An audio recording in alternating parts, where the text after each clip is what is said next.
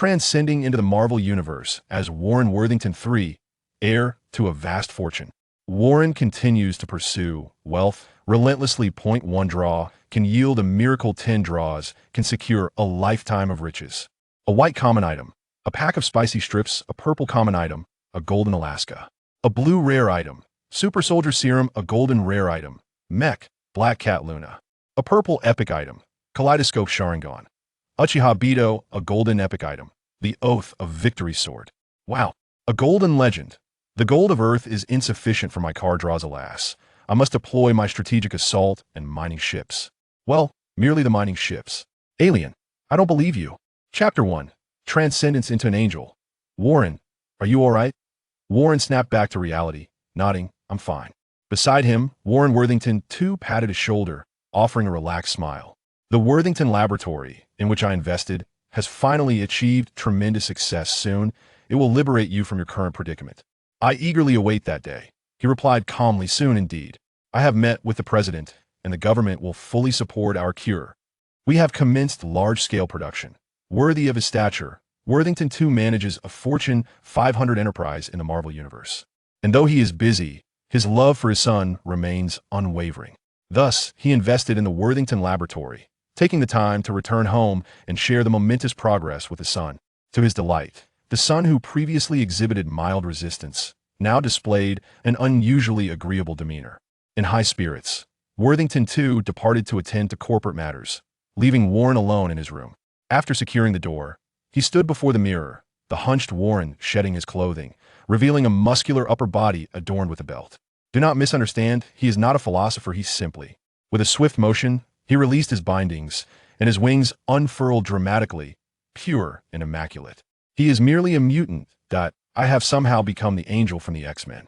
Despite nearly a day having passed since his transcendence, Warren still finds it difficult to accept this reality. Accompanying him is a card drawing system. Single draws, 10 draws, yet no funds, and new player packages. No first-time recharge discounts. The only recharge option is a Stark exchange. 100 grams of gold equals 1 gold coin. Upon checking the price, Warren discovered that one system gold coin requires over $4,000 to acquire. A countdown timer ticks down 24 hours, beneath which is displayed a solitary gold coin. The system seemingly offers 1 gold coin every 24 hours, sufficient for a single draw of the lowest tier ordinary card, serving as a daily guarantee. Common, rare, epic, and legendary. The 4 tiers of cards are drawn separately, with the cost in coins for a single draw increasing exponentially. A single draw for a common card requires merely 1 coin, while a rare card demands 100 coins. An epic card necessitates a staggering 100,000 coins, and a legendary card calls for an astronomical 1 billion coins. Damn, receiving just 1 coin every 24 hours, can I survive long enough to draw a legendary card with these meager free coins?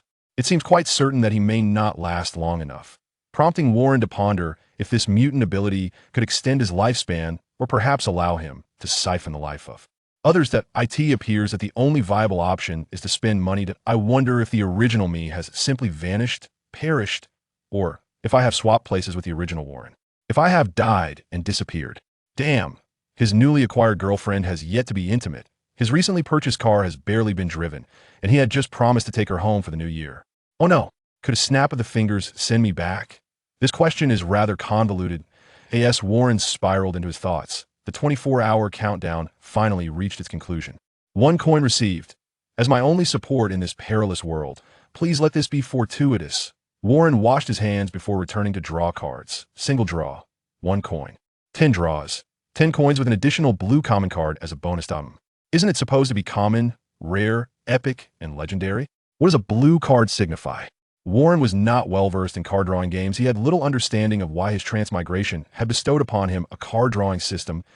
As a player of DNF, one would expect him to receive a ghostly hand or the Eye of Darkness, but that was not the case. His knowledge of cards stemmed solely from having watched the Kohu Wong anime in his childhood, the one featuring live card printing. Here we go, single draw for a common card. The solitary coin was spent, and among the 4 gray cards, the leftmost card representing common began to radiate with brilliance, its colors shifting between white, blue, purple, and gold in a mesmerizing dance. As the frequency of its transformation reached a peak, it abruptly halted. Golden Commona commanding voice declared the outcome. Warren jumped in fright. Damn, What the hell? Why shout so loudly? This thing even has sound? Are they trying to scare someone to death? Why was it silent for so long? Does it only speak when money is involved? Sufficiently startled, he then observed the card revealing its true form. It was a white crystal card adorned with illustrations, and beneath it, text inscribed, with a golden gem embedded at the golden ratio point. Golden ordinary, master of chaos. A golden silhouette stands with hands clasped behind, atop a slope formed by a heap of gray figures that a one-time consumption card infused with the combat experiences of 10 supreme mortals. Would you like to use it? Certainly. In less than a minute, the card dissipates into motes of light, and a multitude of fragmented memories floods Warren's mind. From a first-person perspective, battle, battle, battle, battle. An incessant torrent of conflict. The adversaries bear some resemblance to humanity, yet the majority are not human. The protagonist in this first-person view does not wield any extraordinary powers. Rather, he fights as an ordinary individual, employing every part of his body as a weapon, effortlessly crafting artistry from the simplest of arms. The relentless skirmishes leave Warren unable to discern the true duration of these scattered memories. Upon awakening, he finds himself sprawled on the floor. He had slumbered there from noon until nightfall, roused only by the butler's gentle knock. It is time for dinner. Dining alone, Warren returns to his chamber, his gaze suddenly transformed into one of unfamiliar confidence. The combat experiences of 10 masters. I can feel my muscles yearning for action. This isn't any martial art. Warren recognizes the card titled Master of Chaos, seems to bestow upon him experiences from other realms. The fragmented memories unveil a plethora of non-human opponents. Distinct styles, many of which are absent on Earth, intertwined to forge combat techniques deeply ingrained in Warren's consciousness. Hey-ha! He practices a few moves in his room, nodding in self-satisfaction. Indeed, not only are the techniques commendable, but this body is also sturdier than his previous one, boasting an additional 5 abdominal muscles. Warren can only amuse himself, for although the butler and servants are respectful and courteous, he perceives their palpable distance. Even a newcomer like him can sense such aloofness. It is rather excessive. Mutants. In this world, the majority of ordinary people harbor disdain for mutants, especially following a recent incident where mutants nearly brought humanity to ruin. Warren discovered online that the president had even been assassinated not long ago, the assassin being a mutant possessing teleportation abilities. This incident escalated into a global crisis, thrusting the mutant issue into the spotlight. In the narrative of X-Men 2, William Stryker orchestrates the assassination of the president through the teleporting mutant, while he manipulates Professor Charles Xavier, employing a cerebral amplification device to threaten the annihilation of all mutants. However, Magneto intervenes, transforming the catastrophe into a peril for humanity itself. Had it not been for the valiant efforts of the X-Men, this world would have been left solely inhabited by mutants. The near-fatal encounter with the mutants has incited even the most neutral individuals to harbor animosity against them. Bolivar Trask, unable to reconcile with the reality of his son being a mutant, resorts to his immense wealth. He invests in the Trask Laboratory, endeavoring to develop a cure that would eradicate mutant abilities. The third installment of the X-Men saga centers around this cure, with Magneto leading the mutants in a quest to obliterate its source, while the X-Men stand in defense of humanity. Due to Magneto's presence, metallic weaponry is rendered ineffective. The assaulted Trask Laboratory would have been utterly lost without the support of the X-Men. What course of action should I take in this predicament? Shall I remain a passive observer, or can my knowledge of the narrative allow me to mitigate the unfolding events? After all, many lives have been lost. However, the situation is far from simple, especially with Jean Grey's presence. As the highest-tier mutant endowed with the Phoenix Force, she is nearly impossible to eliminate within the confines of the story. Altering the plot would mean unleashing the ultimate antagonist. Surely, one cannot seek assistance from the Ancient One in Nepal. Considering the prospect of administering the cure to her, that is a far-fetched notion. She is not Magneto, and plastic weapons would prove futile against her. While Magneto wields control over metal, her telekinesis grants her dominion over all.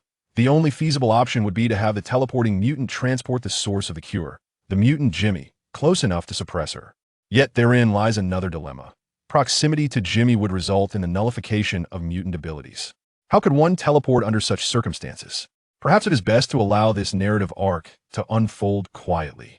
This world does not require a phoenix whose sole purpose is destruction. Warren resolves to remain at home, engaging in card games, patiently awaiting the passage of this tumultuous chapter. Chapter 2, as the saying goes, 8 says it, 10 follows. However, early the next morning, he received a call from Worthington II, summoning him back to his company. Upon arrival, he found a throng of mutants and protesters, separated by security personnel, maintaining order. Mutants do not require a cure. We do not need to be healed. Warren appeared hunched, as beneath his clothing lay a pair of wings tightly bound. He ascended the stairs and pushed open the door. "Hello, Warren," greeted an elderly woman in a lab coat, whom he did not recognize. At this moment, he could only recall his father and the household staff. He merely nodded in acknowledgement. "Did you sleep well last night?" Old Worthington inquired with concern. "Yes. I am delighted that you have made this decision to become the first publicly cured individual." Worthington too felt a sense of paternal pride. Not only had the experiment made significant progress, but his son had transformed from a rebellious youth into a reasonable young man. Even though the cure had a few minor imperfections, it was of little consequence. "The transformation process post-injection may cause some discomfort," the elderly woman remarked. As those beside Warren secured him in place. "Is the effect of the cure permanent?" Warren asked. "Certainly. Is it?" He turned to old Worthington for confirmation. After a moment's contemplation, Worthington decided to reveal the truth to his now reasonable son. "In reality, it is not permanent. We are still working to completely pinpoint that child's genes. The effects of the cure can only last for a limited duration, but with regular injections, it should suffice, don't you think? We hope there will be no side effects." "Absolutely not," Worthington assured him. "We have conducted numerous experiments. It is entirely safe." "Very well." Warren clenched his left fist, his veins visibly protruding, the type favored by interns. The needle pierced his skin, and the serum was injected into his bloodstream.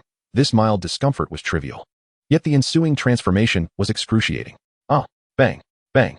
The restraining straps were suddenly torn apart by Warren, who broke free, his pure white wings unfurling. But this was the final flourish. The cure was taking effect, causing his wings to shrink violently, and moments later, only a few scattered feathers remained. His abilities vanished. Warren half kneeled on the ground, gasping for breath, vowing never to undergo this procedure again. "It will be all right. Subsequent regular injections will not involve the transformation process. And there will be no pain," the elderly woman reassured him. "Warren, you have finally become a normal person," old Worthington exclaimed, helping him to his feet. "I feel rather exhausted." Warren resembled someone pulled from water, drenched in sweat. "Very well, you should return and rest." In the film, Warren rejected the injection of the antidote and, utilizing his abilities, broke free from his restraints and soared into the sky. Presently, Warren is rather indifferent to the circumstances. After all, his powers can be restored, and having wings is indeed quite cumbersome, especially during bathing and sleeping. It wasn't long after his arrival in this world that he began to feel the inconvenience. It would be far more beneficial to retract them when not in use. The second Worthington is likely preoccupied with endless responsibilities. The implications of such an antidote are profound. Not only has the president of his own country expressed interest, but international congratulations and proposals for collaboration have also flooded in. His recent schedule must be overwhelmingly busy. Yet Warren, having just traversed here and not being particularly familiar with him, finds that less interaction is preferable. At noon, the 24-hour mark arrived, and a shiny new coin materialized. It was time for the card draw, and Warren rubbed his hands together in excitement before commencing. The lights of white, blue, purple, and gold flickered and danced before finally settling. White ordinary. This time, Warren was prepared and thus was not startled. However, he was perplexed. What on earth? White ordinary. The display revealed a sniper rifle that Warren recognized all too well. High-precision sniper rifle, lacking any attachments or ammunition. What? No attachments or ammunition. What is this nonsense? Even if white is the lowest tier, it shouldn't be this inadequate.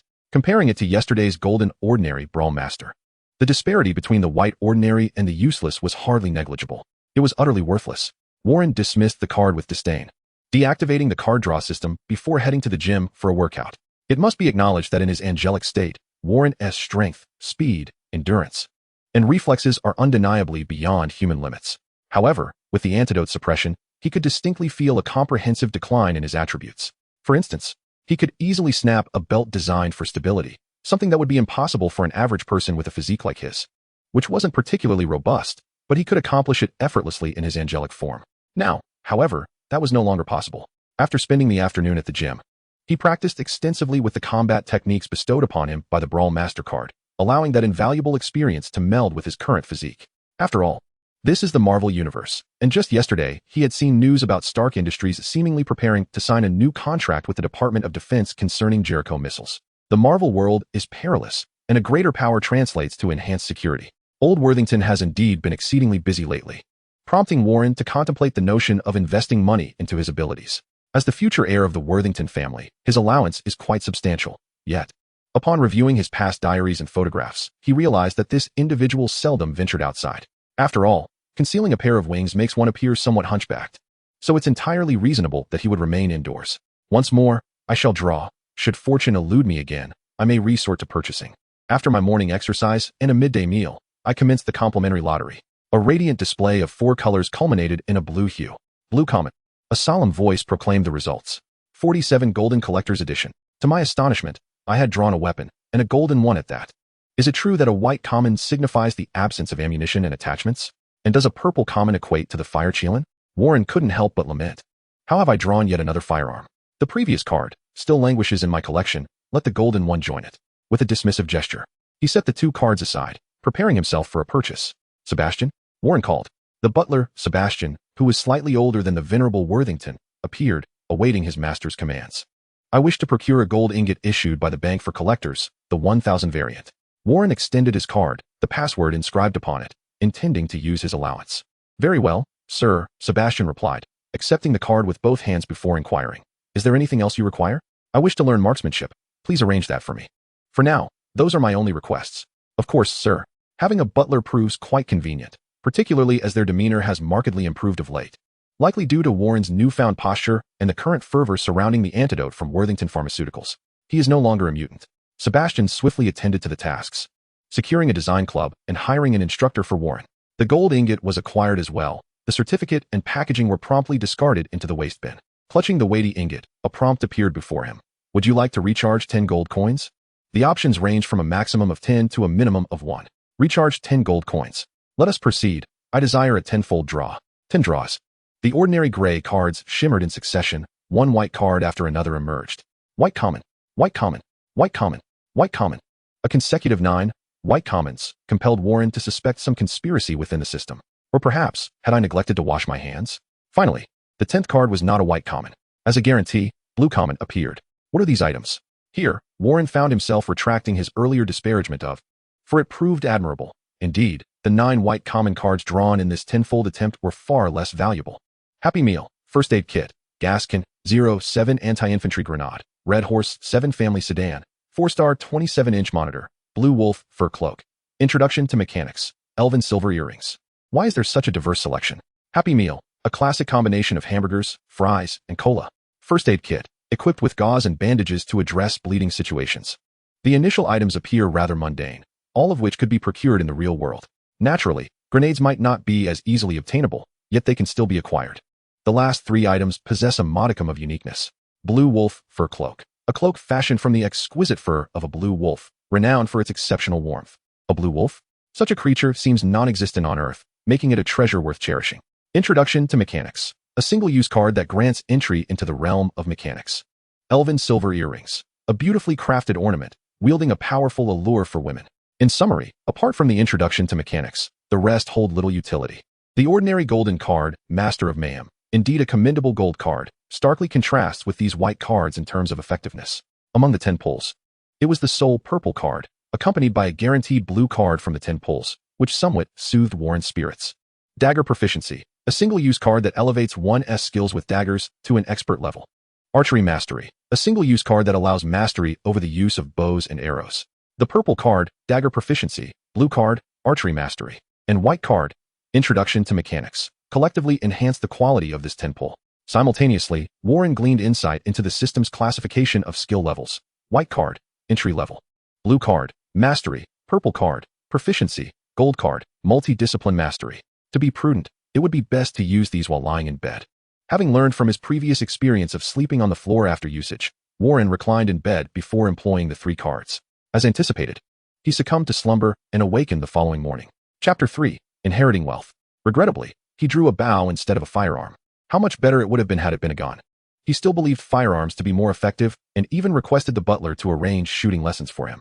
Nevertheless, it was of little concern. With time, he would surely attain what he desired. He was brimming with confidence, as it was merely a matter of financial means, especially considering his current affluence. Worthington was a Fortune 500 company in this world. In the morning, Warren engaged in some exercise before turning to his studies. The Introduction to Mechanics card provided him with knowledge previously unavailable to a humanities student, thus enabling him to draft a modest study plan. After all, the probability of drawing skills from the card is not low, and there is always a chance of acquiring other skills in the future. It is prudent to familiarize oneself with the technological trends of this world. At noon, it was once again time to draw cards. A daily free single draw yielded a blue common. Fortune smiled upon me with Greek language proficiency. This particular language seems rather unnecessary. However, the likelihood of obtaining skills is indeed quite high. Although Greek may not serve a significant purpose, it has at least confirmed one thing. The probability of drawing knowledge-related skills is substantial. Genuine knowledge surpasses the trivialities one might encounter, as acquiring knowledge requires considerable time investment, while material goods can simply be purchased with money. Due to an afternoon appointment with his coach, Warren refrained from utilizing his Greek language proficiency and instead requested the driver to take him to the shooting range. Mornings were dedicated to exercise, while afternoons involved practicing shooting under the guidance of a personal trainer. Before retiring for the night, he made use of Greek language proficiency, and thus the days passed in a similar fashion. Recently, Old Worthington found himself in grave trouble as Magneto commenced his performance. The antidote developed by Worthington Pharmaceuticals had recently gained nationwide popularity, attracting numerous mutants seeking treatment. However, today was different. A mutant launched a bombing assault on the treatment center, resulting in casualties. Subsequently, Magneto made a public declaration. Today's attack is merely the first wave. As long as the antidote exists, we shall continue our struggle. Your city is no longer safe, your streets are no longer secure, and you are no longer safe. As for my mutant brethren, I invite you to join us, or, at the very least, refrain from obstructing our path. Such extremism elicited a disapproving shake of the head from the old butler, Sebastian. How terrifying, the maids whispered among themselves.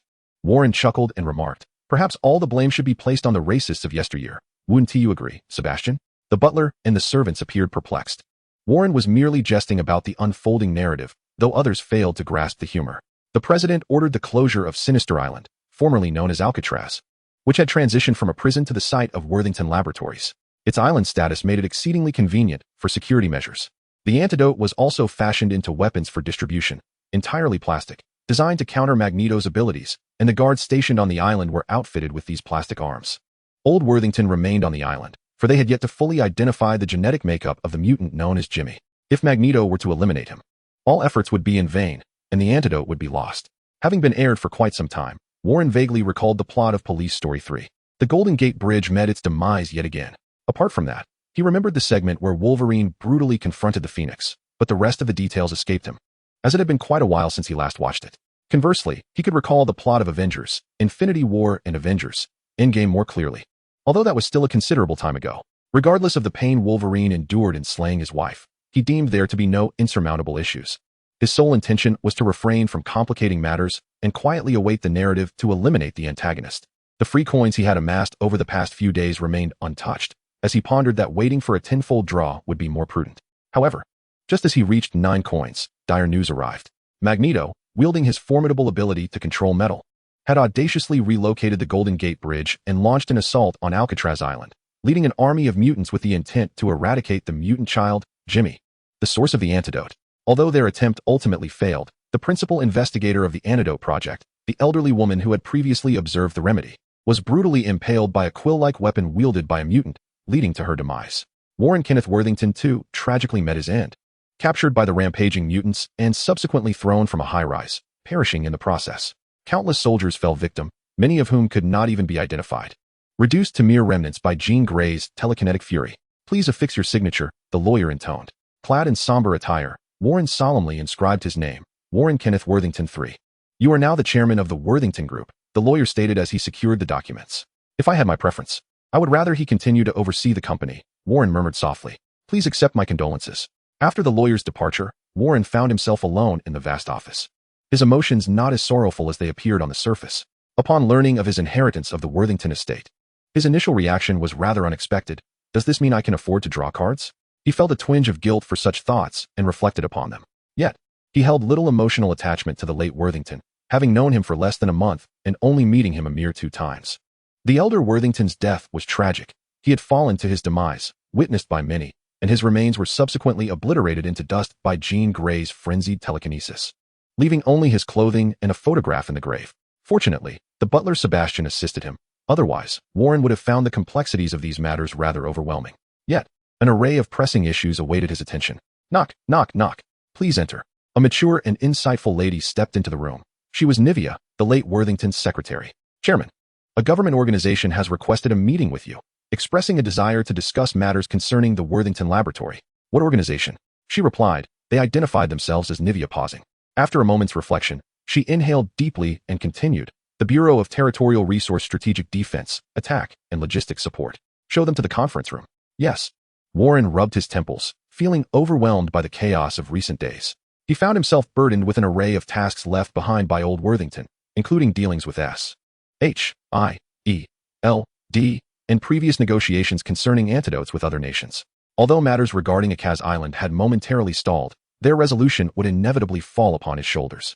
Yet, to his dismay, he lacked the requisite experience. Previously, he had merely managed a small, struggling business. Suddenly being thrust into the helm of a colossal enterprise valued at 200 billion was indeed daunting. Beyond the new projects, he also had to contend with the existing affairs of the Worthington Group, which primarily focused on industrial and pharmaceutical sectors. While these seemed to categorize neatly into two divisions, the plethora of underlying issues was considerable. During the signing process, he briefly contemplated whether to suggest that the board appoint someone more adept to shoulder such responsibilities, but ultimately, he resolved to take on the challenge himself. He would face it head-on. Busyness was preferable to avoidance, all for the sake of drawing cards. In the reception room, Warren encountered a representative from S.H.I.E.L.D., a man clad in leather, sporting an eye patch, who could easily have been cast in a pirate film next door. Hello, Director Nick Fury, Warren greeted, extending his hand. Fury, momentarily taken aback, accepted the handshake. Hello, Mr. Chairman. I didn't expect you to know who I am. The head of the world's largest intelligence organization. The king of spies. I believe I ought to be acquainted with you. However, my knowledge of you is rather limited. Under the scrutiny of Fury's singular eye, Warren felt a twinge of pressure. Perhaps it's because I used to be a mutant and rarely ventured out, he chuckled. That is indeed a plausible explanation, Fury replied. Just then, Nivea entered, serving tea. While my secretary is present, if you have any matters to discuss, please proceed. I am not yet well versed in the company's affairs. Indeed, the existence of Mutant Jimmy may attract the attention of radical mutants, so we wish to offer protection for him, Fury stated. Warren traced his finger along the rim of his cup, nodding. I had assumed you were merely interested in procuring a batch of antidote weaponry. I didn't realize your ambitions were so grand. I regret to inform you that I must escort you out, he concluded. Despite Fury's stature, this was not a negotiable matter. Even in old Worthington's absence, the other shareholders were actively interfering with any attempts to alter Worth's laboratory, as it represented significant direct profits and indirect interests. In this era of mutants, which nation was devoid of mutant criminals? Would they not require antidote weaponry? Moreover, among the populace, some mutants yearned for a normal life and did not wish to be mutants. Their demand for an antidote was substantial, even if Warren, in his youthful naivety, might concede, the shareholders would certainly revolt. Fury remained unfazed. I merely propose that our personnel oversee security and partake in the research of antidote weaponry. We do not interfere in commercial matters. Since you are aware of our existence, you must comprehend the extent of our need for an antidote. Indeed, I am aware of your dire requirements. However, could you not consider altering your name, perhaps adopting an abbreviation? How about calling yourselves S.H.I.E.L.D.? While this suggestion is commendable, Nick Fury did not exhibit overwhelming enthusiasm at that moment. His response was rather subdued. A decent proposal. Are you seeking to develop additional weaponry to combat mutants? Yes. Due to our unique circumstances, there are times when we require extensive, mutant-targeted weaponry, such as broad-spectrum antidote grenades, rather than mere syringes. Very well, I understand, yet I must still decline. Although I remain uncertain of S.H.I.E.L.D.'s ultimate intentions, I cannot permit any interference with the Worthington Laboratory. You desire weaponry, extensive weaponry against mutants. That is feasible. We can develop it for you. But your involvement is not permissible. Do you possess the capability to safeguard it? Nick Fury's gaze was piercing. I shall not be as reticent as I once was. Although it may be somewhat late, the island of Elysium can be enveloped by antidote mist at any moment, as we have laid several kilometers of piping, transforming it into a sanctuary for mutants. Warren stood firm. Measures? The measures are already in place, straightforward yet effective. Though costly, they are well worth the investment. Designed to counter large-scale assaults from entities like Magneto. Nick Fury refrained from pressing further, instead revealing a faint smile, pleased to see you safeguarding the antidote so diligently. It appears I need not worry about this valuable resource running out. I look forward to a fruitful collaboration. By the way, I shall consider your suggestion. Here's to a successful partnership, and I do hope you will consider renaming yourself soon. Chapter 4, Revival Serum, Nullification Bracelets. In the ensuing days, Warren fully grasped what it meant to lead a life as a corporate magnate. Although Nick Fury's demeanor may not seem particularly genial, he is, in truth, quite a decent individual. As for certain grinning legislators, Warren often found himself wishing he could spit in their faces. Shameless. Over the following days, various factions exhibited unabashed interest in the Worthington laboratory, vying for it, as if it were a sumptuous prize. Ultimately, it was the military committee that emerged as the frontrunner. To put it plainly, the antidote is a form of specialized military hardware, explicitly designed to combat mutants, with an exceedingly high demand. Not to mention the general version of the antidote, which the public clamors for even more. Despite its modest price, the profits are substantial, especially considering old Worthington is a businessman who, for the sake of profit, prices it just a tad higher. Warren understood that the Worthington laboratory was not destined to be seized, yet he faced incessant harassment, even lawsuits claiming he should not hold this technology, as it pertains to the mutant issue, which in turn impacts national security and the fate of the world. How utterly absurd. This reminded him of Iron Man 2. He lacked Tony Stark's hacking prowess to unearth hidden scandals or the audacity to confront others with a slap. Yet, he was fortified by an entire legal team to tackle these incessant nuisances. At the very least, he would not be deprived of Worthington Labs. For private property is sacred and inviolable. Moreover, the mutant origin, Jimmy, continued to thrive, making Worthington Labs a bastion of integrity in the industry. Particularly in contrast to Stryker's lab, which treated mutants as mere subjects. As long as he could navigate these formidable adversaries, the minor nuisances would pale in significance. For Worthington was a colossal entity. Dr. S.H.I.E.L.D, having just emerged from a contentious hearing defending his assets, arrived at Worthington Labs. Mr. Worthington, he greeted the newly appointed doctor. S.H.I.E.L.D is a prominent figure in genetics, having transitioned from Worthington Pharmaceuticals to oversee the research at this facility. How is the progress on the new device? We have produced samples, Warren inquired directly. Let me see them. A delicate bracelet was presented. Will wearing this eliminate mutant abilities? Warren asked, lifting it for inspection. Indeed. It merely requires periodic replenishment of the gene solution, S.H.I.E.L.D affirmed. And once removed, abilities will revert? Correct. It closely replicates Jimmy's powers, and unlike the previous antidote, its use does not entail the agony of transformation, Dr. S.H.I.E.L.D explained with a hint of pride, although crafted entirely to Warren's specifications. The swift execution of the task also attested to his capabilities. And what of the revival serum? Warren pressed. It is prepared, though it may cause some discomfort, S.H.I.E.L.D replied. I previously stated my need for an antidote antibody, Warren asserted. Yes, the revival serum possesses an antibody to the antidote.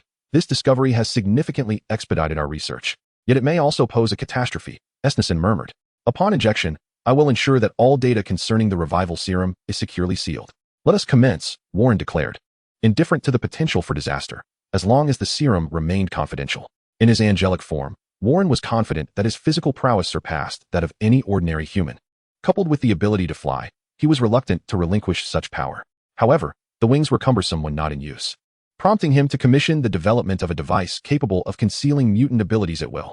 Within mere days, Dr. S.H.I.E.L.D successfully created a bracelet that could eliminate mutant powers, simulating Jimmy's abilities, with the effect dissipating once removed. Nonetheless, replicating Jimmy's genes remained a distant challenge. He was still an invaluable treasure, the source from which all antidotes needed to draw. The transformation process may induce some pain, Dr. S.H.I.E.L.D reiterated. Let us proceed. I am pressed for time, Warren urged. Warren shed his garments. Dr. S.H.I.E.L.D.'s assistant promptly disinfected the area and administered a revival serum to Warren. Alas, even with preparation, the intense pain compelled him to grit his teeth. The sensations on his back were particularly pronounced, both painful and itchy. Whoosh! The newly formed wings erupted dramatically, heralding the return of the angel. Gasping, Warren breathed heavily, his muscular contours now markedly defined. What a beautiful physique! Dr. S.H.I.E.L.D.'s gaze lingered on Warren, as if he were beholding a rare treasure. The body, subtly different from that of a human, was exquisitely adapted for flight. Simply perfect, he excitedly murmured to himself, nearly succumbing to the urge to touch. Fortunately, he remembered that Warren was his esteemed benefactor and refrained from any inappropriate actions. Deactivate the wristband, Warren instructed. Here, Doctor. S.H.I.E.L.D quickly handed it over. Click.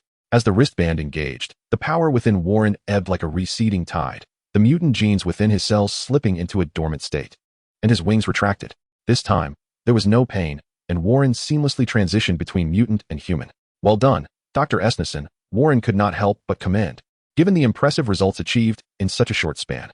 This is indeed a field I take pride in, he added without modesty. So, do you wish to venture further? Warren inquired. Dr. S.H.I.E.L.D.'s expression sharpened. You mean, no. Science must be built upon the foundation of ethics. Recently, the scandal involving Colonel William Strick had surfaced, making mutant experiments a taboo subject. Only laboratories like Worthing, which operated within reasonable bounds and met significant demand, could endure. Of course, This was also because their gene localization technology ensured that the source samples could not perish before fully decoding a mutant's genes. As Warren donned his clothing, he remarked, "Some pursue personal ambitions, others seek wealth, some chase honor, and others aim to alleviate the suffering of those in distress. Which category do you belong to?" Dr. Esnison inquired cautiously. "I belong to the second. You could become the third." "What do you mean?" Warren adjusted his collar. "Mutants possess not only destructive powers, but also the ability to heal. Some mutants have extraordinary regenerative capabilities. Severed limbs, or even pierced hearts can mend in a remarkably short time. If we utilize Worthington's gene localization technology to replicate, without creating, merely duplicating, we could develop a serum to accelerate human healing and even regenerate lost limbs." Dr. Esnison's eyes sparkled, and he quickly elaborated. Warren smiled, patting his chest with his left hand. "Wealth." Then, he patted Dr. Esnison's shoulder with his right. "Honor." Then, with hands clasped together, "The notion of rescuing those who suffer resonates deeply within us. From an expert's perspective, achieving this goal should not prove insurmountable, particularly with the gene localization technology of the Worthing Laboratory, provided we can acquire a sample from a mutant possessing extraordinary healing abilities. However, will this be permitted? Or must we endure the hesitation of Dr. Esnison, whose expression reflects a mix of yearning and trepidation, prompting a chuckle from Warren? Should we resort to clandestine actions? Even if such a course were necessary, Dr. Esnison would likely find it irresistible to acquiesce, for the temptation is overwhelming. But why should we operate in secrecy? We ought to proceed with grandiosity, inviting the adulation of all. Not only do I wish to amass wealth, but I also aspire to erect a monument in recognition of our achievements. Dr. Esnison nodded, as he too preferred to conduct human trials above board. This endeavor will require time. Await my promising news. Before boarding the helicopter, Warren addressed Nivea, instructing her to convene a high-level meeting tomorrow. "Understood, sir." Once the matter of the antidote is resolved, he could explore new avenues for profit, turning his fortune with card games. Nivea remained optimistic, believing that his resolute demeanor would instill confidence among shareholders and investors. Today's hearing saw Senator Stern unable to impede us. Henceforth, we should encounter no further obstacles. During this period, with the assistance of his think tank, Warren fortified the Worthing Laboratory, as numerous influential entities continued to collaborate with them. Though the antidote was a tantalizing prize, wresting it away would not be a simple endeavor. While the struggle may not have been particularly spectacular, it communicated a vital message to the outside world. Worthington's new leadership can safeguard the company's interests. Though Warren's motivations were primarily to secure his future earnings from card games, his recent discussions with Dr. Esnison pertained to exploring the next market phase, a recommendation from his subordinates that he deemed prudent, thus adopting it as the future direction for Worthington Pharmaceuticals.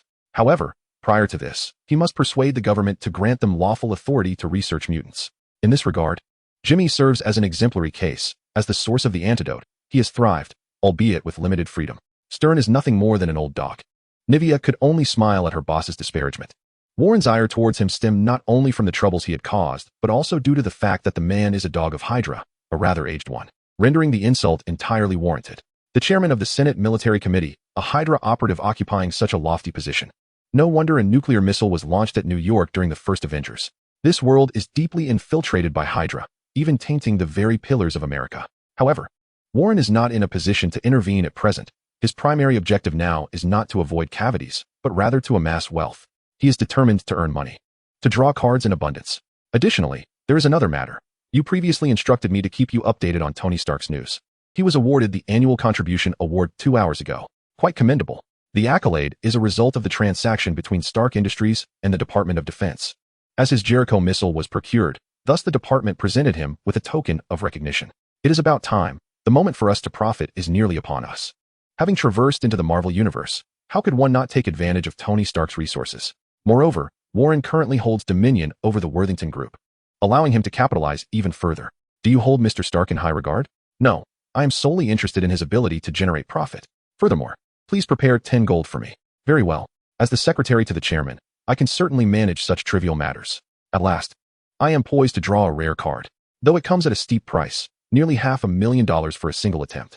Chapter 5, Drawing Rare Cards.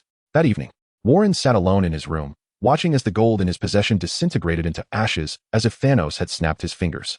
The system's coin balance steadily increased, ultimately halting at 113. 100 gold converts to 1 coin, and 100 coins are required for a single draw of a rare card. Here we go. Let us draw a rare card. Among the 4 gray cards, the second one illuminated, this time without any flicker. It solidified into a golden hue. Golden rare. Is it guaranteed to yield gold on the first draw? The initial draw of a common card also resulted in gold, yielding a Master of Mayhem. Mecha, Black Cat Luna. What? Warren was somewhat taken aback, for he recognized this card. It is none other than from Overwatch. I love you. Yes, yes, I love you too. This is a black mecha, which should ideally be a formidable weapon forged from metal and technology. Yet it has been rendered adorable by the embellishments of cat ears and a bow-tied tail. Even more striking is that beside the mecha in the card's imagery, there lies a set of black Lolita attire. Is the system serious? Warren pondered, bemused. What does gifting women's clothing imply? Or rather, is this a reflection of authenticity? His expression shifted. Upon contemplation, he felt a stir of curiosity. No, he must remain composed. He cannot descend into depravity. Mecha, Black Cat Luna. Equipped with a fusion power reactor, miniature missile defense matrix, and fusion cannon propulsion system, its pilot suit is outfitted with a pulse pistol. A controllable fusion power reactor? And such a compact one at that?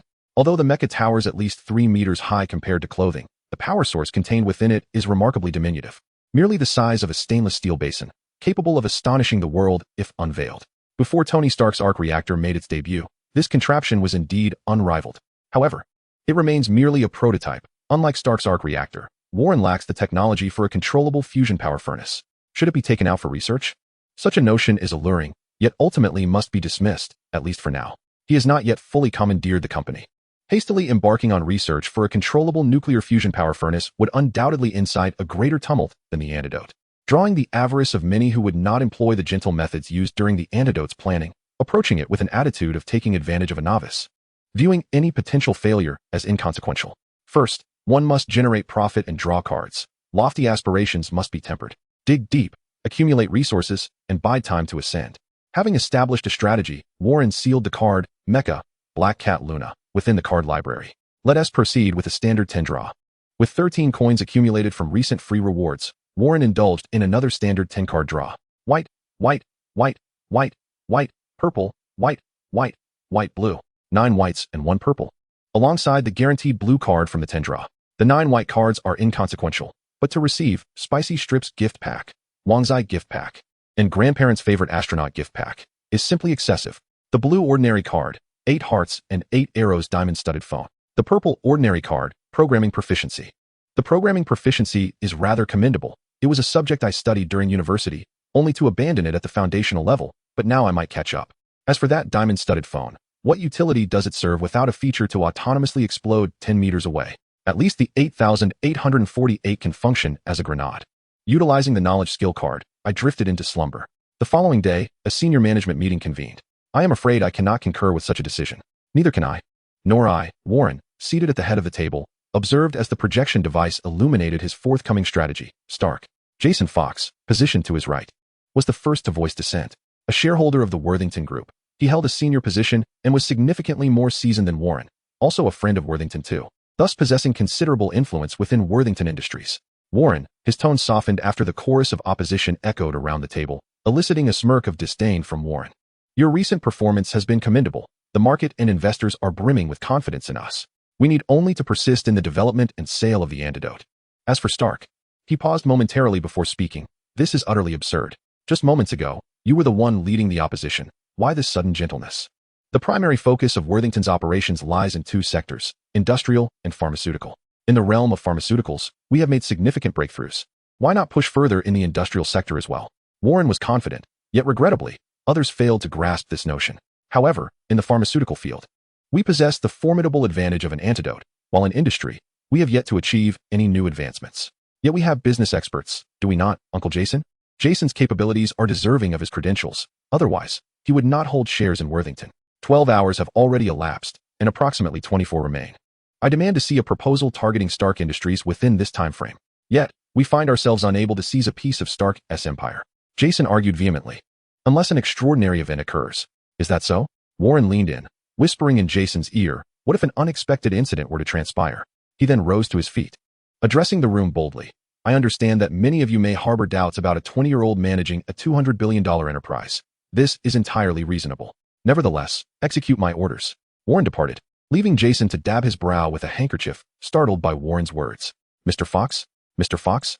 Following the passing of old Worthington, the most esteemed figure was undoubtedly Jason Fox. However, Warren held a larger share of the company. As long as he did not commit any grave mistakes, the shareholders would refrain from instigating a vote. Furthermore, during this period, Warren's performance, though not spectacular, has been notably stable, instilling confidence in shareholders and investors alike, particularly due to the positive market response to the ongoing sales of the antidote. Within 24 hours, I wish to see the proposal, he reiterated Warren's demand. This young man seemed to possess far wilder ambitions than his father, Worthington II. Jason decided to bide his time. Should Warren's plan succeed, he would profit alongside him. And if it faltered, he would possess leverage over the shareholders to seize control of the company. In any case, the seasoned veterans in business were undoubtedly more adept than Warren, so he refrained from meddling, merely providing overarching objectives for them to execute. All preparations were in place, awaiting Tony Stark's invitation from the terrorists to forge iron. Nivea? Warren raised a finger as he entered the vehicle. 10. The secretary understood immediately. Tenfold, thank you. Although she was uncertain of her employer's intentions, Nivea chose not to pry. In truth, Warren desired a ton of it, but at the current market price, that would amount to nearly $50 million. Considering the company needed to extract substantial funds from Stark, he restrained himself. Until the afternoon, the gold finally arrived. Given that the quantity this time was considerably larger, it would be prudent to have the subordinates prepare a ton of gold a day in advance once he truly amassed wealth. Here we go. Rare cards, a tenfold draw. 10,000 gold coins vanished in an instant, leaving only 4 behind. 11 blue rare cards unfolded before Warren's eyes. White, white, white, blue, white, white, purple, white, white, white, blue. The rare cards, adorned with colorful gems upon blue crystal surfaces, yielded a satisfactory return this time.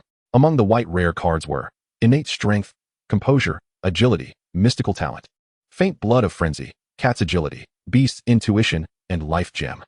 Wow, Warren exclaimed, momentarily at a loss for words, as he habitually examined the ordinary ones first, saving the exceptional for later. Yet, even these white rare cards were astonishingly powerful, leaving him utterly captivated.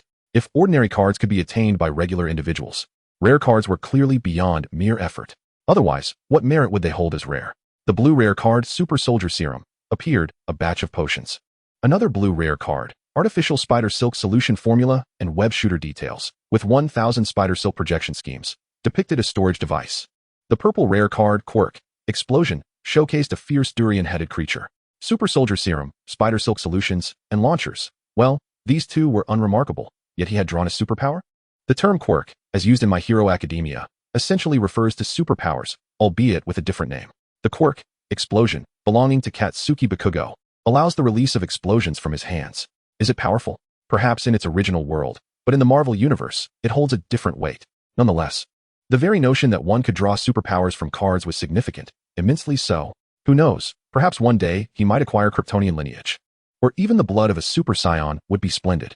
But he couldn't afford to be reckless. The company required funds to exploit Stark's resources. Yet, drawing just a little more wouldn't hurt, would it? Another tenfold draw of rare cards seemed enticing. No. Warren's expression contorted, torn between two impulses. The little devil whispered temptations into his ear, urging him to draw more cards, while the little angel advised him to save his funds for future draws. Little devil, drawing cards is a fleeting pleasure. The thrill continues as long as you draw. Little angel, earning money is paramount. Wealth is the means to draw even more cards in the future. Ultimately, Warren managed to resist the temptation. Little angel, I despise you. Little angel? Is this what humanity is like? By the heavens. Chapter 6. The preparation for expenditure and the foreshadowing of hidden dangers. Even after acquiring such an abundance of rare ability cards, Warren opted to selectively utilize only a portion of them. Innate strength, a gift of extraordinary physical prowess that defies the bounds of normality. Even a frail physique will not hinder the manifestation of this talent. Composure, your emotional peak cannot be elevated beyond a certain threshold. Exercise caution in its application. Agility, your movements surpass the norm in their fluidity. Even if you were a mammoth, this talent would remain unimpeded.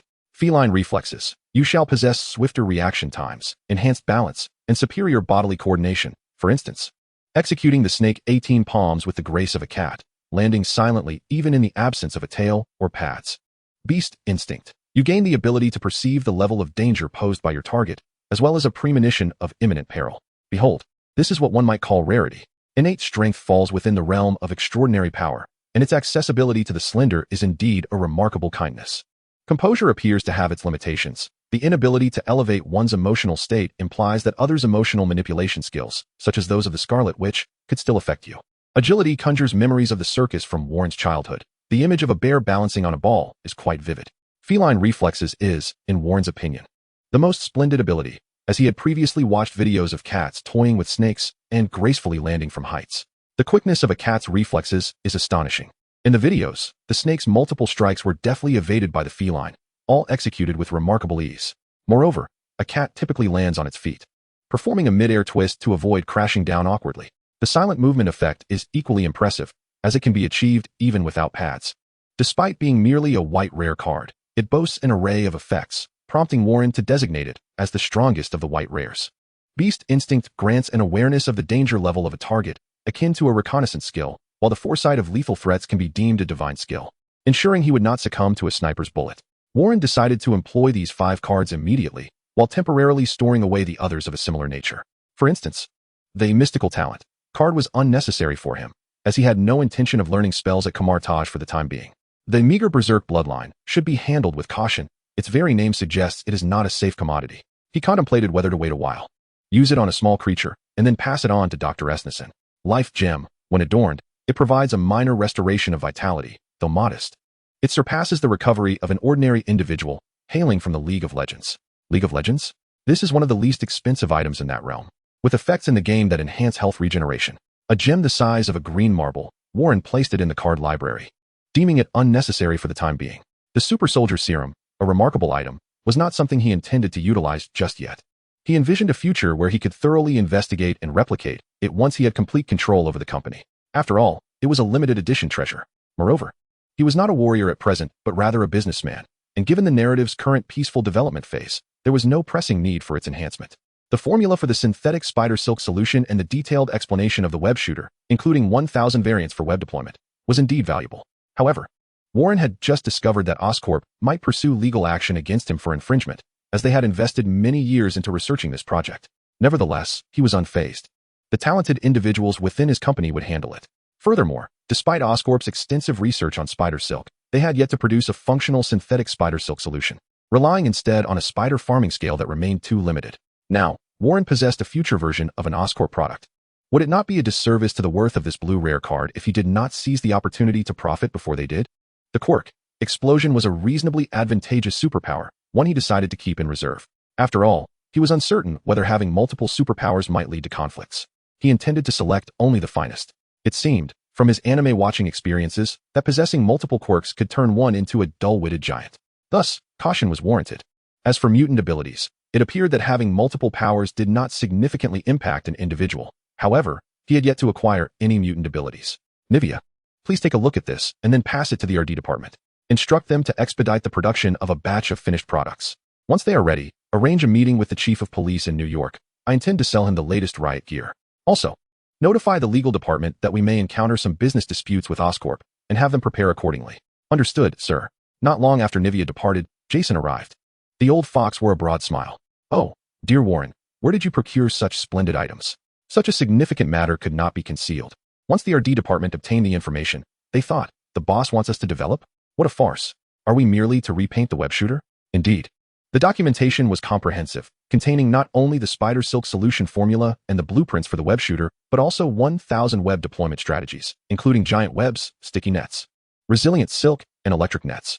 Was this research and development, or merely an educational session for them? In this democratic nation, selling web shooters to the police would undoubtedly present a vast market, and thus, upon receiving the news, Jason hurried to meet Warren. Uncle Jason, as a dear friend of my father, your contributions have been instrumental in the prosperity of the Worthington Group. We are now entering a pivotal phase of corporate expansion, and we have several formidable challenges ahead. I entrust you with the responsibilities of Worthington Industries, particularly the mass production of the web launchers and web solution. Warren has been reticent about the origins of the web materials, and naturally, the cunning Jason would refrain from probing further. Of course, this is not an issue. However, if I understand correctly, you intend to place this king piece within Worthington Pharmaceuticals? Indeed, that is where the Worthington Empire commenced. At that moment, Nivea's call came through. Sir, Wade is here to see you. Let him wait for me in the reception room. Jason remarked with a smile. It appears you have matters to attend to. Indeed, I shall be rather occupied in the near future. Once Warren departed, Jason's expression shifted dramatically, tinged with unease. Previously, from Warren's tone, he had surmised that Warren intended to do something about Tony Stark. Yet, Warren was merely a 20-year-old boy. How could he be so adept in such matters? A brief inquiry revealed that Warren had recently been in contact with several dangerous mercenary groups, and not just one. Today, he astonishingly presented a finished product of what Oscorp had been researching but had not yet mass-produced. What had he been up to? Goodness. This young man is a bit reckless. Perhaps I should focus on making money calmly. As I too am a shareholder, the company's growth benefits us all. Ahem. This is not cowardice, but rather the pursuit of maximizing profit. In the reception room, the disarmed mercenaries brought in several large bags, the kind suitable for transporting bodies. Leading them was a strikingly handsome young man, comparable to Warren, though he would likely evolve into an avocado-faced figure in the future. My dear Mr. Dollar, we have brought you the goods, he said, winking playfully. Let us not delve into the frivolous. Wade gestured, and the mercenaries unzipped the bags, revealing an aged face. Warren stood up, his voice low. Eric Lensher, Magneto, and here are the other mutants you requested. To be honest, they are only valued at 500,000 each, which is rather disappointing. It seems you have underestimated their worth. Wade contemplated a price increase. They are merely the embellishments of this transaction. What nonsense. 500,000. That is a rare card. I understand. Magneto is indeed your primary target, given that he killed your beloved. Wade quickly interjected. What about the helmet? While I am uncertain of your reasoning behind this request, in the spirit of dollars, I have brought it for you. However, the color is rather dull. I suggest you adorn it in the most vibrant red, befitting your youthful vigor. Wade placed Magneto's helmet upon the table. This item can resist mental control, which is why Warren had these mercenaries assist him in acquiring it. However, this fellow certainly talks a great deal. Warren waved his hand, instructing, all right, leave the items. Nivea will take them to collect the payment.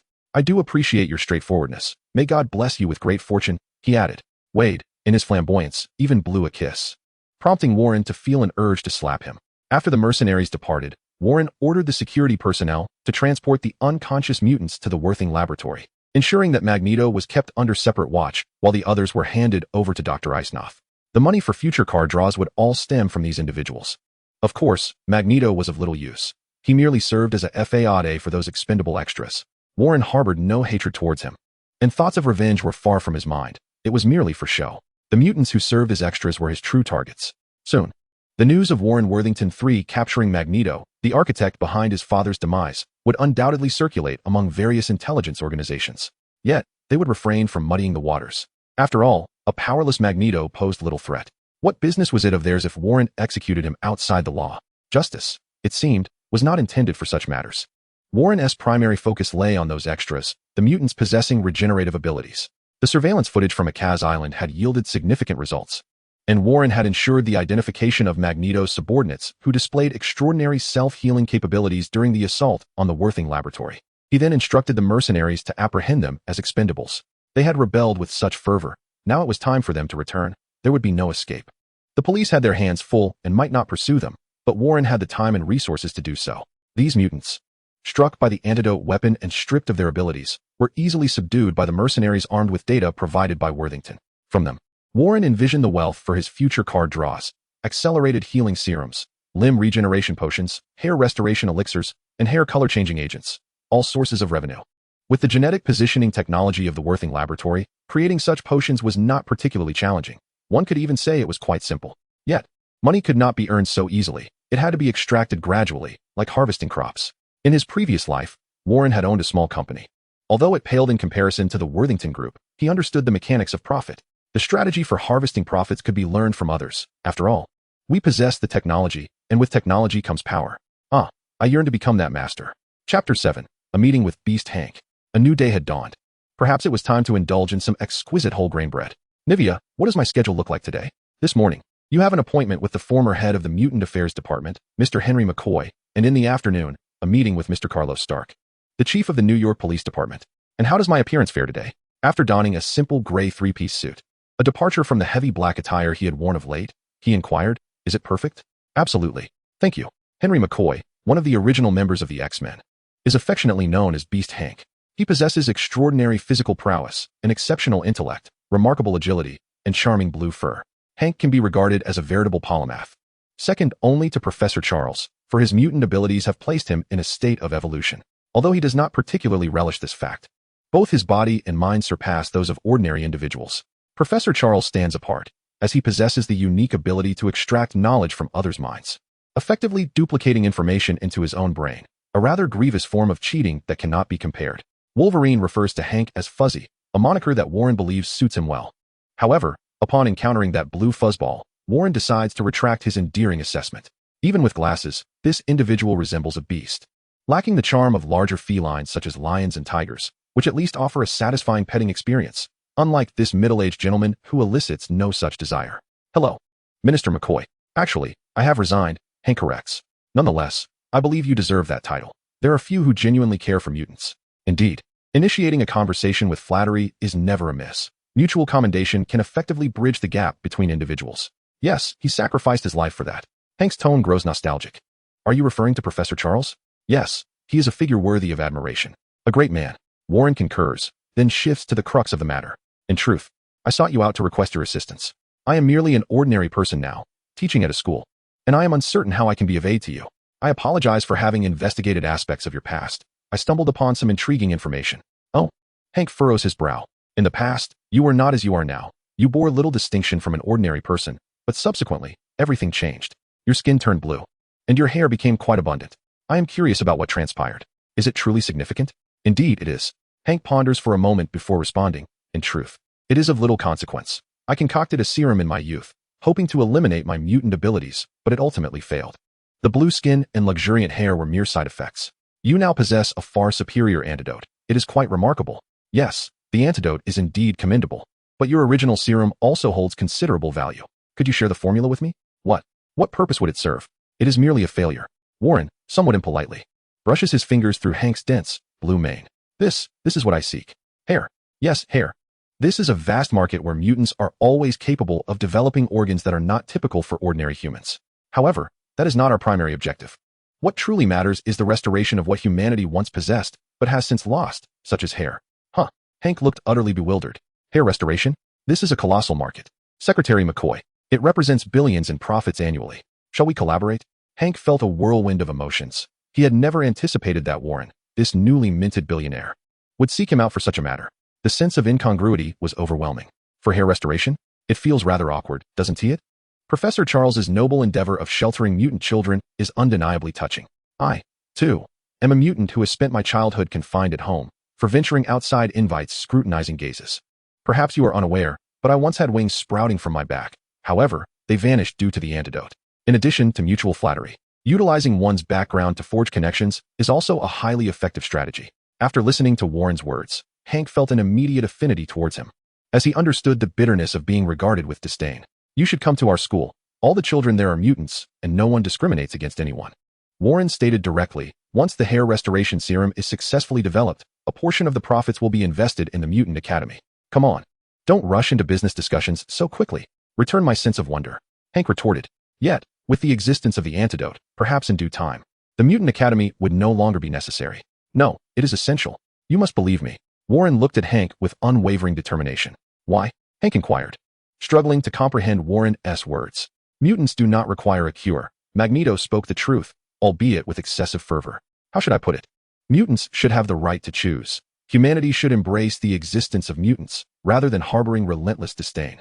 Although this might result in a significant loss of profit for me, I still long to witness harmony between humans and mutants. Hank removed his glasses and wiped them, feeling rather contemplative. It is truly a pity you could not meet the professor. If possible, I hope you can return to the position of Secretary of Mutant Affairs. Together, we can effect change. We possess the ability to guide the world's perspective on mutants correctly. It is not that simple. Hank shook his head. He had made considerable efforts in seeking a peaceful resolution to the conflicts between ordinary people and mutants, facing unimaginable challenges along the way. What if there is hope? Then I would be duty-bound to act, Hank replied without hesitation. Then it is settled. Very well. I can provide you with my serum formula. But you will also require Mystique's genes, as the formula is primarily based on her genetic material. After a brief pause, Hank remarked, she is an old friend of mine.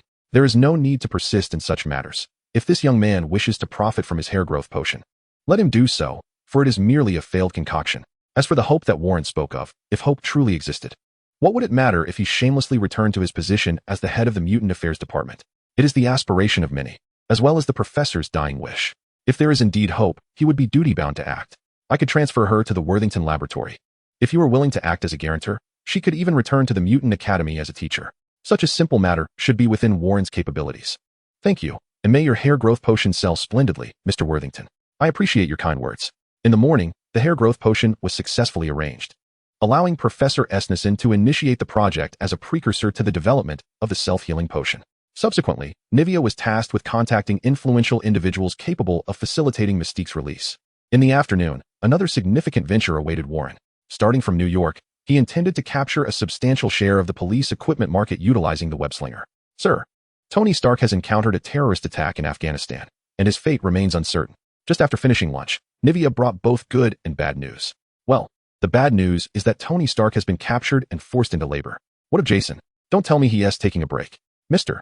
Fox is on his own battlefield.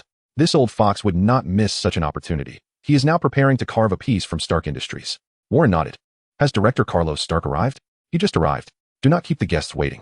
As for matters concerning the stock market, they could be entrusted to the seasoned veteran. After all, in his previous life, Warren had yet to reach a level suitable for listing, so he would focus on selling products, a task at which he excelled, having been accustomed to the grind of sales in his past life. Why does a tinge of sadness linger? Chapter 8, The Web-Slinger. Warren. Carlos was a slightly plump individual with graying hair, lacking the authority one would expect from a police chief, resembling more a foolish neighbor next door, greeting with exaggerated tones. The last time I saw you, you were this tall. In the blink of an eye, you've grown so much. Feeling somewhat awkward, as Warren could not recall him. Yet this did not hinder the interaction. Uncle Carlos, long time no see. Everyone plays their part in this charade. Allow me to introduce you. Carlos had brought along two individuals. This is my old friend's son, the helmsman of Worthington Group. You must cultivate a good relationship with him. Hello. I am Jefferson Davis. George Stacy. One black, one white. The two police officers introduced themselves. These two sheriffs are my invaluable aides. Formidable allies, indeed. One must utilize the finest equipment, Carlos inquired. Is your new gear up to par? Warren responded with a smile. You shall know once you try it. After exchanging pleasantries, they swiftly transitioned to the matter at hand. Carlos had been drawn in by the allure of the web launcher. This is our latest innovation at Worthington Industries, the web launcher, Warren announced, presenting 3 devices to Carlos and his companions. It is remarkably discreet and lightweight, making it easy to carry, remarked Sheriff Jefferson, noting that the wrist-mounted device was even lighter than his watch. Sheriff George, possessing a robust skill set, adeptly removed the web solution from a small capsule. Is this the ammunition? Is there truly only this little? Do not be deceived by its size. This minuscule amount of solution can generate enough web to ensnare 7 adults like mummies, Warren explained. Impressive. The 3 officers exclaimed in unison. Is it fast? Jefferson queried. Not slower than your throw of a dart, Sheriff. Moreover, it is non-lethal. At most, it may leave some bruises, unless, of course, one intends to use it for strangulation. In which case, let us disregard my previous statement, Warren jested. What about the adhesive properties of the electric net? George pressed on. While it may be challenging to ensnare an elephant, securing a person without external assistance would be virtually impossible to escape from, barring mutants or super soldiers like Captain America. Warren clarified. George Stacy nodded, seemingly satisfied. How potent is the electric net? What is the strength of the impact web? What is the diameter of the expanded giant net? How much force can the cushioning net withstand? Questions flowed incessantly from the 2 sheriffs while Carlos simply smiled, pleased to observe his capable allies in action. It appeared that his assertion was correct. These 2 were indeed his formidable aides. Fortunately, Warren drew from his past experiences in sales, having reviewed the materials thoroughly, enabling him to respond to any inquiry posed by clients. Following the QA session, they proceeded to test the device's effectiveness, the extendable resilient web. The trampoline-like cushioning web stretched between 2 buildings, the electrified web, the impact web formed into a sphere, the quick-drying solution web that obscured faces, and the massive net capable of instantaneously forming a barrier. Jefferson and George took turns experimenting with the devices, their eyes filled with admiration as they turned to Warren. Mr. Worthington, this is truly a marvelous invention. However, I have a minor question. Why not design it in the form of a gun? George inquired. A gun-shaped design would allow for a greater capacity of web solution. After all, the wrist-mounted web launcher can only hold as much as a single bullet, he concluded. Warren's eyes flickered as he conjured a justification. This approach is indeed more agile. Agile, he continued. I must apologize for my somewhat narrow perspective. I personally find it more flexible in my usage, but you law enforcement officials may have differing requirements. Nevertheless, this is our head of research and development. Feel free to reach out to him directly with any requests. Warren glanced at the nameplate of his colleague. Harriet Clinton. Director Clinton. Is it feasible to design the web shooter in the form of a firearm? Absolutely. We can create both pistol and rifle variants. Technically, there's no challenge. Just grant us a day, and we shall present a prototype, Director Clinton assured confidently. Actually, a compact model would suffice. But transforming the larger web shooter into a rifle format could be advantageous for certain unique scenarios. We might require a high-capacity version, ideally expanding the diameter of the giant web and buffer net to ensnare fleeing vehicles, Jefferson remarked. It appears that both sheriffs are pragmatists rather than mere show-offs. An oversized net to ensnare a fugitive's vehicle? What a brilliant notion. Director Clinton responded promptly, certainly, it can be done. Just allow us a moment to refine the design. With their inquiries resolved, they turned their attention to Carlos. Warren, may we have a word? Of course, Uncle Carlos, he replied. This deal is sealed. Once we break into the market, the next step will be to penetrate the national police sector, followed by international markets, and subsequently attract orders from military and intelligence organizations. The mere web shooter for riot control will hardly be deemed contraband, allowing Warren to profit globally. In conjunction with actions targeting Stark Industries, I am confident substantial profits can be accrued. By the way, Hammer Industries, Warren suddenly recalled an important matter.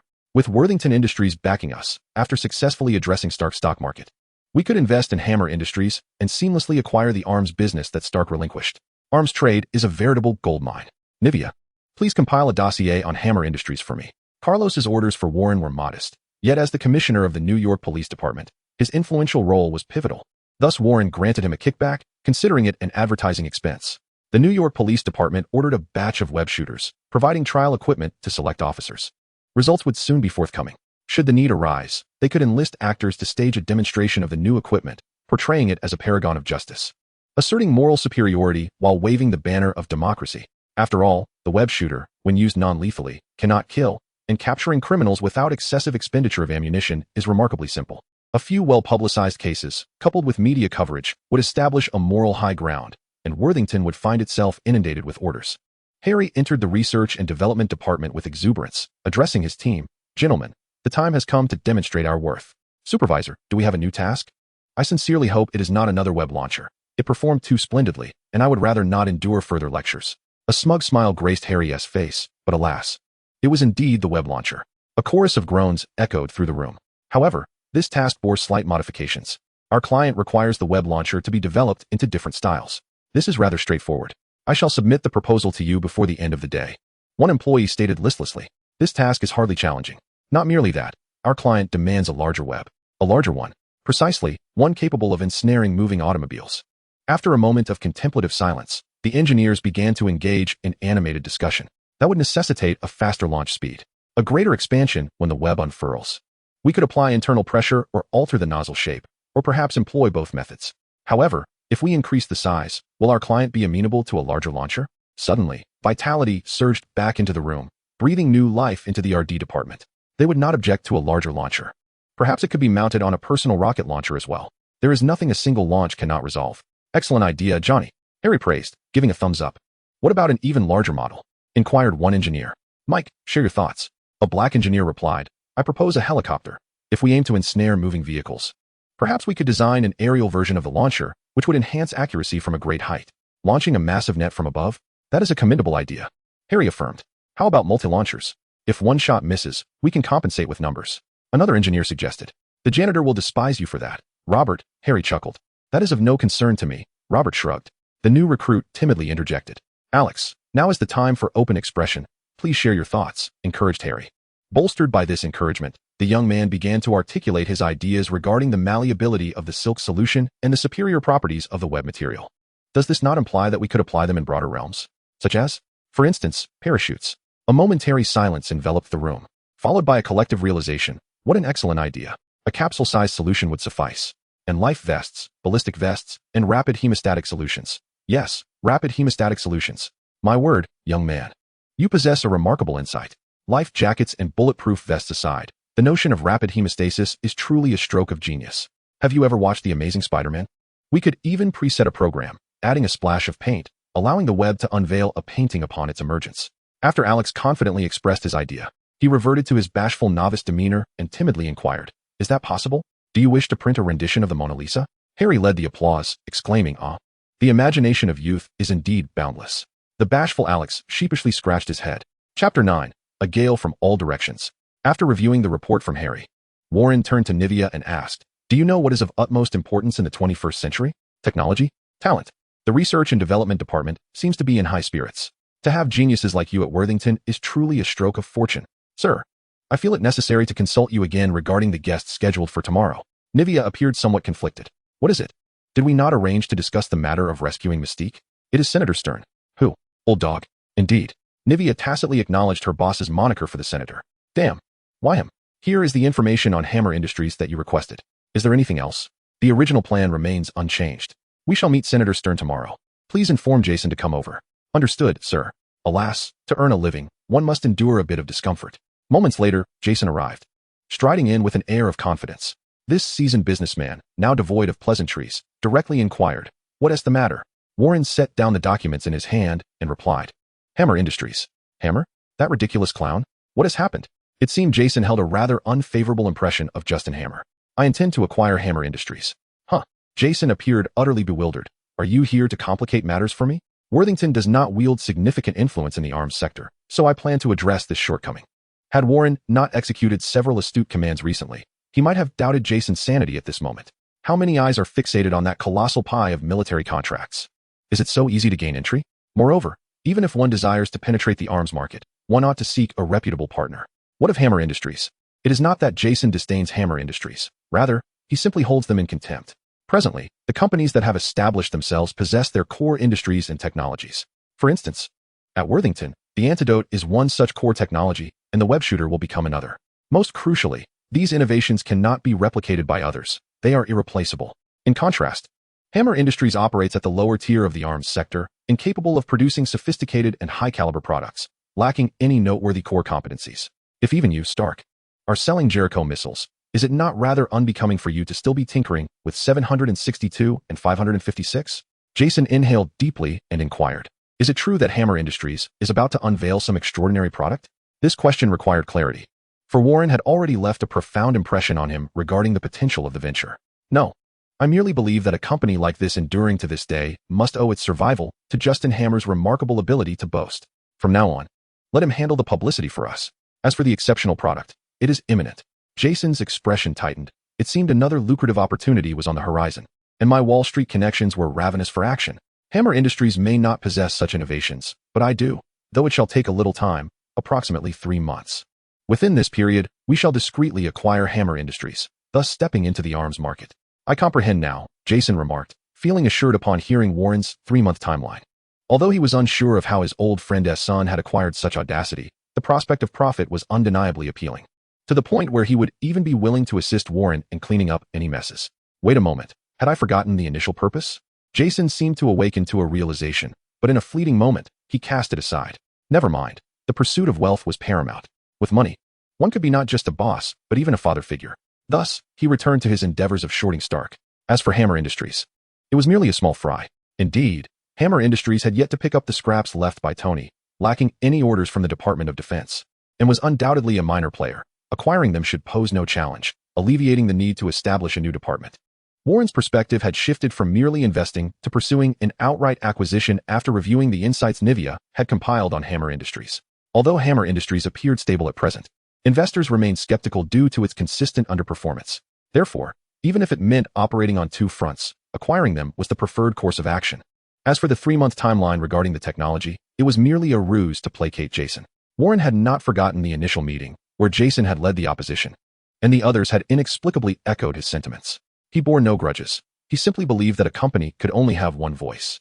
Despite currently entrusting Jason with the responsibilities of tackling Stark and the production line of web shooters, these endeavors fundamentally belonged to Worthington Industries. The pharmaceutical division had already severed ties completely, and Jason should no longer entertain thoughts of interference. As for Worthington Industries, given that this old fellow still held value, the reins of power would remain in his hands for the time being. As for reclaiming his position as chairman and the largest shareholder, Warren possesses an inherent advantage.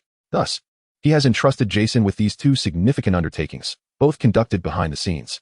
Now, he aims to step into the limelight to garner the most attention, seeking glory for himself. At that moment, he need not utter a word. Those capable of ascending to the upper echelons are not fools. They know whom to heed. Everything hinges on Tony Stark's return to announce the closure of Stark Industries' weapons division. Meanwhile, Worthington will boldly declare its acquisition of Hammer Industries, entering the arms market, complemented by the web shooters and the major news from Worthington Pharmaceuticals, thereby consolidating the entire Worthington group. Warren is determined not to miss out on the lucrative defense contracts that Tony Stark has forsaken. He must seize this golden opportunity. After all, if even Justin Hammer can secure such contracts, so too can he. If all else fails, he can always resort to financial investments, which are bound to yield fruitful returns. Yet, patience is required at this juncture. Funds must be preserved for more advantageous endeavors. To enhance his financial prowess, he must endure, for the cost of investment is steep. If he does not capitalize on the present to amass wealth, he may find future investments beyond his reach. Take, for instance, the epic draws. A single attempt is not exorbitantly priced, 1,000 times for a rare card, or 100,000 times for a common one.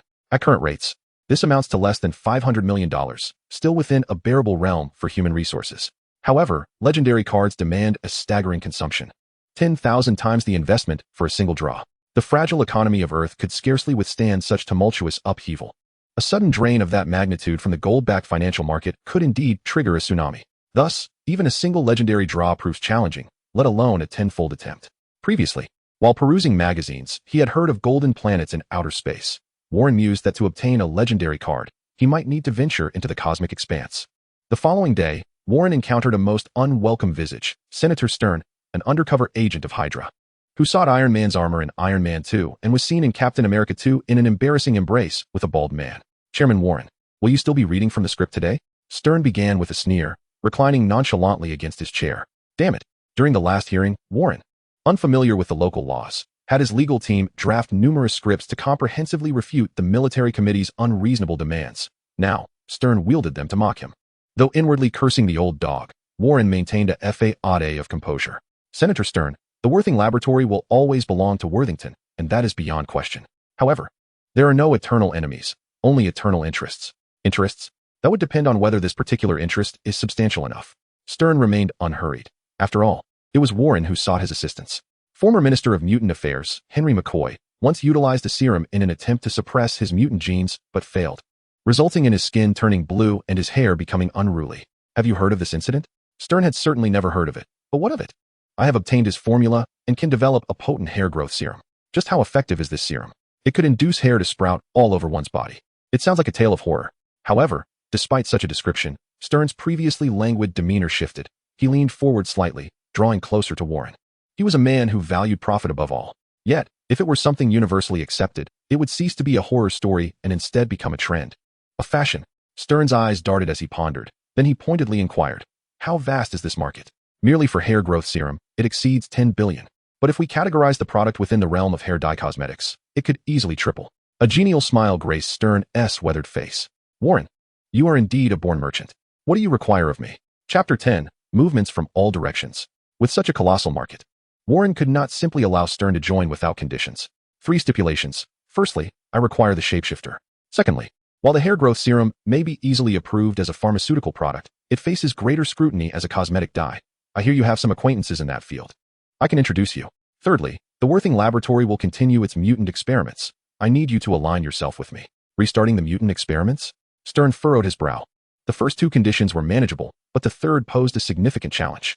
William Stryker had tainted the reputation of mutant experiments to such an extent that related research faced tremendous obstacles. The antidote was an exception, as it neither harmed mutants nor was it a product without demand. It was thus rendered special. The powerful restorative serum. Warren handed him a document. Our Worthing Laboratory excels in gene mapping technology. Though we have yet to fully interpret and manufacture mutant genes, we can replicate them from original samples. I have captured a mutant possessing extraordinary self-regenerative abilities. He was one of the assailants during the attack on the Worthing Laboratory. How long will it take? 2 to 3 years. Warren lied without a flicker of his eye. What is the success rate? There are no technical difficulties. The challenge lies in the mapping process, which is laborious and time-consuming, given that the data could fill a ship if transcribed. However, should advancements in equipment occur during this period, the timeline could significantly shorten. In truth, it could commence now, and samples could be ready in mere days, but Warren would not divulge that. After all, Worthing Laboratory's gene mapping technology is unparalleled, having taken old Worthington over a decade and vast resources to develop. Now in Warren's hands, he could assert anything he pleased. Everything rested on his current interests, ready to reap the rewards. I recall that your technology does not result in fatalities. Stern felt a surge of excitement as he recognized the immense opportunity this presented, even as a political asset. Indeed, welcome oversight. Oversight? Ultimately, it would be his whims that dictated the outcome. Very well, when shall we convene? I shall introduce you to a few acquaintances. Stern smiled, proclaiming his availability at any time. Warren reciprocated the smile, both understanding the unspoken agreement. He had successfully allied with Hydra. Warren believed that with Hydra's capabilities and their numerous undercover operatives, he could effectively manage this endeavor. In fact, for the foreseeable future, until Hydra decided to overturn the table, he could leverage their strength to flourish and profit. Long live Hydra. I am even contemplating hiring an artist to design a Hydra-themed character for you. In the Stark group, a formidable figure wore a grim expression. I mean to say, he was bald. Obadiah Stane, a close friend and partner of Howard Stark, took charge of the company following Tony Stark's disappearance. His countenance fluctuated between dark and light as he had just received both bad and good news. The bad news was that the terrorists he had bribed to assassinate his nephew, Tony Stark, had failed their mission and instead captured Tony, now demanding a higher ransom. You did not inform us that the target was the renowned Tony Stark. We are assuming considerable risk here, so we require a larger payment. Thus, Obadiah Stane disbursed a substantial sum, only for the terrorists to fumble and bicker, their implication unmistakably clear, increased the financial incentive. Greed knows no bounds. He felt that there was nothing left to negotiate with these scoundrels. Once their location was pinpointed, he would send a Jericho missile their way, ensuring they met their end. No, those wretches deserved to descend into the depths of hell.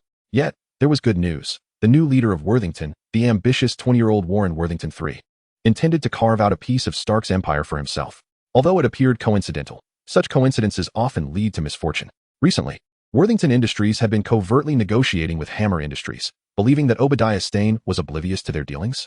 This young man, having just taken the reins of a $200 billion corporation, sought to venture into the arms trade. His ambition was commendable, yet his methods were woefully crude. Arms trade, this is my domain. Young man, allow this elder to impart a lesson. Flesh is not so easily gnawed upon. As fate would have it, you have stumbled into a trap. Prepare to bear the consequences. In the Osborn group, Norman Osborn exhibited the signs of age, yet his commanding presence remained undiminished. It is with great relief that we have confirmed that Worthington's technology does not stem from our ranks. There are no shameful traitors among us, he stated slowly. However, there is also disheartening news. Worthington's technology surpasses ours, which signifies that Norman Osborn's gaze swept across the assembly, compelling all who met his eyes to lower their heads. Our technology is lagging behind that of others. This is not merely a setback in a nascent field. It is a regression in an area we have cultivated for over a decade. His softly spoken, yet anger-tinged words rendered Osborn's associates too intimidated to interject. And what of us? Do we have anything superior to the antidote to present? Norman Osborn glanced aside, disappointment flickering in his eyes as he softly replied, no. He then rose, preparing to depart with the assistance of his aide, but paused at the door, raising his gloved hand to signal his assistant to release him. Tomorrow, that young man from Worthington will sign a contract with the New York Police Department, an agreement that rightfully belonged to us. Struggling slightly, without the support of others, Norman Osborn hastily concluded, he is merely a newcomer, whereas we have been researching for a decade. The public will stand with us. The situation has greatly improved over the past month. Jason has been reveling in his financial exploits, profiting significantly from the stock market. Meanwhile, Stark has exhibited an uncharacteristic sluggishness. Jason even remarked that Obadiah has aged, no longer the tempestuous force he once was. Perhaps so. As the month elapsed, the matter concerning Mystique, orchestrated by Senator Stern, was resolved and subsequently brought to Warren. Warren facilitated her visit to the Worthington lab to assist Dr. Esneson's research, after which she was released to the Mutant Academy, guaranteed by former Minister Hank.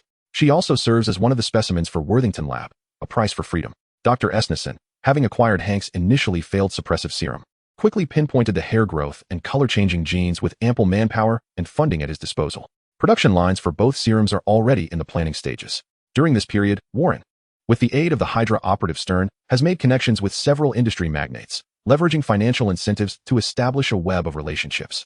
It must be said that Hydra possesses an extensive network. Warren has even contemplated joining forces with them, planning to later claim he was an undercover agent when Hydra eventually falls. The trial results for the web shooter have also proven favorable. Carlos has already sent a formal order, and a press conference is scheduled for tomorrow to promote the web launcher. Discussions with Hammer Industries are progressing well, and Justin Hammer has warmly welcomed the presence of the major shareholder, particularly since the acquisition of Hammer Industries is aimed at expanding territory, appreciating his talents and requiring him to continue leading the company. Such fortuitous occurrences are becoming increasingly rare, especially in these challenging business times. One must seize the opportunity to align with influential allies. Although the counterpart may not be a specialized military-industrial conglomerate, they do originate from industrial roots, and thus share a common kinship. Notably, Justin Hammer harbors animosity towards Stark Industries, while the Worthington Group has recently engaged in conflict with Stark, causing him to quietly support Worthington as an observer, deriving a sense of satisfaction from the situation. After all, he has never triumphed over Stark before. The enemy of my enemy is my ally, even if he is now one rank higher. Such details are inconsequential. Moreover, during the past month since Tony Stark's disappearance, Warren has participated in numerous interviews, averaging 3 every 2 days. At just 20 years old, overseeing a colossal company valued at $200 billion, it is only natural for the press to seek his insights. Having successfully defended the Worthington laboratory during the hearing, further interviews followed suit. Soon, He found himself face to face with Senator Stern, who had previously challenged him in that very hearing. What a curious turn of events. Regardless of the circumstances, it is newsworthy. And thus interviews must continue.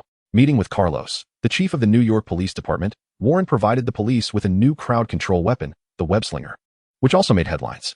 The Osborne Group accused Worthington of stealing their technology, prompting journalists to seek Warren's perspective for the truth. Many reporters have even contemplated camping outside the Worthington building, for this young man certainly knows how to stir up excitement. In truth, they would be wise to do so, as the new drug from the Worthington laboratory is set to debut following the web slinger. Before Tony Stark returns, before Iron Man makes his comeback, Warren must seize this opportunity to promote his products. Otherwise, it will be challenging to capture the headlines. Chapter 11. A grand gesture approaches. In his office, Warren unfolded a newspaper, settling into a comfortable position to read. The police, weaving a net of justice, successfully apprehended criminals involved in a shocking robbery, concluding the incident without any casualties. The criminal's vehicle had been firmly ensnared on the road by a colossal web, marking yet another humanitarian victory.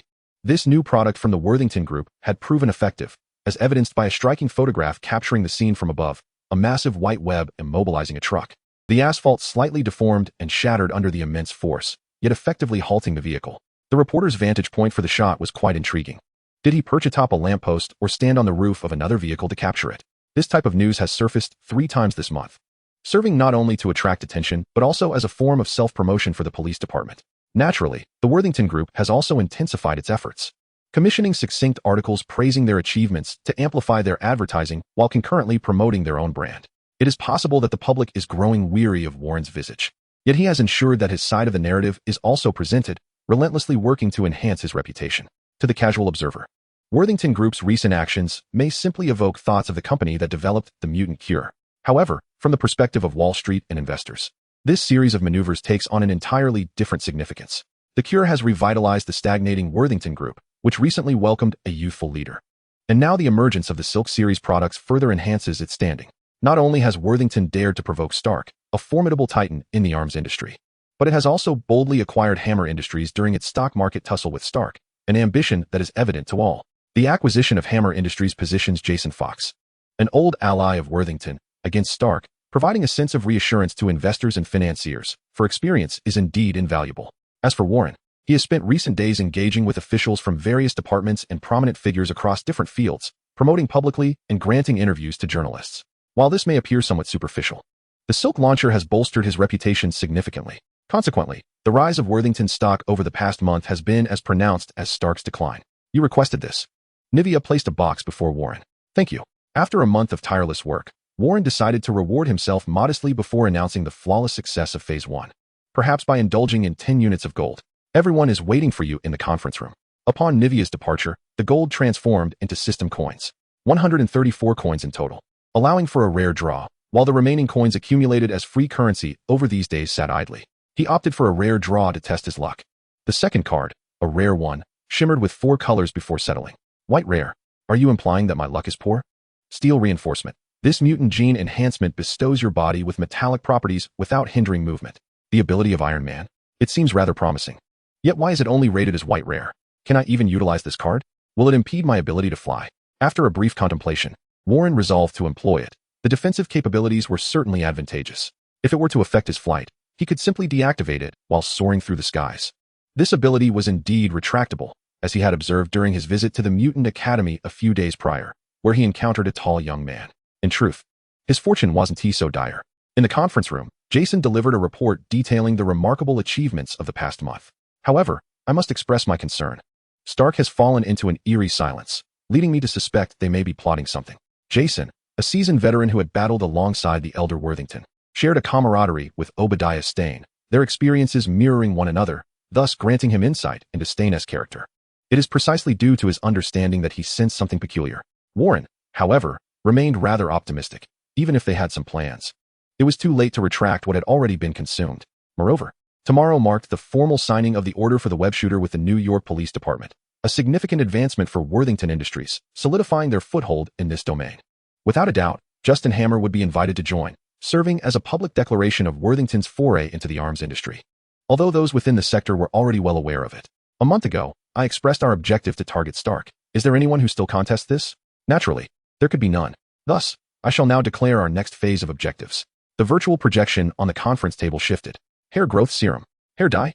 Not just the others. Even Jason appeared utterly bewildered. Although he was usually well-informed, he had recently been consumed by matters concerning Stark. And with Warren safeguarding the Worthington laboratory as if it were a treasure, he was only aware that a bracelet had been developed not long ago, which Warren had been wearing, yet he remained oblivious to its specific effects. Could it restore mutant abilities? Subsequently, Warren had apprehended several mutants, including the renowned Magneto. Yet Jason was unaware of their purpose upon being sent to the Worthington laboratory. Regardless, Warren's recent meetings with various industry magnates seemed to Jason merely standard procedure. In their field, extensive connections were essential. As for the content of those discussions, don't even think about it. He lacked the capacity to ascertain that. Chairman, you suggest that our next phase of objectives should focus on the web shooter, correct? Theoretically, that would indeed be the case. But I believe the web shooter business is already poised to yield stable profits. By conventional standards, we should simply accept orders. However, the new venture necessitates market expansion through promotion, which requires the concerted efforts of all present.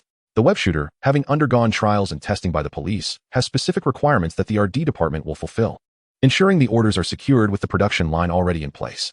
In contrast, the new pharmaceuticals from Worthington require the development of an entirely new market, something unprecedented for humankind.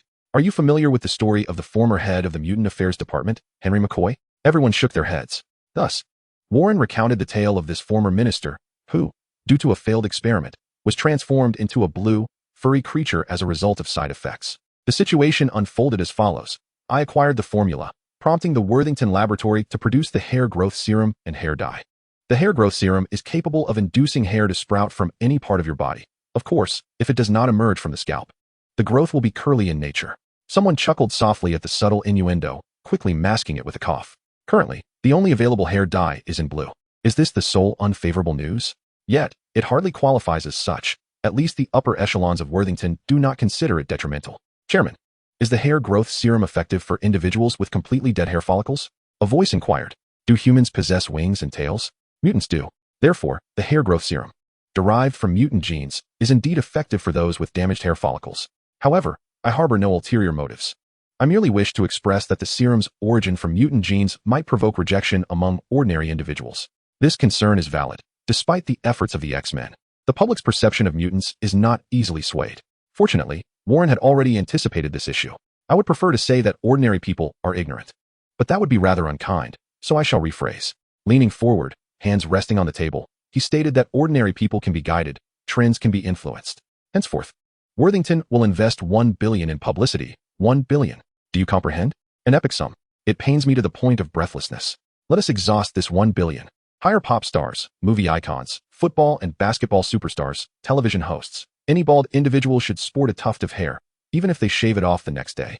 I want everyone to witness the efficacy of our product. For those with hair, let them use our dye to color a strand blue. The hair dye is relatively inexpensive, so we shall not pursue the celebrity route for the hair growth serum, but rather employ vast free distributions. Establish numerous experience points in streets, communities, and schools, particularly in places teeming with youth, who are more receptive to new trends. Distribute it freely, then persuade fashion magazines to declare blue as the hue of the year, igniting discussions about blue and inspiring all young people to experiment with it. Let the entire planet be painted blue. I had long desired to execute such a plan. However, my previous ventures barely survived, lacking the cutting-edge technology and robust capital for such grand endeavors. Exhilarating. Once Warren concluded, the conference room fell silent for a few seconds before erupting in applause. My goodness, a promotional budget of $1 billion? Has the chairman lost his mind? Or have we? Nevertheless, the Worthington executives present could confidently ascertain that if Warren was truthful and the serum truly possessed such formidable effects, this billion-dollar investment would undoubtedly yield substantial returns. Global promotion, leaving no market untapped. Chapter 12, Trouble. As the applause subsided, another voice queried, Chairman, these two serums have just been developed. According to regulations, we must undergo a series of clinical validations. No need, Warren interjected, waving his hand dismissively. Several years ago, validation commenced, and the results from clinical trials have been exceptionally promising. Our product is undeniably safe. Yet, confusion permeated the atmosphere. How could such a statement be substantiated? We are a law-abiding company. How could we lack the necessary legal documentation? Was it during a recent conversation with a senior executive that the realization of a potential slip of the tongue caused a hasty retreat into silence? Recently, Warren had encountered numerous officials from related industries. Despite the insinuations of having leveraged connections to fabricate certain elements during that period, such matters are best left unspoken. Indeed, the review was only recently approved, Warren explained with a casual air. A hush fell over the room. Chairman, your methods are audacious. Let us change the subject. Chairman, is the hair dye only available in blue? In truth, there are various colors, including green and purple, which I plan to unveil next year. At this revelation, everyone's eyes sparkled with intrigue. More colors? That simplifies matters. Truth be told, Warren had initially aspired to launch the green variant first, yet considering that Hank, the former head of the Mutant Affairs Department, was associated with blue, it was deemed more prudent to commence with blue for promotional purposes. This year, blue is in vogue. Next year, perhaps Hulk will emerge, ushering in a trend for green, or even Iron Man's iconic red. No, red hair is rather common. It lacks uniqueness. Green shall remain the focus for next year. Trends can easily sway consumer behavior. This year, everyone sports blue. Observing others with blue hair, does one not feel a twinge of desire? A year hence, when green becomes the new norm, will there not be a similar yearning? In the stillness of night, one might envision how invigorating it would be to don such a powerful hue atop one's head. The Worthington Laboratory has refined gene localization technology over the past decade, rendering it quite adept at addressing such trivial matters in no time. However, all technology remains under Warren's strict control. These advancements are earmarked for future endeavors, and releasing them prematurely would be a grave misallocation of resources. One must learn the art of gradual revelation, akin to the meticulous extraction of toothpaste, to cultivate greater wealth. Regarding Warren's plans, there were no objections. Rather, suggestions were made to enhance the proposal. Discussions flourished, yet Jason remained contemplative and reserved. He sensed an underlying discord, yet could not pinpoint its source. It could only be attributed to Warren's formidable charisma, whose series of initiatives not only revitalized Worthington amidst the transition of leadership, but also propelled stock prices to dizzying heights. Now, numerous employees within the company have become ardent admirers of his. The infatuated women, in particular, find themselves captivated, swallowing their breaths as Warren passes by, radiating confidence and warmth akin to an angelic smile. A dashing and affluent young man, brimming with confidence and adorned with a remarkable track record, had captivated not only women but even men, who found themselves unable to resist idolizing him. After the meeting concluded, Warren was the first to exit, as usual. Jason finally lifted his gaze, scanning the room filled with overly polite nods in response. These individuals were excessively courteous. Not long ago, after each meeting, colleagues had sought him out to discuss the new chairman, but now they hurried off to their tasks, truly dedicated employees. Next, some were preoccupied. 1 billion, what a bold undertaking. I certainly lack such audacity. Yet, it is exhilarating, is it not, to be involved in such significant ventures. Indeed, the situation was dire. He was losing influence and prestige. Nearly irreversibly, he had come to realize that Warren had placed him on the stock market battlefield alongside Stark, appearing significant, yet in reality, he was merely a pawn under Warren's command. The production line of the web shooter was similarly a product of his illustrious leadership, and many must have thought, I could do what Jason is doing, given its lack of complexity. Meanwhile, what was Warren engaged in? Securing the order for the web shooter or negotiating with the New York Police Department. Meeting with Justin Hammer, they had tentatively agreed on an acquisition intention. Surprisingly, he was seen alongside Senator Stern, establishing amicable relations, a move that instantaneously elevated Warren's standing among financiers and investors, for in the realm of commerce, enmity is eclipsed by profit. He had forged connections with high-ranking officials in the Drug Regulatory Department, quietly facilitating the approval of 2 pharmaceutical agents, ready for market release. Moreover, his influence at Worthington Pharmaceuticals had entirely waned. He was utterly oblivious to such a significant development regarding the new agents. Even if Stark's endeavors had siphoned his attention, it should not have reached this extent. Not to mention, he had 3 months remaining on the weapons program to secure a contract with the Department of Defense. Though uncertain of Warren's source of confidence, he now believed in Warren's capabilities. First, separating Worthington Industries from Worthington Pharmaceuticals, then further dividing them.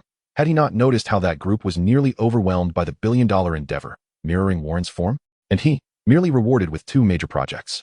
Yes, merely rewards. It appeared as though he had achieved great feats, while in truth, Warren had elevated himself to the throne. A masterful game indeed. Jason's expression darkened as he was the last to leave the conference room, with no one approaching him for conversation. Tomorrow marked an important day for that little fellow. Let him stand a little taller.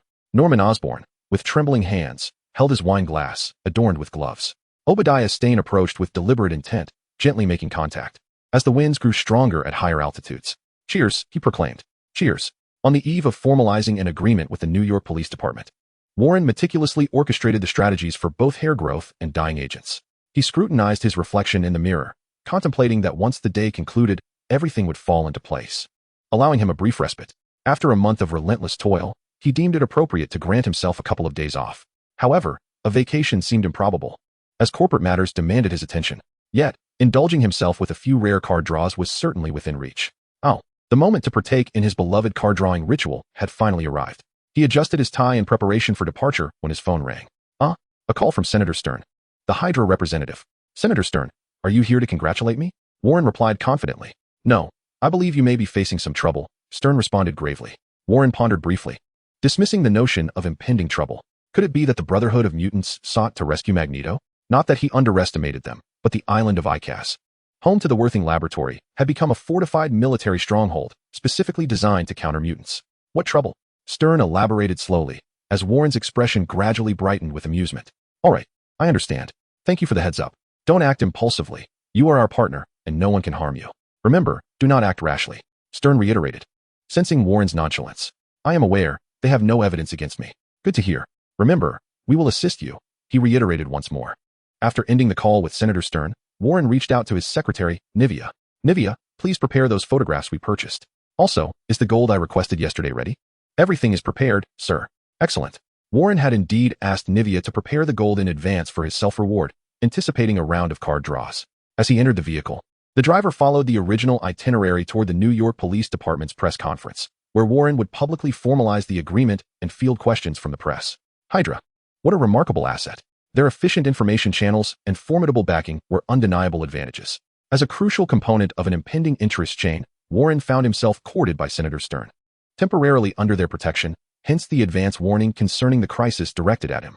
Perhaps it was time for me to establish my own intelligence source, aside from the narrative. Chapter 13, Revelry. Prior to the press conference, Warren and his secretary Nivea engaged in conversation within the confines of the car. The press conference was abuzz with excitement. Reporters had already set up their cameras, and a few live broadcast vans were stationed outside. It was even more lively than I had anticipated, Warren remarked after taking a glance around. Indeed, it seems that our collaboration has garnered significant attention. Carlos remains oblivious to the situation. In truth, it is better that he is unaware, as even an intelligence source as formidable as Hydra would struggle to acquire such information. The atmosphere is bound to become even more animated shortly. Oh, today, the New York Police Department is set to officially sign a contract with Worthington Industries for the web shooter order. Over the past month, the web shooter has demonstrated exceptional performance in numerous severe incidents, as everyone has witnessed. The reporters have already begun their commentary in front of the cameras, and the conference is about to commence. However, at that moment, a group of individuals approached, and the security personnel and police at the entrance were unable to stop them. Carlos furrowed his brow upon receiving a report from his subordinate, casting a glance at Warren, who merely smiled calmly. Warren Worthington, we request that you accompany us, said the newcomer, producing identification and inviting Warren for a visit to their headquarters. Jonathan, what is happening? Warren had yet to speak, but Carlos interjected with a question. To arrest someone on such a significant day? This truly undermines my position as chief. It was evident that Jonathan and Carlos were acquainted. I apologize for the disturbance at this time, but we have just received a report with substantial evidence linking you and Tony Stark to a case involving terrorist abduction.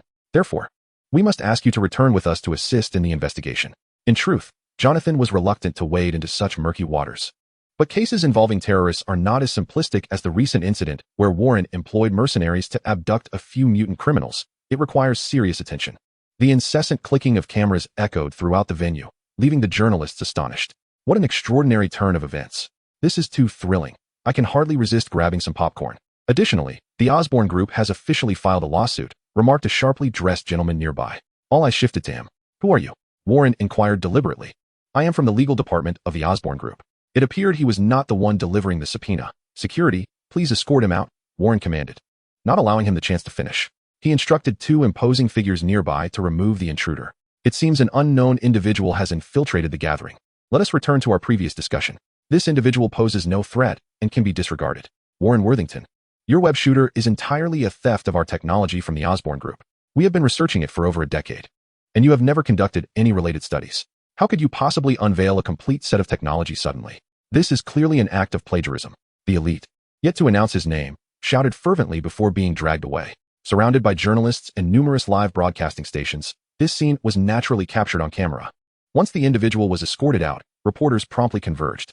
Mr. Worthington, is what the lawyer just said true? Does your technology truly originate from Osborn? Is Tony Stark's disappearance somehow linked to you? Did you harbor intentions against Stark Industries? Have you engaged in unethical competition? Will today's signing ceremony proceed? Questions surged like a tidal wave, for such explosive news was irresistible to any journalist. Tomorrow's headlines would undoubtedly be dominated by this event. Warren refrained from replying, merely raising his hand to gesture for silence. Soon, the throng quieted, though microphones remained thrust before him, with Jonathan being shoved to the outer circle by the frenzy of reporters. If time permitted, I would gladly address each of your inquiries. As you know, I seldom decline interviews, but today is not feasible. Mr. Jonathan has prior engagements, he stated, wiping the sweat from his brow. Warren Worthington, the young man renowned for his ease of interview and fondness for the limelight, was certainly not in an opportune moment for collaboration with investigators.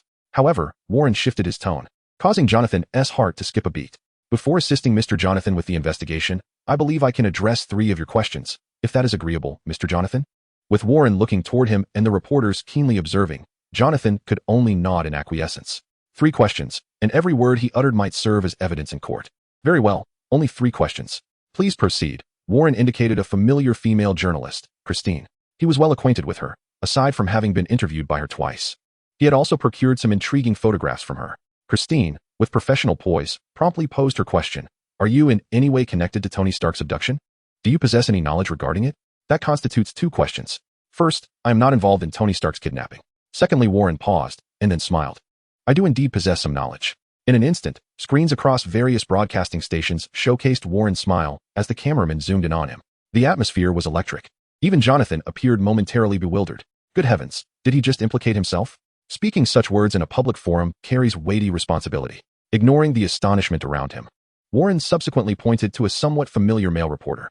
However, I shall refrain from disclosing the extent of my knowledge here. Kristen posed 2 questions, leaving but one opportunity for inquiry remaining. Now it is your turn. Eddie Brock, recovering swiftly from his initial astonishment, inquired, Mr. Worthington, how do you perceive the allegations made against you by the Osborne Group? Are you certain you wish to pose this query? It is rather straightforward. Eddie scanned his surroundings before nodding affirmatively. Indeed, this is the question I intend to ask. There was no alternative. You have just stated that you would not reveal what you know, so what else should I inquire? Very well.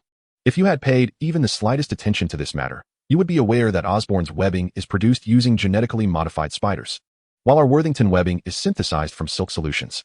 The distinction is akin to that between leather goods and plastic products. One is derived from living organisms, while the other is entirely manufactured by humans.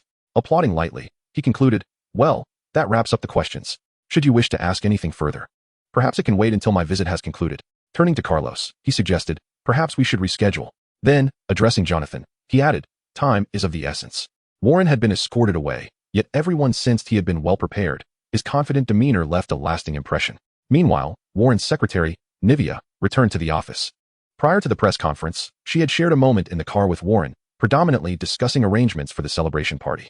Aside from this, Warren merely took with him the photographs she had been instructed to procure, though even those were ample.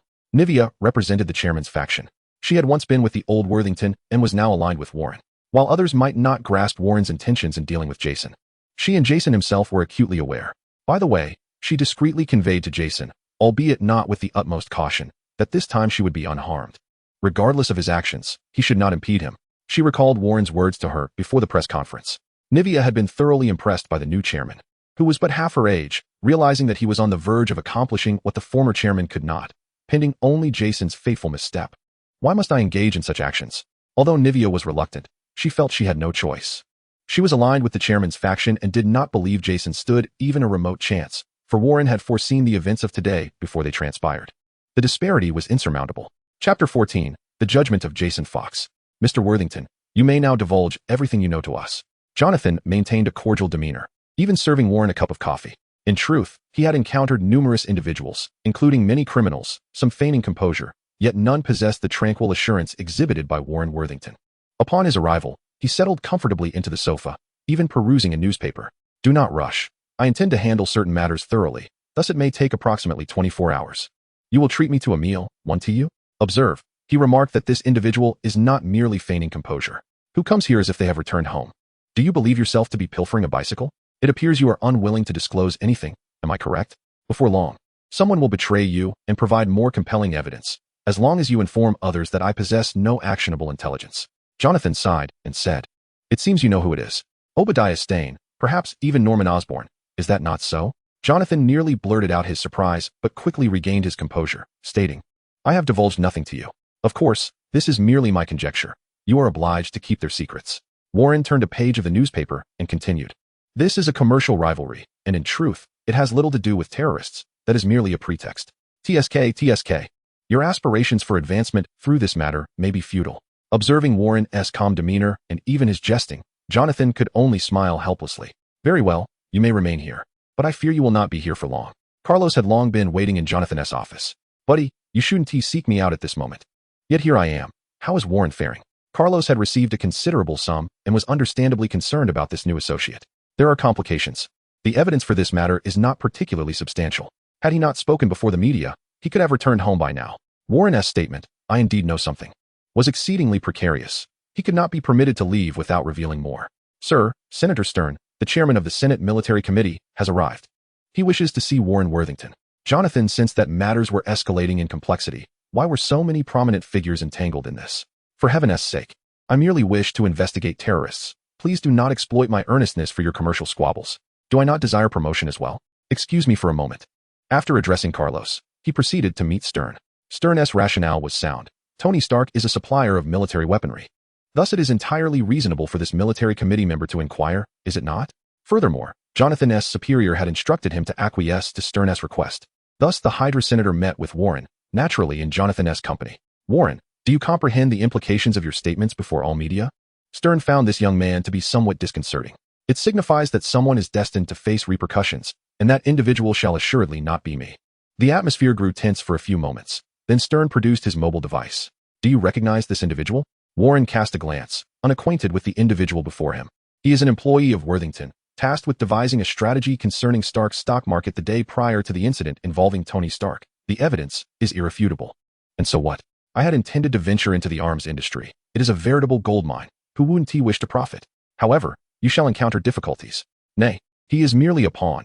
He poses no threat as long as my key players remain loyal. Upon concluding his statement, Warren turned away, signaling his disinterest in further discourse. After all that needed to be said had been articulated, and whether one grasped it was contingent upon their own insight. Stern and Jonathan exchanged glances. A sense of unease enveloping them, particularly for Jonathan. What do you imply? Are you suggesting I investigate your key player? Following their visit, Jonathan promptly instructed his subordinates to procure intelligence, discovering that the individual in question, a shareholder named Jason Fox, was indeed a key figure at Worthington and a recent business associate of the late old Worthington. Is this person also entangled in the matter?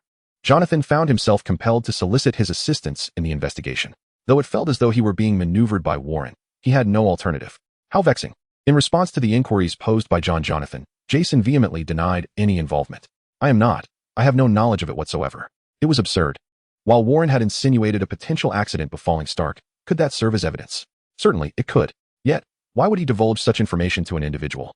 Particularly when it was evident that Stark and Osborn had encroached upon his interests. Regardless, he was a Worthington shareholder and could not betray his own. Thus, he merely informed the investigating Jonathan that Warren had indeed instructed them to formulate a strategy against Stark. But this was due to the company's aspirations to penetrate the arms sector. Jonathan wore a facade of cheerfulness while internally grappling with the absurdity of it all. You clearly desire to implicate yourself, yet why do you persist? The circles of intrigue are indeed convoluted. After Jonathan departed, Jason felt a sense of bewilderment, having discerned that Jonathan seemed quite certain he could unearth more clues here. Strangely, no sooner had Jonathan left than Jason received an invitation. Unexpectedly, you appear rather well, Jason quipped, offering a jibe at Obadiah. Following Tony Stark's disappearance, Obadiah had led Stark Industries to suffer significant losses in the stock market, with a 27% decline, a considerable portion of which could be attributed to Jason's actions. Of course, I would even fancy a drink. Would you care for some? Obadiah raised a bottle in inquiry. No, let us speak of matters at hand. Obadiah took a sip from his glass of fine wine, his bald head revealing a disarming smile rarely found on a countenance so typically fierce. There is nothing that cannot be discussed. I require more definitive evidence. And you possess it, so name your price.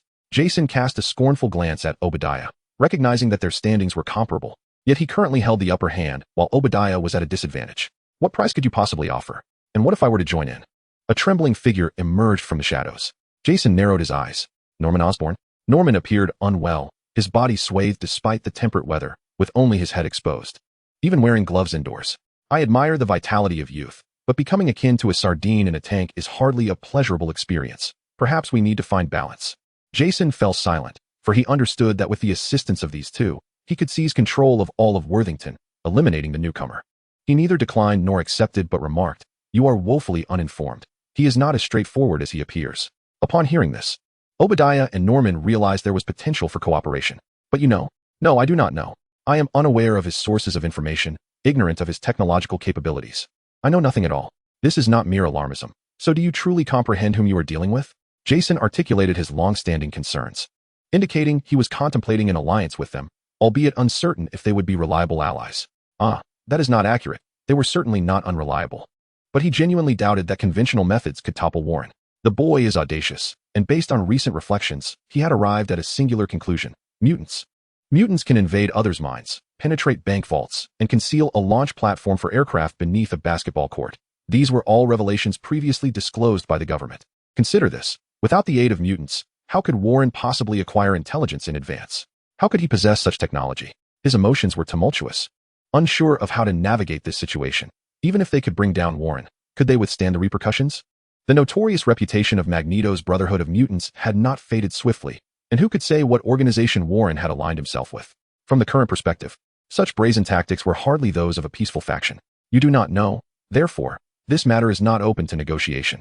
Those mutants possess capabilities that are extraordinarily varied, 100 times more perilous than professional assassins. Jason had no desire to invite trouble, for wealth is of little value without life to enjoy it. He did not afford Obadiah and Norman the opportunity to persuade him otherwise and departed immediately. Chapter 15, The Astute. Upon returning to the office, he encountered Nivea, who seemed to be waiting for him. Waiting for me? He felt a strong premonition. No, I merely happened to pass by. Warren is an exceptionally confident individual. He suddenly spoke, gazing calmly at Nivea. Nivea nearly panicked, thinking to herself that he would be just fine. Internally tense, she reflected that perhaps this counted as fulfilling her task. Stark's little maneuvers could hardly affect him, as the evidence was insufficient. I am aware, Jason nodded, then suddenly laughed, leaving Nivea perplexed. What? The Stark Group? Obadiah was astonished by the news of Jason's resignation. Just as Warren Worthington, the chairman of the Worthington Group, was under investigation, Jason Fox had the audacity to resign. Was he planning to become a passive shareholder, content to watch his fortune unfold from home? The Osborn Group. Norman Osborn was equally surprised.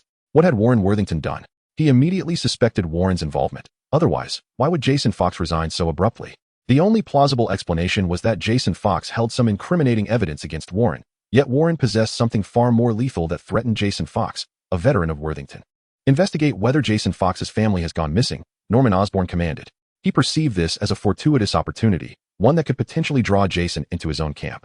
Surprisingly, the first thing Jason did after resigning was to seek out Warren. Jonathan, the classmate, maintained a professional smile. This circle is indeed quite chaotic, Jason stated directly. Warren paused momentarily, then exclaimed, Wow, Uncle Jason, your audacity is unmatched. It's because you are formidable, and also because I wish to avoid trouble. Jason genuinely feared that Obadiah Stane and Norman Osborn might engage in some peculiar actions. Listening to their cryptic conversation, Jonathan secretly grinned. Now it's settled. I wish to withdraw $500 million from the company to purchase things I desire without any hindrance. Warren smiled. Of course, the two types of serums and web shooters are enough to silence everyone. Research and development also require funding. Jason nodded, believing he comprehended the reality of the situation. Warren Worthington had a cadre of mutants. $500 million was merely the cost of maintaining this team, which indicated that he was far more astute than Magneto.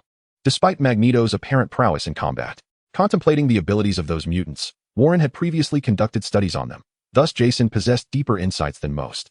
A slight shift in perspective revealed how greatly Warren's mutant team could profit in the future. No wonder he had sidelined him. Indeed, placed in Warren's position, Jason, as a minority shareholder, posed a significant complication, particularly as he lacked a suitable justification for a substantial capital outlay. It was all becoming clear. A sudden realization struck me. Not long ago, Warren had invested $5 million in gold, a move that appeared utterly perplexing. What purpose could a billionaire executive have in purchasing gold? Was he merely molding clay? Now, the destination of those funds has become clear. Indeed, he was obstructing Warren's path. However, it matters not. For as long as there exists a plausible justification, the manner of utilization is inconsequential. After all, he is quite adept at generating profits, regardless of how much Jason might speculate. Warren was truly reluctant to let go. I have already devised several reasons, and, I find myself somewhat loath to see you depart. Then I shall remain, albeit in a different position. As long as you do not act recklessly, I can still assist you in managing the shareholders' meeting, Jason remarked with unhurried composure.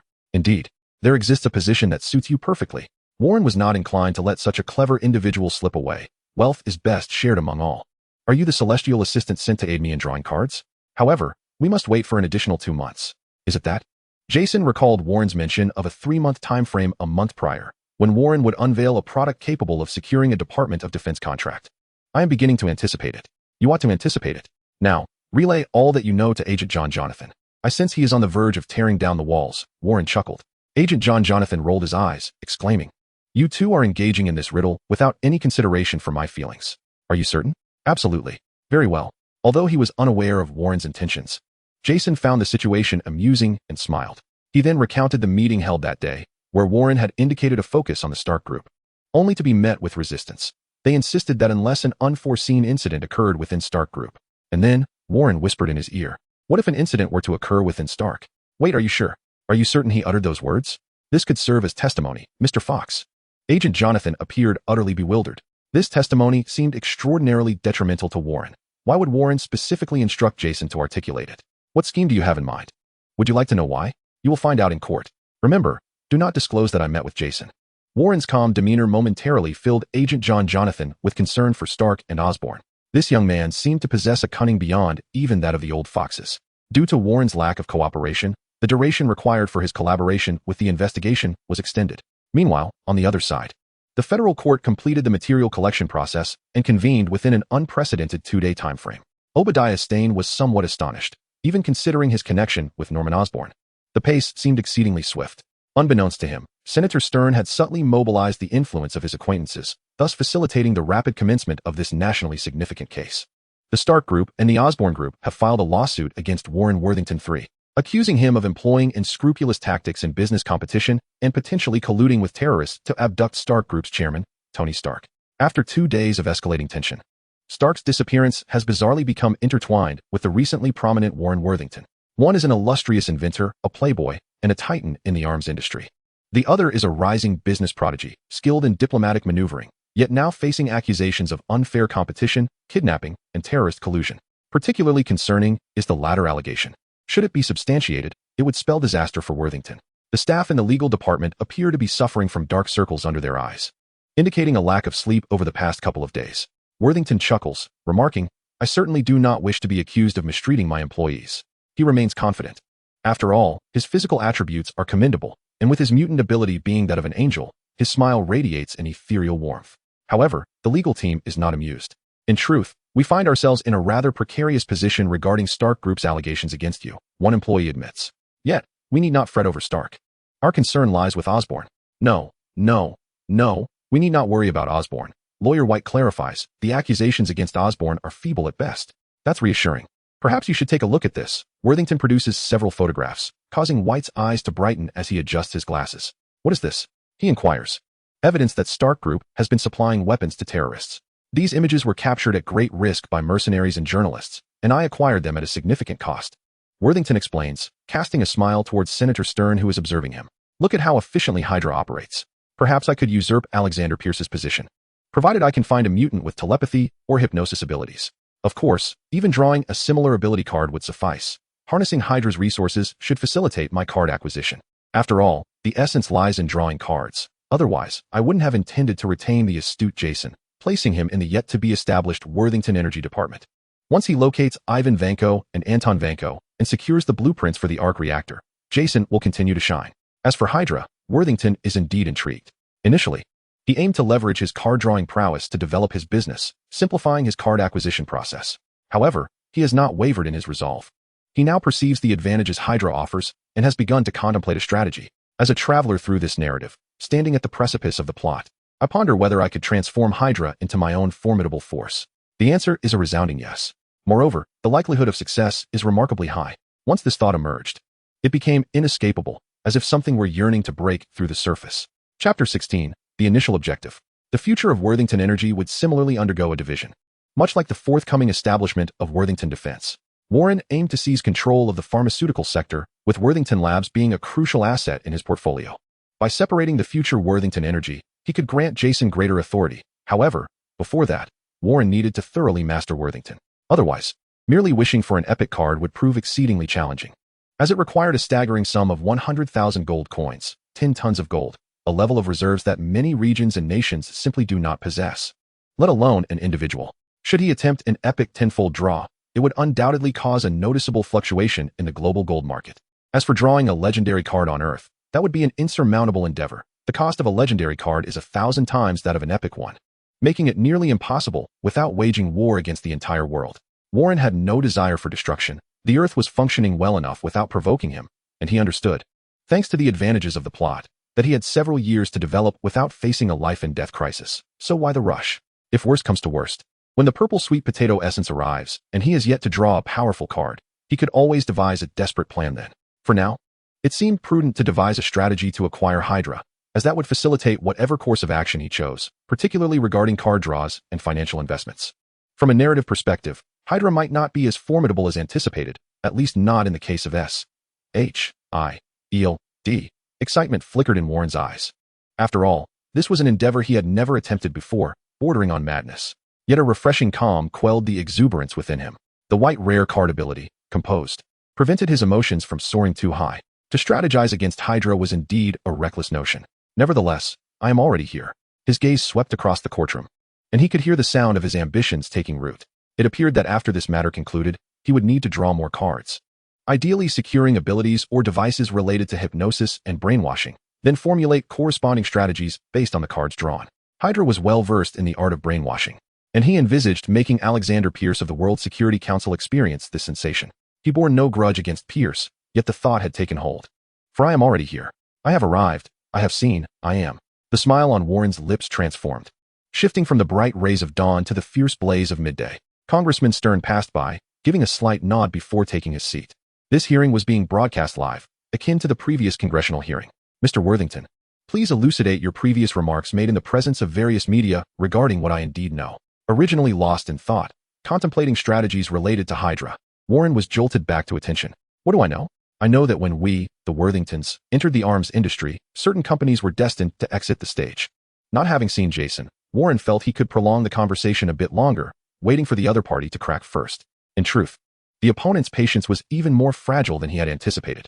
Obadiah, wearing a dramatically performative expression, indignantly proclaimed, Warren Worthington, we have amassed sufficient evidence indicating that you were well prepared for our Stark conspiracy, and Tony S. abduction is inextricably linked to you. He then turned to the judge and said, Your Honor, we have a new witness who can attest to Warren Worthington's premeditated involvement with Stark Industries and his connection to Tony S.'s disappearance. Please summon the witness to testify. The witness arrived, Jason Fox, a former executive who had resigned from Worthington just 2 days prior. Obadiah confidently approached Warren and stated, Your Honor, before proceeding, I would like to pose a question to Mr. Warren Worthington. Pertaining to this case, of course. Very well, Mr. Warren Worthington. Did you hold an internal meeting on the day before Tony Stark's disappearance? And was this individual present at that meeting? Warren casually glanced over. Indeed, he had been there. Ignoring Warren's trivial comments, Obadiah directed his attention to the witness. Mr. Jason Fox, did Warren Worthington say anything to you during that meeting? Privately, as a consummate professional, Jason had always been impeccably dressed, and today was no exception. He had meticulously prepared himself for Warren's performance. Yes, during that internal meeting, Chairman Warren Worthington proposed a plan to venture into the defense industry. At that time, did you support it? No, I did not. To be precise, no one supported it. So why did this plan later receive approval? Because I supported it. In other words, you initially opposed it and then changed your stance? Yes. What transpired in between that prompted this transformation? Obadiah's excitement surged. This was the crux of the matter. In truth, Jason Fox's sudden resignation from Worthington 2 days prior and his willingness to serve as a witness had raised his suspicions. To prevent Jason from scheming against him, he had even requested that Jason record a video to guard against any last-minute betrayal. Jason shook his head slightly, because I stated that unless Stark encountered an unforeseen incident, we would have no opportunity to enter this field, to which he replied, What if Stark were to encounter an unforeseen incident? Excellent. Obadiah silently cheered. At that moment, the judge interjected, Mr. Fox, please reiterate who it was that conveyed that statement to you. It is Warren Kenneth Worthington III. Do you affirm the validity of your testimony, and are you willing to be held accountable for it? Yes. After Jason spoke, he exited the room. Obadiah glanced at Warren, a mocking glint in his eyes that seemed almost to drip from his bald head. He remained silent as the judge continued the interrogation.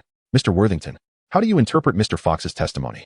Do you acknowledge engaging in unfair competition against Stark Industries prior to Tony Stark's disappearance? If investigating a competitor constitutes unfair competition, then yes. What?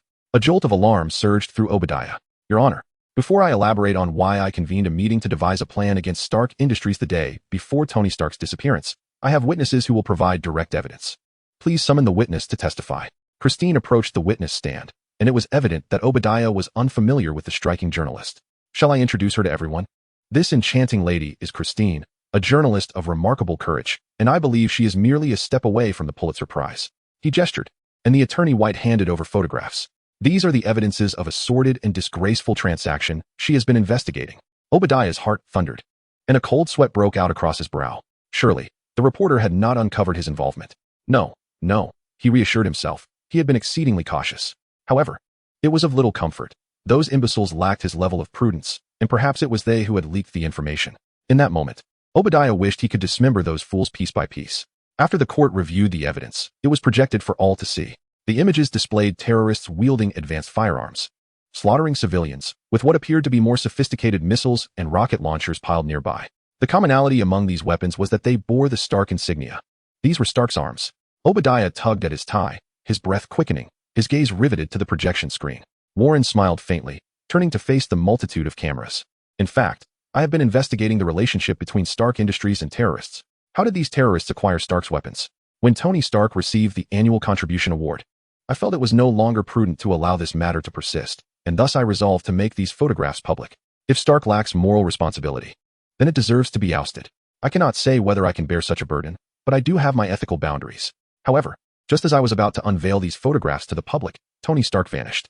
The terrorists possessed Stark's weaponry, and Tony Stark had been abducted by these fiends. Ladies and gentlemen, I cannot assert with certainty that this flamboyant playboy, this egotist, sold arms to the terrorists, but there must be some connection, an undisclosed relationship. After delivering this lengthy statement in one breath, Warren paused. I have said all I needed to. This is all I know. Tony Stark's reputation has been tarnished. And Warren couldn't help but chuckle inwardly.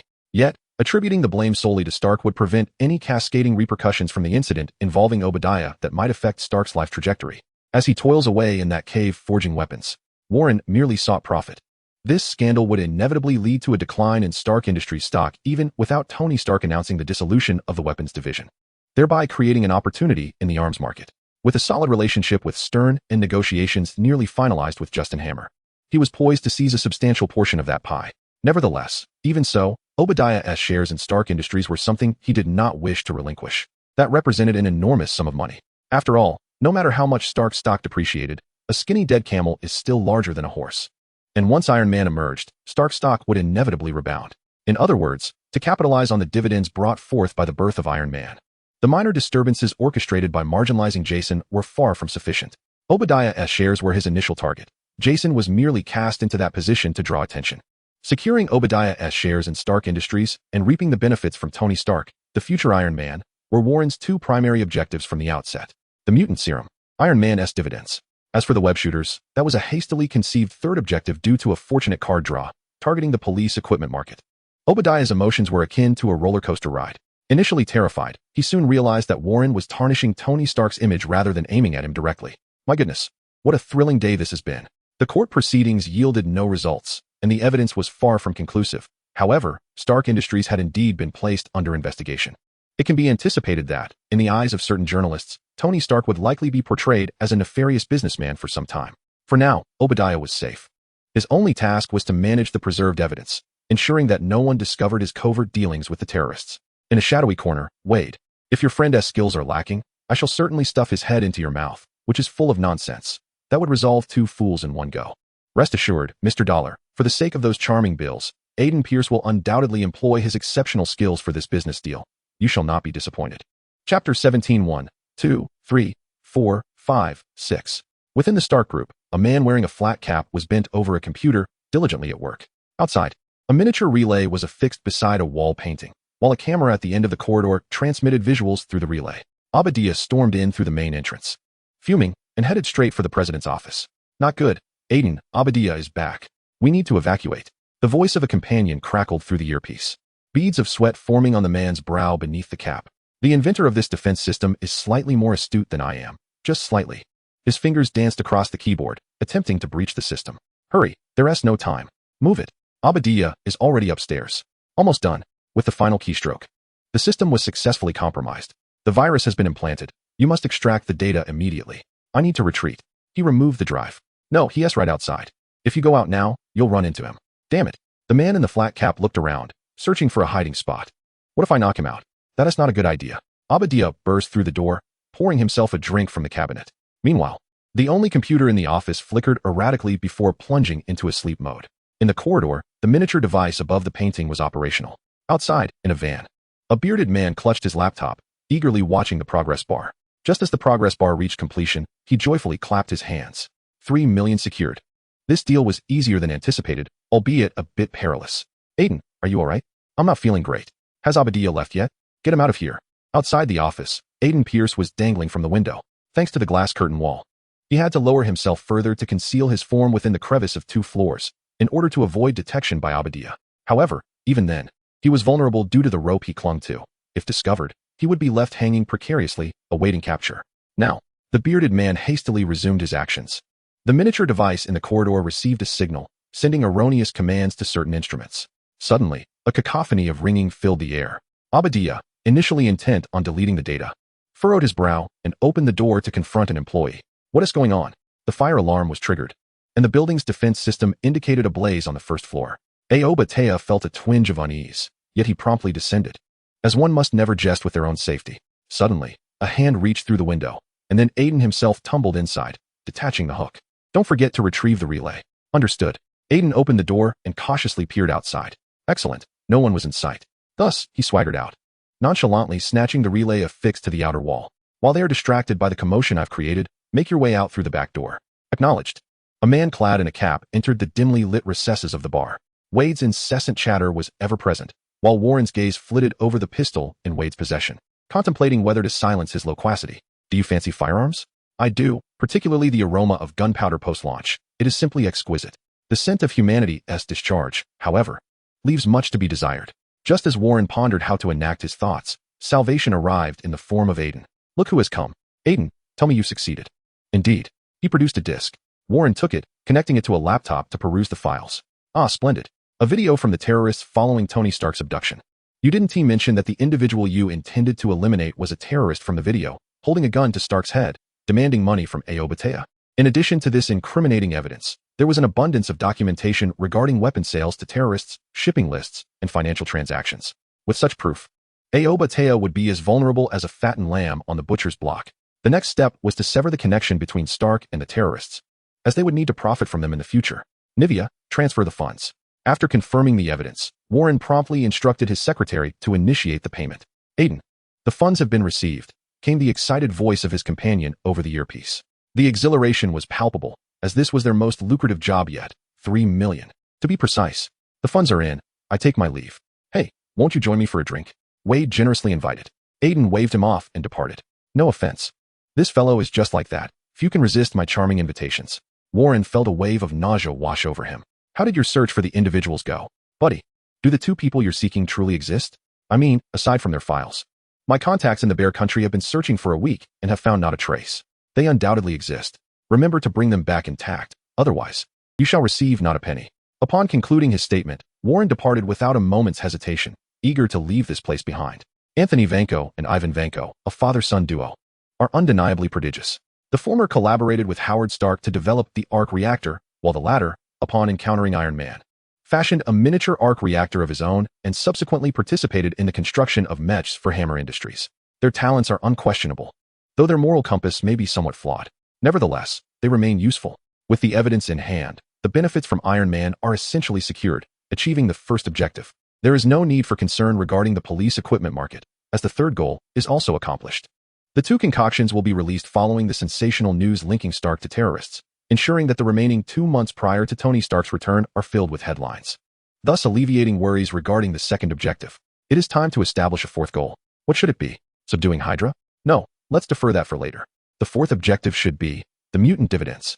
After Tony Stark's return and following the public's mindset shift regarding the hair growth and dyeing agents, Warren can promote this concept.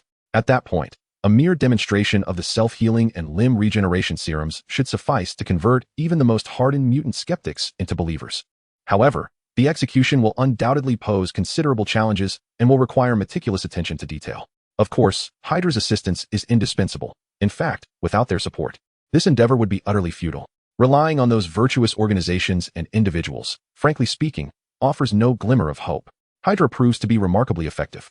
The 4th objective will commence after Tony Stark's return, with its implementation subject to adjustments based on a critical parameter, the card draw. An epic card. 100 pulls for rare items. It is hoped to yield mind control capabilities or tools, ideally with a more assertive nature. May the spirits of Mudo game and S.H.I.E.L.D bless me. Each card draw demands such a wealth of gold. Perhaps I should establish a bank instead? This thought flickered in Warren's mind, and he solidified his resolve. If Batman can procure a bank for his beloved, why can't I create one for the noble pursuit of card draws? Thus, it is decided. The sixth goal is to establish a bank to disguise my expenditures. Sooner or later, I shall surpass the Federal Reserve. All the gold belongs to me, Warren. Oh, and where has the fifth objective gone? The fifth goal, investing in Africa. Due to their underdeveloped agriculture, we must lend our support, especially to Wakanda. Ha ha ha. Wakanda is a technologically advanced, yet deeply concealed nation. The storyline of Black Panther does not play a pivotal role, thus it may be subject to some distortion. Otherwise, if the Avengers were to wait until the events of Captain America 3 to connect with the outside world, it would indeed take an eternity. While they may still exhibit some stubbornness, that is of little concern. Such matters require patience, as they are tasks of a long-term nature. My life is indeed fulfilling. Nivea, are the items I desire prepared? I apologize, sir, but the quantity you requested is too substantial and will require an additional half-day. Very well, please expedite the process. Hence, I propose establishing a bank. Otherwise, the mobilization of gold proves too cumbersome. Chapter 18, Ascension. After acquiring evidence of Obadiah Stane's dealings with terrorists, including his hiring of them to assassinate Tony Stark, the preceding matters have finally reached a conclusion, allowing Warren to indulge in card draws with peace of mind. The considerable mobilization of gold raises questions, prompting Warren to act somewhat recklessly, especially since he recently drew upon the mutant abilities of Iron Man. The signing ceremony with the New York Police Department did not attract much attention, likely due to many reporters pursuing Stark scandals. After the ceremony, Warren invited several business associates to celebrate. Are you planning to pave the floor with gold bars? The eyes of Senator Stern widened in astonishment. Warren's display of such a vast quantity of gold in his mansion was excessive. Flaunting wealth should not manifest in such a manner. 11 tons of gold bars piled on the ground were dazzling. While it may not appear substantial, those present understood its immense value. The gold was divided into 2 heaps, resembling oversized nightstands, as the density of gold is 1932. Together, the 2 heaps amounted to just over half a cubic meter. Director Carlos found it somewhat amusing. Warren, do you intend to melt this gold to create a pure gold statue of yourself?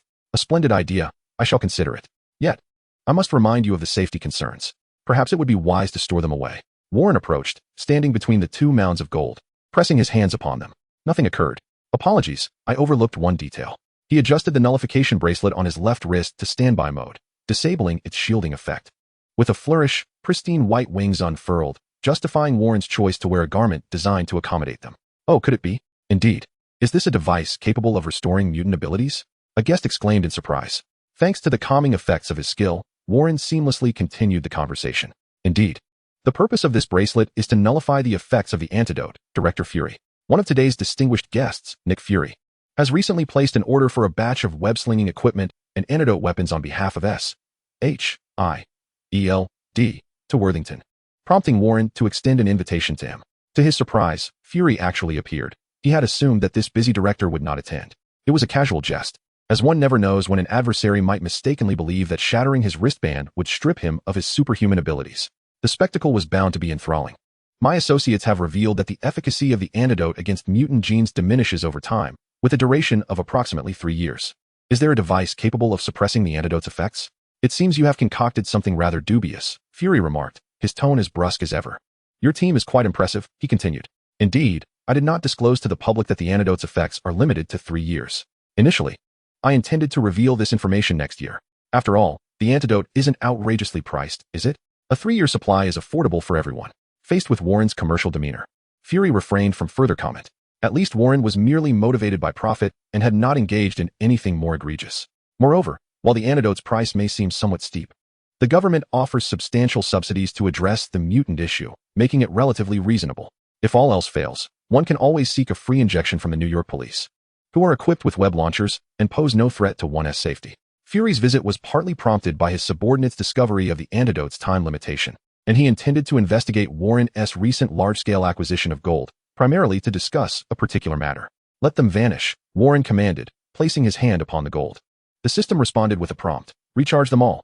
The balance of in-game currency surged wildly, and before the eyes of all, the gold worth hundreds of millions was ignited. The golden radiance flowed into Warren's being, while the remaining remnants turned to ash. leaving no trace, as if they had never existed. With a currency balance of 110,000, he could finally draw an epic card. Is this magic? Carlos, an ordinary police chief, felt his perceptions shaken. This was merely a card draw, an epic, single draw. The third gray card flashed wildly, inevitably settling into a golden hue. Golden epic, announced a resounding voice, proclaiming the card's rank. The card's amethyst surface was adorned with a golden gem, depicting a six-winged angel. It's merely my mutant ability. You all should know I am a mutant. So, are you interested in investing in Worthington Bank? Huh, what? Worthington Bank? When did Worthington establish a bank? Warren smiled faintly, acknowledging that preparations were still underway. However, everyone could see that he would safeguard their wealth. I trust you not at all. All I see is you squandering gold. The golden epic titled Ascension to Divinity revealed itself. Golden gems were embedded within the amethyst card, intricate and enigmatic patterns radiating from the jewels, imprisoning the image of a six-winged angel within the card. Ascension to Divinity? What is this? It seems angelic, but what is with all those exclamation marks in the title?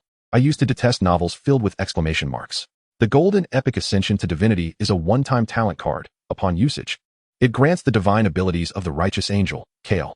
When you attain the potential to evolve into a complete divine form, you will undergo 4 transformations: zeal, sincerity, ascendance, and transcendence. You will acquire 3 pairs of angelic wings and gradually ignite them. At each stage, you may merge one of your abilities into the Ascension to Divinity. The combined abilities will determine the ultimate strength of your divine form, so choose wisely. Righteous Angel Gale? Isn't he referred to as the Angel of Judgment? Warren had not played games in a long while and assumed that the game had undergone revisions. After all, he had long graduated from school, and social gatherings had become numerous, while gaming sessions were scarce. I remember that the Angel's passive ability was to reduce resistance. How has it transformed into something so formidable? While conversing with the others, Warren opted to use Ascension to Divinity. Why so many exclamation marks in the name? Is it meant to stand out? You think you're impressive? Don't you? Legendary cards, are you aware? Warren was quite open about being a mutant, flamboyantly unfurling his wings, preparing for the next step in his plan. His close acquaintance, Senator Stern, was aware of his forthcoming endeavors, as they had discussed it previously. Nick Fury was likely informed as well. The others were primarily there for financial gain and networking, seasoned individuals who were not overly concerned, given that many among them had interacted with individuals possessing extraordinary abilities. Warren, how is your new project progressing? Nick Fury completely overlooked the wings behind Warren, conversing with him calmly. Which specific new project are you inquiring about? The Warson Laboratory, mutants. Oh, quite smoothly. I consulted Dr. Esneson, and he mentioned that adding a supercomputer to the laboratory should enable the successful analysis of self-healing genes within 2 years. That is indeed splendid news, Stern interjected. In fact, the president has already planned to invest in this project, and Congress will approve it. Listening to the tone of the Hydra senator, one might assume he was in control of Congress entirely. At this moment, I find myself in need of investment, as several new ventures have recently emerged, straining my financial resources. Nick Fury and Stern expressed their disbelief. How could one be financially constrained when just moments ago they showcased a plethora of golden performances? This is a groundbreaking invention. Nick Fury was particularly invested in the matter, for it pertained to a self-healing serum. He had perused the files of mutants endowed with rapid regenerative abilities and understood profoundly the magnitude of such a power if it could be bestowed, even momentarily, upon ordinary individuals. The ramifications would be monumental. Field agents would carry one, rendering medics obsolete. Suddenly, Warren's body began to tremble as if activated by some internal mechanism, his form cracking under the intense luminescence that emanated from him, blindingly bright, like shattered porcelain. Stern was rendered speechless by shock, while Nick Fury, the master of espionage, reacted swiftly, yanking him aside and seizing a decorative candelabrum as a weapon. The forces of stars and flames surged forth, incinerating the wings that adorned Warren's back. From a perspective that seemed to transcend dimensions, Warren perceived the other powers residing within him. Innate strength, composure, agility, feline sensitivity, beastly intuition, tempered. He came to understand that the talent of ascendance required him to integrate one ability to reach the initial stage of frenzy. Without doubt, it had to be. The card repository revealed a rare purple card, personality, explosion, activated. Ascendance Stage 1, Frenzy. Integrated ability, explosion. This was the finest power he could currently summon. Moreover, Ascendance was infused with the essence of stars and flames, making it quite compatible with the ability of explosion, was it not? An ethereal staircase materialized, and a colossal foot descended, conjuring a scene akin to a nuclear explosion that blinded Warren's titanium eyes. He barely glimpsed the towering figure behind which 6 wings shimmered with golden light. Was that to be the divine form of my future? In a cacophony of crackles, unlike the vast nuclear detonation of the mental realm, only a few sparks erupted in the physical world around Warren, their impact comparable to that of firecrackers, alarming enough, nonetheless. Nick Fury prepared to evacuate the crowd and cordon off the area. After all, should a powerful mutant lose control, it would spell unprecedented disaster. Warren? He called out loudly, attempting to rouse Warren's awareness.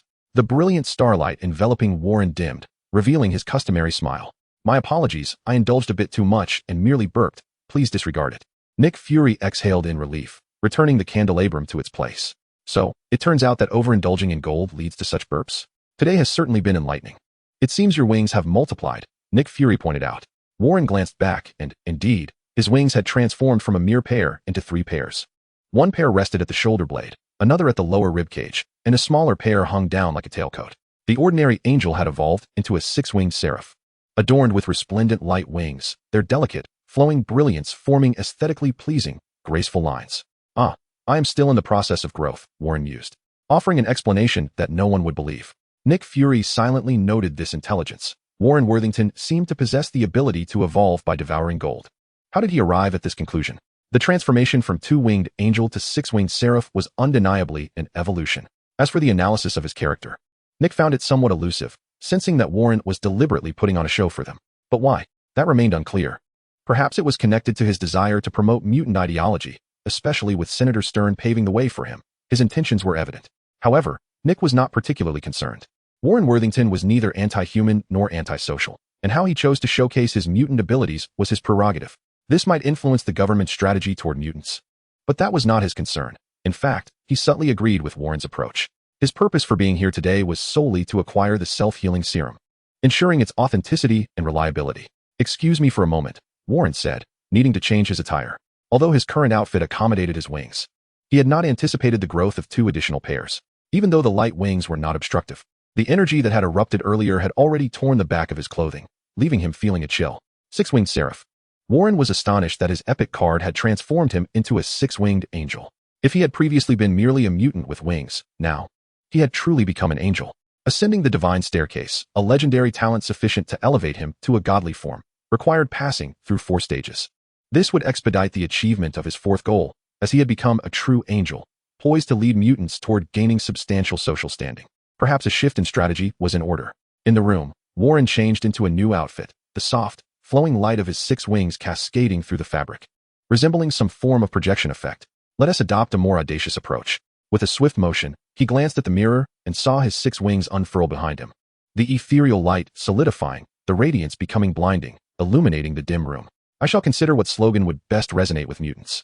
Talent, glory, faith.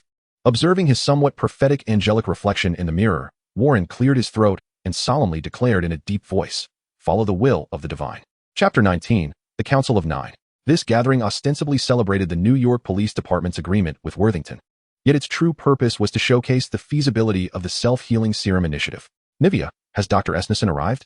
He is already here, sir. Then let us commence. The luminous wings behind him folded like a decorative embellishment.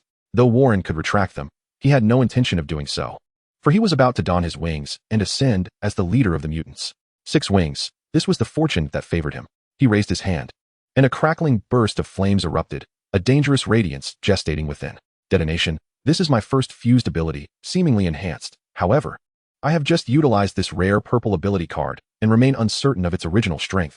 Thus I cannot ascertain the extent of its elevation through the divine tier. It was imperative to find a moment to test his powers. Currently, he possessed 5 white rare passive abilities, 1 steel mutation capability, and the remainder was the fusion of detonation with the divine tier. He contemplated filling in his weaknesses with the abilities he would draw next, as he gazed at the over 10,000 coins he had left. After adjusting his attire in front of the mirror, he heightened the brightness of his wings slightly. Perfect. Without precise calibration, one could not seamlessly adapt to the human form, potentially leading to various side effects. This was the very reason for our pursuit of flawless alignment, Dr. S.H.I.E.L.D elucidated. What side effects might arise? Nick Fury inquired. Indeterminate mutations. Utilizing an improperly calibrated serum could result in unpredictable alterations, changes in skin color, the emergence of claws, fangs, wings, scales, or gills. All these possibilities exist. Dr. S.H.I.E.L.D explained thoroughly. Although Worthington Laboratories had developed new alignment methods over a decade of research, significantly shortening the process, Warren forbade him from divulging this promising news. Does this imply that we could utilize the self-healing serum in 2 years? That is the most conservative estimate. Breakthroughs during the calibration process cannot be dismissed. And what of the limb regeneration serum?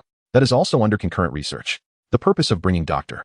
S.H.I.E.L.D from the laboratory was to instill confidence in the investors present, even though they had yet to invest. However, that was merely a formality. As a titan of the industry, Dr. S.H.I.E.L.D.'s words carried more weight than those of Warren, proving exceedingly effective.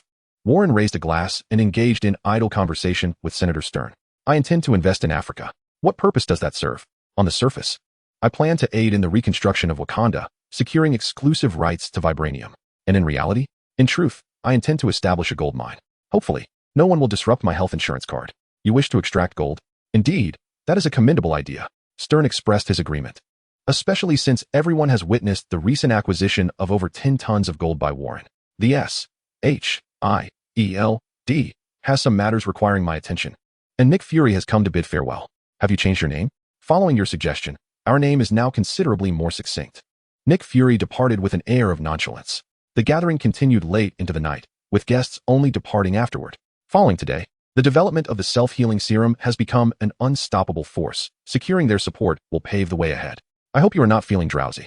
Stern clearly had something to discuss with Warren. Let us hope it is not a tedious affair. Warren sensed that Stern was about to convey something significant, perhaps in relation to Hydra. Initially formed as a mutual aid organization by 9 individuals, the criteria for selection required sufficient political or commercial capital. After careful consideration, we intend to invite you to join. Have you reserved a place for me? In truth, we have always adhered to the principle of quality over quantity. We currently have only 5 members, all of whom wield considerable influence in their respective fields. After a brief pause, Stern added, "You must have perceived our strength by now. No wonder Hydra is so effective. You possess such a conglomerate of prominent figures across various domains. The infiltration is extensive indeed. Am I to be the 6th? Yes. If you are willing, I can take you to meet the other members right now. Is Hydra finally prepared to welcome you into its ranks? Now. Indeed now." Stern has a helicopter, and the two swiftly made their way to an opulent mansion. In the spacious hall, the servants were dismissed, and 6 individuals gathered around a round table, though only 3 were physically present, while the remaining 3 appeared as projections. The person seated at the head of the table was familiar to Warren, William Loxon of the Loxon Group. Loxon's primary enterprise is oil, yet he has interests in numerous sectors, making him a titan of the business world. In contrast to Worthington, who specializes in industry and pharmaceuticals, Loxon is a polymath. Among the 6 present, Warren was the only youth, while none of the others appeared to be under the age of 45. William Loxon, a sovereign of the oil and transportation sectors, also holds considerable sway in other areas.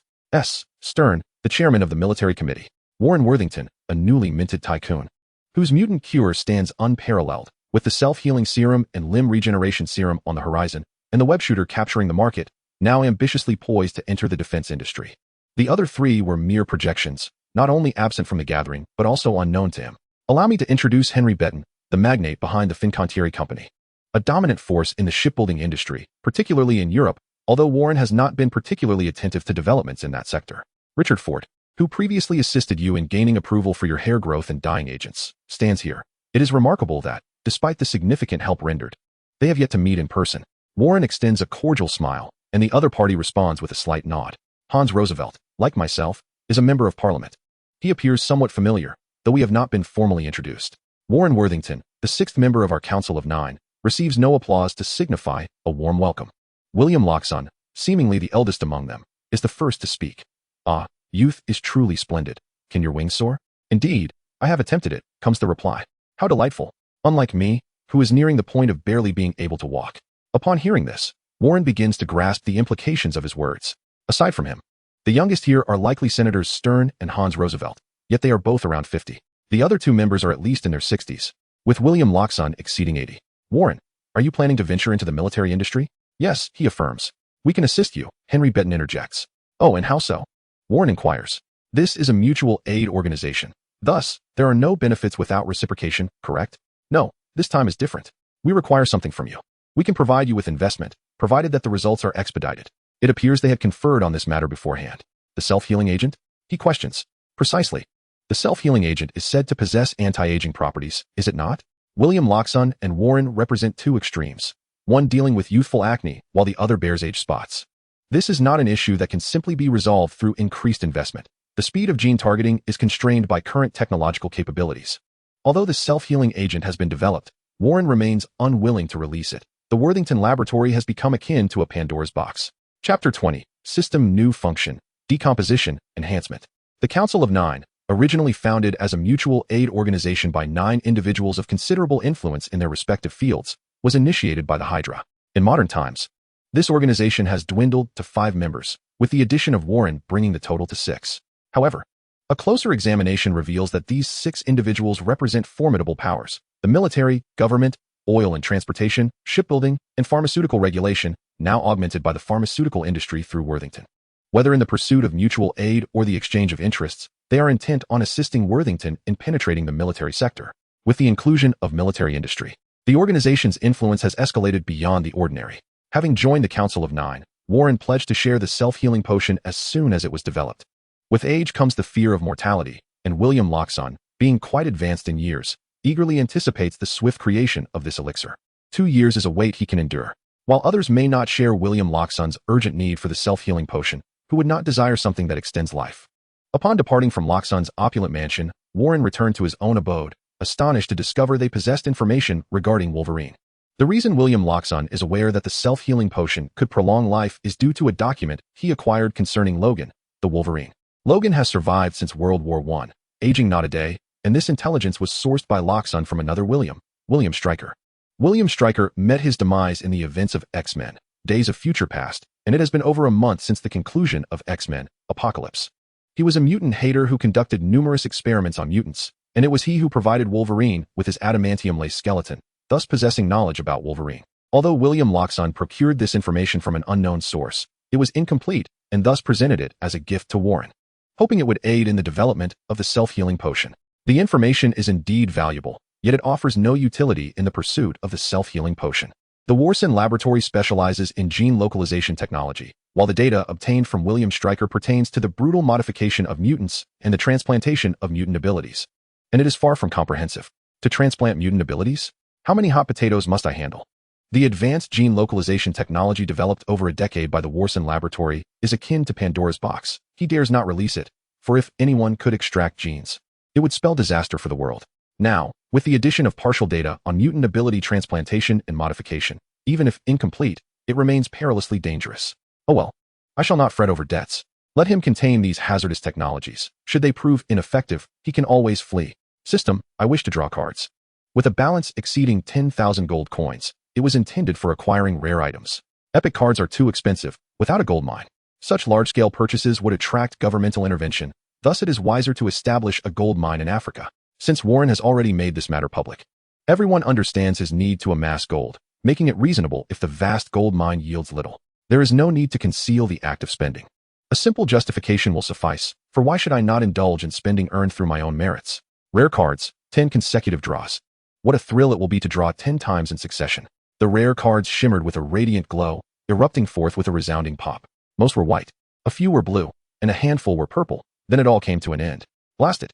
Not a single gold card to be found. Out of 110 cards, not one gold card emerged. Such odds are truly astonishing. The card library has reached its storage limit. New functions for the card decomposition machine and card enhancer have been added. Card decomposition machine. This allows for the disassembly of cards, yielding a certain quantity of truth dust upon decomposition. Card enhancer. This can be utilized to strengthen cards and elevate their levels, requiring a specific amount of truth dust. The card library's storage limit of 99 had been reached, prompting the system to unveil 2 new features. The ability to upgrade card levels. That is rather appealing. After all, some cards are of little use. It would be better to sacrifice them to enhance the more valuable ones. First, I examined the purple cards. I had drawn 5 purple cards, 17 blue cards, while the remainder were all white. The purple rare card. An artificial intelligence and physical host from the world of Resident Evil. Exercise caution for viruses. Warren felt a lump rise in his throat. Initially, he was delighted to encounter this AI, but what did they mean by caution regarding viruses? Would extracting this thing unleash a virus? Well, thank you very much. Drawing a single card resulted in 2 unexpected outcomes. I am destined to establish a containment facility. Gene positioning technology, mutant ability transplantation and modification technology, and now a virus. If one day Marvel Earth were to face annihilation, it would undoubtedly be Warren's fault. The second card. A purple rare card, Virus Serum. Blasted. 1,000 words condensed into a single, refined character. You even bestowed upon me the serum for the zombie virus. Are you suggesting this world lacks enough chaos?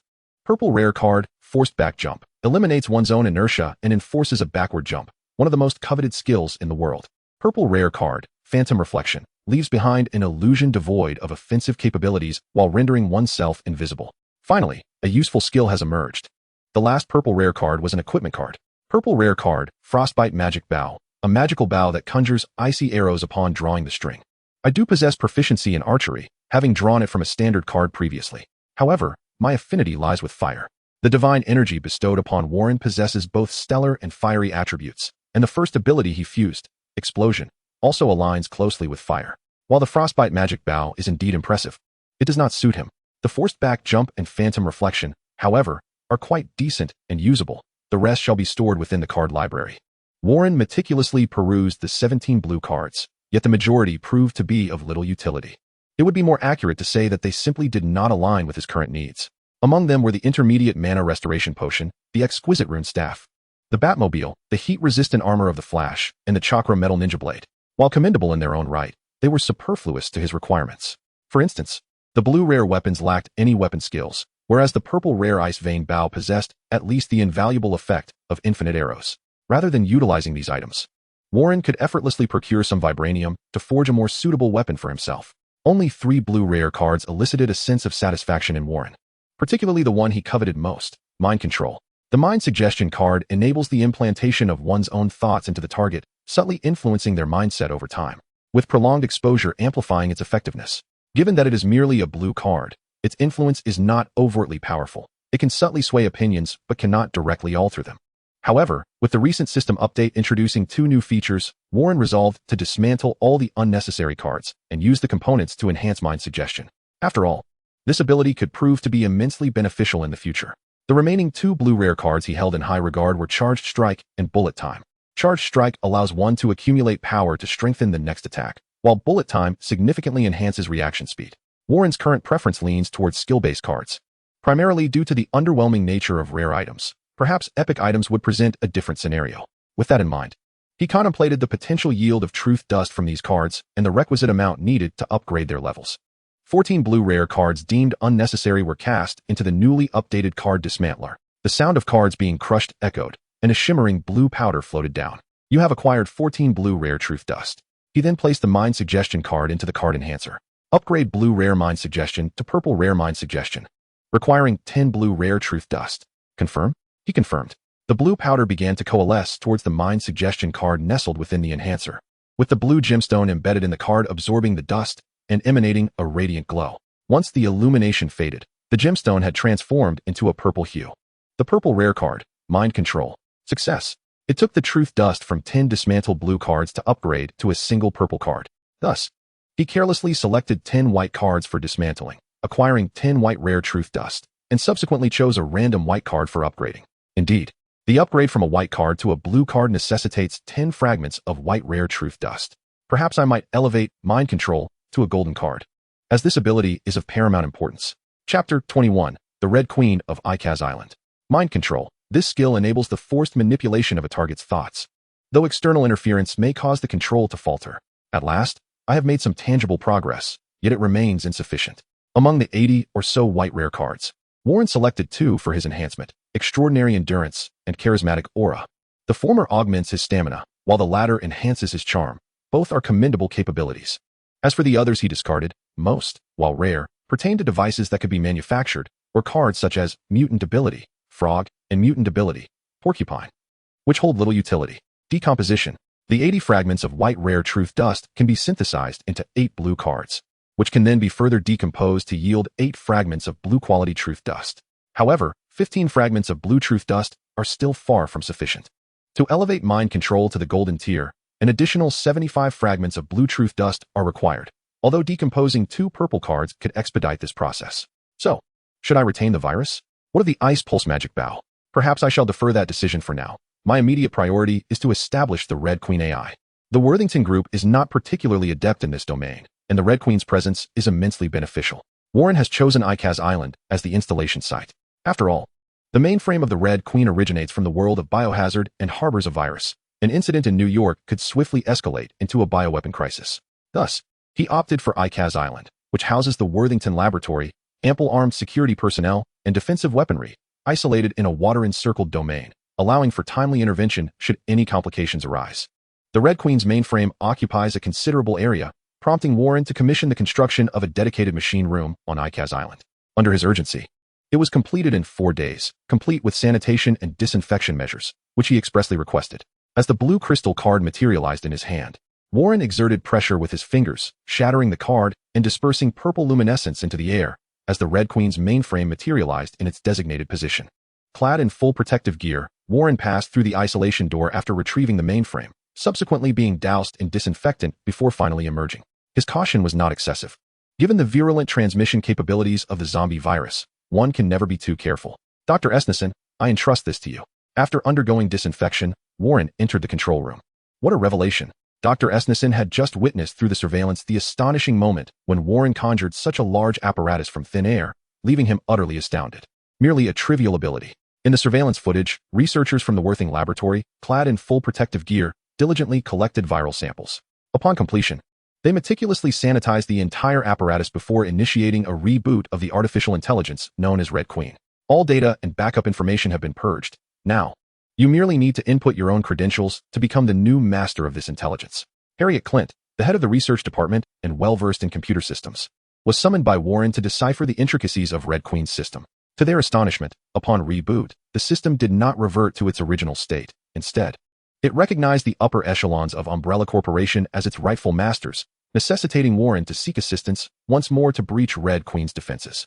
Due to the absence of a network connection, Harriet had to be brought in to address the situation, and it was evident that she was not an expert.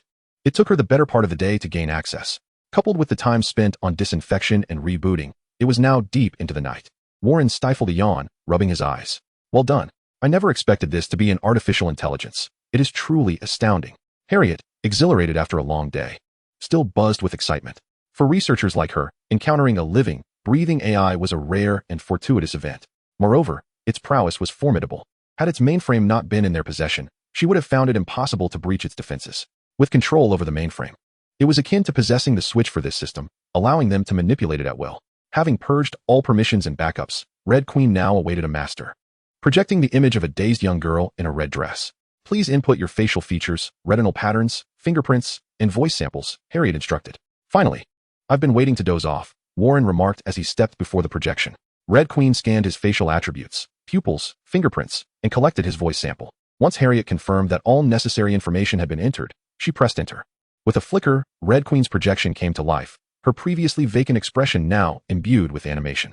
Warren Kenneth Worthington III, at your service, she declared. Harriet gazed at the screen in awe, exclaiming, she is even rectifying her own vulnerabilities. Goodness, I cannot use this method of hacking again. Such an impressive learning capability, truly befitting an artificial intelligence. Shall we connect to the network? Harriet inquired. Go ahead, Warren replied. With his information now securely registered, Red Queen was in a controllable state, permitting her to access the internet.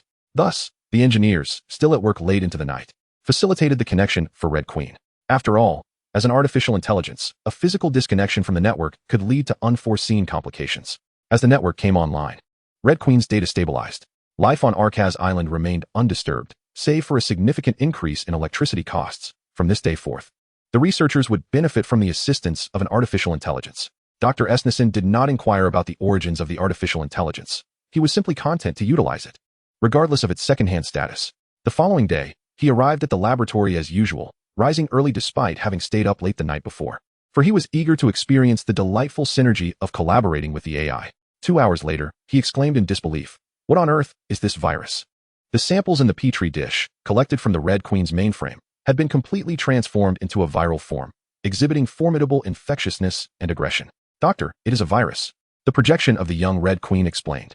I am aware it is a virus, but I did not anticipate its perilous nature. I had assumed it was merely a common strain.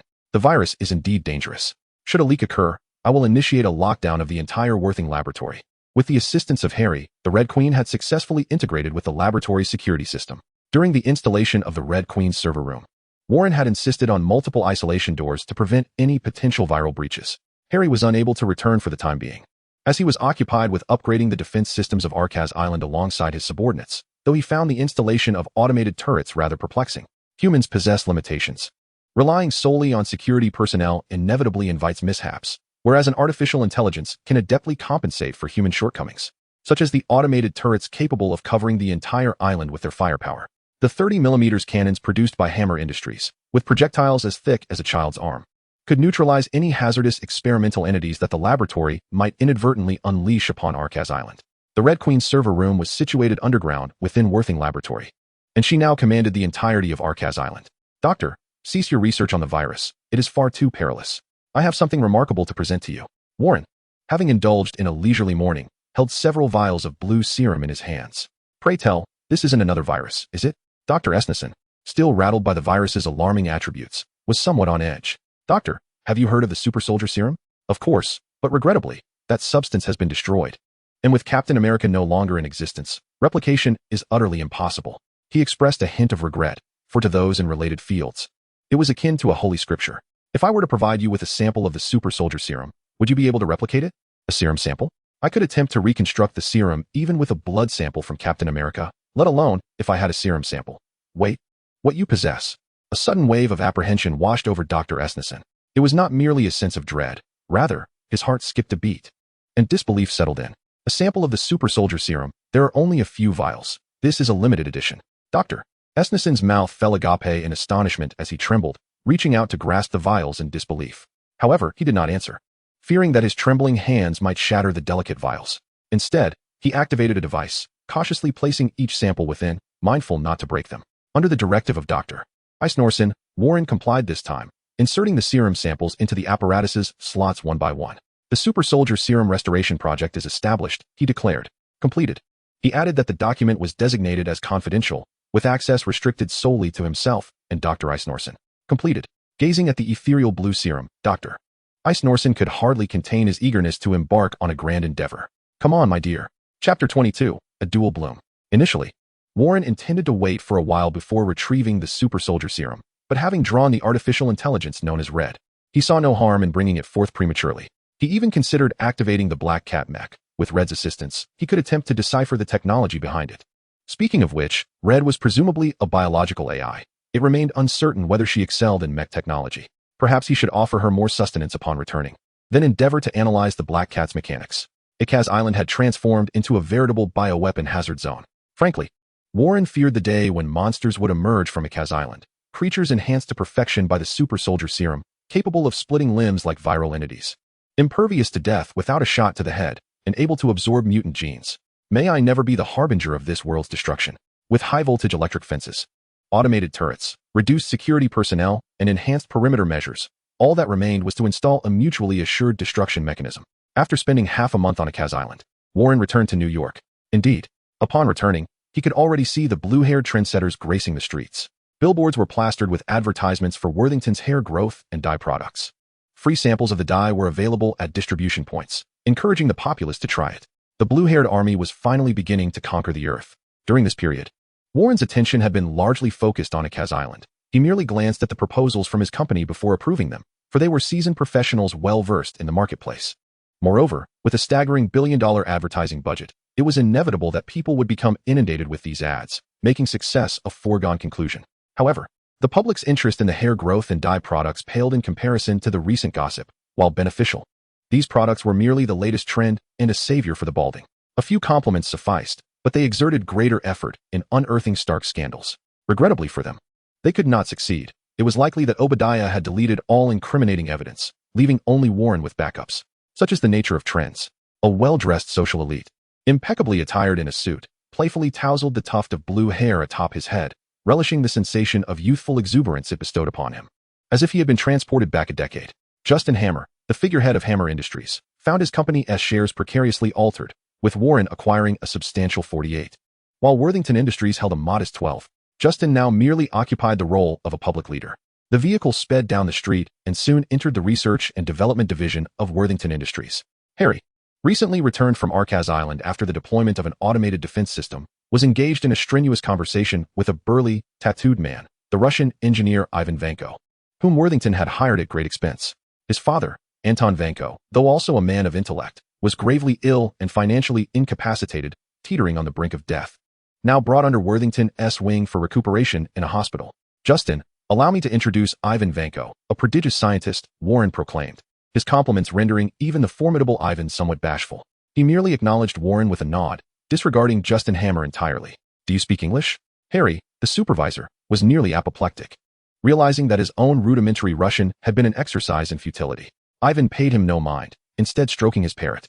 In his time of hardship and familial distress, it had been Warren who offered him this lucrative position, ensuring his father received the best medical care, thus earning Warren his utmost respect. A genius? Oh, are you here to assist us in developing new weaponry? My ex-wife's missile could certainly use some enhancement. A genius would be just the thing, Justin Hammer declared, eliciting an awkward silence from Warren, who was at a loss for words. Harry, show Ivan the data on the ex-wife, Warren instructed. Certainly, Harry replied, projecting the information. Ivan, intrigued, approached the data with remarkable speed. Well, is my ex-wife not simply marvelous? Justin boasted. Shit, Ivan Vanko retorted dismissively, toothpick in mouth, his expression rife with disdain. Justin's face contorted in indignation, nearly turning blue as he turned to Warren, exclaiming, this sort of person is better suited to remain at Worthington Industries. He shall not be permitted to enter Hammer Industries. Absolutely not. Harry, let us show him the micro-missile, Justin commanded. Harry retrieved the new data, prompting Ivan's curiosity as he donned a pair of glasses, his demeanor shifting to one of earnestness. What? What is this? What kind of missile is this? Is it simply called the micro-missile? Indeed, this is Hammer Industries' next product, which I have aptly named the micro-missile, Justin replied. Pardon my candor, but the name micro-missile is rather pedestrian. As long as it is effective, it suffices. Regardless of its efficacy, Warren would not entrust Justin with the naming. His ex-wife? What a lamentable standard for nomenclature. This time, Ivan Vanko lingered a bit longer than usual. Do you require me to recreate it? Indeed. I have only acquired a few samples. I need you to fully interpret it so we may possess a complete preparation technique. It poses some difficulty. Grant me a fortnight. He confidently asserted. Very well, I shall grant you 2 weeks. Furthermore, Hammer Industries has prepared a laboratory for you, and Justin Hammer will fully cooperate. What? You expect me to collaborate with that scoundrel? I had thought I would be working at Worthington Industries. Ivan Vanko adjusted his glasses. Worthington Industries does not engage in military products. Only Hammer Industries possesses the requisite capabilities, Warren elucidated. Ivan Vanko nodded, refraining from further inquiries. In the newly established District 13 of Worthington Industries, a black-coated mech stood silently at the control station. Despite its cat ears and bell-adorned tail, it could not conceal its menacing aura. The micro-missile launch bay had been dismantled, with several missiles removed for Ivan Vanko to replicate, lest there be a shortage of ammunition in the future. The core power furnace of the mech had also been removed. Only Warren knew its whereabouts. Harry was bustling about, disassembling other components of the mech, super high-power thrusters, and laser defense matrix. His expression was one of exuberance, for a mech is the dream of every man. Red, please scan the thrusters and laser defense matrix work units. District 13 is a clandestine area within Worthington Industries where the resources of Red can be utilized remotely. Warren has not disclosed Red's existence to the outside world, nor can Ivan Vanko. That individual is somewhat radical, and his computer skills are at least at a gold card level. It is best to keep Red's existence a secret from him. Warren himself possesses programming skills at the purple card level, yet seems to fall short of Harry's expertise, lacking significant proficiency and work experience.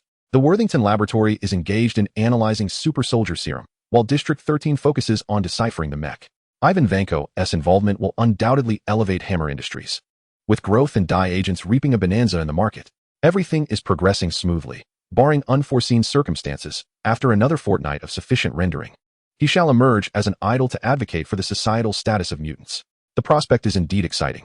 Chapter 23, Aerial Combat Training. In the original narrative, Ivan Vanko harbored vengeful thoughts toward Tony Stark, having pointed out to his father before his demise that what had become Iron Man was originally intended for him.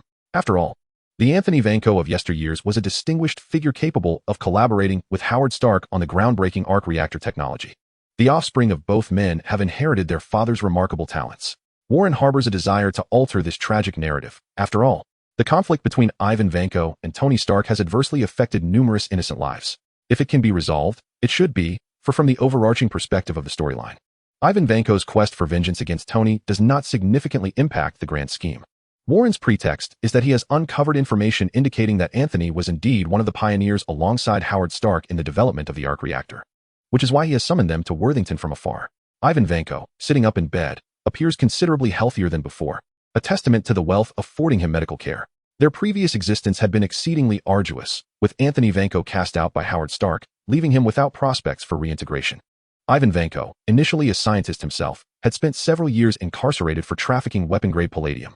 Thus, when Worthington expressed interest in hiring them, they found it hard to believe, and their journey to America required considerable effort. Even during a visit to his father, Ivan Vanko maintains his nonchalant demeanor, perpetually brandishing a toothpick. It seems you've been faring well these past few days, he remarks, now adorned in a clean, new outfit that finally conceals his extensive tattoos. Not too shabby. A private laboratory, equipped with all necessities, save for that imbecile with a head full of nonsense. Fortunately, I need not concern myself with him. It appears that in Ivan Vanko's mind, Justin Hammer has become synonymous with excrement. Is work progressing smoothly? Upon mentioning this, Ivan Vanko's mood shifts to one of agitation. The micro-missiles targeting and tracking system, the propulsion devices, the explosives, each is unlike anything I've encountered. Any one of them could propel the entire industry forward. They seem to hail from the future, with technological advancements exhibiting a staggering leap. It appears you are in a predicament. Just in time, I've had ample rest. Anthony Vanko rises, muttering, a leap in technological advancement? As a father, he knows his son well. The mere fact that Ivan articulates such thoughts indicates that the task assigned to him by Worthington is undoubtedly formidable.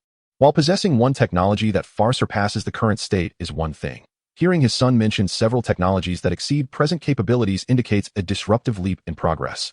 Leaving Ivan in a challenging position, it seems the seasoned veteran must take the reins. No, the doctor insists you require more time to recuperate. Ivan Vanko attempts to push him back down. The laboratory is my sanctuary for recovery. Everything within it brings me joy. Anthony grasped his hand, paused in silence for a moment, and then resolutely declared, Stark.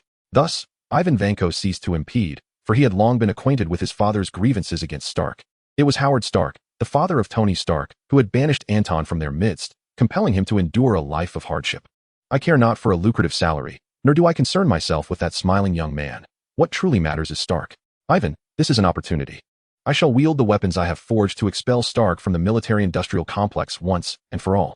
I have awaited this day for far too long, and I feared it might never arrive.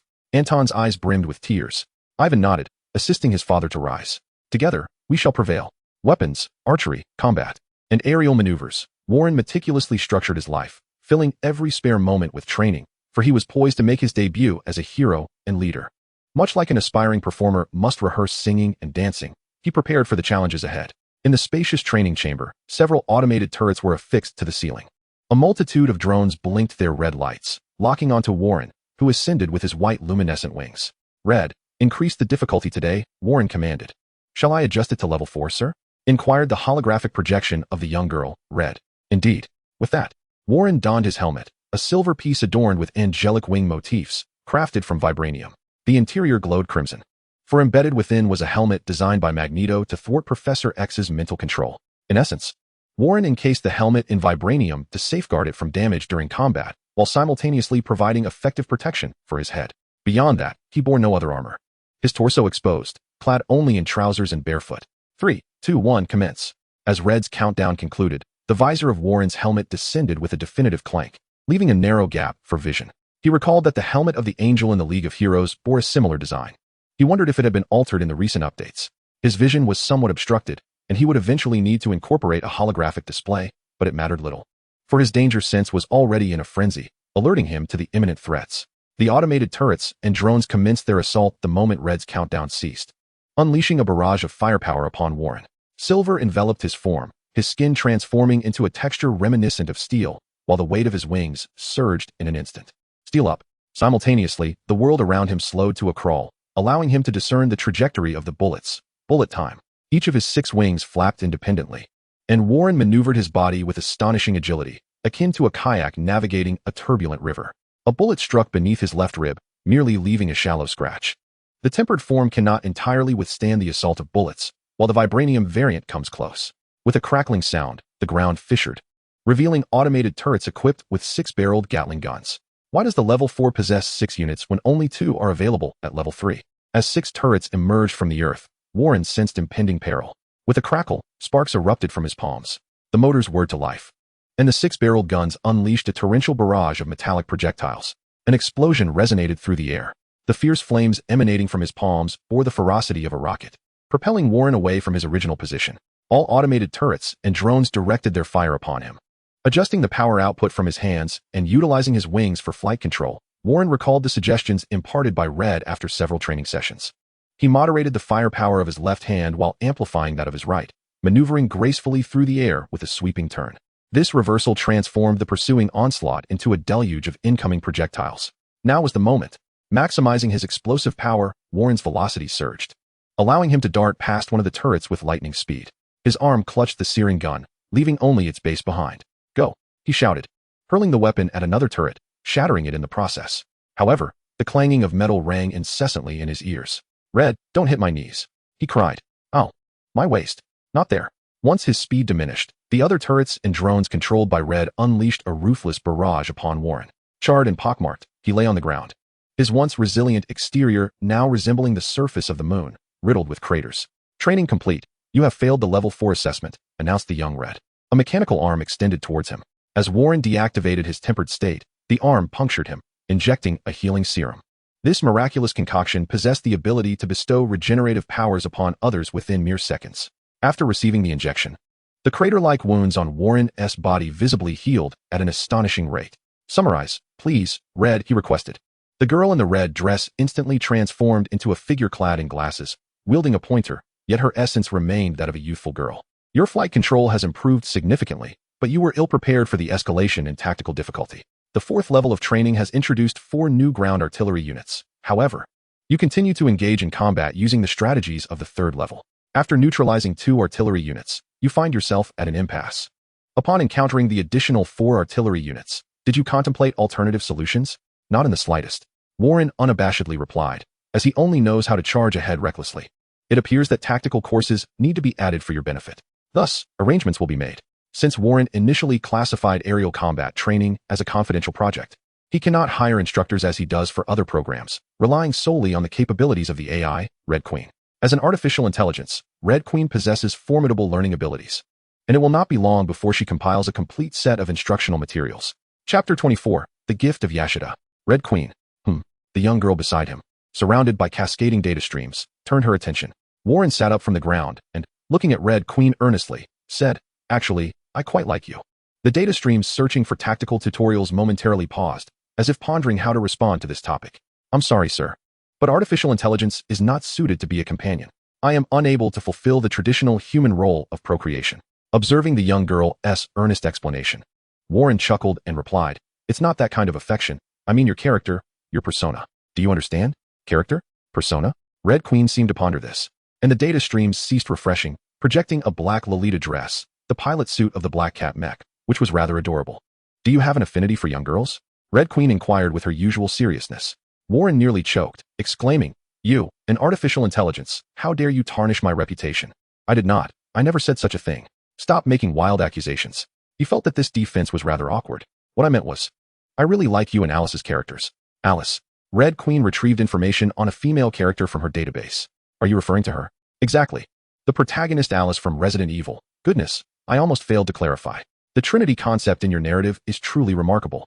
The aging original, the youthful clone Alice, and the childlike persona of the AI Red Queen. Warren was quite satisfied with the conclusion of the last film in the Resident Evil series.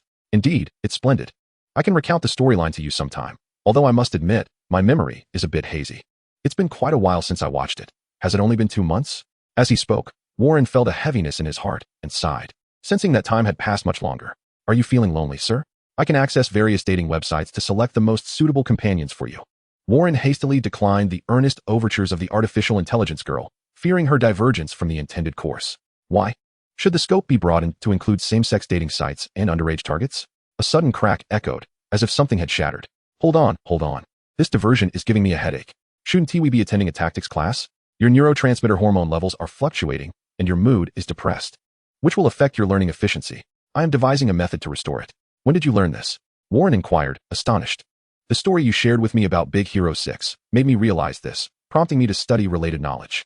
Furthermore, you have designated the development of Baymax as a subsequent objective. Your mood seems to have further declined. Would you like me to give you a hug? It could effectively alleviate your current state. The projection of the AI adopted a hugging posture. Books and online resources are not always accurate, and besides, you currently lack a physical form. Thus, she embraced Warren, as her programming interpreted his lack of refusal as consent. Despite the virtual light and shadow passing through him, devoid of any tactile sensation, Warren felt an inexplicable healing effect, as if he were genuinely enveloped in an embrace. Am I truly moved? Your neurotransmitter levels are recovering. Let us commence the lesson now. The little teacher raised her pointer, and the organized materials projected forth. Could you not allow me to feel moved for a moment longer? The enhancement of tactical acumen is not an overnight endeavor, yet fortunately, he still possessed ample time. Exiting the virtual training room, all the furnishings reverted to their original state.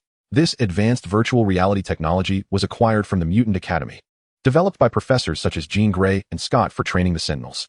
It was undoubtedly cutting-edge technology, which is why Warren had requested one for himself during his recent visit to the Academy, given his financial means. Nivea awaited outside. As soon as Warren changed his attire, she promptly presented the documents requiring his signature. Once these were completed, Nivea mentioned another matter. Sir, Supervisor Harry requires your presence in District 13. Only 5 individuals had access to District 13, Warren, Harry, and his 3 subordinates, who were currently tasked with the technical analysis of the Black Cat mech, assisted by Red. Ivan Vanko had requested to transfer his father, Anton Vanko, to his laboratory for collaboration. Very well.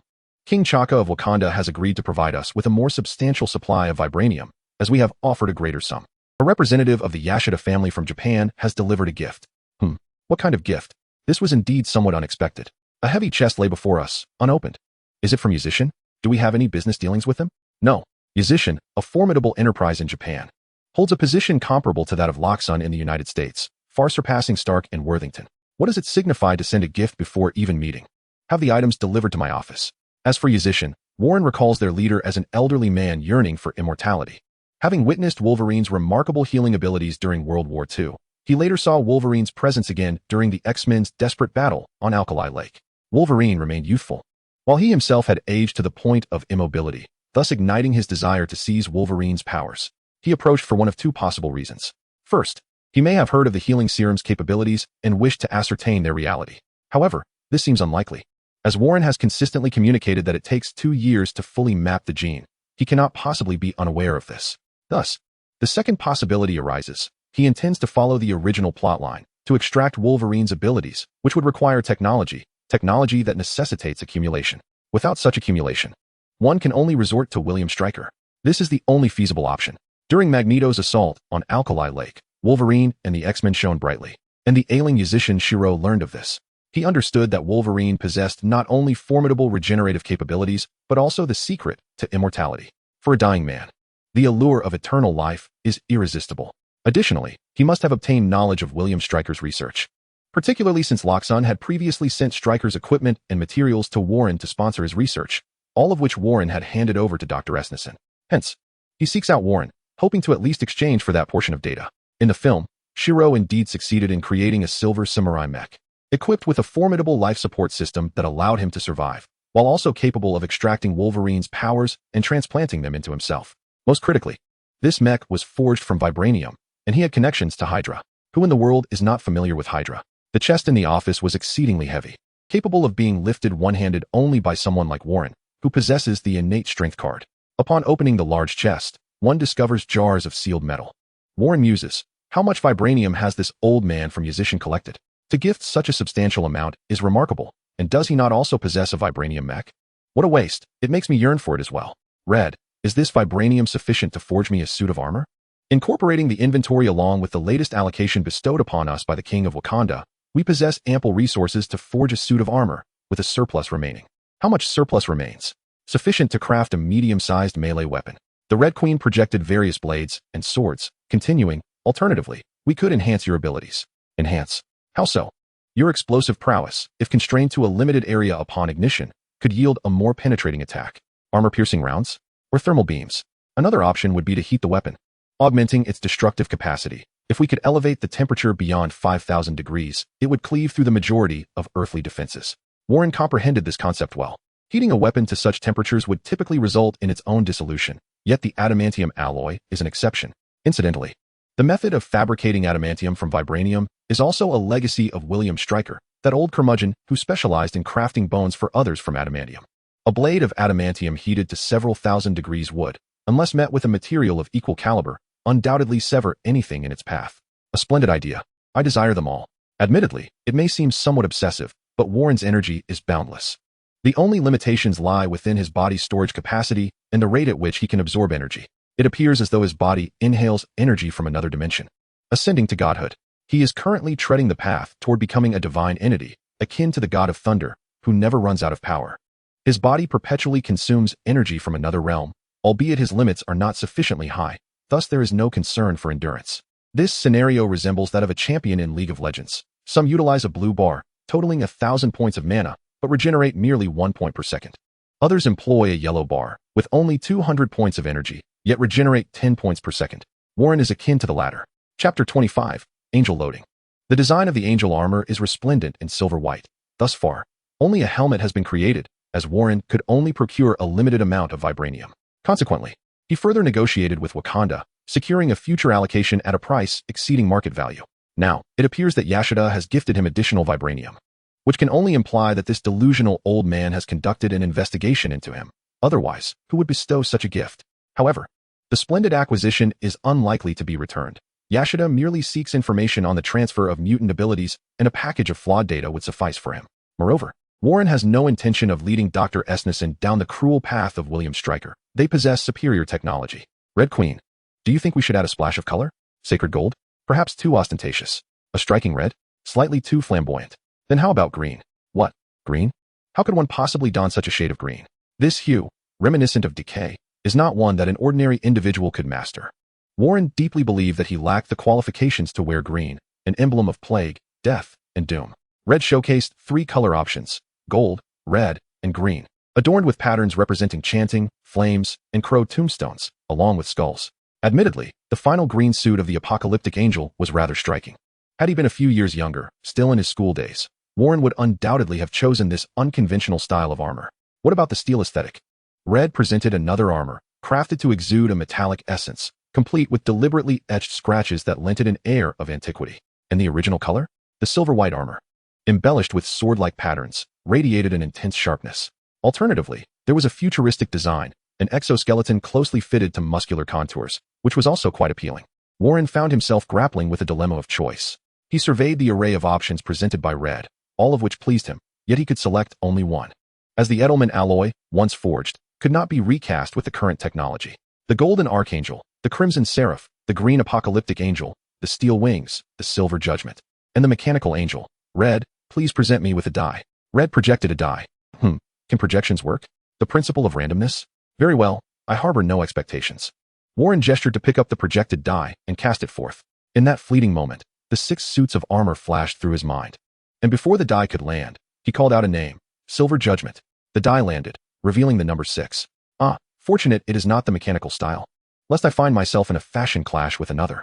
The other designs were tossed into the refuse, and Warren magnified the Silver Judgment suit. Red, do you not think the shoulder plates and battle skirt are overly thick? The Edelman alloy boasts excellent defensive capabilities, rendering such thickness unnecessary. Shift the pattern closer to the edges. I wish to spray paint it in case I desire a color change in the future. Thus, Red made the adjustments, and the armor appeared more streamlined. Let us begin with gold. The armor was coated in gold, but the patterns and silver edges remained, creating a noble and resplendent pairing of gold and silver. Add my wings at the back. 3 pairs of white light wings were projected, 1 pair soaring, 1 pair unfurling, and 1 pair cascading like the elegant tails of a swallow. Warren was particularly fond of this wing design. The final pair's drooping form was a stroke of genius. Now, let us try it in red. Red seems rather unsatisfactory. The silver adamantium alloy armor does not quite harmonize with it. Perhaps gold would be a better choice. Let us refine the details. Additional patterns should adorn the back of the hand. The flowing silver-white edges appear too insubstantial, overshadowed by the gold. It would be preferable to retain more of the original design, enhancing the raised edges to accentuate the contours, which would enhance its aesthetic appeal considerably. The shoulders still seem too slender. What if we transform the shoulder armor into a layered design? The abdominal area beneath the chest armor could similarly benefit from this treatment. The footwear is overly plain. The toes ought to feature a distinctive design, not a tiger's head, of course. I do not genuinely expect a tiger's head on angelic armor. That would be rather incongruous. Let us remove that and instead incorporate intricate patterns. The side skirt armor at the waist should be shortened. It does not need to be so long. Do you know about the high-ranking angels of heaven? No? Well, never mind. This pattern is incorrect. Bring me a drawing board. Since the crossing, this is the first time Warren has immersed himself for such a lengthy period. It becomes clear why Tony Stark could spend hours in his laboratory crafting armor. It is indeed easy to become engrossed. Had it not been for Harry seeking his assistance, he could have remained there for several more hours. What happened? After several days of effort, we surrendered. Harry looks significantly more haggard. What? You do not understand. The technology of this mech is decades ahead of current advancements. We cannot merely replicate the technologies present. We must also develop the intermediate technologies that bridge the gaps, which are at least 3 generations ahead of what we currently possess. When Harry spoke these words, there was a profound sincerity in his tone, as he truly felt powerless. Unable to replicate? It will take at least 5 to 10 years. It is impossible in the short term. Many components cannot be produced with existing technologies. And we require breakthroughs. Damn. In 5 to 10 years, who knows how much Iron Man's suit will have evolved. Then let us strive for breakthroughs. If Worthington cannot achieve it in the foundational industrial sector, then others certainly cannot either. The caveat is that others must not have any unfair advantages. However, it matters not. Warren himself is a prodigy in his own right. By the way, does Worthington have any projects related to nanotechnology? Nanotechnology? Harry pondered for a moment before responding. Worthington Industries does not have any such projects. Then let us initiate a nanotechnology project, and during the ensuing time, I want you to develop the White Giant. The mech can remain untouched for now. Warren glanced at the disassembled Black Cat mech and commanded, reassemble it first. The attributes of the Black Cat mech are astonishingly formidable. Warren has no doubt that the Mark II created by Tony Stark upon his return will be outmatched. However, this also brings forth the challenges of technological limitation. From materials to weaponry, every aspect presents difficulties. Harry had exerted himself to the utmost. After all, he was not an extraordinary genius. Thus, it was prudent to allow him to engage in tasks within his capability, while the more remarkable feats could be left to others. As for the Black Cat mecha, Warren resolved to have the Red Queen equip it with a remote control system. By the way, before developing Big White, you should first assist the Red Queen in creating weapons made from Eadman alloy capable of heating to 5,000 degrees. What? Harry was baffled. Uncertain of the prior conversation between Warren and the Red Queen. Weapons that could reach 5,000 degrees. A magma projector, perhaps? However, after reviewing the materials, he grasped the concept. This was straightforward. By utilizing different materials according to the design specifications, energy could be supplied from the grip area. If the handle was crafted from metal and ceramic, it would concentrate heat at the blade of the weapon. Would it not burn your hands? Do you intend to wield such a weapon yourself? Harry initially assumed that this weapon was meant for machines. Warren did not respond with words, but raised his hand, gathering the tempestuous energy within his palm. Oh my goodness. I thought it was powered by a fusion reactor. So it is the human body? How much high temperature can you endure? Under normal conditions, I can manage 300 to 400 degrees without issue. In combat, at least 1,500 degrees. Though I have not tested it precisely. The angelic physique inherently possesses attributes of stars and flames, with a natural resistance to fire. Once tempered, its ability to withstand high temperatures would significantly increase. I see. A resistance to 1,500 degrees is hardly different from a machine. Then, this simplifies matters. In a day and a half, Harry and the Red Queen designed a sword grip device and a projector. The grip could rapidly heat the Eadman alloy weapon, elevating its temperature to 5,000 degrees within 3 seconds. The projector, an additional apparatus affixed to the hands and feet, was thin when retracted, adhering to the gauntlets and greaves. When deployed, it resembled a blooming lotus, capable of absorbing Warren's energy and releasing it. The angle of several petal-shaped alloy reflective walls could control the manner of energy emission. Continuous propulsion could enhance flight speed, while explosive energy convergence could form an attack. By adjusting the nozzle size and charging duration, one could regulate the power of the attack, enabling both widespread and penetrating assaults. With everything in place, they awaited the arrival of Wakandan vibranium, hoping that their African friend's delivery would be prompt. Chapter 26. On that day, someone wished to become light. Warren, allow me to introduce you to a new friend. Stern frequently presented Warren with new acquaintances, most of whom he remembered. Once he upgraded his brainwashing to a gold card, he could control them one by one. He would wager that 99% were Hydra operatives. Senator Stern was conversing with Warren remotely when a third projection joined the discussion. An elderly man lay upon the hospital bed, his skin marred by numerous age spots, a stark reminder that his time was drawing near. Mr. Worthington, at long last. We meet, he said, his voice a whisper of gratitude for the gift he had received, expressing his satisfaction. The man on the bed was Yashida, a figure who had once been captivated by Wolverine's prowess during World War II. That is well, Warren replied, sensing Yashida's intent. However, we might engage in a thorough discussion regarding the agency rights for hair growth and dye products in the Asian market. What? No, that is not why I have come. Yashida responded, a hint of agitation creeping into his tone. Stern interjected, asserting that the matter indeed warranted a serious discussion, as Yashida's influence in Asia could position him as a formidable agent for Worthington Pharmaceuticals in that region. Yes, indeed, that is entirely feasible. I can offer an agency fee that is unparalleled, Yashida conceded hastily, eager to steer the conversation away from that topic. In truth, I seek the information left by William Stryker, he stated plainly. That data is of little use. It is too incomplete, Warren retorted.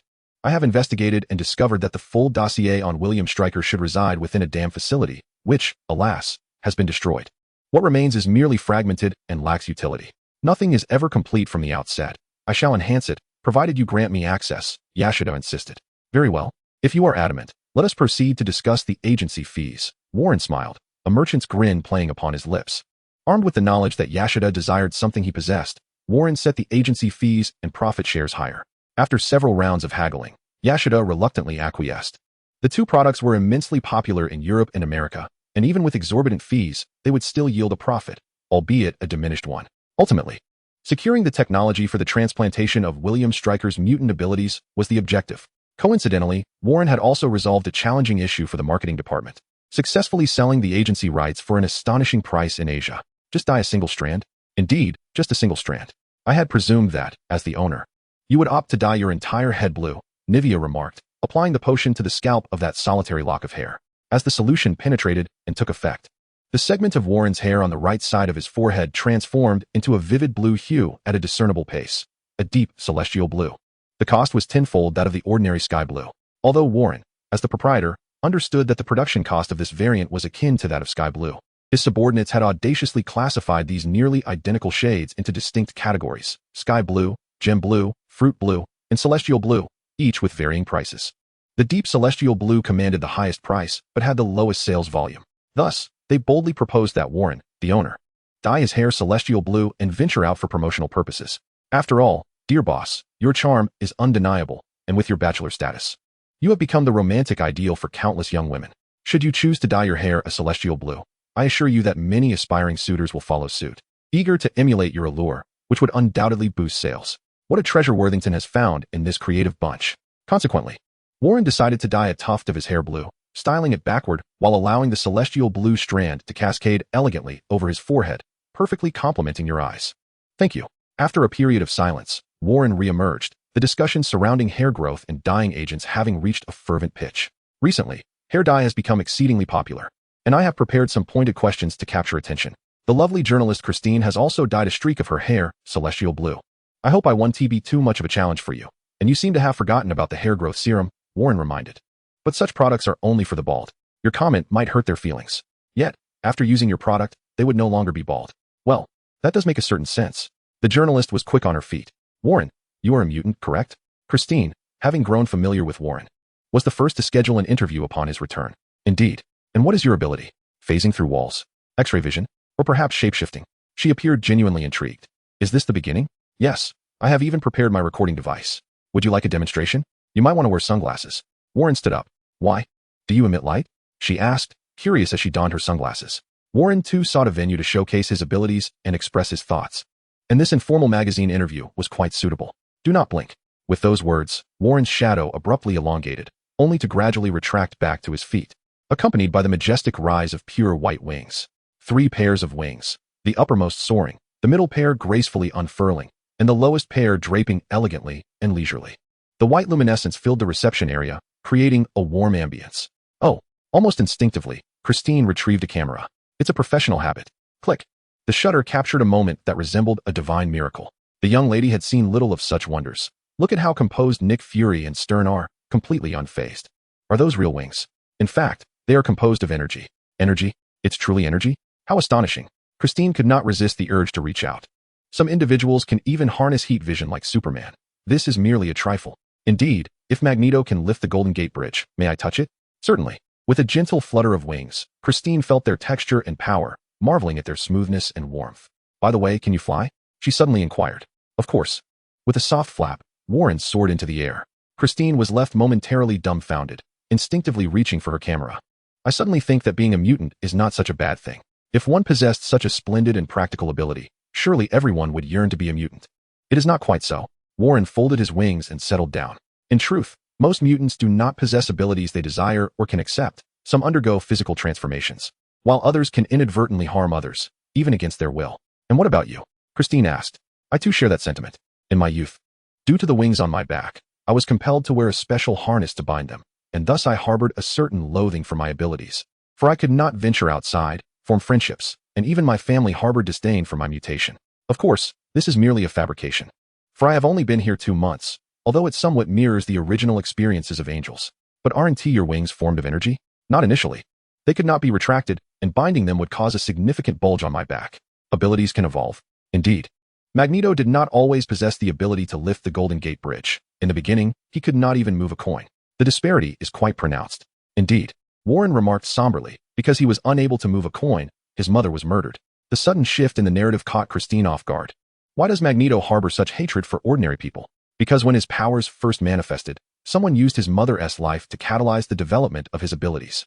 Because just as he resolved to relinquish his hatred for humanity, others captured his fellow mutants for inhumane experiments. Because when he chose to retreat from the mutant struggle to marry and raise a family, a friend, terrified of his mutant identity, betrayed him, resulting in the tragic deaths of his wife and child at the hands of the police. My goodness, when framed this way, Warren truly feels that Magneto's plight is indeed tragic. With a snap, a stack of documents was cast aside by Warren, detailing Magneto's sorrowful past. Take a look. Christine silently perused the entire collection, left speechless for a long while. The seemingly villainous Magneto had endured such a wealth of tragic experiences. Without persecution, there can be no resistance. If mutants were allowed to bask in the sunlight, untainted by the malicious gazes of others and free from societal rejection, how could such turmoil possibly arise? Yet, the current environment reflects otherwise.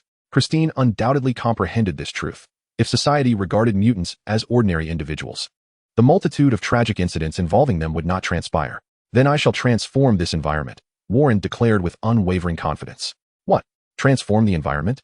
How is that feasible? Just recently, mutants nearly brought humanity to its knees. Mutants will live in the light, and I, his angelic wings unfurled, shall guide them. Is that not a touch mad? Christine mused. Perhaps, he conceded, but Warren is not alone in this endeavor. The Mutant Academy and the X-Men will stand by him. Allies from the Nine will support him. Countless nameless Hydra operatives will lend their aid, and various influential figures who require the regenerative serum to extend their lives will rally to his cause. Gifted, honorable, faithful. He is determined to alter the societal standing of mutants. His aspirations are beyond even Thanos' reach. Chapter 27. Christine blinked, taking a moment to process his words. Wow, it sounds like a revolution. This is not a revolution. Magneto has proven that radical methods do not earn mutants their rightful place in society. What I seek to employ are honorable means, constructing a bridge of communication between humans and mutants. That is no simple feat. Christine maintained a skeptical stance. But I am not an ordinary individual. A powerful mutant, I command the Worthington Group, with extensive interests and numerous allies, all of whom are far from ordinary. Armed with advanced technology and knowledge of the narrative, if I cannot achieve this, then mutants might as well await their demise. It seems you have prepared extensively. Indeed. My preparations are thorough. Subsequently, Christine inquired about hair growth and dyeing serums, questioning whether the rumors of them being derived from mutant blood held any truth. It appeared that foolish inquiries abound in every corner of the internet. Warren could only suppress his laughter and provide a serious explanation. The following day, Vanity Fair published the content of Christine's interview, with Warren's photograph gracing the cover. The ethereal glow of his wings prompted speculation that the magazine had altered its aesthetic. At that moment, Congress was deliberating on a new initiative, the Mutant Special Operations Team. This project, spearheaded by Senator Stern, aimed to harness the extraordinary abilities of mutants to tackle crimes that conventional methods struggled to resolve. That concludes my proposal. Next, I invite the expert on mutant affairs and future advisor to the Mutant Special Operations Team, Warren Worthington, to address your inquiries. Stern bestowed a look of encouragement upon Warren. Warren surveyed the surroundings, the soft glow of light cascading behind him. Ladies and gentlemen, before we commence, I must declare that I too am a mutant. Now please, feel free to pose your questions. Do you believe the public would genuinely accept mutants protecting them? Of course not. But the more crimes we thwart and the more criminals we eradicate, the more society will come to embrace us. You seem quite confident. Indeed, why shouldn't I be? At this moment, Warren activated the projector, displaying a series of documents. These materials should be quite familiar to you all. Indeed, they were utilized not long ago when individuals were propagating the notion of mutants as a threat. He smirked disdainfully. Some mutants possess the ability to walk through walls, prompting concerns about what might happen if one were to infiltrate a bank vault. Others can assume the appearance of anyone, leading to fears that they might impersonate you. Some can invade others' thoughts, causing anxiety over the potential violation of privacy. Yet, has anyone considered that the abilities of mutants could also serve a monumental purpose? A firearm, when held by a criminal, is inherently malevolent. When wielded by a police officer, is it inherently virtuous? Its moral standing does not reside in the object itself, but rather in the intentions of its user. Yet, it is often said that the majority of mutants are criminals. Upon hearing this skepticism, Warren uttered a quiet but audible expletive. However, he had executed his argument admirably, paving the way for what was to follow. Behold this data. It illustrates the statistical involvement of mutants in criminal activities over the past 4 months. Following the release of the antidote, there has been a remarkable decline of 63%. This can only be attributed to the efficacy of the antidote, as our police force is now equipped with antidote weaponry. However, should a police officer administer the antidote forcibly, it would still be recorded as a criminal offense. Yet, that has not occurred. This indicates that a portion of mutants, previously reliant on theft and robbery, have opted to receive the antidote and abandon their criminal pursuits, demonstrating a desire for redemption. However, not all mutants share this inclination. Some remain skeptical, though their tone has softened considerably. Yes, but we can guide those mutants who wish to do good, and for the recalcitrant ones, we have established a new prison specifically for them. If one exists in a nurturing environment, no one would desire to commit crimes. This is a conclusion drawn from my decades of experience, applicable to mutants as well. Chief Carlos has offered his support. Moreover, I have long sought to employ a mutant. But alas, the Mutant Restriction Act prohibits such an action. Indeed, the Mutant Restriction Act hinders the large-scale employment of mutants within the government, thereby obstructing the path to peace. With this, Warren transitioned to a new set of materials. Behold, this is an ordinary mutant, devoid of any remarkable exterior. However, his extraordinary ability allows him to perceive all living entities within a certain radius, distinguishing their identities with astounding precision, far surpassing any contemporary human device in a series of evaluations. This is yet another mutant, endowed with formidable dynamic vision, neural response speed, and exceptional physical coordination, enabling him to achieve perfect accuracy, hitting the same point with all 30 bullets aimed at a target 200 meters away. A video showcases a man wielding an automatic rifle, unleashing 30 rounds that strike a single point, creating a molten crater in a metallic target. Furthermore, another video depicts a man positioned before a table laden with various objects. He picks up a piece of iron, and his skin transforms into iron. Then, he grasps a piece of copper, becoming a copper man. Upon seizing a diamond, his body becomes translucent and radiant. Such straightforward abilities warrant no further explanation from Warren. The powers possessed by mutants can be categorically divided into 3 domains: support, offense, and defense, of which the aforementioned constitute merely a portion. There are mutants with superlative olfactory senses, surpassing even those of police dogs. Others possess abilities derived from extraterrestrial organisms, excelling in physical attributes beyond world champions. And it is not uncommon to encounter mutants impervious to blades and bullets. Some, like Magneto, can manipulate magnetic fields, while others have enhanced their defenses to a metallic caliber or can absorb the kinetic energy of bullets. Pausing momentarily, Warren continued, "They ought to be allies rather than adversaries. I have concluded my exposition. Ladies and gentlemen, it is time to cast your votes." Each person exchanged glances, leading to a decision. The results were astonishing: 13 votes opposed, and 2 abstained. This outcome was anticipated, given Stern's tireless efforts and the multitude of friends he rallied. Failure was not an option. After all, if a mutant special operations team could be established, wouldn't Hydra soon find themselves involved? This is indeed a positive development that warrants our utmost support. Warren turned towards Congressman Stern, along with the special invitee, Director Carlos, and former Minister Hank, smiling and waving. Hank, the blue-haired elder, wore a complex expression, tears of excitement threatening to spill. Like Magneto, he had devoted his life's work to championing the cause of mutants, albeit through governmental channels, yet with little success. Hank, if you can return to the Department of Mutant Affairs to support me, our burdens will be significantly alleviated. I will, came the response. Then the voice from the speaker inquired, Mr. Warren, does the Mutant Special Operations Team have a name, or shall it simply be referred to as the Special Operations Team? Indeed, I have prepared a name, the name that had long been prepared. What I wish to convey to all my fellow mutants is that this world is worthy of our struggle. We shall become the Watchers, utilizing our gifts to safeguard this realm, eradicating evil to forge our glory, with light as our sole conviction. Before a multitude of cameras, Warren proclaimed the birth of that name. Chapter 28. I shall be worthy of it all. Within a mere day, this name resonated far and wide, for it signified the government's genuine commitment to fostering peace between humans and mutants. It would serve as a bridge, although its literal translation is merely Watchers. In the current context, the name has acquired a unique significance. Thus it shall be referred to as Overwatch. Overwatch, a specialized response organization predominantly comprised of mutants, is tasked primarily with addressing mutant-related criminal activities and associated matters. Admittedly, the newly established Overwatch has yet to completely usurp this segment of operations from S.H.I.E.L.D, and their own reach is still limited. The journey to attain the global operational authority akin to S.H.I.E.L.D is a long and arduous one. Patience is key. First, they must secure the mutant-related aspects before gradually expanding their influence. Many are more concerned about this matter than Warren himself. Indeed, it is the zealous Hydra that, upon the approval of Overwatch, swiftly established a comprehensive administrative framework and began disseminating calls to arms, urging capable mutants to join the Overwatch training camp for their survival. These are formidable mutant warriors, many of whom can single-handedly take on hundreds, proving more effective than the scarce super soldiers. When Warren initially proposed this concept, Stern wholeheartedly agreed, and subsequently reported it to Pierce.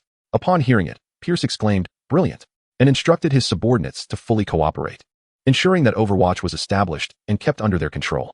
Alexander Pierce's faction of Hydra has infiltrated S.H.I.E.L.D,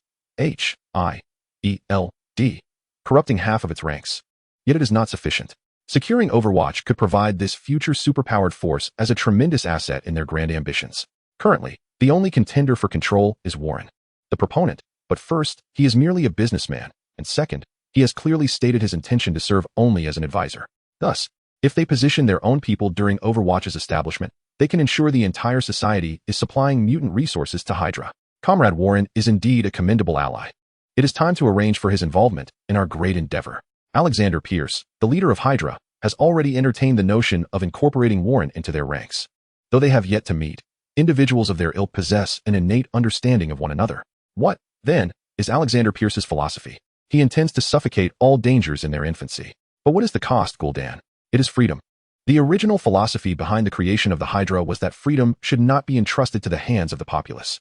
Warren's ambitions are equally grand, as he aspires to be a leader and a catalyst for societal change, akin to Alexander Pierce.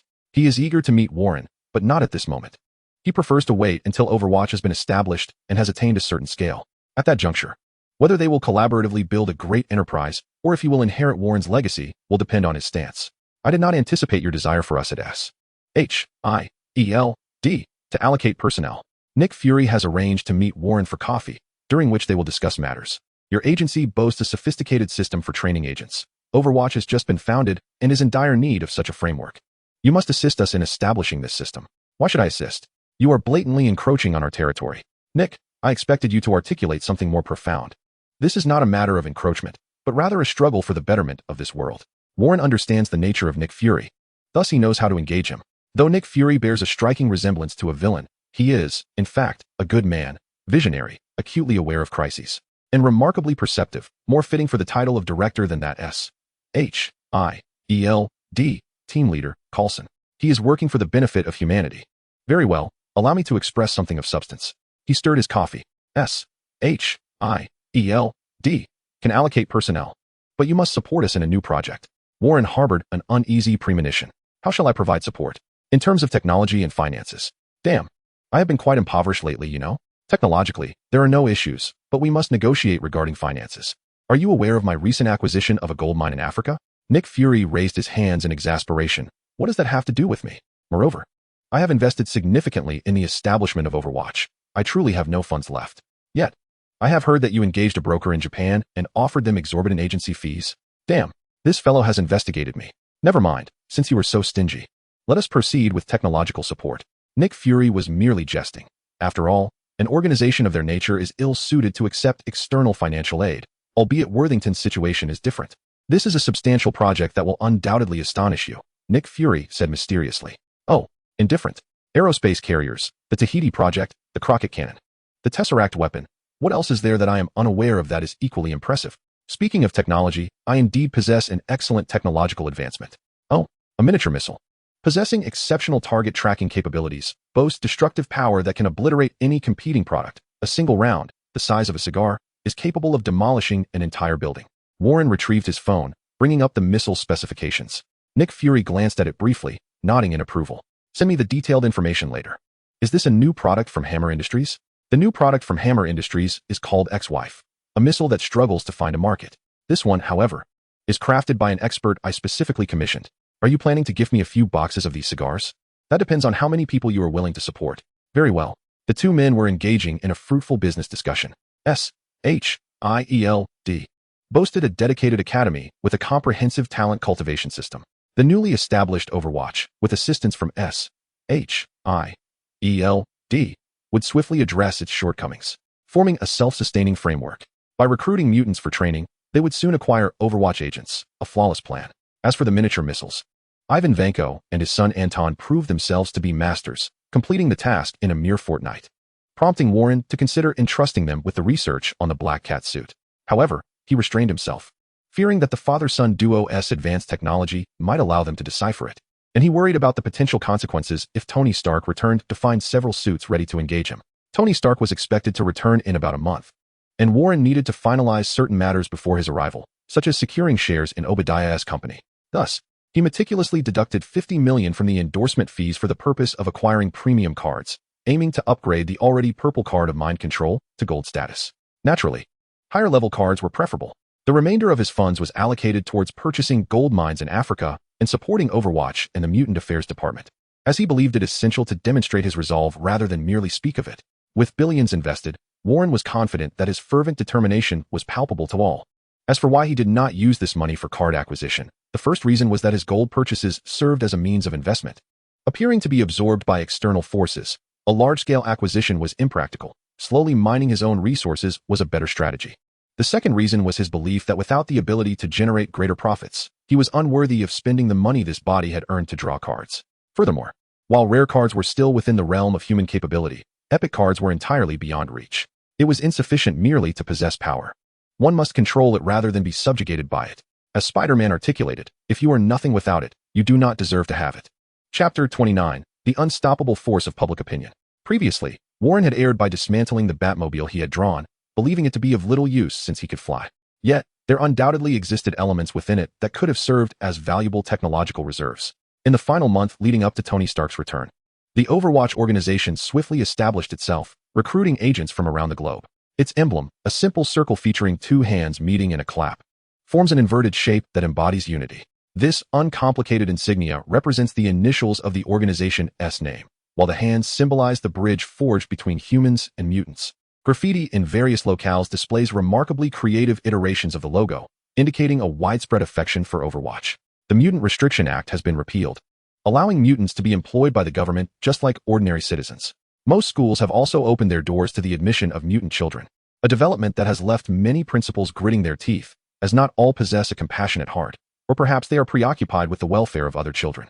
In response, mutant academies have begun establishing branches nationwide, which is one of the reasons for the substantial investments.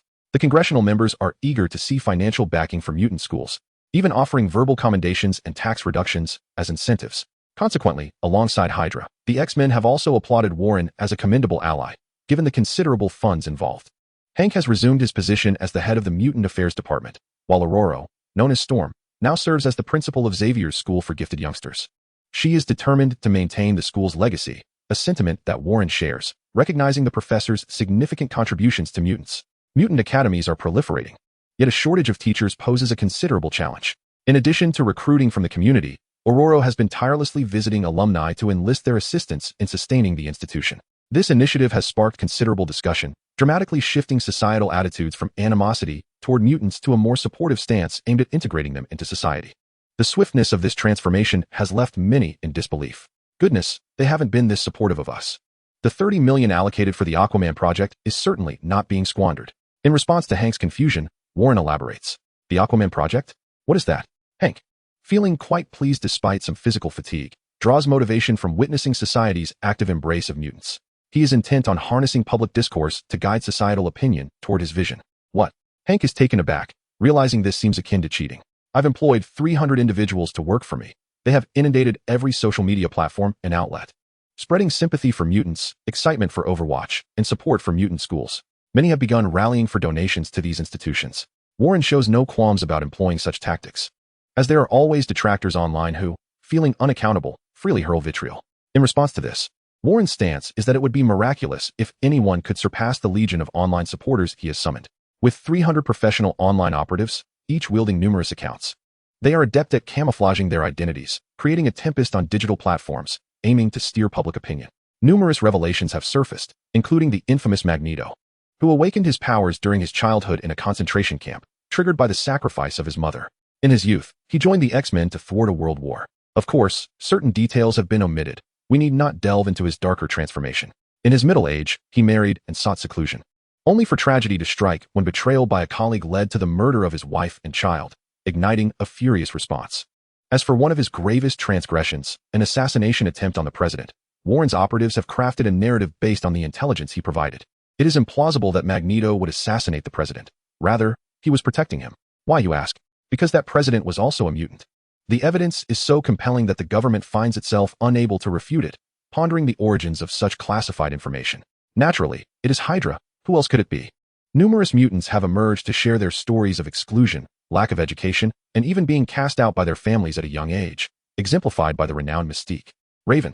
It is precisely because of the actions of certain individuals that mutants have been deprived of educational opportunities, which fuels my desire to contribute to the advancement of the Mutant Academy. Why is the Academy named Xavier's School for Gifted Youngsters? When posed with this question, it is an opportune moment to extol the professor's accomplishments, his initial formation of the X-Men, evasion of certain villains, and relentless efforts to prevent a world war, thwarting nefarious plots along the way.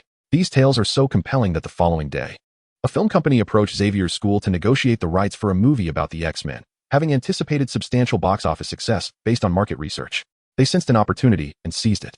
This is hardly trivial. I have laid the groundwork for this endeavor. Thus, Warren, positioned favorably, acquired the rights to the X-Men and invested in the mutant film, reaping profits in the process. In addition to illuminating the struggles of mutants, Warren is unabashed in resurrecting the crimes of William Stryker, as the evidence of his experiments on mutants remains, with Mystique holding onto the bloody proof. Such damning evidence serves as a formidable weapon for the operatives, who gallop through the digital realm, dominating various platforms of public discourse. Indeed, you have proven your mettle. Hank is uncertain whether this course of action will yield positive outcomes. Yet, for the moment, it appears exceedingly favorable. Most humans are not malevolent. Rather, they harbor a prejudice against mutants born from fear of the unknown. Indeed, if we bring mutants into the spotlight, allowing everyone to comprehend their existence, understand our lives, our histories, and our myriad emotions, letting them realize that we are, like them, flesh and blood beings of the same species, merely awakened to a slight genetic difference. Hank nodded. Once everyone becomes acquainted with mutants, their fear and rejection will dissipate, and they will say, "Hey, buddy, your blue hair looks great. But I saw a little dragon person with a long tail yesterday. He can even breathe fire." Hank erupted in hearty laughter, clearly amused by Warren's joke. "Your words resonate well. I shall employ them in my next meeting." "Oh, really? You owe me a royalty for that," Hank quipped as he took out a pen. "Or perhaps I could offer you an autograph. Please, your fans hardly rival mine." It is worth noting that Warren currently reigns supreme atop the entertainment beauty charts, with fervent admirers even nominating him for the beauty rankings, where he astonishingly also claimed the top spot. Incredible. Forget it, as an idol. I shall refrain from using foul language. After all, I am a handsome man with built-in special effects. Indeed, I see it. The Global Entertainment Weekly's dual champion on both the handsome and beautiful lists. Unprecedented. The suit-clad beast mocked ruthlessly. "Did you witness this? This is the power of devoted fans. He can't even help the second place rise in the rankings. Good heavens. Perhaps I should form a group, even if my singing falters. I am certain fans would still support me. After all, with angelic wings, mere looks can obliterate all mortals." Chapter 30, Unexpected. In hues of white, blue, purple, and gold. For radiant colors glimmered, with cards levitating before Warren, awaiting his inspection. The golden light flickered twice, prompting a smile to grace his lips. This time, he washed his hands before drawing cards. The mutant bonus task was nearing completion, and he decided to reward himself with a rare 100 draw. As for epic draws, he would have to wait until the gold mine situation was resolved. Negotiations for purchasing a mine with a preliminary confirmed reserve of 17 tons were well underway, and the total price was more economical than buying gold outright, although it required him to undertake the mining himself. Warren typically examined high-level cards first, but this time he opted to alter his approach, starting with the low-level cards. Out of the 110 cards, the majority were white cards of little utility. Warren sifted through them before choosing to discard them into the disassembly machine. What are these? Utterly useless, all items which could be created currently. Even if they could be monetized, and their individual values were not insignificant, it would be rather peculiar for someone of Warren's stature to sell such trifles. Hence, he decided to disassemble them entirely. Among the 19 blue cards, only 2 noteworthy items emerged, the Green Goblin skateboard and the Neural Connector. These 2 items are both excellent resources that technology can swiftly analyze and transform into profit. Thus Warren decided to retain them while disassembling the rest. One purple card yielded a hair control ability, which was promptly dismantled. After all, there is little to govern even if hair were to become as resilient as steel. Another card, Demonic for Arms, was also disassembled. Having so many wings was excessive, and the prospect of additional hands might skew the design further, particularly since they were demonic arms. Hence, disassemble. The tactical scope, however, was a valuable asset worth preserving as a technological reserve. Now for the crux of the matter. 2 golden cards. The golden rare card, Dangerous Wanderer. Meow. Remarkably, I drew a Gundam from Pacific Rim. However, this contraption hardly seems practical. It is designed for combating colossal monsters, which pales in comparison to missiles. I might as well acquire another Black Cat mech. The golden rare card Holy S.H.I.E.L.D. creates an energy barrier that blocks attacks and advances forward, inflicting light and fire damage upon enemies it collides with, and can explode upon reaching its maximum distance or by command. This aligns perfectly with my skills. This ability belongs to the Seraphim, and Warren can wield the properties of light and fire, thus augmenting his magical offensive capabilities. In reviewing my gains, the Green Goblin skateboard and the Neural Link device are undoubtedly useful profit-making tools. The tactical scope is assuredly advanced military technology, a fine acquisition indeed. The Holy Ash Shield is the sole magical skill card, and its attributes are fitting. As for the Dangerous Wanderer, disassemble. What utility does a colossal robot require 2 operators have? There are no gigantic monsters on Earth. Even if there were, it would fall within the operational range of missiles, rendering the Gundam irrelevant. Next, the Golden Truth Dust. Warren attempted to utilize the card enhancer and inserted the purple card mind control, revealing 2 upgrade options, Golden Rare Truth Dust and 10 Purple Rare Truth Dust, insufficient. As expected, a single piece of Golden Truth Dust could elevate mind control to a golden card. Thus, I shall upgrade it. The golden powder fused with the card. A surge of potent energy converging, transforming the purple gem into a golden hue, while the patterns and inscriptions on the card morphed accordingly. The Golden Rare card, Twisted Faith, implants one's own image as an object of worship in the target, inducing a state of fervent adoration. The longer the effect persists, the more potent it becomes. Utilizing this ability necessitates physical contact. Against those with resolute will or who harbor suspicion, the effects diminish or become nullified. It seems that upgrading to a golden card is not overwhelmingly powerful, yet it remains commendable. I am merely curious if striking someone unconscious would render the effect viable. Once incapacitated, the parameters of unwavering will or suspicion would certainly not apply. Tony Stark will soon return. Over the next few days, make sure to secure the shares of Obadiah. The Green Goblin's glider is a remarkable personal flying device, a quintessential piece of advanced technology. The neural interface can interpret brainwaves, allowing one to manipulate electronic devices solely through thought, truly a marvel of innovation. The tactical visor can identify and lock onto targets, enabling even the most inexperienced to shoot with precision akin to auto-aim technology. These 3 pieces of equipment have been designated as technological reserves due to their significance. Warren has entrusted the Red Queen to study them first. After all, the relatively reliable Harry is currently focused on developing the personal health assistant, Baymax, and will receive new assignments once that project is complete. However, after observing Harry's progress with Baymax, it can only be described as a complicated situation. It appears he is neither a protagonist nor even a supporting character, but rather an ordinary individual. Expecting him to produce a finished product as swiftly as the geniuses is unrealistic. Patience is required. Meanwhile, the Red Queen has absorbed vast amounts of knowledge and may soon surpass Harry to become Warren's most valuable aide. Originally, today was intended to finalize the acquisition of Obadiah's shares while also testing the efficacy of the new ability, Distorted Faith. However, a delivery from Wakanda arrived, accompanied by a visiting prince. Out of respect, Warren personally met with him. At this moment, T'Challa was not yet the Black Panther. He was merely a newly graduated prince beginning to engage in social events to prepare for succeeding his father. Unfortunately, T'Challa had chosen Washington as his training ground, and since Warren would eventually be procuring vibranium from them, he had no choice but to accompany him. The young Black Panther seemed somewhat reluctant, not due to animosity towards Warren, but rather his aversion to such gatherings. Apologies for not being as charming as Black Widow. Nonetheless, he followed his planned itinerary, touring Washington's facilities to understand how the business operates and to gain experience for his future. Why am I babysitting? After completing the final visit, T'Challa eagerly bid farewell to Warren, clearly eager to pursue his own interests rather than follow his father's directive of learning about the workings of large enterprises. Fine. Warren was also ready to leave, so it worked out perfectly. On the way back, Warren pondered a dilemma. Should he work late to finalize the Obadiah deal today, or postpone it until tomorrow? Suddenly, the driver slammed on the brakes, jolting Warren back to reality. Mike, what's wrong? Warren asked, slightly annoyed. BB boss, there's a monster ahead. Mike stammered, visibly shaken. A monster? A mutant? What's the fuss about? Warren opened the car door, preparing to investigate further.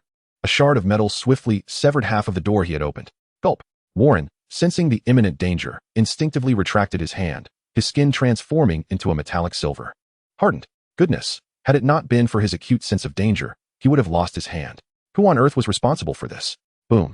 A dark silhouette soared above Warren's head and crashed into a nearby building. Thud. Thud. Thud. The sound of relentless pounding echoed, and as the dissipating smoke cleared, Warren discerned the nature of the object. It was a colossal green creature. The green giant turned, its bloodshot eyes locking onto Warren, as it discarded the mechanical wreckage in its grasp. Its heavy, labored breathing betrayed its foul mood. Oh my god. Hello, Asgard. Can you send Thor? Earth is in dire need of his assistance. For heaven's sake, why must I encounter the Hulk just by passing through? Truly, I should not have come to meet that Prince of Wakanda. Surrounding individuals, terrified, either cowered within their vehicles or fled in panic, making Warren, standing still and activating his hardened skill, remarkably conspicuous. Roar. The Hulk, in a fit of rage, struck the ground, creating a massive crater, before hurling a chunk of debris toward Warren. There was no time for curses, survival was paramount. Bullet time. The entire world decelerated.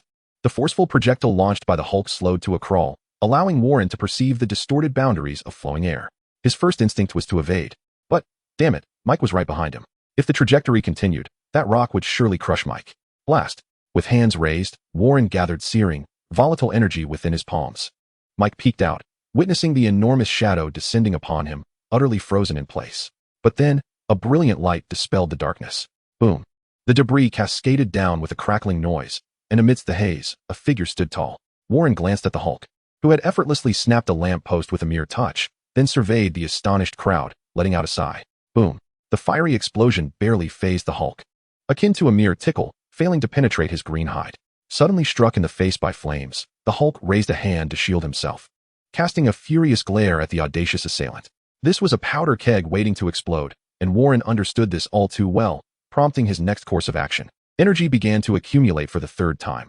Despite the turmoil within, he refused to yield, smiling as he called out, "Hey, big guy, if you want to fight, let us take it to the dance studio." Boom. Once again, flames without any substantive harm struck his face. A roar of fury accompanied by a colossal fist surged forth. Chapter 31, A Request for Assistance. The thoroughly enraged Hulk had come to regard Warren as his nemesis. His fist, the size of a water tank, came crashing down. Bullet time activated.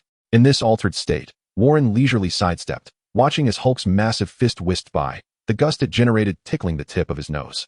He even had the leisure to don a headset, a precautionary measure enabling him to communicate with Red Queen at any moment. Thud, thud, thud. Hulk's fist swung wildly, clumsily stumbling forward a few paces before halting. Red Queen, contact S.H.I.E.L.D, and Overwatch. I've encountered a large green fellow endowed with tremendous strength and formidable defense, requesting assistance. Do you require me to pilot the Black Cat mech, sir? Absolutely. The installation of the autopilot system proved advantageous. Setting aside the matter of assistance, they would take some time to arrive. Warren's immediate concern was to devise a strategy to divert Hulk's attention rather than allow him to wreak havoc in this crowded area. As for subduing him, let us first discuss how to lead him away. Hulk swung his fist in vain, bewilderedly glancing back, only for his rage to reignite. Bear hug. He thundered toward Warren, intent on embracing him. Instead of retreating, Warren advanced, leveraging his bullet time ability to leap onto Hulk's solid pectorals and flip onto his shoulder. Hulk turned to see a blazing inferno. Boom. Another fiery blast to the face. This time, he must surely be incensed. With a swift motion, white light wings unfurled, and using the explosive recoil, Warren ascended into the sky, gazing down upon Hulk from above. He wiped the soot from his face, revealing Hulk's eyes blazing with fury. His anger meter had reached its peak. Face me, Warren provocatively declared before soaring higher into the air. Hulk took a half step back, crouched, and then launched himself like a cannonball. Boom. Even a mere leap wreaked havoc on the ground below. Oh my God. Mike trembled as he crawled out of the vehicle, his legs quaking. Had his boss ascended to the heavens? That monster was actually pursuing him. This was madness. As Warren flew upward, he glanced back at Hulk. Hulk's explosive power was terrifying, yet gravity was not on his side. His speed began to wane. Warren executed a nimble maneuver in midair, causing Hulk to naturally miss his target. In the midst of battle, Warren acknowledged that even if he had 100 attempts, he could not possibly contend with Hulk. However, in the air, the odds shifted. He could exploit the fact that Hulk could not fly. Witnessing Hulk leap over 700 meters and then free fall under the pull of gravity, Warren flapped his wings and swiftly pursued, with the precision of a military blade. He did not intend to engage in hand-to-hand combat with Hulk. In truth, he wished to keep his distance from the formidable creature. Gathering intense and volatile energy, Warren concentrated until reaching his limit. At that moment, he had closed the gap to Hulk's side. Here goes. The immense energy he had amassed erupted like a key blast, the suppressed force propelling the unanchored Hulk into the distance with the force of a cue stick striking a billiard ball. Taking a brief moment to catch his breath, Warren surged forward once more, intent on delivering another strike before Hulk touched down. It was imperative to take advantage of Hulk's vulnerability while airborne. Once he landed, Warren's chances of subduing him would diminish significantly. That's a splendid tactic, praised Red. Your training has served you well. Indeed. The tactical lessons learned during this period had not been in vain. Warren was no longer the reckless fool he once was. Sir, Nick Fury is calling. Put him through. What is the situation? Can't you see? There are so many satellites overhead. Don't tell me you're blind. The intelligence is scarce. Is this creature formidable? In truth, I am reluctant to approach him. His strength is immense, very formidable indeed. His defenses are equally robust, and his mind is in disarray. I am attempting to lead him to a deserted area. Engaging him in New York would result in catastrophic casualties. Our fighters have already been dispatched. No. I am currently guiding him out of New York. Any indiscriminate attacks could cause him to fall uncontrollably, and that would be disastrous. Understood. Wait until you have him in an uninhabited location before commencing an assault. After ending the call, Nick Fury quickly instructed his subordinates, mark their trajectory, and determine where it will land in an unpopulated area. Prepare the military and our personnel. As soon as that monster touches down, we will inundate him with firepower. The agents of S.H.I.E.L.D. sprang into action. Yet deep concern etched Fury's face. This creature was far too powerful. Despite Warren's commendable attacks, they left no discernible marks on Hulk. Fortunately, Warren's strategy was sound, aimed at extricating the monster from New York to prevent the loss of innocent lives. Warren, are you alright? Stern followed up with a call. I am steering this monster out of the city. Are there any telekinetic mutants in Overwatch? Yes, there are, but their telekinesis can barely manage to move a car. There is no need for his involvement. Are there any other candidates to recommend? The creature expels viscous saliva, yet the amount is insufficient, and its power is formidable. It can manipulate the earth, but only within the confines of a single room, which is inadequate. Boom. Warren once again propelled the Hulk into the air, angling him upwards to ensure he would not touch the ground, then roared, "Let us not resort to the process of elimination at this moment. I regret to inform you that the agents currently available do not possess the capability to contend with such immense strength and defense. Prepare me something that can induce unconsciousness or perhaps liquid nitrogen or a similar substance that can freeze rapidly. Hurry." Understood. The situation at Overwatch is also chaotic. But Stern suddenly had a flash of inspiration and thought of a potential candidate. Can you connect me with Storm from the Xavier Institute? This is Overwatch. We require your assistance. What has transpired? Warren has encountered a creature with both immense strength and defense, and we are devising a means to extract him from New York. Our reinforcements may not arrive in time. I need the aid of a sentinel from the Xavier Institute. Who do you need? Nightcrawler. Half a minute later, a young man's voice resonated. How may I assist you? I require your teleportation abilities to help us transport some items. Understood. But I can only teleport to places I have either visited or seen. I cannot guarantee a successful teleportation to unfamiliar locations. The young man on the other end lacked confidence. Would a video suffice? If not, perhaps binoculars? I can give it a try. At Worthington Industries, the ceiling of District 13 suddenly unfolded, revealing a black mech connected by numerous cables that automatically detached. The Black Cat Luna activated, undergoing self-diagnostics, which completed successfully, and began loading ammunition. Mechanical arms inserted miniature missiles, each the size of a cigar, into the chamber. Boom. Supervisor Harry stumbled in, pushing a small cart, colliding with various objects. Red Queen, I have brought the supplies. He delivered 3 boxes, placing the equipment into the cockpit. All right. The boxes were somewhat heavy, and Harry struggled to load them inside. Please step back. At that moment, the miniature missiles were fully loaded, and the cockpit of Black Cat Luna sealed shut. The internal instruments illuminated, and the control stick was abruptly thrust backward. With a burst of flame, Black Cat Luna soared into the sky. Wow, how cool. Indeed. Mechs are the most impressive. Harry, who had been studying personal health assistant robots, gazed enviously at the distant Black Cat Luna. Sir, Black Cat Luna is expected to arrive in 1 minute and 30 seconds. The military and S.H.I.E.L.D. have already set traps at the destination along your current path, and Overwatch's support may arrive at any moment. They have contacted Nightcrawler for assistance. Hurry, he seems even angrier. Goodness, Hulk appears to be growing larger and heavier, and Warren feels as though he can no longer bear it. Chapter 32. Come on. Utterly unreasonable. The Hulk's size can actually increase further, although he has already transformed from a human into this massive form.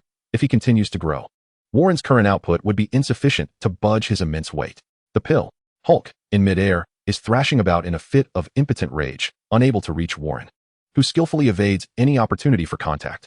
After all, even if he activates his fortification ability now, a mere touch from the Hulk would undoubtedly result in grievous injury. Fortunately, they have already exited the residential area, allowing preparations to contain the Hulk. Ahead, an area marked 37 has been completely cleared, and our artillery is now aimed there. Who are you? I am Air Force Major General Ross. After a brief silence of 2 seconds, the energy Warren had been gathering peaked, and he sent the Hulk flying once more.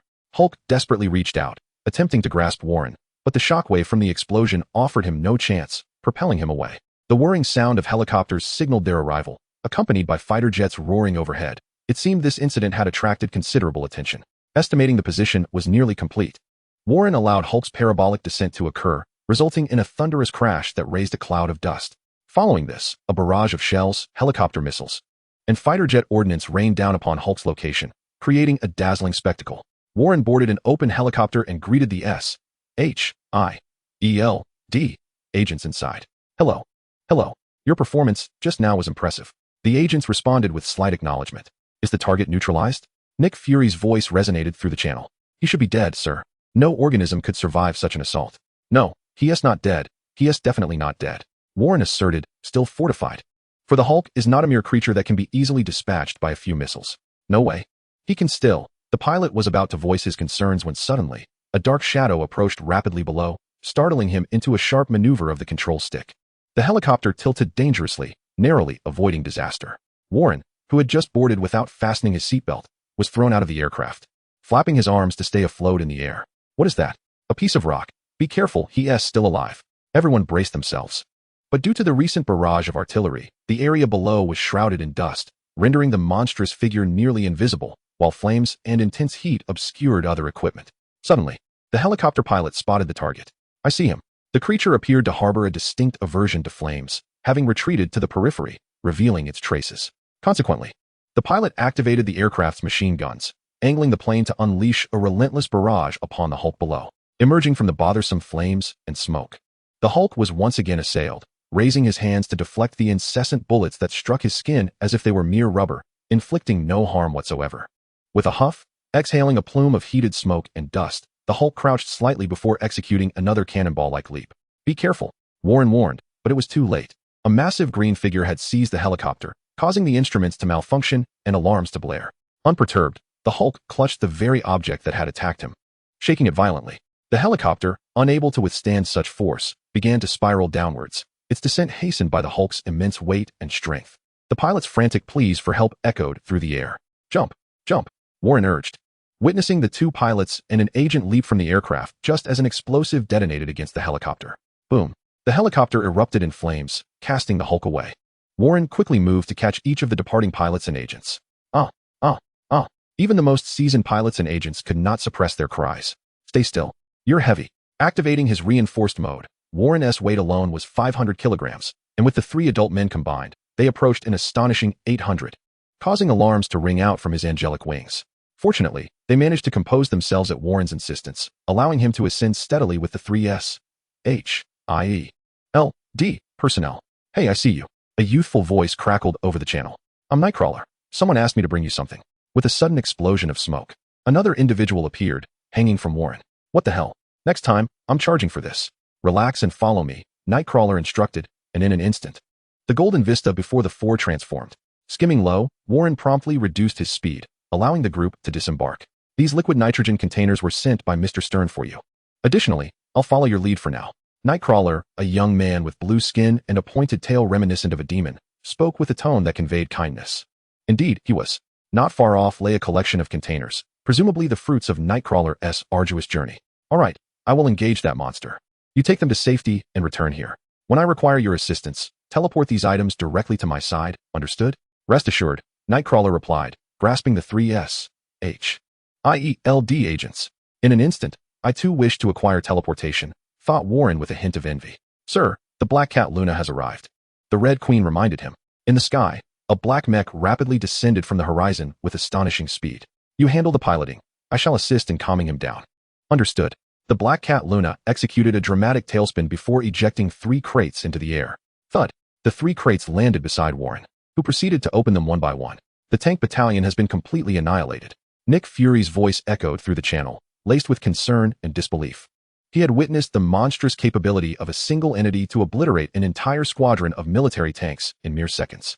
The last one to accomplish such a feat was Magneto, yet this creature wielded no control over metal. It relied solely on sheer brute strength. With a swish, the Nightcrawler returned from teleportation, his eyes widening in astonishment at the contents of the crates. Wow! Warren stepped forward, as silver armor began to envelop his legs, encasing his lower body. He then retrieved the chest piece from another crate and pressed it against his torso, where it unfurled to cover his upper body. The final crate contained a helmet and a massive sword. Warren donned the helmet, ensuring a snug fit around his neck and shoulders. The armor's outer layer was crafted from adamantium, while the interior featured automatic components and cushioning elements, facilitating easy wear and minimizing impact damage. Although adamantium was incredibly resilient, it did not imply that the occupant could withstand explosive impacts unscathed. Even with Warren's ability to harden himself, additional cushioning was advantageous. The enormous two-handed sword boasted a triangular blade with a hilt shaped like wings, all forged from adamantium. Nightcrawler, watching intently, was nearly drooling. Once Warren completed his attire, he reminded him, "Do not forget, when I call for you, bring the gear. Rest assured. Now let us face the Hulk." Warren, still cautious from his recent hardening state, dared not engage in close combat with Hulk, for steel in the Hulk's hands was scarcely more durable than clay. However, the situation had changed. The vibranium delivered that morning had transformed by evening into adamantium and was now forged into angelic armor. The adamantium gleamed silver with a light golden hue, and when the 6 luminous wings unfurled from his back, Nightcrawler genuinely believed he had encountered a true angel. He touched his forehead and chest, murmuring, "May we triumph." It is worth mentioning that despite Nightcrawler's devilish appearance and arrow-shaped tail, he was indeed a devout believer. Chapter 33, Confronting the Hulk. It is important to note that gentility does not inherently signify goodness, nor does an intimidating appearance equate to malevolence. However, individuals may be driven to become villains, and preventing such transformations is one of the reasons for the existence of the Overwatch. However, due to the fact that Overwatch has yet to fully develop its countermeasures, it must be said that few possess effective strategies against the Hulk. Thus, they summoned Nightcrawler from the Avengers for assistance. Clad in his battle gear, Warren leapt onto the top of the Black Cat Luna. "Let us proceed, Red." Meanwhile, General Ross's troops were being toyed with by the Hulk, their tank shells having little to no effect. Only the explosive flames prompted him to raise a hand to shield his eyes. Soon, the entire tank battalion was rendered in disarray by the Hulk's fury. He snapped a cannon barrel as easily as one would break a piece of chocolate, causing those watching from the other side of the screen to break into a cold sweat. Magneto had managed to disregard modern weaponry through his mastery over metal. Yet here was someone relying solely on brute strength. Nick Fury felt a chill in his heart, suddenly recalling that Warren had not made an appearance for a while. Where's Warren? We will discuss the meal later. Thus, through the surveillance of S.H.I.E.L.D. satellites and various helicopters, the fully armed Warren re-entered the battlefield, stepping onto a uniquely designed black mech. He immediately unleashed what could only be described as a wild barrage of firepower. The fusion cannon was primed, the mini-missiles were ready, and the defensive matrix was operational. With the target locked, the assault commenced. The Black Cat Luna was equipped with an autopilot system, controlled by Red. The Hulk expelled the remnants of a tank from his mouth, finding it too unpalatable, only to notice a new adversary in the sky.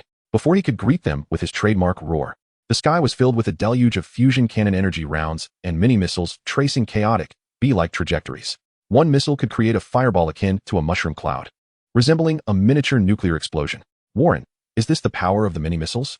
Although there was documentation, experiencing their battlefield efficacy firsthand was an entirely different sensation, especially with the recent military defeat serving as a grim reference. And what exactly is that beneath your feet? Let us discuss business after I deal with this behemoth. The sensors aboard the Black Cat Luna were far more advanced than contemporary technology, allowing them to detect the Hulk amidst the flames below. "Sir, the mini-missiles are ineffective against him. I recommend utilizing the Inferno weapon," Red advised. "Very well, though I suspect the effect may be minimal." Warren raised his colossal sword high above his head, channeling energy that surged through the hilt and into the blade, enveloping it in searing heat. At that moment, Warren abruptly twisted. With a swift motion, he grasped a blade of fiery flame in each hand, his luminous wings igniting to their fullest extent, unable to outshine the scorching brilliance of the dual blades, which exceeded 5,000 degrees. This is the method to unleash Warren's exclusive infernal twin blades. Under the scrutiny of satellites, it appears as though Warren wields the very essence of the sun. What could it be? Both Nick Fury and Stern of S.H.I.E.L.D. in unison queried their subordinates. A weapon of exceedingly high temperature, likely heated by the abilities of mutants, its composition must be vibranium or adamantium. Otherwise, it could not withstand such intense heat. Upon hearing this, an identical term emerged in the minds of both Fury and Stern: Seraphim. Skills assessed: Charge Strike, Bullet Time Mirage, Forced Backstep, Distorted Faith, and Holy Light Shield. Currently, Warren possesses 6 active skills, excluding Harden and Detonation. Few can be effectively utilized against Hulk. Charge Strike is inconsequential. Given Warren's current strength attributes, even with time to charge, he would still fall short compared to Hulk. Distorted Faith is also ineffective at this moment. Firstly, this skill requires physical contact, and secondly, the target must be unsuspecting and without the will to resist, which is evidently not the case. Thus, he is left with 4 skills, in addition to his adamantium battle armor and infernal twin blades. Can he prevail? That hinges on whether the infernal twin blades can breach defenses. After all, Warren designed this weapon with the vast majority of Marvel characters as hypothetical adversaries, with Hulk being one of them. If it can breach defenses, he can strike. If not, he may as well deal a mere 2. donning his battle armor. Warren naturally dispelled his hardened form, for otherwise, his own weight exceeding 500 kilograms would impede his agility in flight. Energy, required to maintain the infernal twin blades, would evidently not be allocated to his detonation ability. After all, Warren is still merely at the initial stage of Ascension, with limited energy reserves. Additionally, the detonation ability is futile against Hulk, at most causing him to close his eyes, fearful of the flames. Once Red Queen confirmed the futility of her attacks, she ceased her onslaught. With a powerful flap of his wings, Warren dove downward. The infernal twin blades were so conspicuous that as he plummeted, they left two distinct trails on either side of his body.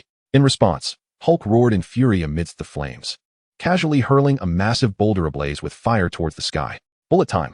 The greater Hulk's strength, the faster the projectile flew, making it increasingly difficult to evade. Performing agile rolls and then readjusting his flight posture, dodging such an attack was a mere trifle, for Warren was also trained. With a swift motion, the cross slash, like a flash of lightning, carved two deep gashes into Hulk's body, an opponent who never resorts to defense. Noting the inadequacies of others, Red Queen shared the footage captured by the Black Cat Luna's sensors with them. Well done. Splendid. The formidable modern artillery, which had previously proven ineffective against monstrous foes, finally inflicted substantial harm upon its target. Two deep, bone-revealing gashes in the shape of crossed blades appeared on his chest and abdomen. The flesh charred and transformed into a searing crimson by the terrifying heat. An overlooked detail was the frantic writhing of the Hulk's wounds. Had it not been for the excruciating heat left by the blazing twin blades, which seared his flesh to a metallic hue, he might have already begun his recovery. Such an extraordinary self-healing ability. A plan began to form in my mind. Despite the close proximity, Warren refrained from activating his steel skin as a precaution, choosing instead to maximize his agility. At that moment, his passive skill, Danger Sense, was in overdrive, sending chills down his spine from being so near the Hulk. He could not afford to grant him a moment's respite. Bullet time. With this extraordinary boost to his reaction speed activated, Warren charged directly at the Hulk. A pained roar erupted from the Hulk as Warren drove the blazing twin blades into his knee, causing the bone to glow a fierce red. Thud. Despite his immense strength, even the Hulk could not remain standing with such a grievous wound. However, his fury surged to an apex, and he lunged at Warren with both massive hands. He grasped his target. But why did it transform into a butterfly? Skill, Mirage, which left a non-damaging illusion in place. Maintaining the blazing twin blades while unleashing this skill was beyond Warren's capacity. His energy reserves were too depleted, with the sole advantage being his rapid recovery. Thus, after piercing the Hulk's knee, he relinquished the hilt, leaving behind the Mirage and maneuvering behind the Hulk. Glancing at the Hulk's posterior, Warren cursed under his breath. Yet his hand remained merciless. Here goes. Unleashing the most powerful explosive flames, the Hulk's rear ignited as he soared into the sky, emitting a woeful howl. Boom. The Black Cat Luna, controlled by Red, collided with him from the side, propelling him away from the flames below and landing him onto a patch of sand. The two blades lodged in his knee rendered the Hulk incapable of standing, and upon landing, his first instinct was to pull them out. Look here.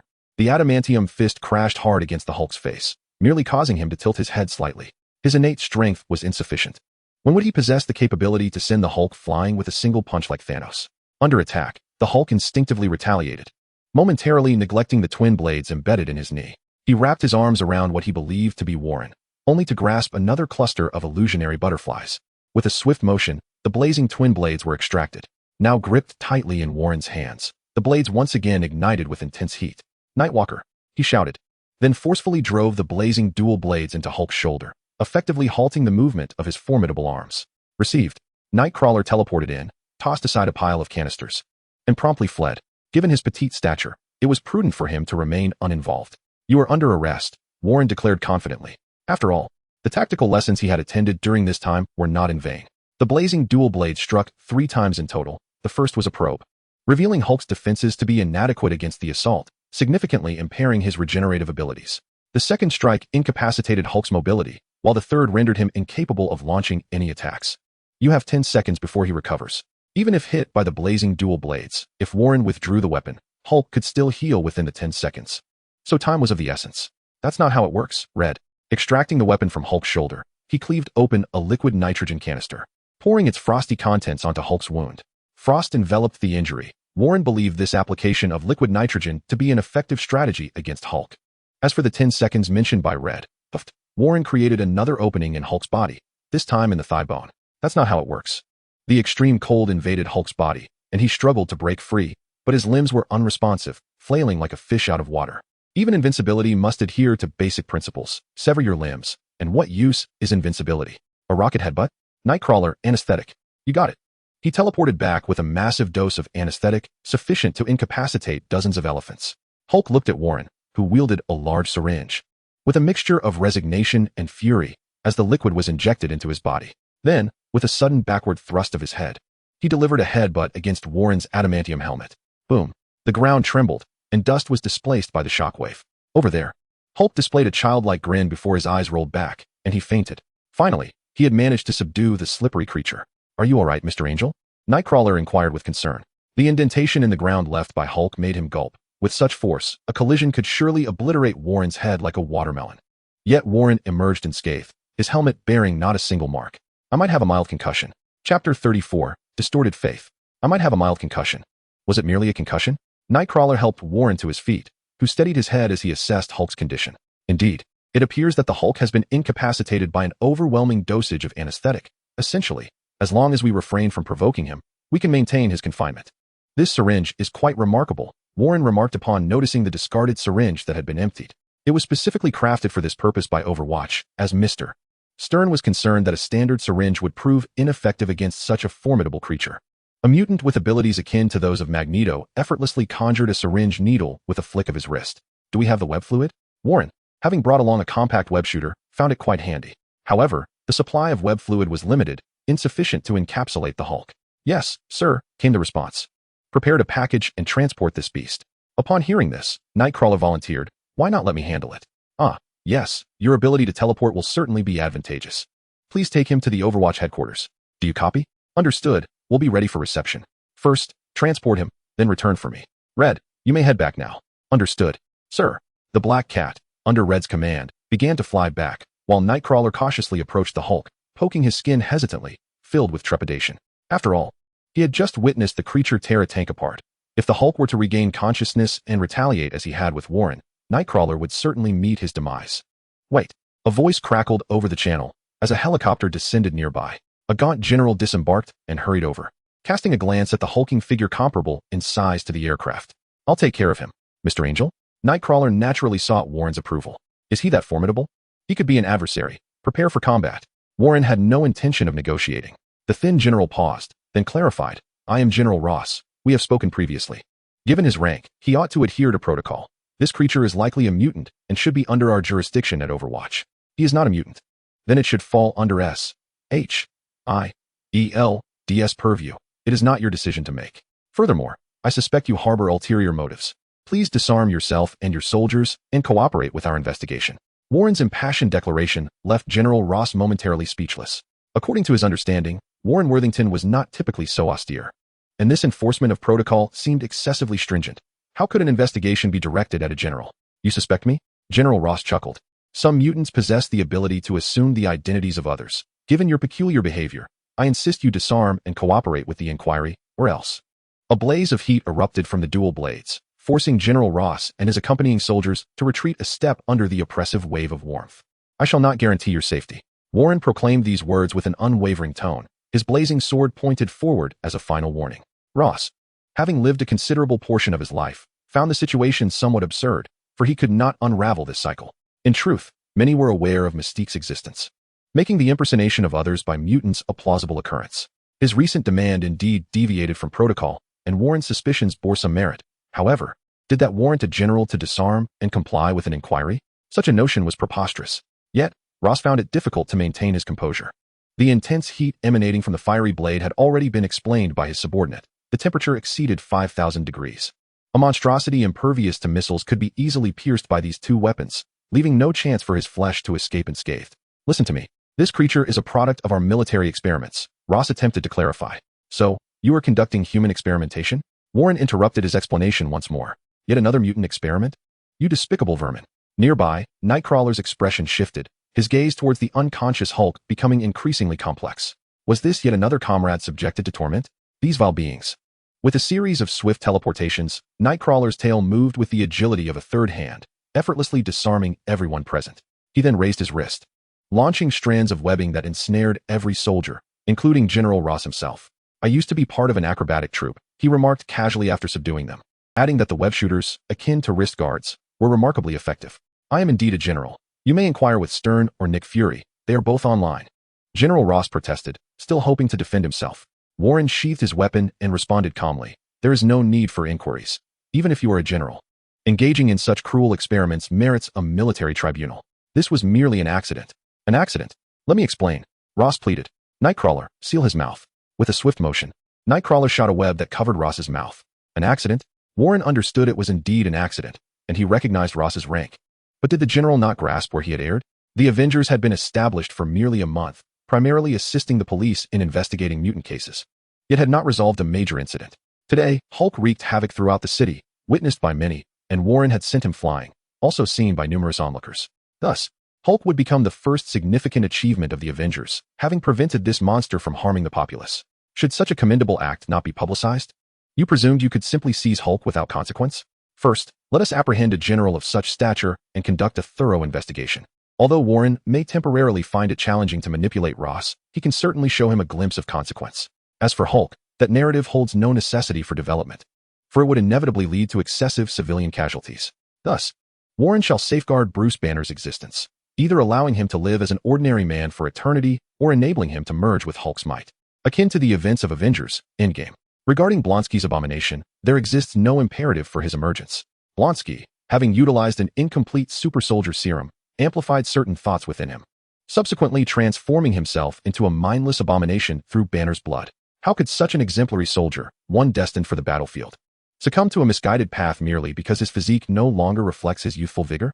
Come, my young companion. I possess a remarkable original super soldier serum. At the Overwatch headquarters, Senator Stern greeted Warren's triumphant return with a smile that exuded the essence of a corrupt official. Well done. Tomorrow, the ink of various newspapers may run dry, he remarked, fully aware that we now dwell in the digital age.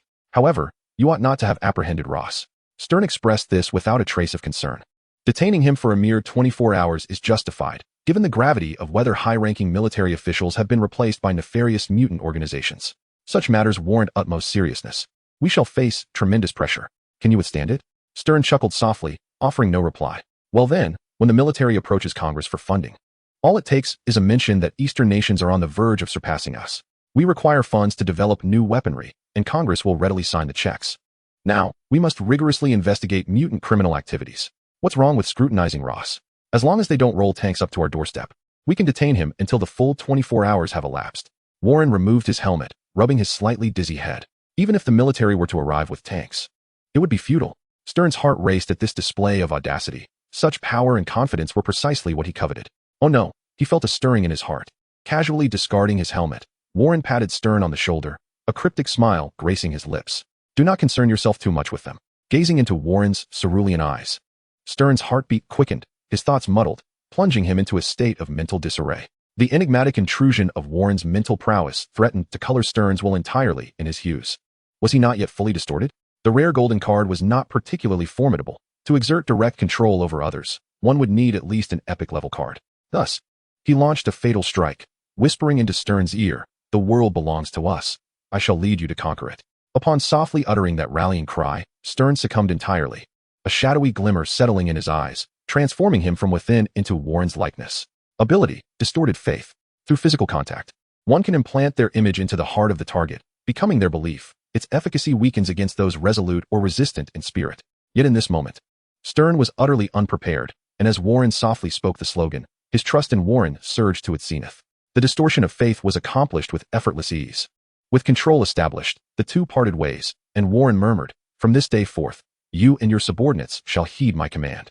Stern's fervent gaze resembled that of a young girl who has just encountered her idol. "Yes, Commander, you will lead us to conquer the world."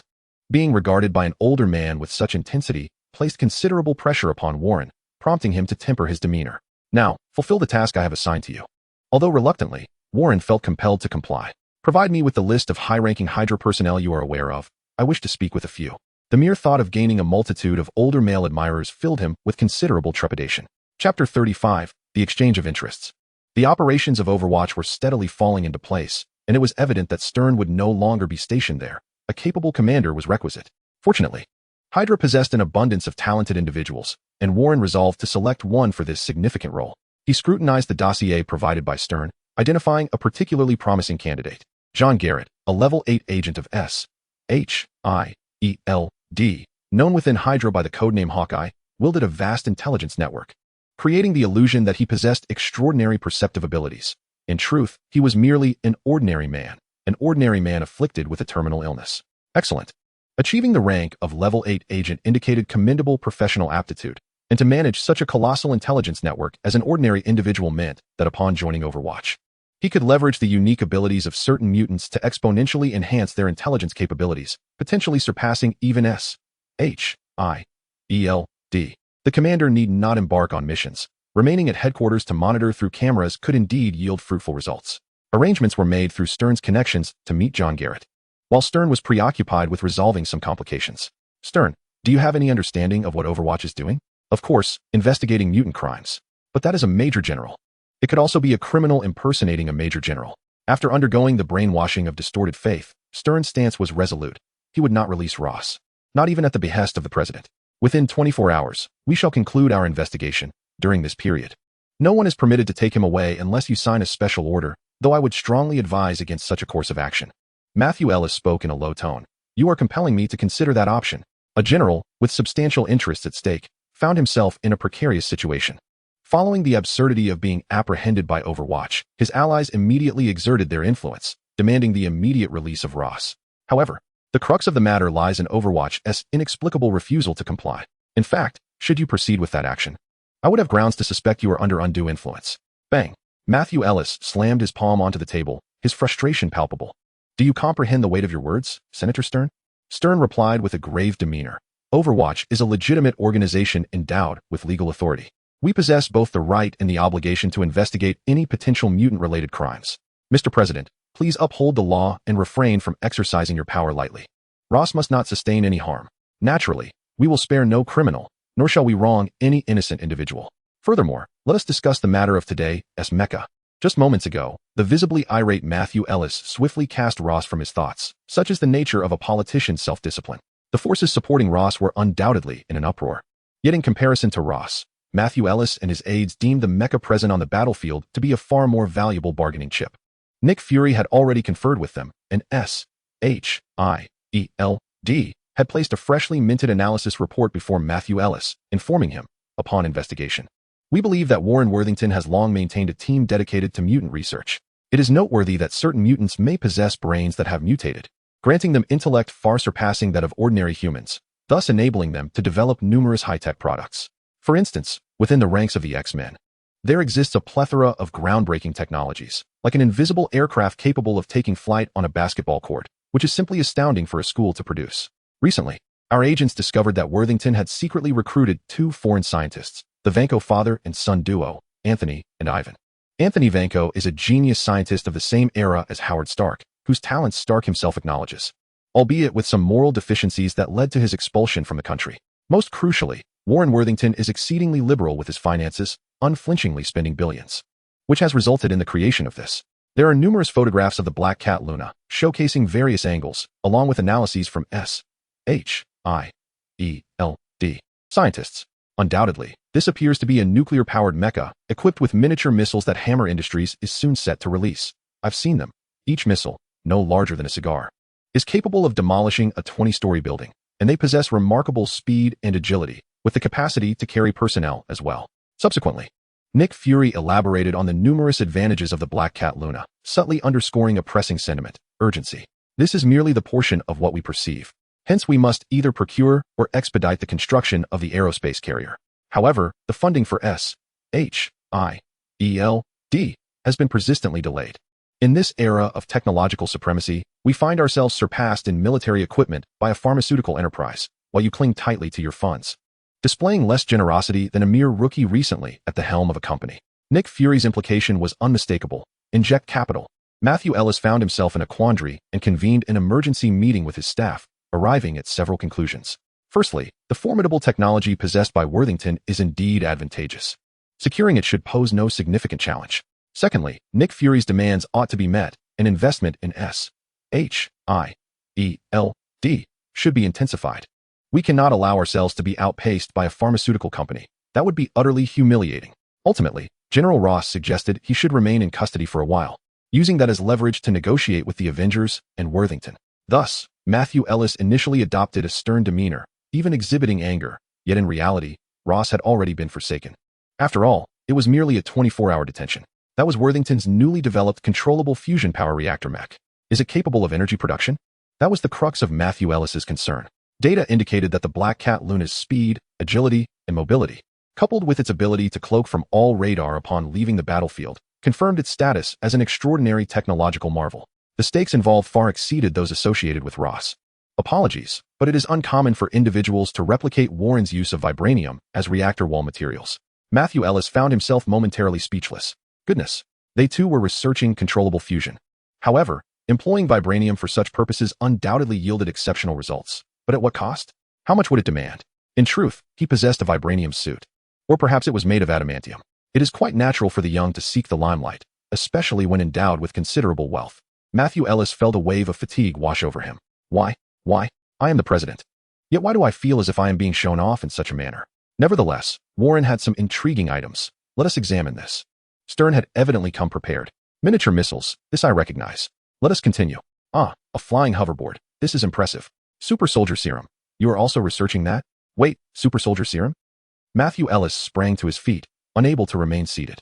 The document reveals that the analysis of the Super Soldier Serum has been completed, and a viable product has been produced, which has been confirmed to be Dr. Erskine's Super Soldier Serum.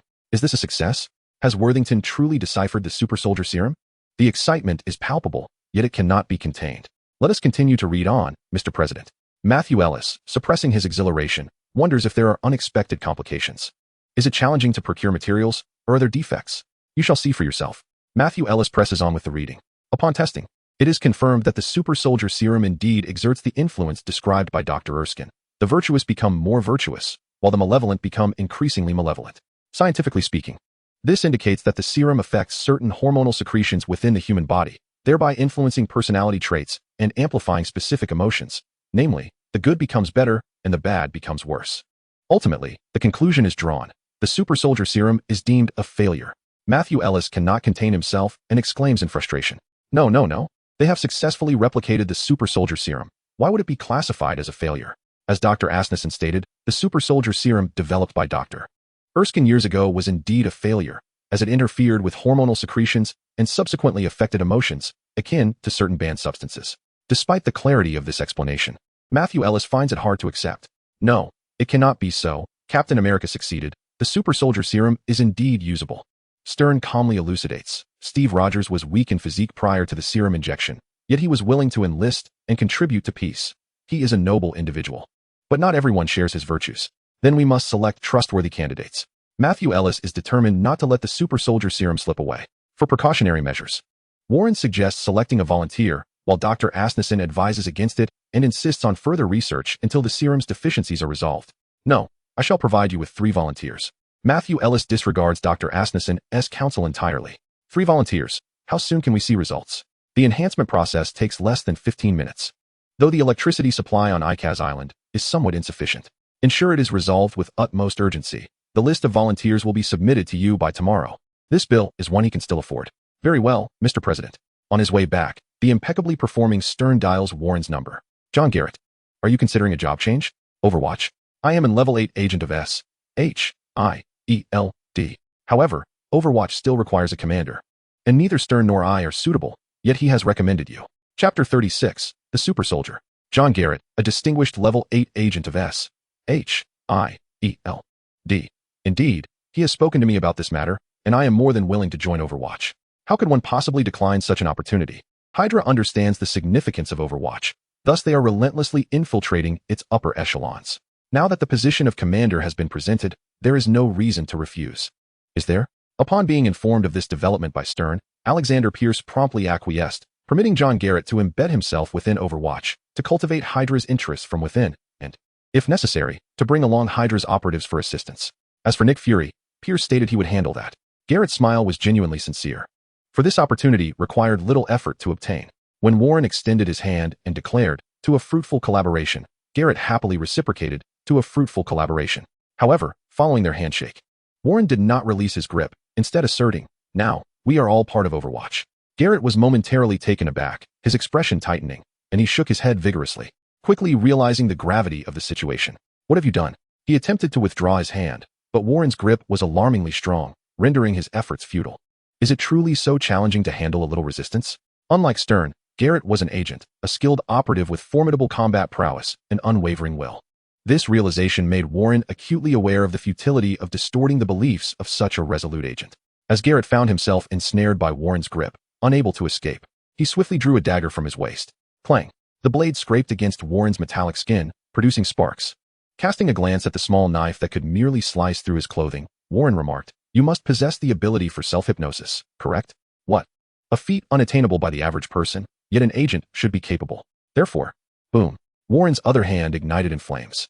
"Hypnotize yourself, relinquish all psychological resistance, or I shall silence you permanently." A blatant threat. Garrett's mind raced, discreetly scanning his surroundings for anything that could aid him, yet he found nothing of use. Warren had transformed into a figure of metal, firmly gripping his wrist. Unless he severed his own arm, escape from this predicament was utterly impossible. However, that was not an option. As an agent, he possessed the courage to consider such drastic measures, but rational judgment dictated that even if he did sever his arm, escape was improbable. He had seen Warren's speed in combat against that creature in S.H.I.E.L.D's records. There was no possibility of fleeing even 10 meters. After weighing his options, Warren's fiery hand drew perilously closer to his head, the heat and terror causing beads of sweat to form. Distorted beliefs, violence. Very well. Garrett relinquished the dagger from his grasp, his gaze dimming momentarily before being reignited by fervent adoration. The distortion was successful. Warren released his hand, yet Garrett lingered, caressing the spot that had been touched, as if it were a mark of unparalleled glory. Warren exclaimed, "Damn, this wretched ability must evolve eventually. Your radiance illuminates my path. My devoted acolyte John Garrett.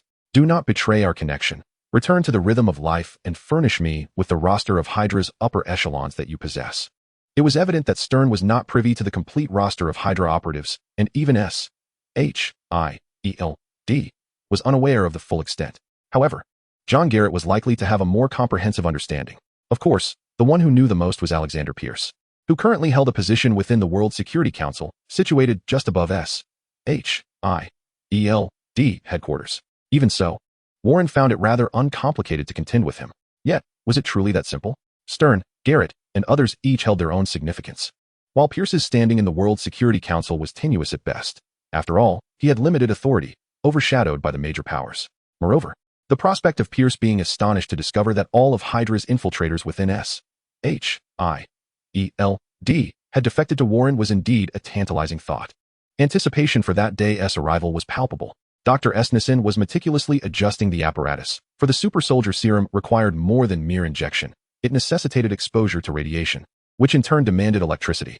Temporary cables had been strung on Icaz Island, with the local power company mobilizing its resources to comply fully, following the president's directive. A group entered from outside, engaged in lighthearted banter. "Didn't he expect you to join the fray? I have yet to settle the score with you over the defection of a key operative from S.H.I.E.L.D. Consider this interest, and a few boxes of cigars will balance the scales." Nick Fury jested with Warren. This experiment also included a participant from S.H.I.E.L.D. A familiar face, although they had yet to meet formally. "Dr. Esnison, it is a pleasure to make your acquaintance." A spirited agent with a receding hairline enthusiastically approached the doctor to discuss the matter, as he was one of the volunteers for this pivotal experiment. Despite Ross's consistently poor demeanor, the gravity of the situation compelled his presence. Even Warren's disdain for him could not deter him. What was a day in confinement? A true man could endure and adapt. Suffering for the sake of the super soldier serum was merely a bite from a dog. Indeed, Matthew Ellis had designated the opportunity to Ross, aiming to mediate tensions. After all, Warren's current persona was one of support for mutants, harboring disdain for all illicit experimentation. Although Bruce Banner was an anomaly, Ross had also found a place on Warren's list of grievances. Ross brought along two soldiers, Sam and Riley, who proceeded to prepare under the guidance of the laboratory researchers. "Yes, sir," they responded. Meanwhile, Coulson and Nick Fury summoned their team to get ready as well. "All right, sir," came the reply. Warren, maintaining his antagonistic demeanor towards Ross, inquired, "How are your soldiers faring? I hope they won't falter. As long as your serum is effective." "My men are the finest," Ross retorted. "Oh, what branch do they belong to? Pilots?" Ross smiled enigmatically and replied, "Parachute rescue troops. We are not ordinary paratroopers, right, Riley?" The African-American soldier, Sam, soon returned clad in his gear, laughing heartily as he followed the researchers into the enhancement pod. "Exactly," came the confident response from the other soldier. It appeared that only Coulson seemed like an ordinary man in their midst. Indeed, Compared to the capable aura of Sam and Riley, Coulson appeared almost unremarkable, lacking any sharp edges. To be honest, I feel a bit anxious. The thought of potentially becoming Captain America is quite exhilarating. Coulson, a member of S.H.I.E.L.D, was genuinely excited, as Captain America was his idol. And the serum he was about to use was the same as that of his hero. Nick Fury had approached him once he confirmed the serum's authenticity, inquiring if he was willing to proceed. Without hesitation, Coulson agreed, for this was a dream he had cherished since childhood. You won't become Captain America. You lack his iconic American physique. At best, you might acquire his broad chest. Warren's merciless jest elicited laughter from everyone, filling the laboratory with a jovial atmosphere. As the doors of the 3 enhancement pods sealed shut, the serum began to flow slowly, accompanied by the harrowing sounds of agony from the 3 men within. Nick Fury and Ross held their breath, fearing that even a slight exhalation might disrupt the transformation of the super soldiers. Warren, however, remained remarkably composed, patiently awaiting the conclusion of the enhancement process. Once the experiment concluded and the pod doors opened, the 3 emerged, leaning against the walls, their muscular torsos exposed. Coulson had grown over 20 centimeters taller, a stark contrast to his previous stature, with chest muscles so pronounced they could crush a mosquito. Nick Fury hurried over, squeezing Coulson's impressive physique and asking, "How do you feel?" It felt as if I transformed into an electrified light bulb during the enhancement. I still feel a bit numb. But he flexed his bicep, looking down at Nick Fury, who was now slightly shorter than him, and grinned. "I feel invigorated, like a powerhouse. The muscular Philip Coulson has arrived." The 3 super soldiers, having just completed numerous tests, took a moment to rest. Strength, speed, reaction, agility, and psychological resilience. Every test has validated the efficacy of our super soldier serum in alignment with Dr. Erskine's findings. Is there anything more to discuss? Can it be mass-produced? Nick Fury and Ross inquired in unison. Warren, with an impassive expression, remarked that it seemed there were no further questions. It was time to sign. The 2 readily affixed their signatures before continuing to ask, "When can production commence? Are there any conditions lacking?" "I can assist. No need for that. I stated prior to the experiments that I would not authorize large-scale production of the super soldier serum due to its inherent flaws. While it can enhance the virtuous, it equally amplifies the malevolent, and therefore, I will not permit mass production until we rectify this adverse effect." Ross, however, was unperturbed. Malefactors will always commit misdeeds. You cannot prevent everyone. Yet, the serum's side effects could compel them to act in ways they would normally avoid, thus escalating crime rates. However, if we possess a sufficient number of super soldiers, we can manage these issues. Would it not be wiser to address the root cause? Their heated debate caught the attention of the 3 newly minted super soldiers, prompting them to inquire what was transpiring as they ambled over to Nick Fury. Fury provided a brief explanation. "So, according to Mr. Worthington's perspective, there will be no further experiments until the serum's defects are fully resolved?" Sam asked. "Indeed. And for an indeterminate period, you shall be the only batch of super soldiers. I can only advise you to uphold your convictions and not betray the trust of those who believe in you." Deep down, Nick Fury aligned with Warren's stance. Only utilize a flawless serum. Yet, if he could secure a few more experimental slots, it would be ideal, considering the abundance of worthy candidates. Perhaps after some time, he could persuade him, bringing along his exemplary agents from S.H.I.E.L.D. By then, he might relent and release a few more slots. Engaging in a fruitless argument with Warren, much like Ross was doing, was of no use, so Nick Fury discreetly withdrew. "I will." Coulson nodded earnestly. Sam and Riley also nodded in agreement, feeling the weight of trust in that moment. Chapter 37, Ready. Garrett, being an elite agent, swiftly adapted to his new administrative role, promptly promoting the critical role of the Avengers during this incident. After all, without the Avengers to extract Hulk from the city, the casualty count could have been catastrophic. He also pointedly criticized General Ross for the monstrosity that resulted from the experiment gone awry. At that moment, Ross, stationed on Icaz Island, remained unaware of his persecution. Even if he were aware, it would matter little. His foremost concern was to negotiate for additional slots from Warren. Regarding his reputation, let it be cast aside. After much discussion, even with Nick Fury's assistance, Warren ultimately declined to allocate additional experimental slots for the super soldier serum. He merely agreed to evaluate the performance of the 3 super soldiers before making a final decision. Ross and Fury, resigned to the situation, thought that if Sam, Riley, and Coulson performed well, they might eventually secure more serum slots from Warren. In truth, I believe that having only a few super soldiers is quite advantageous. Indeed, this places us in a position of strength. Ross and Fury consoled each other as they departed. The next step rested upon the 3 super soldiers, who must deliver a satisfactory outcome to alleviate Warren's concerns. The experiment concluded flawlessly, and Matthew Ellis reclined in his office, perusing the report with his feet propped up. The success of the super soldier serum program was undoubtedly excellent news, although Warren's reluctance to permit large-scale utilization was a minor setback. It was ultimately a precaution against potential adverse events. He was also eager to witness the emergence of a serum devoid of side effects, and was willing to grant additional time for research and refinement. After all, Nick Fury and Ross shared Warren's perspective, and he trusted them. Moreover, they had suggested conducting practical tests with the 3 super soldiers during this period, gradually negotiating for more experimental slots from Warren. The notion of having dozens of super soldiers would constitute formidable combat power without necessitating widespread distribution. In other words, financial constraints were a significant barrier to the serum's proliferation. The recent experiment had incurred electricity costs that amounted to nearly $10 million, a figure that made one's stomach churn. This was merely the expense for power. This was no super soldier program. It was a veritable cash cow. Ultimately, it was money that primarily hindered their ability to disseminate the serum. Meanwhile, Tony Stark had been located and returned alive. This news prompted Obadiah to slam his fist on the table in anger, before regaining his composure and donning a facade of insincerity to welcome Tony's return. Information surfaced that Tony requested a press conference, compelling Obadiah to make the necessary arrangements. Red, are we prepared? All preparations have been completed, and all departments are on standby. We will acquire all of Stark's shares. Excellent. Today marked Tony Stark's return. The news had spread like wildfire since his discovery, eagerly awaiting his flight's landing. Likewise, Warren had long anticipated this day. Given that Tony Stark was in a controlled environment, there was little chance that Warren's maneuvers would impact him. Thus, according to the original trajectory, Tony Stark would announce the closure of Stark Industries' weapons division upon his return. This signified a tremendous opportunity for Hammer Industries under Worthington, as well as an excellent chance to acquire Stark's shares. Jonathan was diligently working when he suddenly received a call. Hello, Agent Jonathan. Mr. Worthington? Are you calling me with some sensational news? Jonathan teased, tilting his head to hold the phone while organizing the documents in his hands, recalling how he had been tricked recently. Indeed, check your email. There should be a delightful surprise waiting for you. What?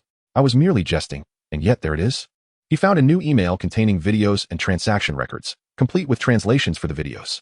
Is this evidence of a transaction between the terrorists and Obadiah? Is Obadiah conspiring with terrorists to assassinate Tony Stark? Are the weapons in the hands of the terrorists those he secretly sold? Jonathan was taken aback. The plot was incredibly explosive, and he could hardly resist the urge to grab some popcorn. Don't say I haven't kept you informed, Agent Jonathan. I have a favor to ask. Jonathan's demeanor shifted, as long as it's not too outrageous. With such a substantial opportunity presented to him, assisting was merely a trivial matter. Tony Stark's return would undoubtedly allow Obadiah to stabilize Stark's stock price, and at this precise moment. Can you all stop using me like this? Last time it was the same, and now again. Am I to be reduced to a mere tool? Shall I find someone else to assist? I have plenty of friends at the police station. Ah, no. Capturing the unscrupulous merchants collaborating with terrorists is our job. I will handle it right away. Indeed, I am now merely a tool. You can wait until their press conference concludes. Do not interrupt their grand performance. Is it not ruthless to strike when others are exerting themselves to turn the tide, extinguishing all hope at the last moment? However, what could he do? Jonathan was merely a pawn in the hands of capitalists. Given such reasonable requests, how could he refuse? Upon closer inspection, in the struggle among the big sharks, Jonathan emerged as the true victor. Promotion and wealth await today. I've wrapped things up on my end. Warren concluded the call. There should be no issues on Stark's side. Now, let us see what the diligent Harry is up to. Recently, Harry had clashed with the White Project, confidently proclaiming he would produce a market-ready product within 6 months, only to be met with critique. This is good, but it still lacks a certain flair, Ivan Vanko remarked. After the completion of the micromissile project, Warren had summoned the father-son duo to support Harry's efforts. Subsequently, Harry encountered 2 tattooed thugs, who astonishingly managed to finalize the body components of the White Project in just half a month. They even wrote the driving program for the project, and it was better than his own. Were it not for their lack of understanding in the field of medicine, Harry would have doubted whether they even completed the programming work for Big White's medical chip. How could a human being exhibit such extraordinary capabilities? And there were 2 of them. Thus, he applied for a new project and requested that these 2 troublemakers refrain from participating in his endeavor. Coincidentally, there were certain confidential projects that Warren preferred to exclude this father and son duo from, leading him to offer Harry a new initiative, the Super Soldier suit. This encompassed a flying skateboard modified from the Green Goblin's glider, tactical goggles, miniature missiles, advanced radar stealth technology derived from the Black Cat Luna, detection technologies, a laser defense matrix, and various other technologies possessed by Worthington. Harry's objective was to ingeniously combine these elements, as Warren intended to recruit human warriors for Overwatch. This task was perfectly suited for him, confidential, devoid of the need for prodigious talent, while brimming with a sense of honor. Chapter 38, The Prelude to the Spectacle. The combat suit utilized by the super soldiers, although the technology was readily available, required considerable refinement and attention to detail. For instance, the tactical goggles. Could one simply use the tactical goggles upon acquisition? Such naivety. This equipment demanded stringent requirements from its user. First, components that came with the tactical goggles must be affixed to both the weapon and the user's hands. These tiny parts serve the purpose of positioning and distance measurement. Secondly, the firearms employed must undergo extensive testing, with all data regarding firing speed and other metrics stored within the tactical goggles. Finally, the tactical goggles worn on the head possess the capability to scan the environment, organize and calculate data, and present results. The effect was that the goggles would display real-time calculated bullet trajectories, allowing one to aim even with one's hands resting in one's lap, without the necessity of adopting a standard shooting posture. The tactical goggles do not feature auto-aiming capabilities. They are not akin to those in video games that automatically lock onto enemies. Warren had already tested this. They do not control the user's hands, but merely provide a bullet trajectory. For those unacquainted with shooting, it would offer a gaming-like experience, while for seasoned soldiers, it would be akin to having wings. Furthermore, Harry intended to maximize the detection capabilities of the tactical goggles, incorporating night vision, infrared, and a communication system, with real-time mapping being indispensable. I have reflected upon the necessity of drones. With Tony Stark still en route back on his aircraft, Warren engaged Harry in conversation, eager to hear his insights. Drones? Indeed, drones are a remarkable asset, and Harry's foresight in this regard is reassuring. Please, share your thoughts.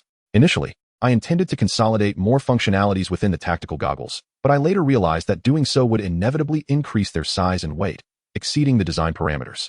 Thus, I contemplated, why not transfer some functions elsewhere? Harry had evidently engaged in profound contemplation. While certain functionalities may be limited when relying solely on tactical optics, the drone presents a vastly broader perspective. It suffices to relay the observed imagery back to the tactical optics, with the primary concern being interference. Fortunately, this equipment is equipped with counter-interference mechanisms, which encapsulates my notion. This is a drone platform, weighing a total of 17 kilograms. Outfitted with 2 reconnaissance drones, triangular metallic constructs with a futuristic aesthetic and cameras mounted on their undersides. Each drone, roughly the size of a half pillow, is secured within a backpack alongside numerous palm-sized discs. What are those circular objects? Warren inquired. They are also drones, however, in contrast to the 2 expensive reconnaissance units. These are economical self-destruct models, encased in plastic and not bulletproof. Self-destructing mini-aircraft? To be precise, they are self-destructing flying saucers, a creative concept from one of our developers. They can be filled with spider silk solution, which upon detonation, can instantly cover an area the size of a basketball court in silk. Of course, they can also be outfitted with explosives. If I were to fill them with a new type of explosive derived from mini-missiles, they would become formidable weapons. Oh, utilizing their visual capabilities in conjunction with the tactical optics is akin to activating an all-map cheat in a video game. That's a fitting analogy. Next came the firearms. After considerable deliberation, I opted against traditional weaponry, instead choosing the handguns equipped within your, mech pilot suit. Harry prudently navigated around the minefield. The handgun from the mech pilot suit? Warren initially failed to grasp the reference, but soon realized Harry was alluding to the pilot suit of the Black Cat Luna. That ensemble of sleek black fabric. I recall that as a pulse pistol, Warren intended to sidestep the topic of the pilot suit. Indeed, but it is also the most effective weapon we have reverse engineered. That was a source of fulfillment for Harry, a memory etched clearly in his mind. Naturally, he also vividly recalled the frustration caused by the super propulsion unit and the laser defense matrix. We have successfully reverse engineered the pulse pistol. I plan to assign the pulse rifle to the Wank father-son duo. Despite being somewhat demoralized by the 2 geniuses, I still hold them in high regard and intend to give them some work. That sounds feasible. I can manage the remaining flying hoverboards and exoskeleton armor within 2 months. We shall witness the final product. The hoverboards are already complete, but what of the exoskeleton armor? Is it feasible? Absolutely. The experience and inspiration gained from the creation of the Dubai have greatly informed our efforts.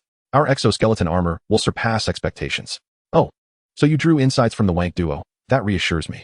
Concluding his conversation with Supervisor Harry, Warren reached out to Jason. Jason possesses an astute business acumen and remarkable decisiveness.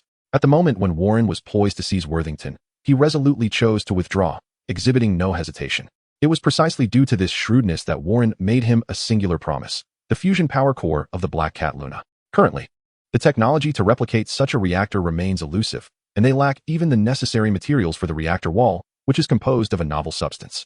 Recently, Warren had also acquired the colossal nuclear-powered robot, the Dangerous Wanderer. However, compared to the diminutive fusion power core aboard the Black Cat Luna, the power reactor of the Dangerous Wanderer is excessively large. The technology of the Black Cat Luna is undoubtedly more advanced, and creating a reactor of such compact size is no simple feat. Thus, Warren opted to retain the small fusion power core while discarding the dangerous Wanderer.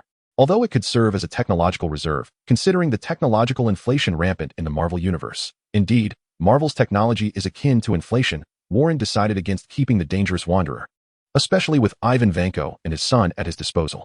Once Tony Stark makes his entrance in the Iron Man suit, those two are likely to replicate it with just a glance. Why bother with a cumbersome nuclear power source? Wouldn't it be far more delightful to directly construct an arc reactor and sell clean energy? However, there remains some time before Iron Man's inception, during which the newly established Worthington Energy has much to accomplish. Batteries. Indeed, batteries. The tactical visor's power source is surprisingly a form of cutting-edge technology. Although it may not quite match the fusion power core or arc reactor, it surpasses all existing batteries on the market. If they can reverse engineer it, it could yield several lucrative opportunities, as the battery market is a veritable goldmine, essential for myriad devices such as phones and computers, should everything proceed smoothly. Given our technological breakthroughs and the mech you previously showcased, numerous parties are eager to collaborate with us. Once the new batteries are developed, we will be well positioned to negotiate favorable terms, a task at which you excel. Rest assured, I will not disappoint you. Jason is quite content with his current position. Although he is merely part of a branch of Worthington, the future holds boundless potential. Furthermore, remaining with Worthington Energy allows him to maintain amicable relations with Warren, providing him the autonomy to craft his own dominion. By the way, their S.A. Stark press conference later, it's a must-watch. What is happening? Is there something intriguing? Certainly, Warren replied with a smile. I have delivered evidence of Obadiah Stane's collusion with terrorists. Obadiah Stane conspiring with terrorists? Jason contemplated this revelation, then sighed, acknowledging that it is indeed a riveting spectacle that he would not dare to miss. The implication that the highly publicized Stark weapon leakage incident was orchestrated by Obadiah selling to terrorists, and that Tony Stark was essentially financing their actions, is nothing short of sensational. How thrilling. Absolutely thrilling. In light of this, Stark's stock price may plummet beyond the horizon. It had already breached that threshold recently, and now it seems poised to plunge into the abyss. Jason could easily envision the atmosphere at the Worthington headquarters, where his former colleagues were likely sharpening their claws like ravenous wolves. Chapter 39, The Decline of Stark. Upon his return, Tony Stark made his way directly to the press conference. He had matters of profound importance to address, those who perished at the hands of Stark Industries' weapons, the individual who sacrificed their life to save his, and the suffocating weight of his guilt and indignation. I witnessed young compatriots perish before my eyes, victims of my own creations, those weapons I had intended to devise for their protection. Memories flooded back to him of the young soldiers he had just met, who moments ago had been laughing and taking photographs with him, only to be slaughtered by Stark's armaments. Obadiah lowered his gaze, diverting his eyes elsewhere. I have also come to realize that the arms manufacturing industry has grown complacent in its irresponsibility, and I have become complicit in this. Mr. Stark? A reporter raised a hand. Please, go ahead. What truly transpired there?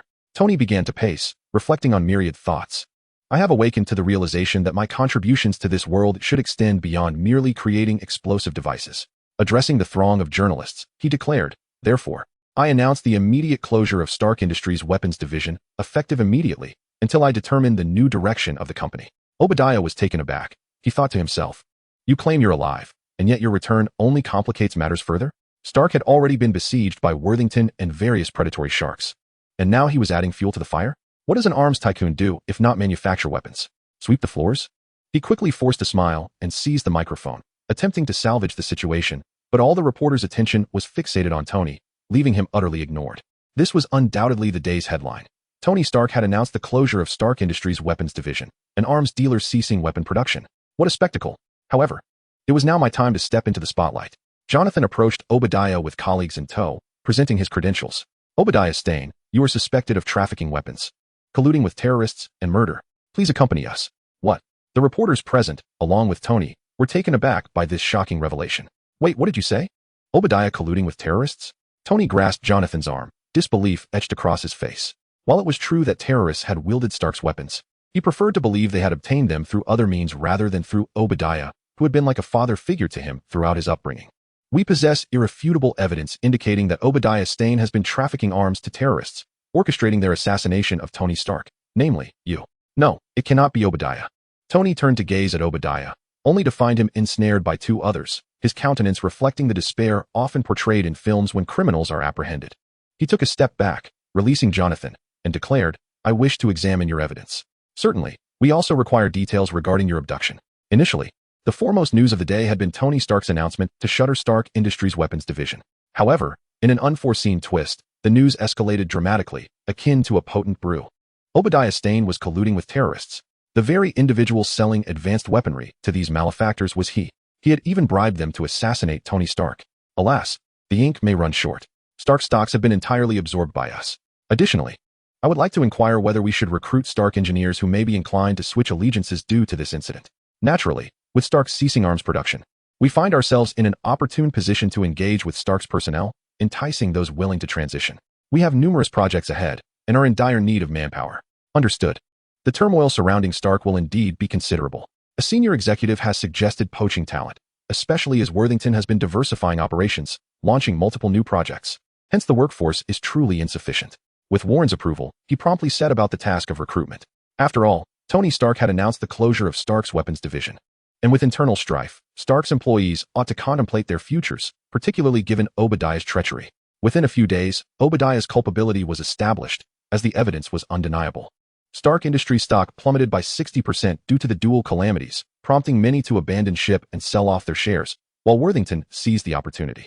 This maneuver raised the awareness of certain astute individuals, yet few could rival Worthington in this domain. Notably, a clandestine organization known as the Council of Nine lurked in the shadows. Warren rallied the support of his allies, assisting him in acquiring Stark's stock, assuring them of his confidence that it would eventually rebound and reclaim its former glory, with hints that this resurgence would emerge from the energy sector. Very well. Whether we believe it or not is of little consequence. What matters is that you, Warren Worthington, owe us a favor, which may be repaid with other means, such as the recently established Worthington Energy. Due to advancements in battery technology, this has undoubtedly become a colossal unicorn. Were it not for the fact that its owner is Worthington, a plethora of investors would already be clamoring to invest in Worthington Energy.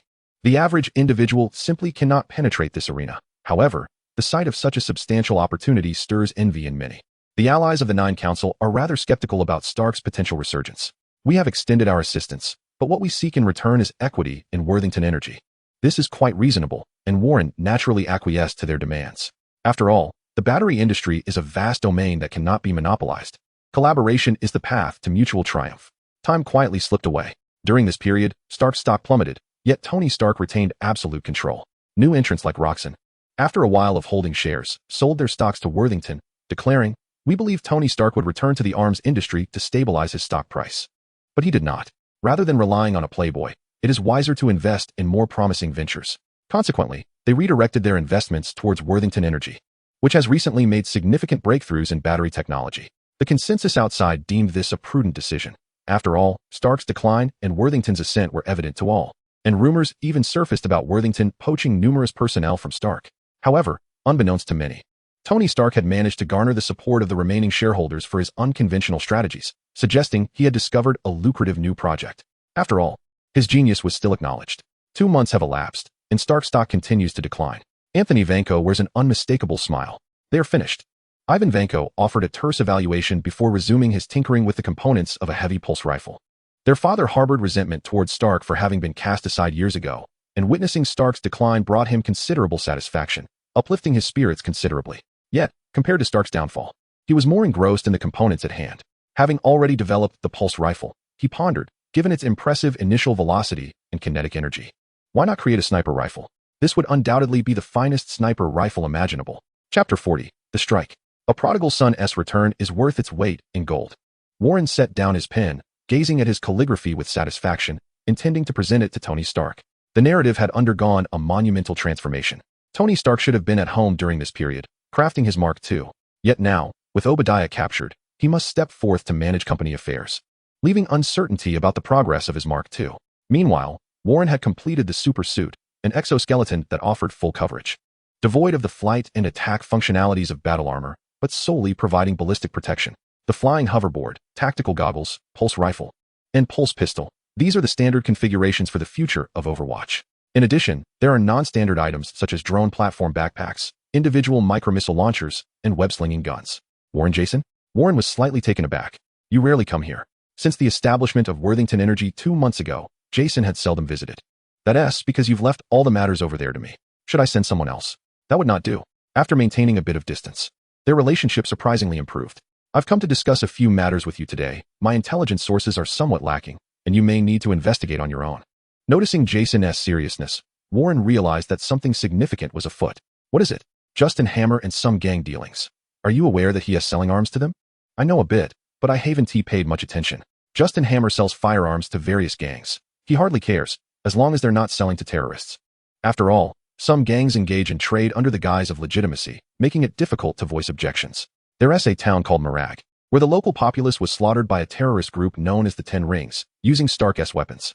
Jason produced a stack of photographs. Aren't those sold to them by Obadiah? Along with weapons from Hammer Industries, even the latest model of micro-missiles, Jason concluded. Warren fell silent, pacing back and forth in the office. After a moment, he approached his desk, rolled up his calligraphy, and prepared to leave. Just then, he noticed Jason seemed to recall something. I need to step out for a moment. Will you still be here? How do you plan to resolve this? I intend to visit Tony Stark. To be honest, I have yet to meet him formally. Afterward, I'll activate the Black Cat Luna. As he reached the door, Warren stepped back and took the photographs from Jason's hands. Recently, Overwatch has gained a modicum of fame, for they bear the responsibility of bridging mutants and humans. Unlike S.H.I.E.L.D, they cannot remain hidden in the shadows. Instead, they must boldly present themselves in the spotlight. After resolving each case, they must face interviews, resembling celebrities, and under the vigorous promotion of their supporters, they have gradually amassed a considerable fanbase. Unfortunately, the individual most suited for stardom, codenamed Angel, Warren Worthington, one of Overwatch's founders, has not been in the limelight, having been engaged solely in the business sector for the past 2 months. Today, an angel soared above New York, unabashedly displaying his form. 3 pairs of wings shimmered in the high-speed flight, creating an ethereal spectacle as if a mythological scene had descended upon the world. He arrived at Stark with an air of determination. At that moment, Tony was present, having instructed the Red Queen to make contact. Mr. Worthington, please follow me. Tony is awaiting your arrival. As he stepped inside, a lady emerged to greet him. Pepper Potts, Tony Stark's assistant. Thank you. They proceeded to Tony Stark's office, where Pepper graciously closed the door behind them. Welcome, Tony Stark remarked with a rather sour expression. You hold a 31.7% stake in Stark Industries, making you the second largest shareholder, yet this is your first visit to the company. Do you not regard this asset with any significance? If I did not value it, I wouldn't have come to find you. He tossed a photograph onto the table. Take a look at this. A town called Marag, quite close to where you were detained. What? Tony picked up the photograph, immediately noticing the missiles emblazoned with the Stark name. Those terrorists? Unconsciously tightening his grip, the photograph began to crumple in his hands. They are massacring civilians. With my weapons. He shut his eyes in anger, unwilling to gaze upon the image any longer. And mine. What? Although he could not fathom how they had acquired such weaponry, they had crossed a line. This situation could not be one-sided. Warren had already informed Garrett to dispatch a few agents from the Watchers to investigate and eradicate this illicit trade, ensuring that all involved would face severe consequences. They also violated my interests. Those weapons should not remain in their possession. They should not be alive. The photograph was gruesome, depicting the lifeless bodies of civilians slain by terrorists, reminding Tony of someone. The local stationed U.S. military could do little, as terrorists would use civilians as human shields. But he could intervene, and thus he resolved to address the matter himself. Count me in. Without hesitation, Tony blurted out, then abruptly realized, wait, why did you come to tell me specifically? What do you know? 3 days prior, an unidentified object ascended into the atmosphere, humanoid in shape. My equipment detected a high-energy response emanating from its chest, identical to the data signature of the device embedded in your own chest. With Warren's revelation, Tony nodded, contemplating an upgrade for his anti-radar system. Then he fixed his gaze on the scroll in Warren's other hand and inquired, what is that? If there's more bad news, let us have it. This is a gift for you as a shareholder, to celebrate your escape. A belated gift by 2 months, is it? Tony unfolded it and found the script unfamiliar. J-A-R-V-I-S. Can you decipher this riddle? Sir, it appears to be written in cursive Chinese. What does it say? The essence of the matter is that a positive transformation is exceedingly precious. Tony cast a glance at Warren and remarked, I have encountered Chinese calligraphy. I possess an eye for appreciation, yet yours is rather unsightly. Nonetheless, I will reluctantly accept it, though it shall likely be relegated to the depths of my drawer to avoid the gaze of others. Casual, are you ready to depart? Just a moment. Due to alterations in the narrative, Tony was not expelled from the shareholders' meeting by Obadiah, and thus, the majority of the armor was completed within the company. After a while, a suit of armor adorned in gold and crimson, with flames at its feet, materialized outside the window. I hear you possess a suit of armor as well? Tony's voice resonated from within the armor. Mine is slightly larger. Warren leaped from the window without even deploying his backlight wings. In the distance, the Black Cat Luna approached swiftly, then opened the cockpit door. Upon entering, he closed the door and switched to manual mode. Wow. This must have been crafted by a woman, right? The cat ears are adorable, and the bell on the tail is quite playful. That radar system is far more advanced than your Mark II. Shall we race? Warren deftly shifted the topic, pulling the joystick as the thrusters erupted with immense power. propelling him skyward. Well, you certainly have a head start. The iron armor also surged forward, as the two machines swiftly broke the sound barrier and ascended toward even greater velocities. Commander, we have detected two unidentified flying objects. They are neither Air Force nor Marines. Ask Colonel Rhodes from the Weapons Development Department if they are theirs. Chapter 41. This is merely the beginning. After a flurry of chaotic activity, news finally arrived from Overwatch. It was indeed their aircraft. You cannot deploy your equipment onto our battlefield, Rhodes stated with irritation. What business does an organization investigating mutant crimes have deploying aircraft to the Middle East? We are investigating a case of arms smuggling to terrorists. And how do you intend to investigate? Will you inquire with the terrorists themselves? Terrorists operate in this region, and while the local military has spotted them, they are unable to intervene, as terrorists do not engage in fair combat. Should you dare to retaliate, they will swiftly present a host of hostages. Indeed. Overwatch provided a frustrating response. Rhodes hung up the phone, signaling everyone to resume their duties, allowing the dispatched 22 fighter jets to return. Let the mutants do as they please. Perhaps they might even deliver a proper lesson to those terrorists. If they are mutants, it is conceivable, after all. Isn't it said that some mutants can control the bodies of others? In that case, they could compel the terrorists to take their own lives. Rod nodded, finding the idea rather appealing, and surprisingly, he felt a sense of anticipation. After all, those terrorists were indeed despicable. The Black Cat Luna soared through the skies at a velocity far surpassing Tony's Mark II, enabling Warren to spiral around him effortlessly. I see them. So do I. Two mechas, one black and one red, descended from the heavens, their fiery trails illuminating the ground. The terrorists, who were still harassing innocent civilians, immediately trained their weapons on the descending machines. The defense matrix activated, unleashing a barrage of green laser beams that intercepted every bullet fired in their direction. What in the world? What kind of advanced technology is this? Red, take control. Eject. In such a critical moment, it was essential for Warren to act with agility. While the mechas were formidable, their sheer power could lead to unintended collateral damage. The instant he was ejected, Warren activated bullet time, and the world around him slowed to a crawl. He focused on the terrorists who stood alarmingly close to the civilians. After a period of intense training, he had become adept at formulating combat strategies on the fly. Tony Stark was drawing fire. Even if the terrorists managed to attack from the blind spots of the Black Cat Luna's laser defense matrix, the bullets merely left superficial marks on the Mark II. Warren charted a course and charged forward, delivering a powerful punch to one of the terrorists midsection. His innate strength sent the assailant flying, akin to a bowling ball knocking down pins. Never forget to finish the job. He raised his hand and unleashed a blast of explosive fire, sending a searing greeting of 800 degrees towards the tumbling foes. In bullet time, Warren moved with incredible speed, dodging the incoming bullets with serpentine grace. A few terrorists, stationed beside a cargo truck, were rummaging through boxes, while others stood frozen in terror, witnessing the monstrous beings descending from above. They appeared intent on employing their usual tactics against the civilians. He extended his hand, revealing the compact web shooter he always carried with him. With a swift motion, two strands of webbing traversed the battlefield, ensnaring the terrorists who were about to seize hostages. The immense force yanked them skyward, and after tracing a grand arc, they crashed down upon the very civilians they sought to capture, leaving them disoriented. Boom. He raised his hand once more for another explosive shot. Never forget to finish the job. Yet, one terrorist still managed to seize a hostage, shouting in a language that Warren could not comprehend. On the other side, in a mere few seconds, Tony and Red Widow had efficiently dispatched the remaining terrorists. Observing that the adversary held a hostage, Tony lowered his hands, extinguishing the energy cannon as he pondered which weapon would most safely neutralize the threat. Suddenly, a metallic hand materialized, seizing the gun's barrel and twisting it into a pretzel shape. Behind, Warren's illusion dissipated. "Oh, how did you accomplish that?" "Merely an illusion," came the reply. Disarming the last terrorist, he seized the man by his clothing and hurled him to the ground with a resounding crash. Done. Finished. The two humans believed their task concluded. However, the two artificial intelligences had a different perspective.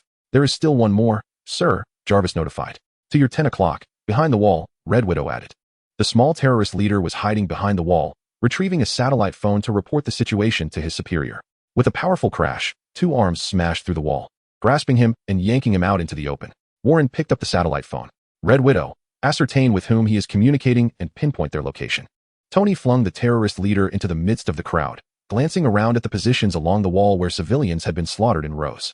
If they had not intervened, countless more lives would have been lost. "He is for you to handle," he declared. "The last one." He thought it best to leave to these unfortunate souls who had lost friends and family. The crowd closed in, casting shadows to envelop the small terrorist leader's sky. Not yet. Red Widow was tracing the location, but a voice emerged from the phone, speaking in a language Warren could not comprehend. Warren felt indifferent. But upon hearing the voice, Tony's expression shifted dramatically. I recognized that voice. Even with some distortion, he could discern the accent. Was that man still alive? Damn it. You listen here. No matter which cave you are hiding in, I will drag you out and make you pay. He snatched the satellite phone away. Tony Stark? What splendid news. Welcome to assist me in constructing the Jericho missile. Our previous encounter is far from over. With a sharp crack, the satellite phone in Mark II sparked and then met its glorious demise. Communication has been severed. We cannot locate the other party, Red Widow reported. At that moment, Warren could only express his feelings with a single raised middle finger. Apologies, recalling some unpleasant memories. The bastard on the other end was the terrorist leader who had imprisoned me. Well, next time, remember to berate him more, and let Red Widow lock onto his location. Red Widow? What is that? Your personal assistant. Like Alfred to Batman. Indeed, my personal assistant is not a human, but rather an artificial intelligence. What? You mean AI? Tony exclaimed with surprise. Jarvis, please greet this artificial intelligence lady. The most effective way to verify an AI is, of course, through a greeting. In an instant, the two artificial intelligences engaged in a vast exchange of data. Sir, Red is indeed an artificial intelligence, and she is exceptionally powerful. Warren returned to the cockpit. As the speed of the Black Cat Luna far surpassed his own flying capabilities. It seems you have a companion now, Jarvis. Let us proceed, but before we do. The Mark II soared through the air, locking onto all weapons within range, launching several missiles from its shoulder. A series of explosive flames erupted towards the heavens as Warren also fired a few miniature missiles, obliterating several famed tanks. Terrorists actually possess tanks. They are faring quite well. I have another lead, but it will require time to investigate. Count me in. I want to deal with that bastard personally. Now let us return. Chapter 42, The Inner Demon Gang. Have you found anything? The first thing Warren did upon returning was to inquire with Garrett, the former level 8 S.H.I.E.L.D. agent, the Hydra's all-seeing eye, and the current commander of Overwatch, provided him with a satisfactory response. We have indeed uncovered information, although this transaction was very clandestine. Leaving behind minimal clues, our agents are quite capable. While Warren had Harry create the super soldier suits, all of the current field agents in Overwatch are mutants, and it is not difficult for them to utilize their abilities to investigate this case. Speak up, who is involved? Justin Hammer. He is quite slick, yet I chose to keep him in charge of Hammer Industries due to his eloquence. It is uncertain whether he is implicated in this matter. The weapons we have leaked were authorized for sale by Justin Hammer. However, he is unaware of the terrorists' involvement. We have discovered that he has been conducting business with some gangs masquerading as respectable merchants for several years without issue. The problem lies with the gangs. They have not acted recklessly, yet they dare to sell the latest miniature missiles. It is time to give him a warning. He has not descended to the worst. But he is still a scoundrel. So it was the gang's doing? Yes, the terrorists paid a hefty sum, and they secretly exported the weapons. What is the name of that gang? The Inner Demon Gang, led by a man named Martin Lee. Do you require me to send someone to apprehend him? Do not create too much commotion. I still need him to locate the hideouts of those terrorists. Understood. After Warren departed, Garrett's respectful demeanor shifted dramatically to one of seriousness. As he summoned a small team, retrieve Martin Lee discreetly, without causing a stir. The three agents accepted their orders and promptly set off. Oh my goodness! Pepper exclaimed. Her voice elongated to fully convey her astonishment. Tony Stark, her employer, had inexplicably vanished for half a day, returning with numerous bullet holes adorning his armor. Despite the thick protective gear he wore, the sight of those perforations caused her heart to race. Those bullet holes didn't even penetrate the outermost layer of armor. Jarvis, be gentle. Sir, please refrain from moving, Jarvis instructed as the mechanical arm struggled to assist Tony in shedding his armor. My design is meant to be removable. Why is this so difficult? It seems we need to improve it. Tony. Pepper's frustration was palpable. Hey, don't fret. This is nothing. Warren, that guy, fought terrorists barehanded without even wearing armor. So he came to recruit you to that chaotic place in the Middle East to combat terrorists? Are you joking? You were just kidnapped. If that's the case, I might have to put up a sign at the door that says Warren Worthington is not allowed. Seeing Pepper's anxious demeanor warmed Tony's heart, prompting him to cease his movements. A wardrobe malfunction, Jarvis quipped, successfully assisting him in removing the suit. Pepper, I'm engaged in something significant. We are tracking down the terrorist responsible for my abduction. You seek vengeance? The illustrious Tony Stark cannot be bested? So you intend to gallivant onto the battlefield with another billionaire? If that's the case, I suggest you hire someone to handle it. She was not swayed by his reasoning. Others cannot accomplish this, Tony asserted. Those terrorists wield my weapons, along with Warren's armaments. With these, they can easily overpower any conventional army. Only we can put a stop to them. If you insist on pursuing this course of action, I shall have no choice but to resign. Tony waved his hand in exasperation. Why do you sound like Alfred from the comics? I am concerned for you. But right now, what you need is my trust. Tony stepped closer, locking eyes with Pepper. You stood by me during my darkest times. Now, I wish to do something noble to atone for my past mistakes. Please don't abandon me. After uttering those words, Tony felt a twinge of embarrassment and quickly added, I mean, you should trust me. Who am I? I am Tony Stark. Do you see that suit? With it, no terrorist can lay a finger on me. His brash confidence, coupled with the underlying sincerity in his words, began to sway Pepper. She relented slightly. Don't take unnecessary risks. I want tea. Do not act alone. Not a problem. Let the military collaborate with Overwatch. After all, there are numerous mutants in Overwatch, capable of invisibility, teleportation, and wielding fire. Remember to bring along some extra hands. Observing Pepper's somewhat verbose demeanor, Tony chuckled, Overwatch? Didn't someone mention previously that a sign should be posted at the entrance stating no Warren or dogs allowed? No dogs, Pepper retorted, visibly irritated. Is that so? He gently enveloped Pepper in his embrace. Indeed, no dogs. Pepper pushed him away lightly. Then, headquarters, this is Team Lynx. Team Lynx. The target is about to depart from the Wanderer shelter. Prepare for apprehension. Copy that. An Audi parked by the roadside housed 3 male mutant operatives on a mission. Codename Lynx, endowed with feline-like abilities, possessed reflexes several times that of a human, extraordinary physical coordination, and acute night vision and hearing. Codename Heatseeker. Gifted with a keen perception of thermal sources, functioned as a human heat detector. Codename Ironclaw could convert his body into the composition of any material through skin contact. Hence he adorned 10 specialized rings on his fingers. This mission was relatively straightforward, to apprehend a gang leader. Even though the adversary possessed peak human physical attributes and combat skills, he would be no match for them. For instance, Lynx's mutant abilities granted him reflexes akin to bullet time in movies. An ordinary person stood no chance against him. Ironclaw, on the other hand, could transform his body into various metallic materials at will, making him formidable in a direct confrontation. Heatseeker was somewhat better off, as he was not primarily a combat specialist. Is the gang leader still engaging in philanthropy at the Wanderer shelter? Perhaps he has committed too many misdeeds and wishes to alleviate his conscience. He's coming out. Heatseeker, you handle the surveillance. I'll incapacitate him. Ironclaw, deal with the bodyguards, and then we extract him. As the target appeared, the trio promptly ceased their idle chatter. Ironclaw, a towering figure, opened the car door and feigned interest in the scenery while approaching the target.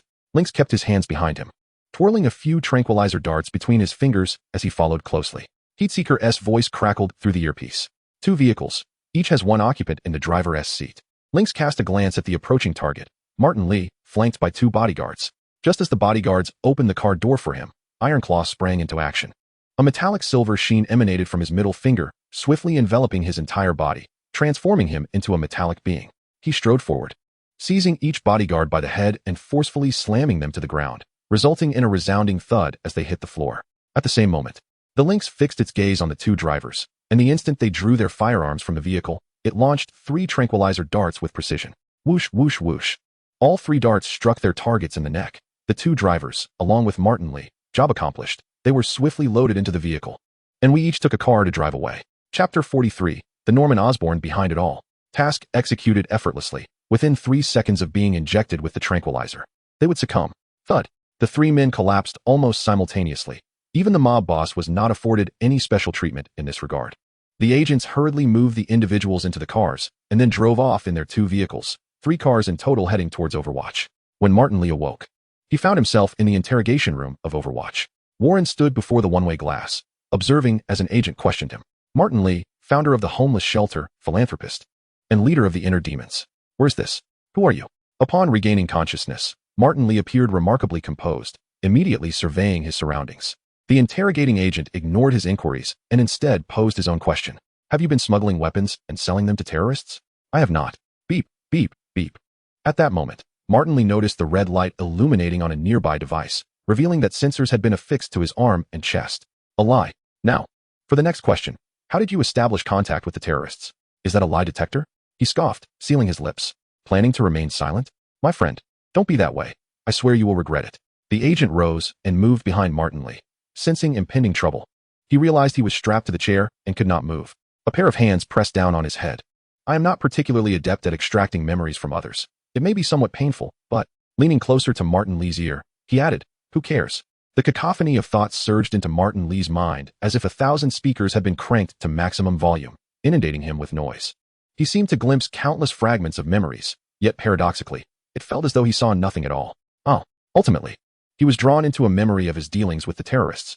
A creature composed entirely of swirling black smoke appeared in his recollection, gesturing to manipulate the tempo of the entire memory realm. What are you doing?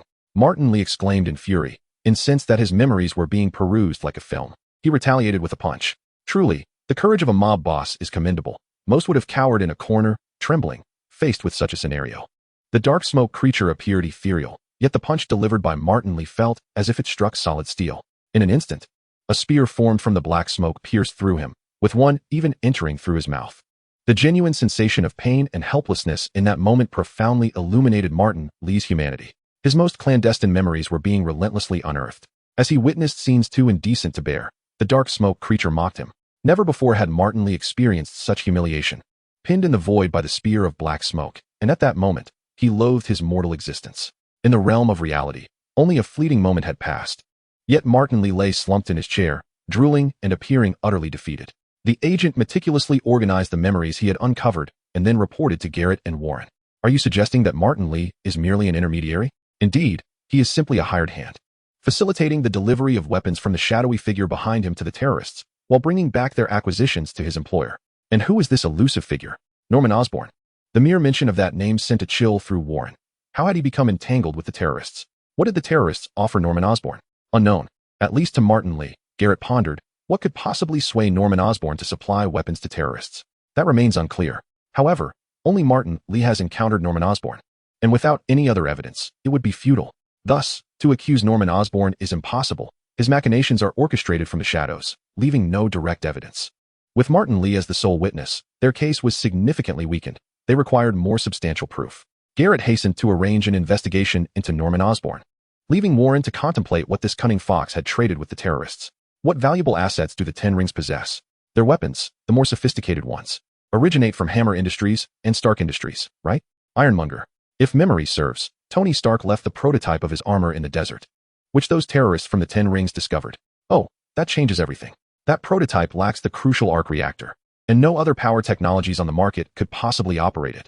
Thus, it would be of no use to Norman Osborn, unless he were deranged enough to assault Tony Stark. But Ironmonger Obadiah Stane has a decent rapport with Tony, allowing him access to pilfer the arc reactor. What leverage does Norman Osborn have? I should inform them. In addition to notifying Tony Stark to be on guard, it is imperative to reach out to S.H.I.E.L.D. Nick Fury, cognizant of Howard Stark's legacy, would likely provide some consideration for Norman Osborn, issuing him a warning. With the involvement of the Overwatch team, any unscrupulous tactics Norman might contemplate would necessitate careful deliberation, for in terms of martial prowess, the Osborn Corporation pales in comparison. An agent probing memories informed Warren of Martin Lee's dealings with terrorists, prompting Warren to set off in search of Tony Stark. Meanwhile, Garrett was tasked with liaising with S.H.I.E.L.D., given his familiarity with the organization, to alert Nick Fury about Norman Osborn's nefarious intentions, extinguishing any sinister thoughts in their inception. Any leads? Even at this late hour, Tony exhibited a rare patience, as the person he was meeting was Warren. I've acquired information from the gang regarding their transactions with terrorists. I plan to impersonate a gang member to engage in negotiations with them and subsequently apprehend them all. Indeed, just the two of us? No, the gang leader has underlings. I must bring along a few accomplices. Ah, splendid. This way, Pepper 1T Fred. While you negotiate with the terrorists, I'll be on standby, ready to assist. Once you give the signal, I'll swoop in to eliminate them all. Such an outcome seemed highly favorable, and surely Pepper would concur. Initially, I only invited you to observe. If we engage, it would be no concern of yours. Moreover, Norman Osborn is likely trading with the terrorists for your armor prototype. Exercise caution during this period and enhance your defenses. What? Norman Osborn is trading with terrorists? Nonetheless, it matters not. That prototype is inconsequential. The crux lies here. He gestured toward his chest. Without this, it is but a heap of scrap metal. Very well. I will contact the terrorists and inform you once the transaction date and location are confirmed. Agreed. Chapter 44. The mission commences. Codename, Nightmare. Originally a listless petty criminal. Endowed with the mutant ability to invade others' minds and conjure dreams, he could scrutinize memories repeatedly and construct vivid dreams tailored to leave a lasting impression on his subjects.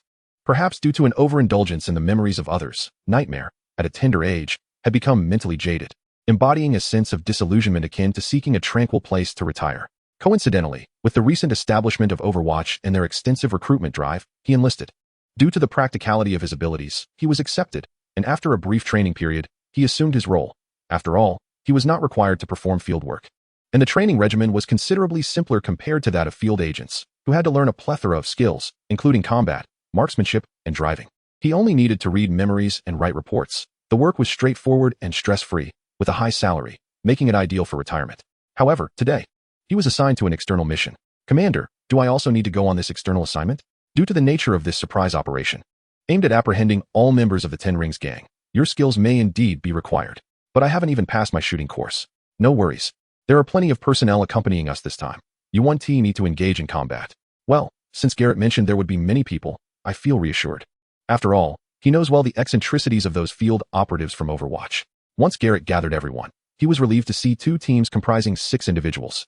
With these 2 teams, they could easily handle 100 foes without issue. Hey, Lynx, Bison. He greeted the 2 team leaders, whose animal-themed codenames belied their prowess. They were experts in both shooting and hand-to-hand combat, with mutant abilities to boot. Nightmare, can you give me a spring dream tonight? Bison joked. I never cater to men. He retorted. The Iron Beast and Heat Eye from Lynx's team also acknowledged him. As for the 2 women from Bison's squad, he had only heard of their formidable reputations. Choosing not to partake in their banter, the blonde, Mary, had the ability to control electronic devices, capable of unearthing your secrets in an instant. She lacked a nickname. Having previously not mingled within mutant circles, her abilities allowing her to blend seamlessly into crowds without any need for one. The other, a black woman named Plague, possessed a formidable skill to release toxic gas across large areas, causing skin contact to rot. No one dared to provoke her. Is everyone here? Warren approached, fully equipped. All were clad in black suits, including the 2 women, as Garrett distributed masks to them. This was a hallmark of the nightmarish gang, whose members donned similar devil masks, facilitating their disguise. Except for Warren and Iron Beast, everyone else wore bulletproof vests beneath their clothing, as they were not built to withstand punishment. All present. Then let us depart. Boarding commenced, and the Black Cat mech aboard the transport plane captured everyone's attention. Is this our support? It certainly inspires confidence. I believe such fine machinery should be assigned to each individual, but you wouldn't know how to operate it. I can learn. Do you see the controls inside? I've learned to operate an excavator before. It should be somewhat similar. Warren allowed them to converse for a while, only interrupting once the plane stabilized in flight. All right, everyone, listen up. I will succinctly outline the details of this mission. Everyone fell silent. This time, we would masquerade as members of the Heart Demon Gang and venture to the Middle East to negotiate with terrorists. Our objective was to uproot them entirely, leaving no room for error. The terrorists we were to contact must be taken down with lightning speed. Mary, you are responsible for severing their communications. Understood? Once we have captured the terrorists, nightmares, delve into their memories to uncover their hideouts. Understood? Upon reaching their lair, we must locate and destroy all their weapons, apprehending or neutralizing every terrorist. Only then can we consider our mission a resounding success. Do you all comprehend? Very well. Now rest well. We still have a flight ahead of us. After Warren succinctly outlined the mission, the teammates began to either engage in light conversation or meditate quietly. Seated beside Warren was the Iron Eater. Iron Eater, why did you choose such a name? Because it is adorable and quite formidable, replied the team's tallest and most robust member. I see. That rationale is utterly impeccable. In the cockpit of the transport aircraft, Tony Stark donned his vibrant crimson armor, exchanging banter with another pilot while deftly piloting the plane. In truth, I excel at flying all types of aircraft. What about alien ones? I haven't tried. But I am confident that my intellect will surmount any challenges. By the way, which is more powerful, your suit or that behemoth we transported earlier? Of course, mine is superior. Is that so? The pilot's incredulous expression prompted Tony to become slightly agitated. Consider who I am. Tony Stark.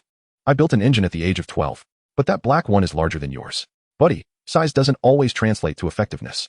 Well, who do you think is stronger, you or Mr. Consultant? Consultant, as in Warren? Undoubtedly, it's me. Come on, you probably can't even best Mary, the cunning pilot teased. Mary? You mean the blonde beauty? Tony peered through the cockpit door and indeed spotted a stunning girl. Wow, she is truly gorgeous. And her figure is remarkable. Even in men's clothing, it's evident. To have countless admirers is no exaggeration.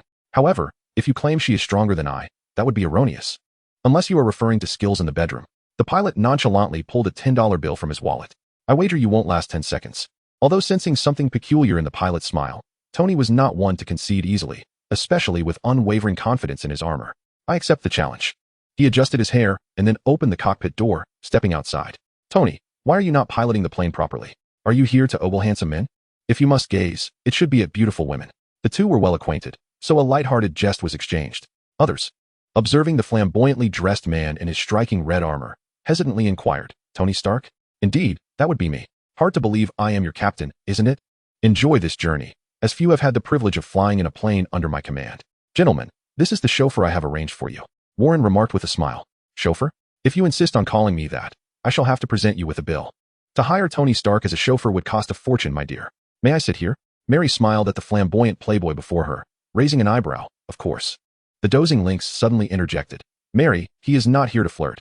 He wishes to see if he can last 10 seconds under your control. Noticing Tony's astonished expression, Lynx pointed to his ear. My hearing is a tad sharper than the average person's.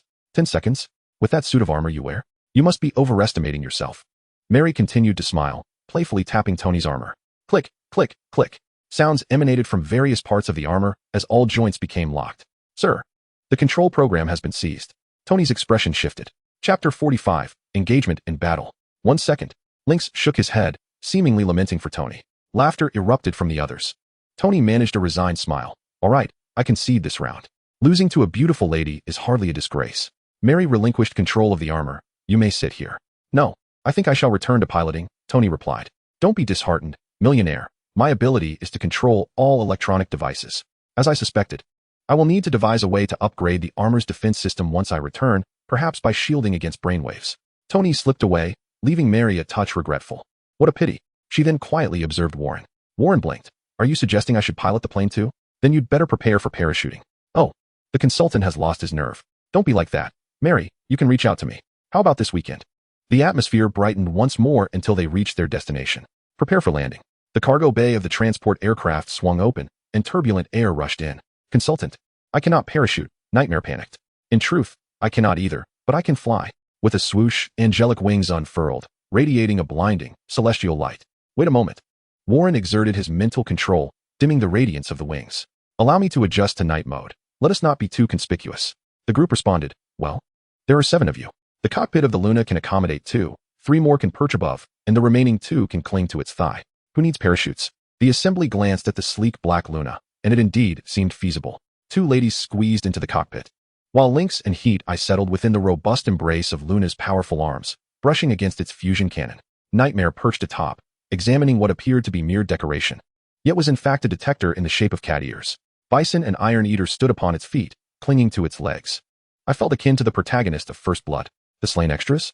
The rear thrusters activated, and due to the presence of passengers, Luna deployed only minimal power, gracefully exiting the transport craft and descending at a measured pace. After all, several had already been suspended outside, and excessive speed might risk sending them tumbling away. Warren served as their guardian, ensuring that no such mishap occurred. Safely on the ground, Heat-Eye, you and Mary will accompany Luna, providing support from the rear. Understood. The others prepared for battle. Everyone donned their headsets and the masks of the Heart Demon Guild. Heat-Eye vigilantly scanned the surroundings, alert for any thermal signatures within sight. This was the predetermined rendezvous point, and upon their descent, Luna had dispatched a message to the terrorists, who would soon arrive for the exchange.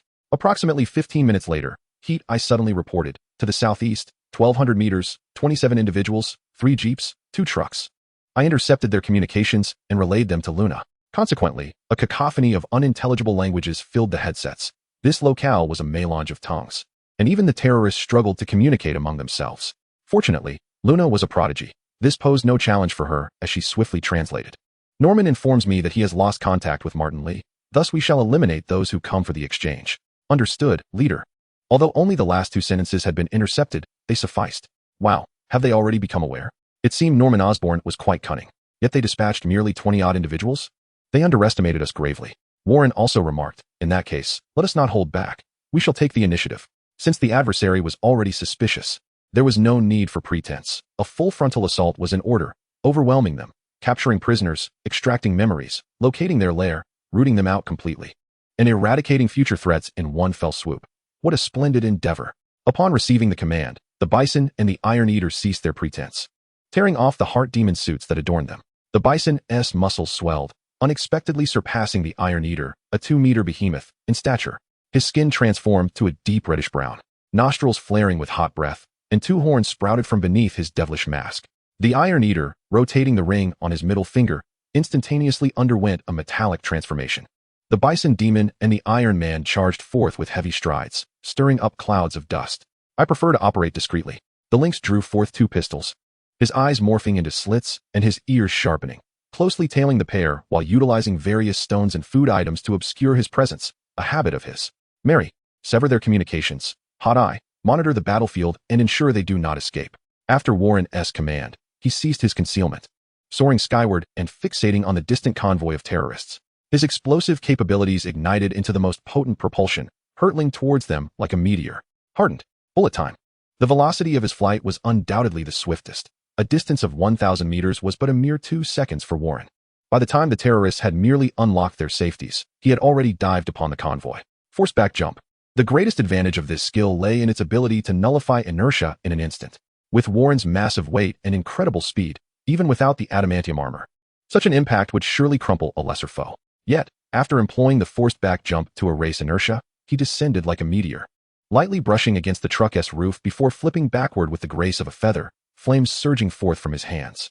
This moment evoked a famous adage in Warren's mind: youth that does not strive, back jump with sword energy. Was his back jump followed by an explosion a sign of diligence or negligence? After adjusting his position with the back jump, a truckload of terrorists lay exposed within Warren's attack range. The instant he appeared, they scrambled to draw their weapons, but their reflexes could not possibly rival Warren, who was enhanced by bullet time and had long since prepared to receive a fiery greeting from the heavens at 1,500 degrees Celsius. Boom. The entire truck compartment erupted into a sea of flames, where it appeared as if demons were dancing amidst the inferno. Stop the vehicle, attack. The remaining terrorists hastily brought their vehicles to a halt, distancing themselves from the truck, fearful of being caught in Warren's fiery onslaught. Upon disembarking, they were immediately met with a barrage of bullets aimed at Warren's visage, yet their attacks merely tore apart his figure, leaving behind a cascade of shimmering butterflies that dissipated into the air. The terrorists were left bewildered, questioning, what was that? A bewildered terrorist, wielding a rocket launcher, suddenly felt a force wrenching his personal launcher away. Turning to look, he beheld an enlarged military green facade. A cannon barrel swung towards him, and Warren delivered a powerful kick to a nearby crate. The box was kicked away, disintegrating in midair to reveal 7 or 8 shells within. In that fleeting moment, Warren transformed into a devil, his hands raised, aimed at the ordnance. In the realm of bullet time, the expressions on the terrorists' faces morphed into sheer terror as they sought to flee. Yet, it was too late. Without the need for a charge, he unleashed a rapid barrage. 1, 2, 3, 4, 5, 6, 7. Accompanied by Warren's counting and the flickering light from his palms, all the shells were detonated. Flames and explosions reverberated through the air, as if the very atmosphere had solidified and was being struck by a mighty hammer. In that instant, it felt as though every ear was assaulted by 1,000 basketballs. Many terrorists found themselves unable to hear, swaying unsteadily, their sense of balance compromised. At that moment, 2 formidable men charged into the fray, dispatching the adversaries with a mere slap, as if they were children. From the shadows, 2 handguns fired incessantly, each bullet striking precisely at the enemy's shoulders or knees. They needed prisoners. Their memories would serve as a guide. Chapter 46, Annihilation. Pestilence strolled leisurely, guided by Hot Eye, casually releasing a cloud of green mist upon several fleeing individuals. Instantly, they became weak and helpless, succumbing to violent retching, their skin erupting with horrid blisters that burst and oozed within mere seconds. An effortless resolution. Hot Eye, are there any left behind? None. Excellent. Let nightmares come to extract memories. Clear the battlefield, drag the survivors over, and allow nightmares to select 2 at random to read their memories and uncover their hideout. 2 minutes later, having wreaked havoc in the memories of others, Nightmares opened his eyes. They had located the hideout. Provide me with a map. Beside him, Mary laid out the map, and Nightmares circled a specific location. This is it. They have stockpiled a considerable amount of weaponry, and the leader is there as well, at least. He was when they set out. Well, time is of the essence. We must depart immediately. The 7-kilometer journey would not take long by vehicle. Once seated in the car, Warren informed Tony that they had discovered the terrorist stronghold. I'm heading out first. Tony removed his armor's visor, preparing for action. Don't forget the $10 you owe me. The pilot chuckled. I'll settle it later. I'm in armor. Leap of faith. As the vehicle approached, it came to a halt, and the group proceeded on foot, peering over the cliff's edge. Indeed, concealed by the mountain's cover, there lay a terrorist camp below. Advisor, there are over 400 armed terrorists down there. Hot Eye reported after counting for a moment. Warren surveyed the terrain. It was well hidden, with no concern of detection by aircraft or satellites, as the surrounding mountains provided substantial cover. However, for ordinary individuals, descending directly from the mountain without traversing the dual canyon pathways proves to be quite arduous. The Red Queen will command the Luna to blockade the southeast, while Plague will utilize toxic mists to obstruct the southwest. Understood. Mary, you and Heat I shall remain here, jamming all their signals and monitoring the battlefield. Understood. The remaining 3 will act in unison, ensuring to safeguard yourselves. Understood. And what of me? Nightmare inquired. You shall also remain here. Nightmare, who is not accustomed to field operations and has yet to pass combat and shooting assessments, was selected as one of the earliest agents of the Overwatch due to his exceptionally useful abilities. Very well. He understood that his lack of combat prowess would only cause disruption if he descended, so remaining above was indeed wiser. Tony, have you arrived? Above you. Commence action and detonate all those weapons. Acknowledged. Tony began to lock onto the stacked weapons, as red circles were outlined by Jarvis within his field of vision. Subsequently, the micro-missile swarm on his shoulder opened, launching dozens of missiles towards their predetermined targets. Boom, boom, boom. I have longed to do this. The successive explosions below signaled the commencement of battle, with Warren leading the charge, wings unfurling as he dove downwards. Plague commenced to control the toxic mists, sealing off a section of the canyon and creating a noxious zone. The Luna, under the Red Queen's command, held the opposite end firmly and with its firepower. Escape was improbable unless the terrorists possessed a Mark II for each combatant. The agile figure of Lynx surged into second place, only to be swiftly overtaken by the frenzied bull. The Iron Eater, the most cunning, summoned the Red Queen to transport him down, and upon landing, he immediately transformed his metallic ring into a steel warrior, charging into the enemy ranks. A bald man with half of his face burned, upon hearing the explosions outside, promptly drew his handgun and quietly lifted the tent's flap. Then he beheld hell itself. The Minotaur from Eastern mythology was mercilessly striking his subordinates with mighty punches and kicks, sending them flying, each impact leaving a blood mark upon the stone walls. A lithe figure soared high, bullets firing in rapid succession from his dual pistols, each of his adversaries falling to the ground as he landed. With a flick of his wrist, he tossed the pistols upward, letting the magazines drop, and deftly retrieved 2 fresh magazines from his waist. The descending pistols landed perfectly, allowing him to unleash another barrage of precise fire.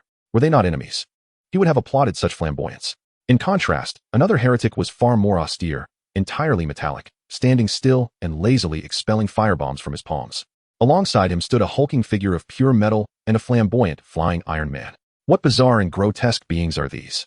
He was overwhelmed by a sense of helplessness, intent on fleeing, stealthily slipping away from the left, using the obstacles as cover.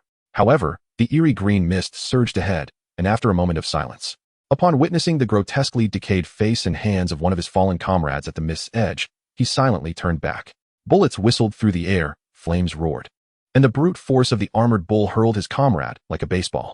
The metallic figure, deflecting bullets with a twisted barrel, darted through the chaos.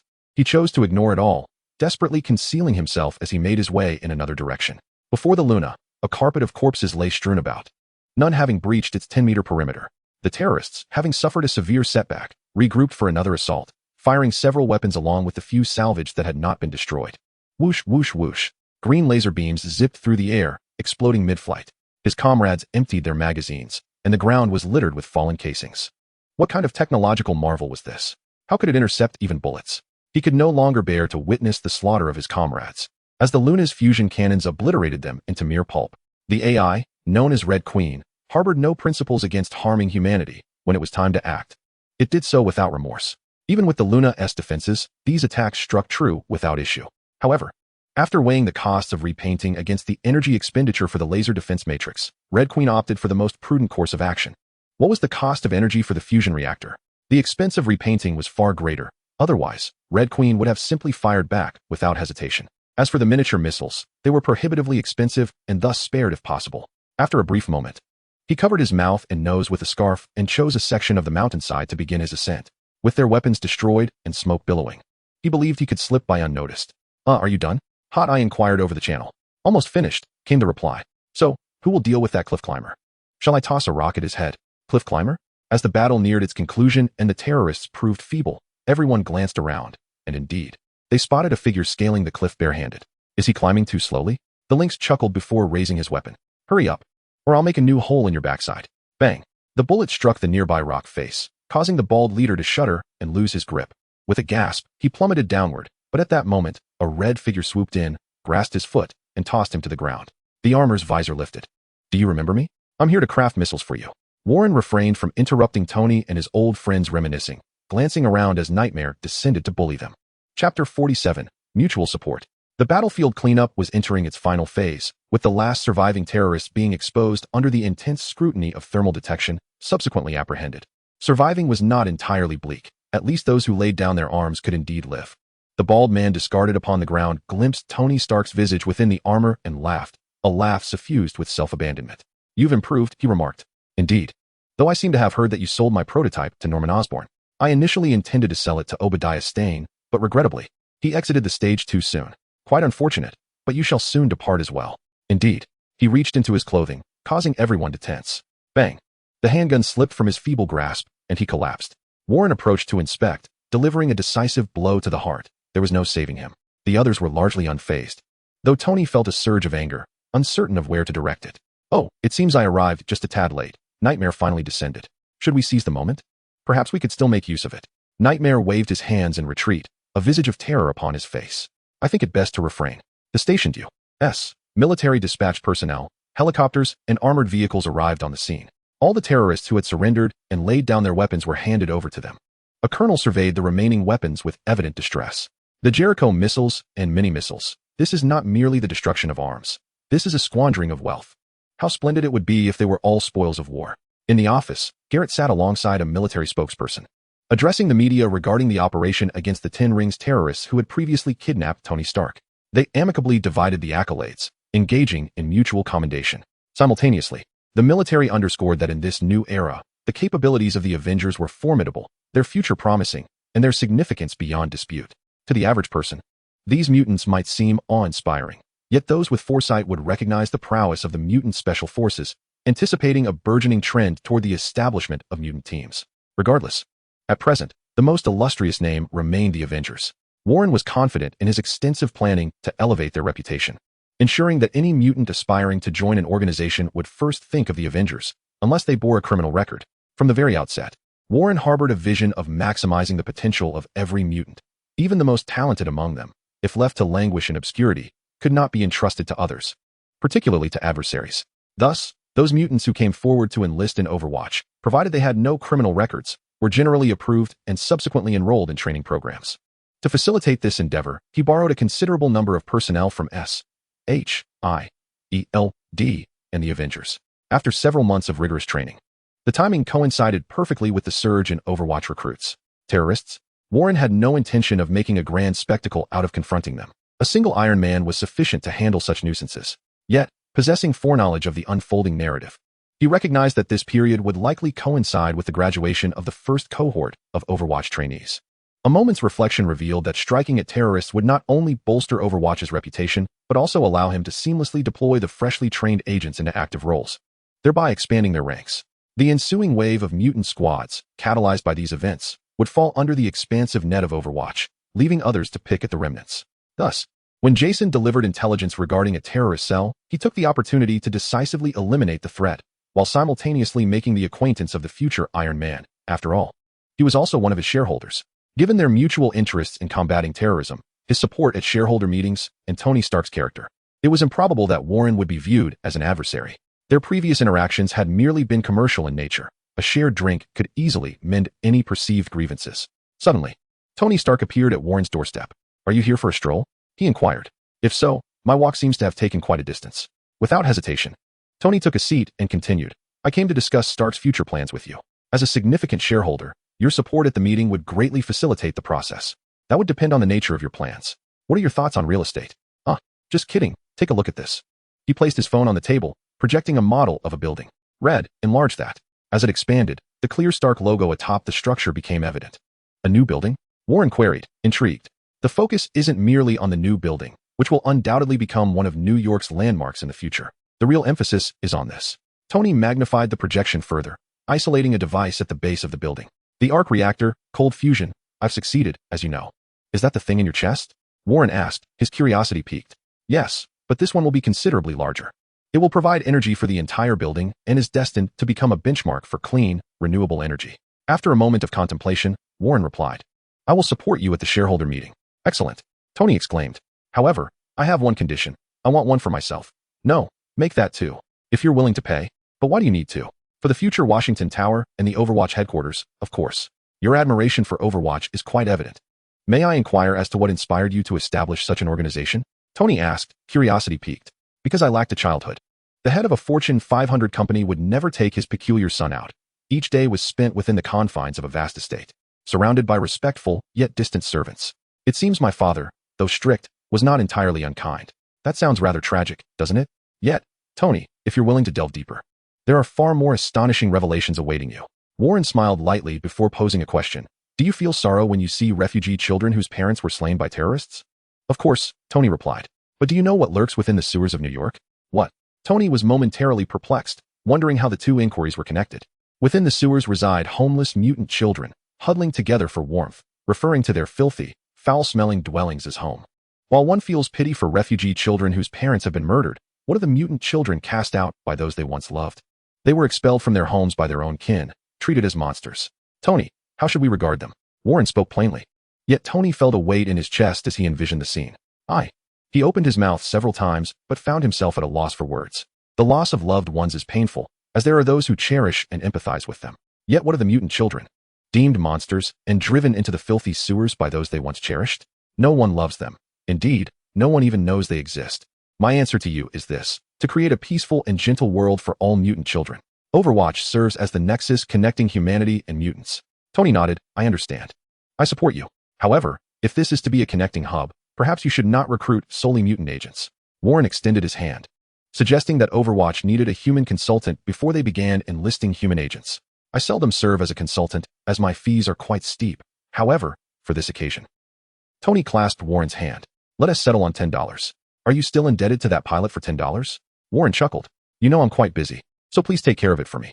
Not allowing Warren another opportunity to jest, Tony turned to leave. Let it be settled. Mutual support. Indeed, mutual support. Humanity and mutants supporting one another? I find myself oddly anticipating the arrival of Thanos. Chapter 48. The Hellhound guarding the laboratory. The seemingly insipid Mary, lacking any real combat prowess, would struggle against even a Chitauri foot soldier, let alone Thanos himself. However, if extraterrestrials were to arrive piloting their spacecraft, she could commandeer their vessel to unleash a barrage of cannon fire, with the aliens as her intended targets.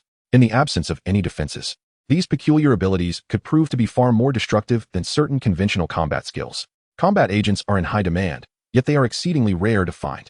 Individuals like Nightmare and Mary, who once led ordinary lives and concealed their mutant identities, predominantly joined Overwatch for the promise of decent treatment or the allure of engaging experiences. Those like Plague, who can inadvertently become invisible, often seek to join this community of mutants for a sense of belonging. Driven by the fear that their powers may inadvertently harm others, such individuals comprise a significant portion of the group. Ultimately, warriors like Wild Bull and Lynx, possessing exceptional combat prowess, are exceedingly scarce. Lynx was previously a soldier, adept at remaining undetected within the military, while Wild Bull gained notoriety as a mercenary. Their extensive experience means they require minimal training time and can mentor newcomers, making them invaluable assets for Overwatch at this moment. Regrettably, such talents are few and far between. As the first batch of Overwatch recruits steps into their roles, their ranks will expand, further bolstered by the original intention to integrate elite soldiers into Overwatch, which will rapidly cultivate a plethora of capable agents. Warren's decision to pursue this course was not merely a suggestion from Tony, it was a premeditated strategy, especially since the super soldier suits were already prepared. The notion of establishing a hub for connections, solely recruiting mutants, seems utterly ludicrous. It is likely that figures like Garrett Stern within the management will be rumored to seek the enslavement of mutants. This task is best left to them. And Tony Stark's role as an Overwatch advisor will be managed by designated personnel. In the meantime, Warren has another crucial responsibility to attend to. However, before that, he must address a significant complication. Icaz Island, the birthplace of the antidote, the site of the Worthing laboratory, and the core facility of Red S mainframe, where various cutting-edge genetic positioning technologies and viral samples are preserved. This is indeed the treasury of the Dark Lord. Given its nature, how could one not station a three-headed hellhound to guard its entrance? Welcome, Dr. Banner, to your new abode. As Bruce Banner disembarked from the helicopter and surveyed the desolate surroundings, he mused that it appeared to be an uninhabited wasteland, perfectly suitable for him to transform into a monster without causing any destruction. Surely, you wouldn't expect me to reside here alone, relying on weekly helicopter drops for supplies? Such a vast expanse would be a waste for one person alone. Follow me. I will introduce you to the overseer of this island. Upon entering from the helipad to the nearby entrance, a virtual projection materialized as soon as they stepped through the door. Once upon a time, there was a little girl clad in a red dress who welcomed Dr. Bruce Banner to Icaz Island. I am the assistant, Red Queen. Should you require anything in the future, simply inform her. Her abilities surpass your wildest imagination.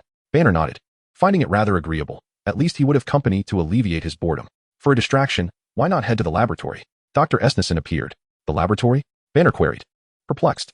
Are you still allowing me entry into the lab? You must know that to compensate for the damage you caused and the medical expenses for the injured, I have incurred quite the expense. Consequently, you shall be working for me for 200 years, the unscrupulous boss Warren remarked. Banner was astonished. It seems my salary is rather meager, but what are the tasks involved? Surely, you don't expect me to plant trees on the island? Your primary responsibility is to assist Dr. Esnison in his research endeavors. Yet I shall grant you a degree of freedom to explore solutions to your own predicaments, Warren explained. Really? Banner exclaimed with excitement. I can utilize the resources here to address my issues? Indeed. However, first, your funding is limited. Second, your project progress must be reported regularly. And third, should anyone attempt to encroach upon this place, I permit you to transform into a monster and obliterate them, Warren clarified. Banner, bewildered, responded. I agree with the first two conditions, but what does the third entail? It means there are numerous hazardous materials here that absolutely cannot be leaked to the outside world, nor can they fall into the hands of nefarious individuals. You are to be the Cerberus guarding this treasure trove, Warren stated. Banner interjected. May I express some profanity? Warren. Dr. Banner's battlefield is the laboratory. Do not treat him as a soldier. Esnison interjected, noticing Banner's discomfort. Banner, come with me. I shall show you around this facility. You will undoubtedly come to adore it, for it has everything one could desire.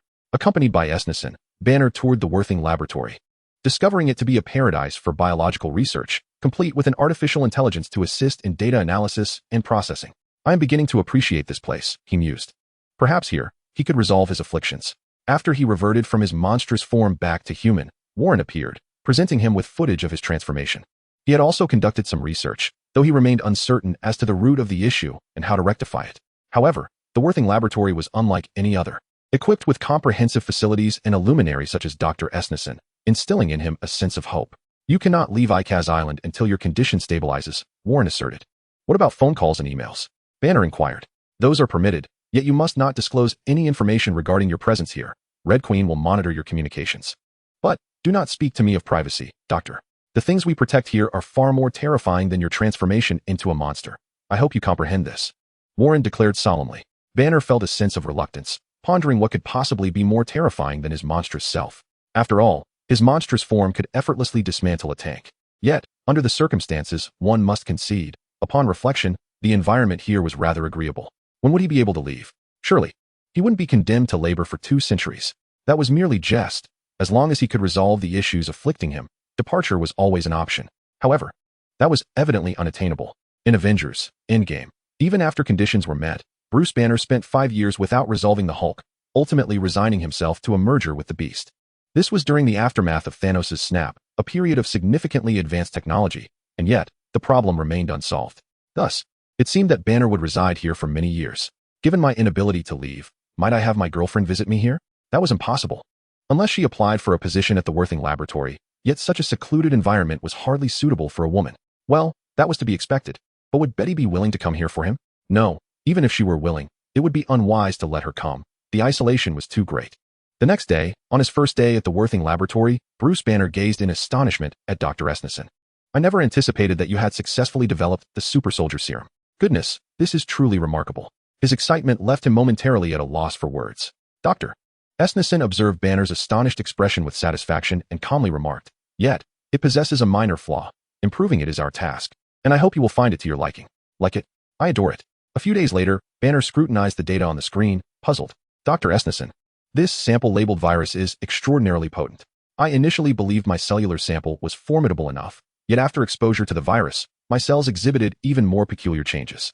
Let me see. Dr. Esnison's brow furrowed deeper as he examined the findings, finally sighing. It appears we have inadvertently created something remarkable once more. Once again? Indeed, once again. If this knowledge were to spread, it would spell disaster. The virus can induce rapid mutations in infected organisms, and your sample possesses enhanced size and strength.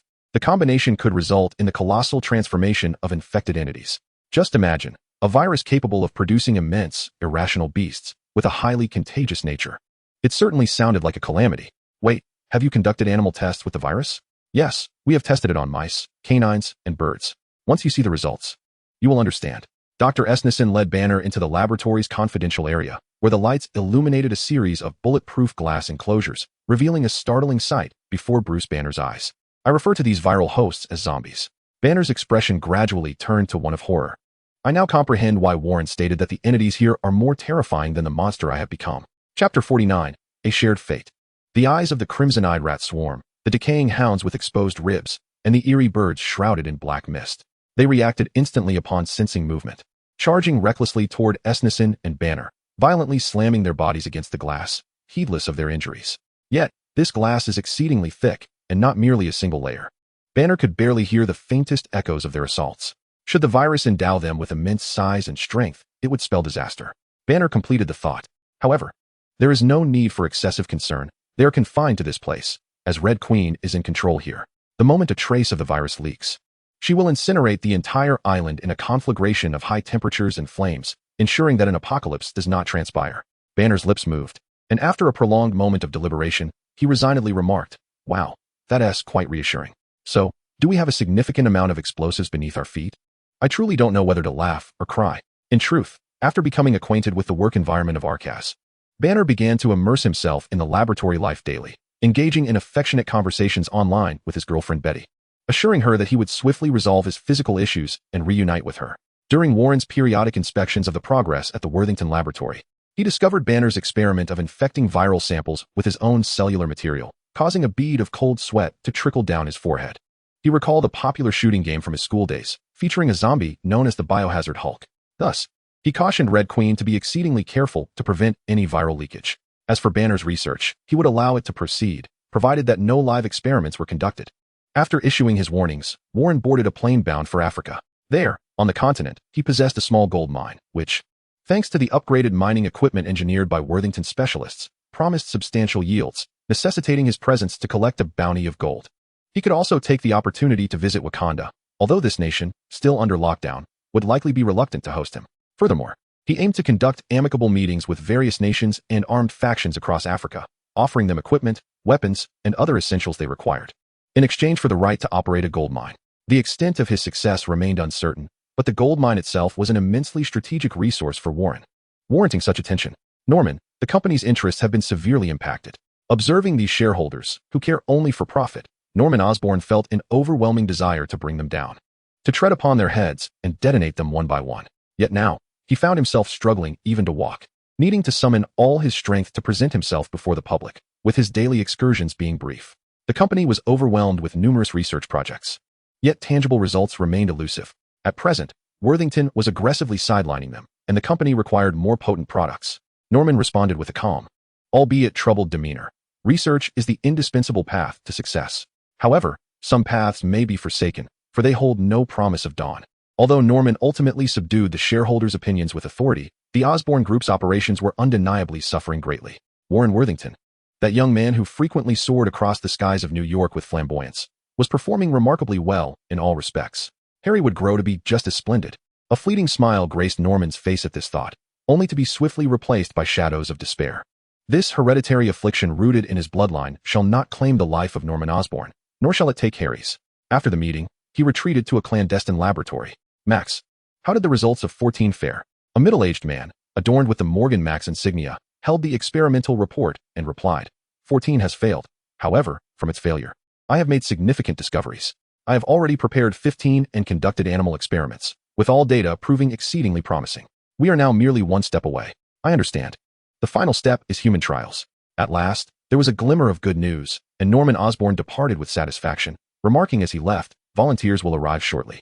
Although this unregistered laboratory could not recruit volunteers through conventional means, this posed no challenge for Norman Osborn. Upon exiting the laboratory, he promptly instructed his subordinates to undertake certain tasks before proceeding to another lab. As he entered, he was met with a thick cloud of black smoke that provoked an involuntary cough. "Octavius." His voice bore an edge of anger. "Apologies, there was a minor malfunction." A somewhat balding, slightly portly middle-aged man descended from the experimental platform, removing his gear and shutting off the power, which finally ceased the electrical sparks from the equipment. Otto Octavius, one of Norman Osborn's many investments, had once been his friend, exceptionally intelligent, yet often prone to failure. Fortunately, Norman's own life had been a success, allowing him to fund Otto's research, undoubtedly because they shared a common destiny and purpose. "It seems you have failed again." Otto's body trembled, though he feigned indifference. "The neural calculations are exceedingly complex, and energy supply poses a challenge. It appears there are many aspects that require improvement," he explained. Norman had intended to express his usual ire, but the good news from Morgan Max tempered his frustration. "I hope that when I come again, I will witness your success, even if just once." Watching Norman Osborn depart, Otto clenched his fists, only to release them weakly moments later. Once they were friends, now he felt like a mere dog, spared from reprimand only when his master was in a good mood. Dignity and confidence had been cast aside, for aside from Norman Osborn, no one could endure his repeated failures. They shared the same fate. Fate. Martin Lee was skeptical of such a notion. An orphan. He lost his parents at a tender age. All he recalled was his father, a man who delighted in telling terrifying tales to amuse children. Thus, when he later established an underground organization under Norman Osborn's patronage to manage some unsavory affairs, he named the gang the Heart Demon Gang. Echoing the name of the Heart Demon mask from his father's stories, the only memory that lingered. Transitioning from Overwatch to an ordinary prison. Even a formidable gang leader like him would receive no preferential treatment. After all, even his benefactor, Norman Osborn, could not afford to offend Overwatch now. Mealtime. He sensed something amiss. It was slightly too early. As the gang leader, he was held in solitary confinement, and a tray was slid into his cell. Please enjoy the mashed potatoes, read the note atop it. Upon examining the dish, he discovered a key hidden within. Thankfully, he and T swallowed it. The door swung open, and he cautiously peeked outside, where the sounds of fierce combat echoed. Hey, a guard spotted him. As Martin Lee contemplated how to eliminate this guard, the officer tossed a package his way. A corner of it revealed a set of guard-s attire. A smile crept across Martin Lee's face. Norman Osborn had not forgotten him. Chapter 50, Severing the Past, Embracing a New Life. Quickly donning the uniform, Martin Lee was escorted by the guard through layers of security until he reunited with his subordinates from the Heart Demon Gang. Before long, he found himself standing before Norman Osborn. Leaning on a cane, Osborn appeared slightly fatigued from the day's exertions. Lee, I need your assistance with a matter. Please, go ahead. As Martin Lee's benefactor, Norman Osborn had just rescued him, yet he spoke with such a courteous tone. Was he to seek trouble with Overwatch? No. He had no desire to encounter those mutants again. The miraculous cure for genetic disorders, finally, had been developed. A rare smile graced Norman Osborn's face, momentarily startling Martin Lee, who then erupted in joy. Are you saying that neurodegenerative diseases can be cured? The news arrived with such overwhelming intensity that he found it difficult to bear. Indeed, all experimental data aligned with expectations, leaving only the final human trials to be conducted. I'll handle it. Martin Lee, who had toiled for many years in the shadow of Norman Osborn, understood precisely what was required at this juncture. No, you cannot be seen outside now. Overwatch will undoubtedly send someone to find you. One cannot predict the methods those mutants might employ. I cannot partake in this either. For Overwatch is likely aware of my research. If any related patients go missing, they would surely trace it back to me, correct? Indeed, those mutants can directly access memories. Whether I confess or remain silent is inconsequential. Thus, as we are merely a step away from completion, it shall be you. Me, Martin Lee exclaimed, taken aback that Norman Osborn intended for him to serve as the test subject. After all these years, having finally reached this critical juncture, he was loath to complicate matters further, risking exposure to Overwatch. So, it is only fitting that I take on this role. Precisely. Moreover, I possess no alternative. Martin Lee surprisingly regained his composure. True, there exists an unspoken understanding between us regarding my daughter. As her father, if I refuse to be the test subject, the consequences will fall upon her. But I have assisted you in so many endeavors. Merely trivial tasks. I would prefer not to tarnish my hands. At this point, Norman Osborn had severed all pretense with Martin Lee. In Osborn's eyes, Martin had lost his worth. The inner demon's recent actions were nothing short of a suicidal assault, and he held no regard for the lives of those gangsters. Their attack on the prison had been fortuitously catastrophic, severing the ties to his own sordid past. After all, upon the success of Project 15, Norman Osborn would have many days ahead of him, liberated from the desperation that once drove him to desperate measures as his lifespan dwindled. Hence, this chapter of his past could be entirely excised. By eliminating the blemish of the inner demons, he would extract the last vestiges of value from Martin Lee and subsequently bury him, thus laying to rest the darkness of his own life. The moment of recovery would signify Norman Osborn's rebirth. Martin Lee found himself compelled to acquiesce, realizing that not only was his family now likely in Norman's grasp, but he too was ensnared by Osborn's control. He could only pin his hopes on Project 15. Should it succeed, there was a glimmer of hope. They know nothing of this. If Project 15 succeeds, on account of our years of friendship, I shall grant your daughter a chance, allowing her to live as an ordinary person. That would suffice. It was a deadlock. Martin Lee could conceive no solution. Even if he had been aware from the outset that remaining in prison was inevitable, there was nothing he could do. His daughter, having inherited his affliction, would inevitably become a subject of experimentation as well. Should he fail, death would be his fate, yet his daughter would retain a glimmer of hope. Admittedly, though he was loath to acknowledge it, there was a significant possibility that Overwatch might launch an assault on the prison, driven by the machinations of the Sinister Six, in pursuit of her whereabouts. Norman Osborn had no desire to confront Overwatch. Who could say what mutants might possess the uncanny ability to locate Martin Lee's family? Thus, ironically, it was Overwatch that might save his family from peril, and Norman Osborn would hardly maintain control over them for long. Once found, their connection to him would become inextricable. Should he succeed, death would still find him. He was certain that Norman Osborn would not spare him, for he harbored far too many secrets of Osborn's dark dealings. And the last memory he had been compelled to divulge was but a mere fragment. It was hardly possible for a mutant to casually extract every memory from a person. Was it? Wouldn't he that risk overwhelming their mind? The experiment was about to commence. With a wave of his hand, Norman Osborn commanded his bodyguards to sandwich Martin Lee between them. The sound produced between the gold bricks was not crisp, but rather muffled. Warren stood before a multitude of gold ingots, yet his expression betrayed no joy. The Sinister Six had launched an attack on the prison, even deploying heavy weaponry? This news was utterly unexpected. Warren would never have anticipated receiving such a call. Surely, the American mob was not so straightforward. How could they resort to heavy artillery when their leader had been apprehended? Had they all been marked for death? It was plausible, considering Martin Lee's connections to the Chinese community. In the vault adjacent to this gold mine, the smelted ingots disintegrated into ash, transforming into the balance of Warren's account. Even after amassing a sum of 100,000 gold coins, he remained perplexed as to the underlying reason. The Sinister Six had suffered near total annihilation. Only their leader, Martin Lee, and a few others managed to escape, while the rest were subdued by the arriving police and rapid response units, who were met with the shocking decision of some to detonate explosives in a final act of desperation. Something was amiss. Everything felt fundamentally wrong. Could the mob's fighting spirit be so robust? It was inconceivable, which meant that the explosives set off at the end must have been compromised. With this thought, Warren contacted Overwatch's Nightmares. Nightmares, did you discover anything unusual when you last accessed Martin Lee's memories? Advisor, each individual's memory is vast and intricate. I typically focus only on the pertinent portions to avoid confusion. As for Martin Lee's memories, I merely reviewed some instances of his nefarious dealings with Norman Osborn. Some? How many instances might that encompass? Approximately 5 or 6 times each quarter. Martin Lee and Norman Osborn have long been entangled in dubious dealings. Thus, the destruction of evidence is indeed a considerable sacrifice, resulting in the downfall of an entire syndicate. However, Martin Lee has managed to escape. Was his departure a mere accident? Or did Norman Osborn orchestrate it? These two possibilities lead to entirely different conclusions. The lack of information renders analysis impossible, and the surveillance footage has been obliterated.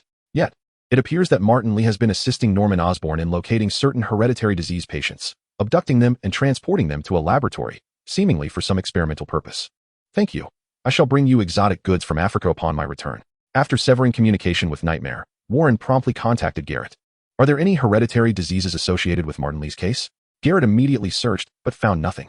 I could not locate Martin Lee's records. Even utilizing S.H.I.E.L.D database yielded no results. However, I did discover records pertaining to his daughter, which indeed indicate a hereditary condition. It is only natural that Martin Lee's information is elusive online, but as the founder of a homeless shelter, he could access familial relations, leading to the discovery of his daughter's case. A cascade of clues emerged. Although they have yet to be fully connected, Warren is certain that something is amiss. After all, this involves Norman Osborn, who himself suffers from a hereditary ailment, and the infamous Spiderman and Green Goblin were birthed from his research aimed at curing his condition. Dispatch a team to locate Martin Lee's daughter immediately, and keep a close watch on Norman Osborn, 24 hours a day. Chapter 51. Smash, Verudo. Warren does not intend to return immediately, for there remains much business to negotiate. The matter between Norman Osborn and Martin Lee can be entrusted to Garrett. After all, the Overwatch has just trained a new batch of agents, providing them with an excellent opportunity for practical experience. The business here is of paramount importance, as Wakanda has consented to his visit. At the time, Warren merely mentioned his intentions without expecting Wakanda to agree. He presumed that they would still be closed off to the outside world. Yet he was mistaken. Wakanda acquiesced. He wonders if they might employ an antiquated and backward setting, parading thousands of extras to deceive him. Warren's concerns are not unfounded, especially since they have scheduled the meeting for 3 days hence, fearing he might find it absurd. During this interval, he could also negotiate gold mine dealings, striving to finalize terms. As his offers are genuinely appealing, no one would turn away from financial gain. However, there remains one matter that is somewhat difficult to decide: the card draw. Gazing at the freshly acquired 100,000 gold coins in the system, if you were to ask Warren whether he desires to draw cards, he would undoubtedly express eagerness. Yet, here lies the vast expanse of Africa. The act of drawing cards has always been shrouded in mystique. Perhaps it would be wise to reserve this venture, waiting until he returns to Europe to indulge for a couple of days and draw cards then? Should one seek the blessing of the fortunate or defy the misfortune? Regardless, I shall determine my own fate, unbound by celestial whims. Timidity is not the essence of manhood. Draw the card. White epic. You. Clap. Slams the table. Truly, what misfortune. Warren felt a pang in his heart. It seemed the suppression of the African land was formidable indeed. And when he beheld that card, a mouthful of blood nearly escaped him. White epic, evil king's true eye. What is this, but merely a cosmetic lens? The rare card's skill, Composure, could scarcely contain Warren's emotions. The item represented by this epic card was a golden cosmetic lens, and only one eye, a singular piece. It was impossible not to be vexed. The Evil King's true eye is an artifact from the anime Shinibu Demo Koi Ga Shirt Eye, a title that hints at its nature as an action-packed series, filled with thrilling battles and spectacular effects. However, this is entirely misleading. It is, in fact, a romantic comedy. Devoid of supernatural powers, devoid of supernatural powers, devoid of supernatural powers. How could an ordinary cosmetic lens attain epic status? Surely, the evaluator must be a fervent admirer. Let us peruse the description. After all, it is an epic item. It must possess some extraordinary qualities, even if it merely enhances charm as a frivolous fashion accessory. Wouldn't that be even better? Evil King's True Eye, a divine power that governs evil. The Evil King's True Eye possesses the ability to transform and control any attribute, and can pierce the invisible boundary of realms. Its use requires a chant. Is that all? Just that? Please elucidate. What exactly is the invisible boundary? Oh, I must leave a poor review for the one who penned this card effect. In the original anime, the invisible boundary is merely a matter of light. What truly matters is emotion. Yet, this Evil King's True Eye in Warren's possession evidently exceeds that, for its preceding effect is extraordinarily potent. The ability to transform and control any attribute sounds quite impressive, although it may not directly enhance combat prowess. Increasing the diversity of combat methods indirectly bolsters one's strength. However, the effects remain vague, and while I can explore them myself, could you at least provide me with the incantation? What is the chant? Open sesame. If reviews were permitted, Warren would have surely affixed a -1 at this moment. A splendid amethyst card, a brilliant white gem is being shattered by a kaleidoscope of power, liberating its essence. It is merely a golden cosmetic lens. Upon closer inspection, one can discern a hexagonal magical pattern resembling a snowflake. Place it between your fingers, then affix it to your eye, blink to moisten it with tears. The adornment is complete. Apart from a slight yellowing in his left eye, there were no other changes. Or does it mean that without the incantation, it cannot unleash any of its powers? But where can I possibly find the incantation? Could it be that? Warren closed the window and confirmed that the door was indeed shut, then took a deep breath. A whispering sound, akin to a mosquito's buzz, resonated. Let reality shatter. It felt as if flames were consuming his face. Let the spirit be crushed. The fire had already reached the tips of his ears. Exile this world. At this moment, Warren had succumbed to despair, roaring out loud. Smash. Voluto. The divine power from another dimension surged in, instantly activating the magical array on the Evil King's True Eye. Before Warren, a hexagonal magical array emerged, with two of its corners ignited by starlight and flames. An energy conversion magical array. His body floated uncontrollably, as an incredibly dazzling light shot up from his left eye into the sky, stirring the clouds and summoning a deluge of thunder. However, his right eye perceived nothing, while his ears registered the rumbling of thunder. As the light surged skyward, a slight tremor occurred within the worlds of his left and right eyes, creating a fleeting mirage. The incantation was recited correctly. The equipment was activated. Yet, if it was merely an energy conversion, he now possessed only the attributes of starlight and flames, both of which he could infinitely draw from the angelic dimension, rendering them utterly useless. Couldn't it enhance my absorption speed or total capacity? And he still couldn't comprehend the meaning of that invisible boundary. What could it reveal? The soul body, perhaps? It would be quite splendid to perceive the soul body. Considering that wizards in this world possess abilities like soul projection, it was exhausting to realize he still remembered such melodramatic lines, and Warren felt utterly drained. Fortunately, this time it was simply an incantation. What if next time he encountered a magical girl-esque equipment that required transformation, or even had to twirl a wand while dancing? I would rather be slain by Thanos, die outside, or leap from the cliffs of Vormir than ever resort to such equipment. It was terrifying, and the mere thought of that scene made Warren wish for death. Outside, a torrential rain began to pour, the downpour fierce, while the bodyguards played cards in the living room. When Warren emerged with his golden left eye, they were not particularly surprised, for rumors about him had long since spread like wildfire. For instance, he once absorbed a significant amount of gold at a banquet, causing his wings to transform into 6 wings. Having just returned from the vault a few hours prior, was it not normal for his eyes to turn golden?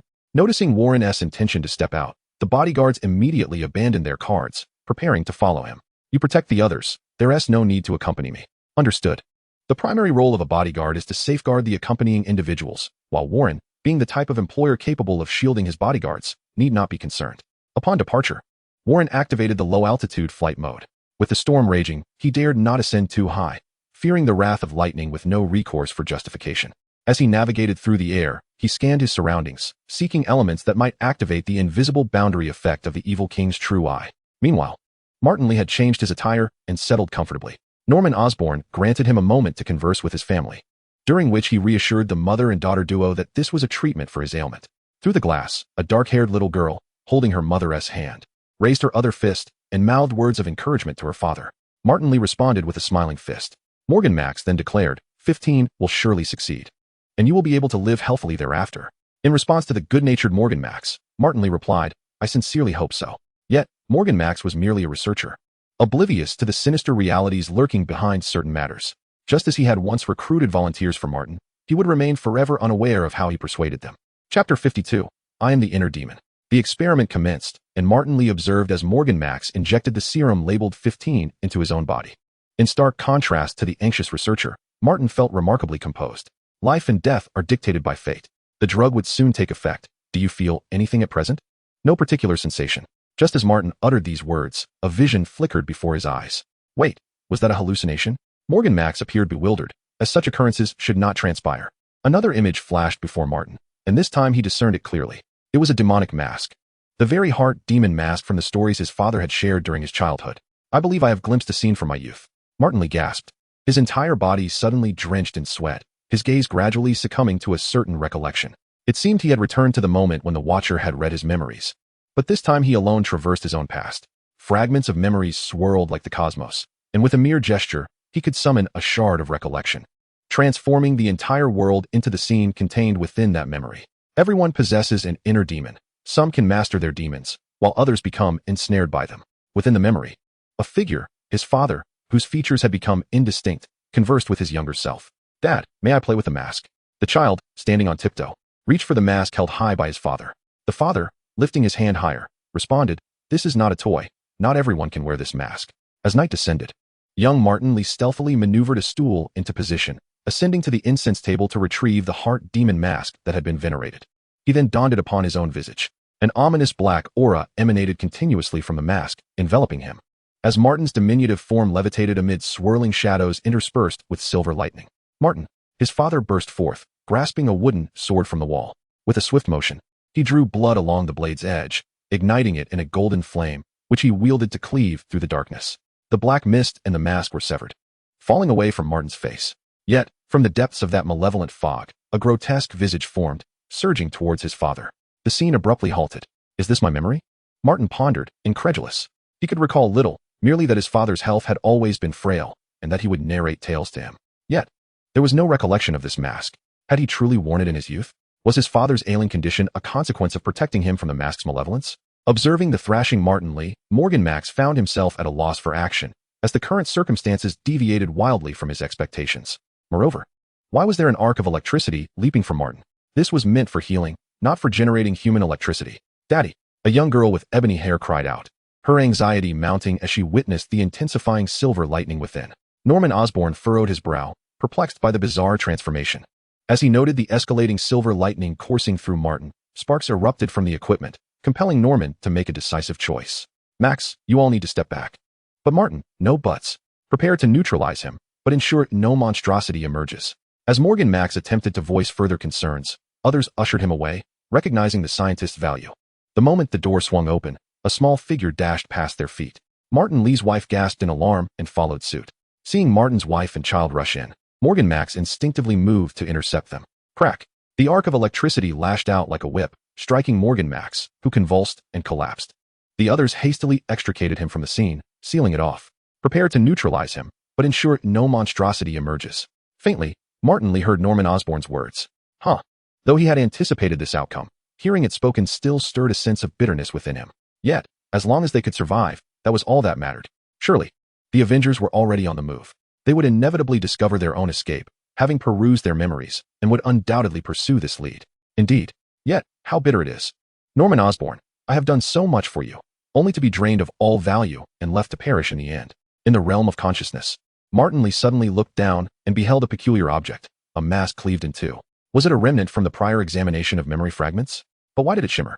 Martin Lee picked up the two halves of the mask, united them, and placed it upon his face. Thus, he experienced the sensation of donning the mask, sorrow, anguish, resentment. Every negative emotion from his memories surged forth. The cold nights spent on the streets after his father's demise, the nausea of his first kill, guilt and shame. Moments of waking in the dead of night, staring blankly at his bloodied hands. Suddenly, someone seized him. With eyes filled with swirling black mist, Martin Li erupted, employing the lethal skills honed through the crucible of death. Father, Martin. A weak yet familiar voice shattered everything, a flicker of clarity igniting within his eyes. And the entire world rematerialized before him. Yet, he wished not to behold such a world. His own wife and 5-year-old daughter, pierced through their bodies by his blood-stained hands wielding silver lightning. No, this cannot be real. This cannot be true. Tendrils of black mist emanated from their bodies. His wife's essence was filled with worry and the occasional reproach, alongside the fear she felt while under Norman Osborn's control. Meanwhile, his daughter's essence harbored resentment for being captured by Osborn's men, mingled with her recent fears, and the pain that both of them now incessantly transmitted to him. Whether this was a stroke of fortune or misfortune, this dual agony was soon to cease, for they were dead. In their final moments, they gazed at him with disbelief.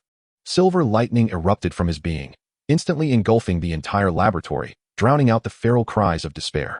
Outside, Norman Osborn and his cohorts watched as the silver lightning cleaved and ravaged the laboratory, reducing it to ruins, before a shadowy figure emerged from the haze.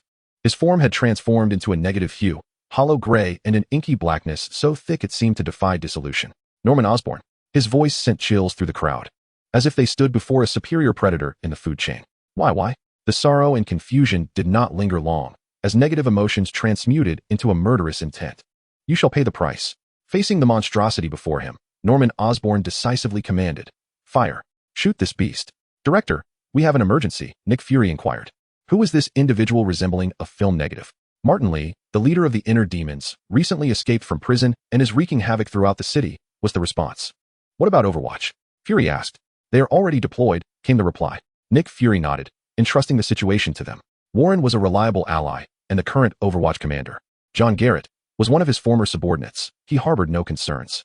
Chapter 53, On-Site Engagement. The police nearby, having sensed the disturbance, promptly reported Martin Li's transformation. The higher-ups ordered them to evacuate the surrounding area immediately, assuring that reinforcements were on the way. Given the proximity, Overwatch quickly dispatched a squad to the scene. Martin Li had succumbed to madness, rampaging with abandon.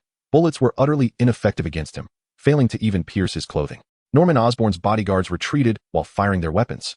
But Martin Li paid them no mind, his sole focus on the fleeing Norman Osborn. A casual wave of his hand unleashed a black and white shockwave that obliterated them. A rift in the void opened atop a building, widening to reveal 6 warriors clad in blue Overwatch combat attire. Among them were 3 members of the Lynx squad and 3 newcomers. The target possesses bulletproof capabilities and can utilize lightning and shockwaves for attacks. Headquarters. We request support from the large web launcher. One of the squad members communicated. Understood. I've already instructed the nearby police station to dispatch assistance. They will arrive within a minute. Blink, transport us behind him, the squad leader of Lynx commanded. Yes, Captain, she replied, gesturing to create a rift in space, which expanded to expose Martin Li's back. Formation, Lynx shouted, charging forth with unyielding resolve, his claws and eyes rapidly mutating. Following closely, the iron beast adjusted the ring on his finger, transforming into a body of high-strength composite ceramics. Confronting an electric adversary, his alloy form was ill-suited for the task. Heat Eye and another team member setting up a sniper rifle remained atop the building. They were a scout and a sniper, hence they need not engage so closely.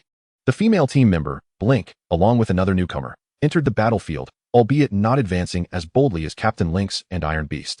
Lynx executed a righteous flying kick at Martin Li's back, swiftly repositioning to his side for another strike. What are you looking at? He taunted, as the sound of impacts echoed, bang, bang, bang. Lynx's speed was astonishing, his agility allowing him to dart and weave with unparalleled finesse. Though each of his attacks failed to inflict tangible harm upon Martin Li, the latter had yet to perceive his assailant thus far.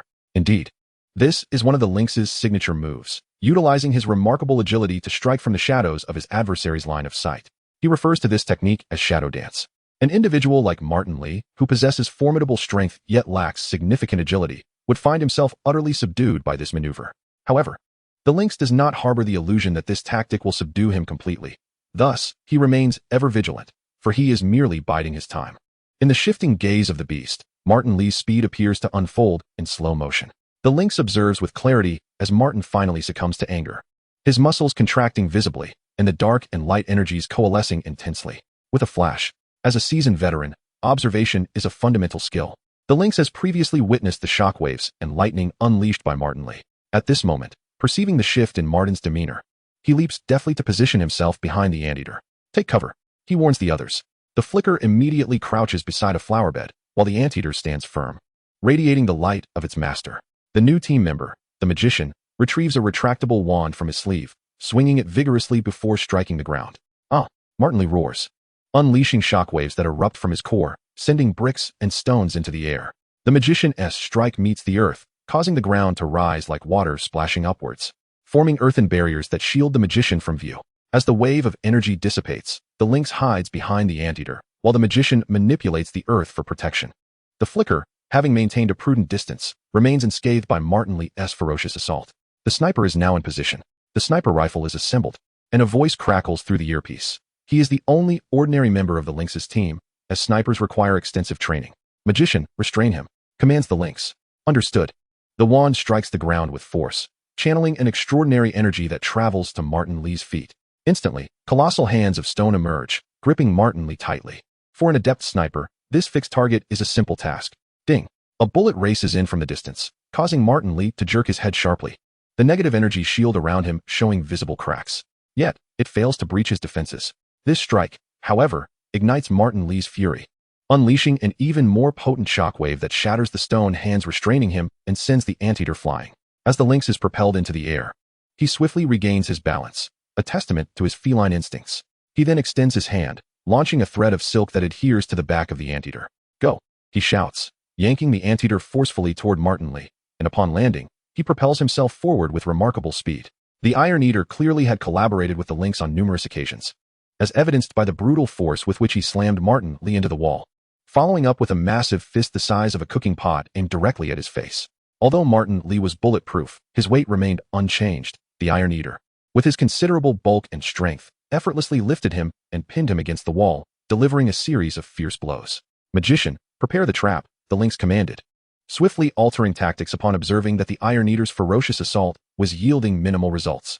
Martin Li endured several heavy strikes, nearly succumbing to a concussion, yet once again unleashed a shockwave that propelled the Iron Eater away. At that moment, seizing the opportunity, the lynx leaped high into the air, unleashing a torrent of web fluid from his wrist-mounted launchers, firing a barrage of white projectiles toward Martin Li. By the time he exhausted his supply of web fluid, Martin Li had been encased in a cocoon of white silk. Do you think this can contain me? Martin Li declared, as an explosion of energy erupted from his body, shattering the webbing. No, the web's purpose is not to confine you, the lynx calmly retorted, simultaneously reloading his launchers with more web fluid. I am merely buying time. Martin Li raised his hand, focusing silver lightning into a concentrated mass. Suddenly, bullets from a distance struck the side of his head, causing him to jerk violently and disrupting the accumulation of lightning in his grasp. As the lynx took advantage of this moment to fire off another volley, Martin Li unleashed a shockwave with even greater speed, preventing the webs from advancing.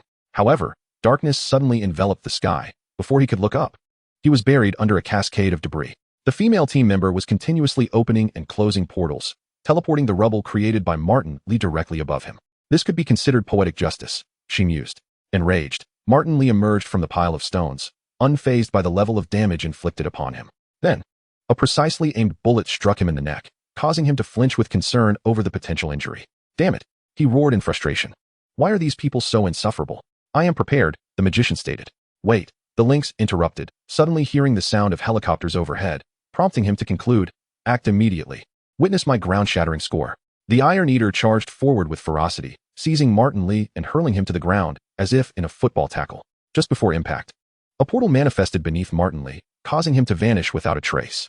Thud, thud, thud. A muffled sound emanated from beneath, as the magician, perspiring profusely, remarked, I may not be able to contain him for long. The helicopter was already in position. Can you hear me, buddy? The pilot inquired. Received. Where is the target? Underground. I will signal you to attack shortly. When I do, unleash the high-tensile webbing upon him.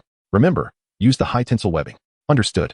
After communicating with the pilot, the lynx immediately turned to the magician, saying, open a hole for him. He will create one himself. Boom. Martin Li, transported to the underground trap, burst through the surface. But before he could emerge, the helicopter above opened fire.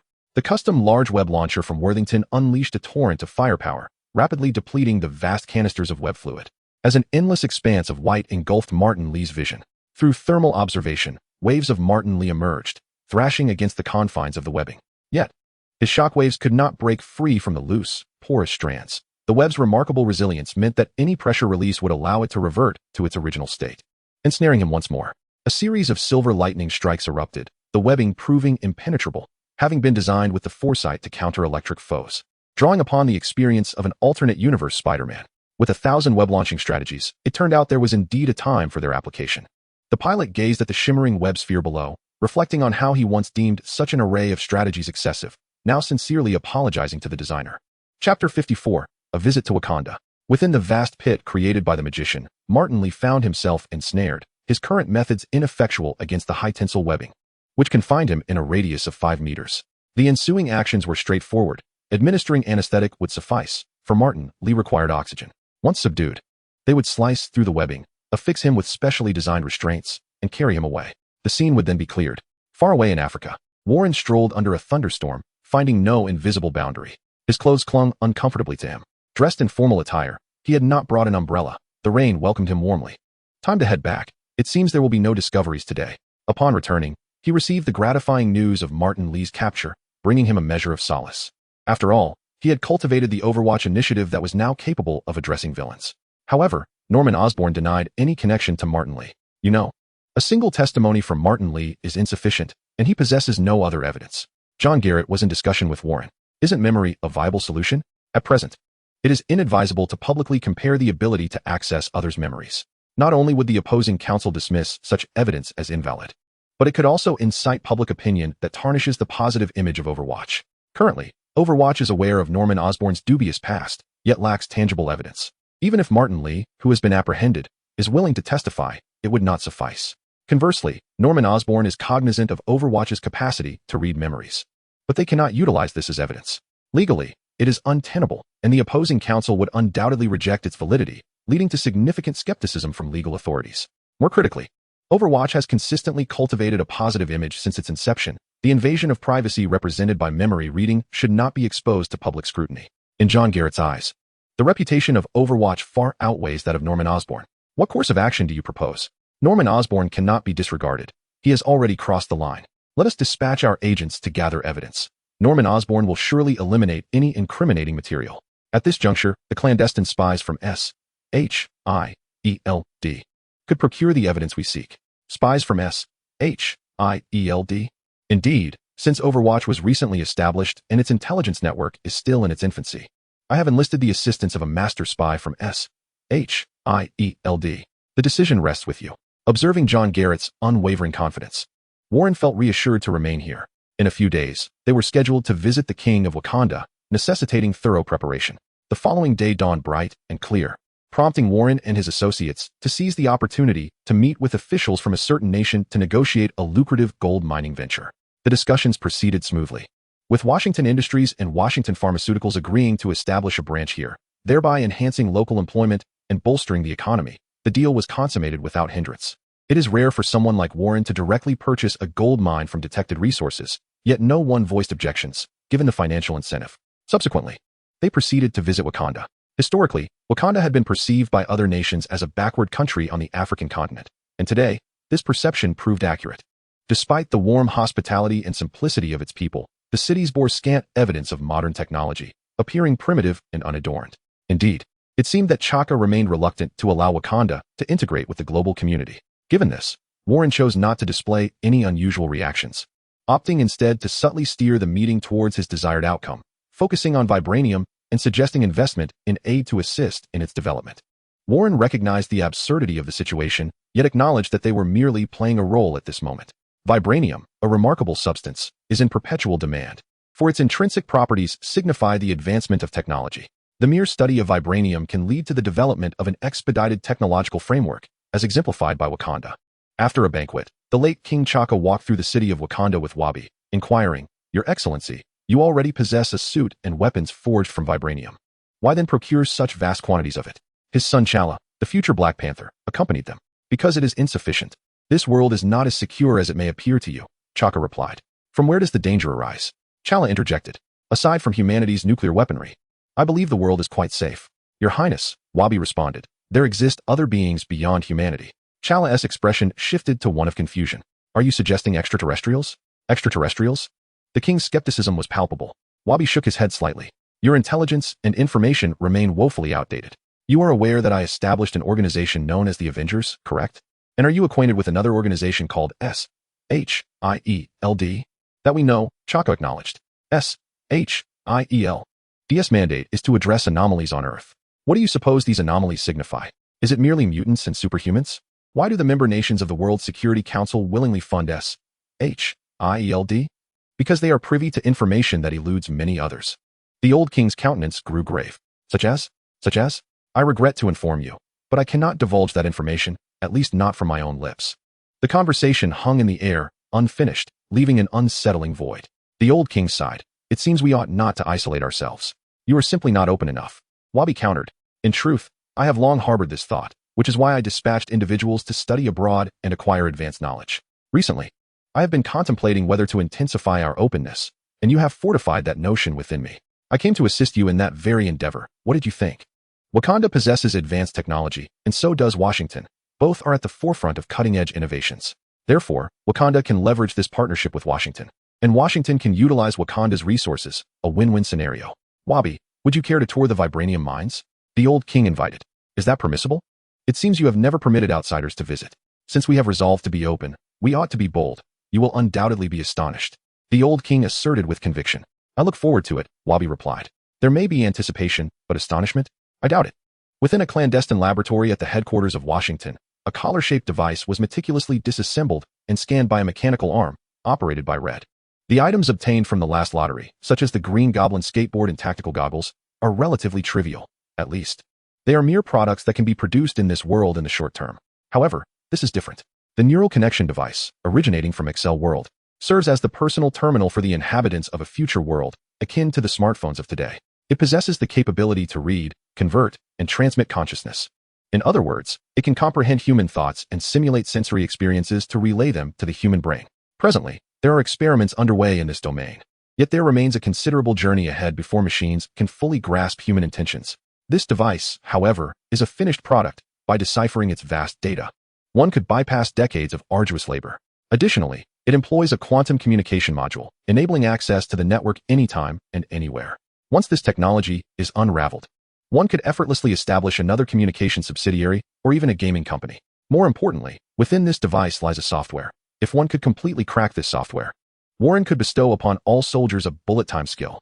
The accumulated knowledge that would typically take decades to acquire is now laid before Red's workbench. Chapter 55, Riding the Tide. The visit is of great significance. Although the old king has resolved to open up, he still permits only Warren to accompany them to the vibranium mine. On board a Wakandan aircraft, Warren remarked, "It seems you are quite fashionable. At least this aircraft is impressive.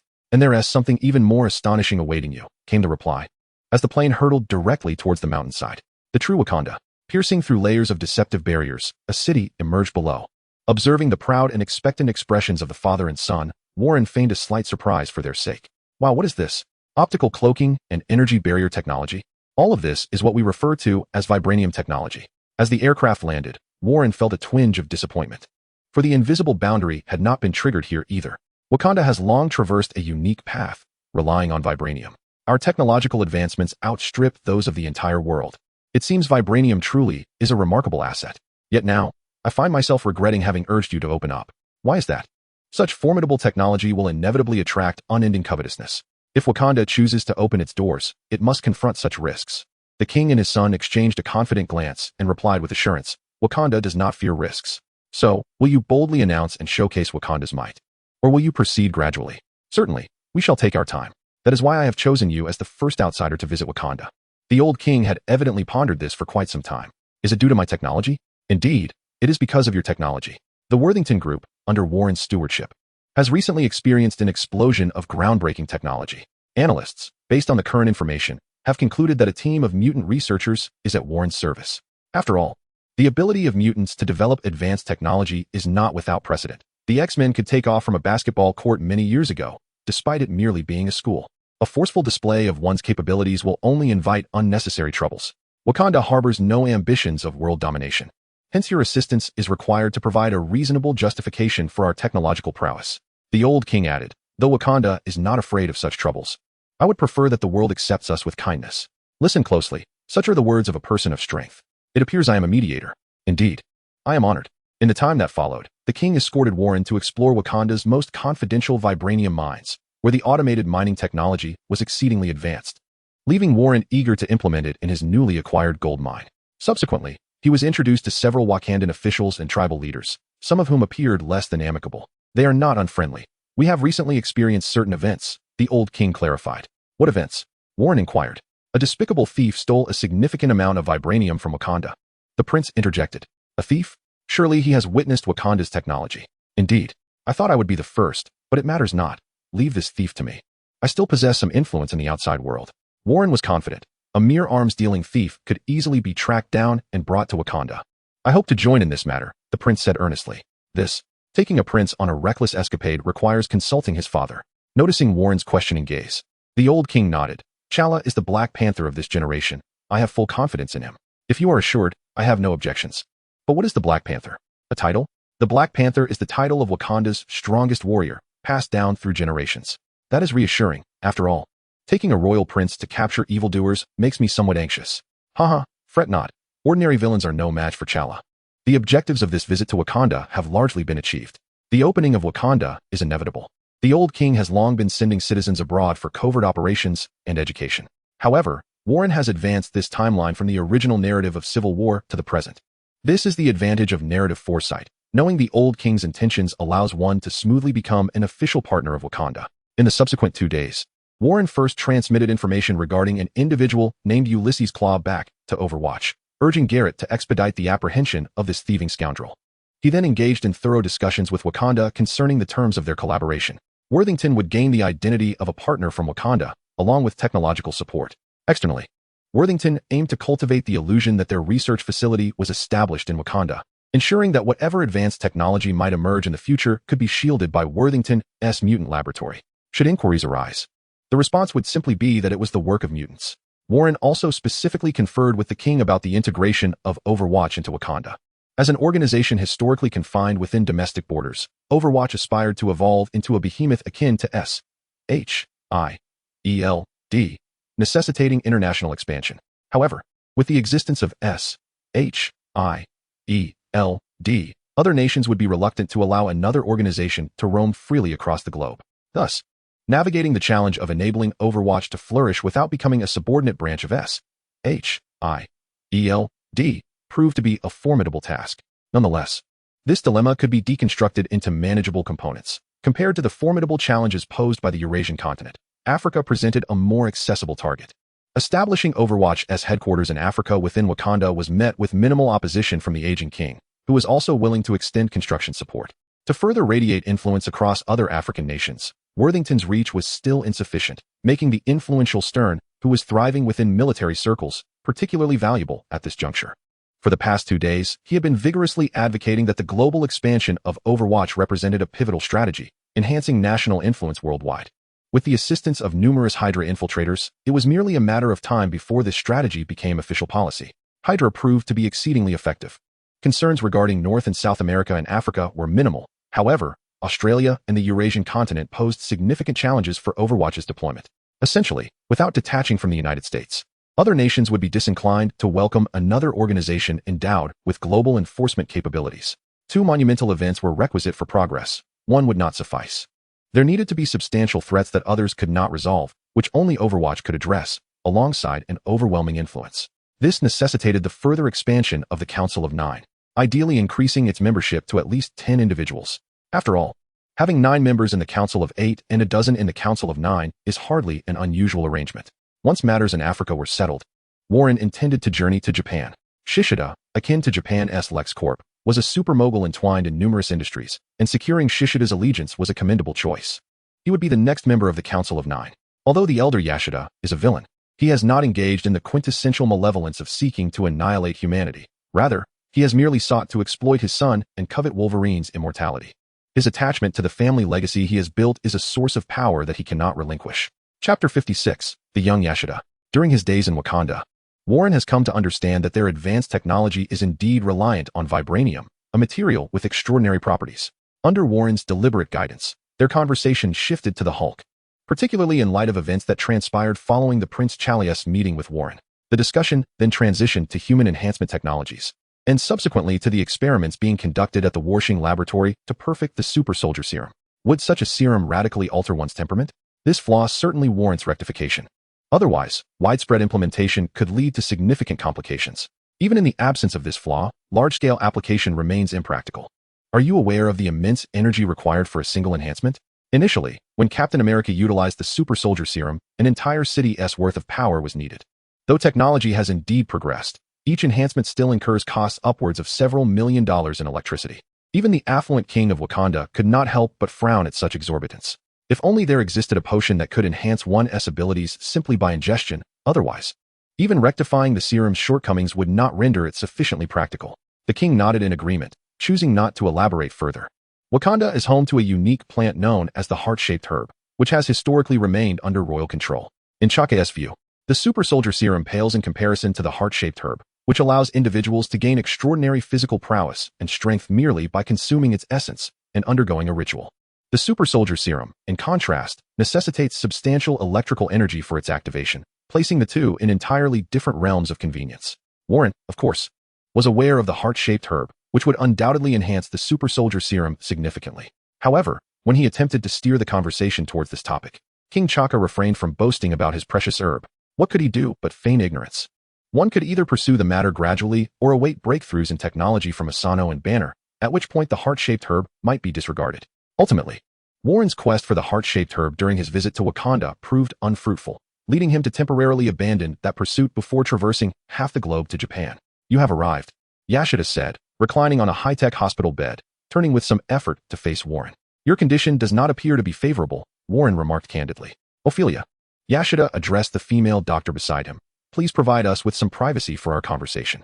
The doctor removed her mask to reveal a beautiful face, responding, no more than 15 minutes, and please, do not become too agitated. As she departed, she cast a lingering gaze at Warren, brimming with profound curiosity. Ignoring the woman, Warren settled onto the nearby bench. Youth is truly a marvel, Yoshida mused. The older one grows, the more one cherishes it. Particularly when one remains tethered to the weighty responsibilities of a vast legacy. I might indeed devise a means to restore your youth. Really, despite being bedridden and immobile, Yoshida managed to sit upright, his frail, gnarled hands clutching Warren tightly, grasping at this lifeline. It appears your research has made little progress. So the item I have prepared for you may prove useful. What is it? You are aware that I have successfully replicated the Super Soldier Serum used by Captain America, correct? Yes, I know, but everyone tells me that my current physical state cannot withstand the serum's enhancements. Yoshida had long been aware of this news. The agony endured during the enhancement process was such that even battle-hardened soldiers would cry out in despair. His frail, withered body, akin to a candle flickering in the wind, could scarcely endure the trial, as everyone had informed him. Yet, there were attempts made in the past to replicate the Super Soldier Serum. Though the effects were not as profound as those experienced by Captain America, they could significantly enhance physical capabilities and longevity, administered gently through infusion. Upon hearing this, Yoshida's eyes sparkled with hope. Such a substance indeed existed, though it was classified and inaccessible to him. After we produced the Super Soldier Serum, its utility diminished considerably. Thus I managed to acquire it through a trade with an organization. Regardless of the cost, Yoshida was resolute in his willingness to pay. He promptly declared, fully aware of the stakes. Warren nodded in satisfaction, then said, I shall not be remiss. Overwatch seeks to establish a branch in Japan, and your influence will be essential. This, allowing a violent organization to establish a presence within the country presents challenges, even for a corporation as formidable as yours. It is exceedingly difficult. Even if I am willing to pay a hefty price, the likelihood of success remains exceedingly slim. However, what if the Overwatch branch in Japan were merely nominally affiliated with Overwatch, while the actual control rested in your hands? That would simplify matters considerably. But it seems this arrangement offers little benefit to you, my lord, Yoshida pondered. Do not fixate on immediate profits. Far greater challenges await us ahead. What do you mean? Warren leaned in closer, lowering his voice. In the future, Earth will face an alien invasion. I require you to gather intelligence on all metahuman combat capabilities in Japan. When the time comes for battle, Overwatch will be our bastion against the impending invasion. Nanny? Aliens? The words of the doctor had been entirely cast aside by the two individuals, as Shitsishin was overwhelmed by a cascade of good news and great secrets. Unbeknownst to him, an intangible force had begun to exert its influence upon his psyche. In moments of excitement, he had grasped Warren, achieving a pact of sorts. Now, he was beset by tumultuous emotions. Let reality shatter. Let my spirit be obliterated. Let this world be exiled. Distort your beliefs. Yes, my eyes have glimpsed the future. A golden radiance burst forth from Warren's eyes, filling Shitsishin's vision. The breathtaking effects of an epic artifact made their grand entrance, as the two shared a mental connection. At the moment Warren distorted his faith, Shitsishin beheld the transcendent light of the evil king's true eye, a sight forbidden to ordinary mortals. The spectacle was so resplendent it threatened to overload his senses, causing his mind to momentarily falter and the world around him to stutter. With wings of light unfurling behind him, Shitsishin now perceived Warren as a magnificent embodiment, a supreme existence, becoming henceforth his sole object of devotion and faith. Bathed in the angelic glow of sanctity, his aged and ailing body began to rejuvenate, rising slowly but resolutely to its feet before kneeling upon the ground. Warren removed the syringe embedded in Shitsishin's flesh, contemplating how effectively the distortion of faith worked on the elderly and infirm. The frailty of age and illness diminished the spirit, allowing Warren, with just a few words, to transform Shitsishin into his devoted follower, with a depth of belief far surpassing that of Garrett and Stern. Faith would take root gradually. Warren was uncertain if there existed a means to reverse it, yet he would not reveal to anyone what he had done to these individuals. Their relationship must remain as it had been, never displaying any anomalies before outsiders. Warren assisted him to his feet. Understood. As Shitsishin rose, he had undergone a remarkable transformation. Once a frail figure marked by age spots, he now resembled a youthful version of Warren. Now, let us address your identity issue. Do not create a debacle where your subordinates fail to recognize you, Warren remarked with a smile. I shall handle it well. Then I shall take my leave. Tomorrow. Meet me at the hotel. Warren departed, returning to the hotel where he and his subordinates were staying. His subordinates still had to manage the hair growth and dyeing business, which had been entrusted to the proxy Shitsishin. They could afford to linger here for a few days. Having confirmed his transformation in the mirror, the rejuvenated Shitsishin exited the hospital, successfully drawing the attention of all around him. A middle-aged man, strikingly similar to him, noticed the commotion, emerging from his protective gear with a furrowed brow and a cold smirk, exclaiming, "An illegitimate child? Has he even made it here?" Observing his seemingly inept son, Yashida approached, glancing at the garments adorning him. "Are you practicing your swordsmanship? Allow me to offer you some guidance, Shinjin." He seized a wooden sword, grasping it with both hands. Still clad in a hospital gown, and assumed a stance. The female physician, witnessing the youthful Yashida, furrowed her brow momentarily, only to reveal a look of astonishment before sipping her tea and quietly enjoying the spectacle. "Guide me? How presumptuous." The sight of this young man, bearing an uncanny resemblance to his father in his youth, combined with that tone, ignited a fierce anger within Yashida Shinjin. With his father's life nearing its conclusion and no will established, how could one dare to vie for a share of the inheritance? It was essential to note that he had even gone so far as to betroth his own daughter to another for the sake of preserving the family legacy. Chapter 57. The Viper, Ophelia. Gazing upon this young man, who mirrored his father almost perfectly in youth, Yashida Shinjin had prematurely concluded that he was either an illegitimate child or perhaps a grandson. Regardless, the sudden emergence of such a figure during his father's final days could not bode well. Put on your protective gear. If you wish for a duel in swordplay, I shall not hesitate to teach you a lesson in humility. While his aptitude in business left much to be desired, he was unwilling to concede inferiority in the realm of swordsmanship to anyone. No need, let us proceed as is. Feeling the vigor of youth coursing through his veins, Yashida felt a surge of confidence. Enraged, Shinjin charged forward, and the two engaged in a flurry of strikes with their bamboo swords. The female physician, observing from the sidelines, marveled as Shinjin, who had never faced defeat, found himself being soundly beaten by his youthful father, and she softly applauded. With each move, Shinjin's attacks were effortlessly countered. The bamboo sword relentlessly striking him, evoking memories of paternal affection from his childhood. As the battle escalated, he grew increasingly alarmed, ultimately finding himself sprawled on the ground. "Shinjin, it has been 30 years since we last sparred, has it not? My dear father?" He could hardly believe it, but upon closer inspection, he noted the hospital gown the other wore. Within this ancestral home, there was but one person who donned such attire. "You have grown young again. How is this possible?" With a fleeting thought, he pinpointed the culprit, Warren Worthington. He must be responsible. The breakthroughs in Worthington's pharmaceuticals had surely rejuvenated his father, restoring his youth. Suppressing a whirlwind of complex emotions, he donned a smile. "Congratulations, my dear father." Observing his son's unsightly grin, Yashida lamented the fortune of having such a child. Was he so eager to see me perish? Yet, he ought to temper his expression, "Foolish boy. You haven't tampered with the family's gold reserves during this period, have you?" As he met his father's stern gaze, Shinjin shook his head. "No, that's good." Over the past 2 years, due to his declining health, many matters had been entrusted to his son, yet he was acutely aware of the boy's inadequacies. Fortunately, while somewhat foolish, he had not yet acted rashly. "Doctor, have you come to examine me? My health is quite robust." To his surprise, the physician from the Yashida family, a stunning beauty named Ophelia, had come to visit Warren at the hotel. What if it is merely a physical checkup? Her enchanting visage transformed into one of seduction as her hand pressed against Warren's chest, deftly unfastening a button of his shirt to delve deeper. Warren seized her reaching hand. Smirking coldly, I have little fondness for cold-blooded creatures. The clash of their spiritual forces, the twisted belief and an alluring charm, was palpable, yet Warren, with sheer strength, cast her aside. Ophelia landed on the floor, lamenting, you truly lack romance. In terms of spiritual power, she held the advantage, having mastered her seductive abilities over many years. However, in physical prowess, Warren could easily overpower her, even with one hand tied behind his back. Let us be frank. I have invested considerable effort into the S.H.I.E.L.D family. I cannot allow it to go to waste.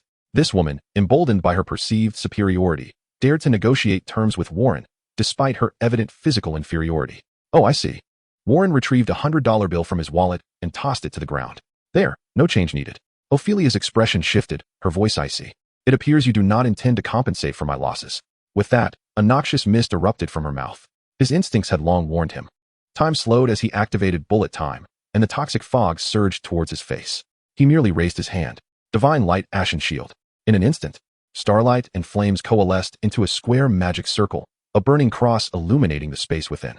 The ashen shield advanced, purifying the toxic fog with searing heat and divine power upon contact, leaving an imprint upon Ophelia's form. The ashen shield descended upon her like a coffin lid, flames and holy light scorching her, resulting in a violent reaction. This response was far more intense than when Warren had experimented with his skills on a mere doll. Had she been deemed evil? Serves her right.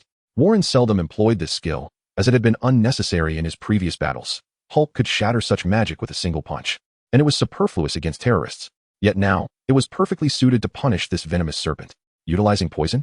A clever strategy, but alas. Both his knowledge of the narrative and his heightened senses could counter such ambushes. Venomous lady, Ophelia. As the holy light shield dissipated at Warren's command, Ophelia had already transformed into a wretched creature, her skin grievously burned, with remnants of power preventing her from healing. Now, it is time to disclose all that you have accomplished with the funds from Yoshida. Yoshida is already facing substantial deficits, with the resources misappropriated, predominantly vibranium, along with a smattering of other assets. It is apparent that this is intricately linked to the venomous serpent before us, who, endowed with the ability to charm and control, thrives wherever she goes. Warren found himself perplexed by the notion that a serpent could possess such alluring powers. After all, serpents are hardly the epitome of beauty, not unlike the White Lady. Ophelia lay prostrate on the ground, utterly incapacitated, struggling to articulate a response. The might of the holy light shield had been magnified upon her, rendering her judgment and punishment deeply penetrating. That divine power was indeed her nemesis. After an extensive interrogation of this somewhat delirious woman, Warren finally discerned her ventures utilizing Yoshida's resources. First and foremost, she had provided support to Hydra. Indeed, Hydra currently boasts numerous factions, and she has affiliated herself with one, ascending to a leadership position through her talents. Nevertheless, even among the 9 heads, there exists a hierarchy of strength. The Pierce lineage should be regarded as akin to Godzilla, while her own standing is more comparable to a braised lion's head. She has procured sustenance from Yoshida and other enterprises under her covert control, thereby augmenting her own power. Moreover, she has delved into the research of vibranium. This endeavor stemmed from her acquisition of a legacy from a former Hydra secret base, which had been utilized for vibranium research but subsequently abandoned. Hydra's project at that facility was not aimed at weapon creation. Rather, it focused on the fusion of vibranium with human cells, and progress had been remarkably promising. Were it not for the formidable presence of Captain America at that time, they might have achieved astonishing results. The compatibility between vibranium and human cells is exceptionally high, rendering it a nearly universal material, and its integration with human physiology can yield a plethora of extraordinary phenomena. For instance, the connection between vibranium and cells can enable the manifestation of mutant abilities. Thus, the data Yoshida previously acquired from Warren regarding William Stryker's technology for transferring mutant powers has proven invaluable. Ophelia's research has accelerated significantly, and it won't be long before they yield results. However, at this juncture, she discovered that her powers were ineffective against Yoshida. A mental control had deeply rooted itself within his psyche, and her enchanting ability, being a softer form of mental power, could not penetrate it. Unless she could find a potent psychic mutant like the professor, dispelling the control within Yoshida's mind would be impossible. It is undoubtedly Warren's doing, as he was the only one who had interacted with Yoshida during that period. Hence, she has come to Warren to settle the score, given that Yoshida is her most crucial benefactor. However, one could never have anticipated that not only would she be unable to triumph, but she had not even considered engaging in a direct confrontation. To make matters worse, her own venom failed to affect her opponent, and she was swiftly subdued by a searing beam of holy light, pressed into the ground, her very soul tormented to the brink of collapse by that accursed radiance. Take me to your subordinates. They appear to be quite capable. Since your research is nearing success, I shall not hold back. I desire both the individuals and the technology. Chapter 58, The Mage.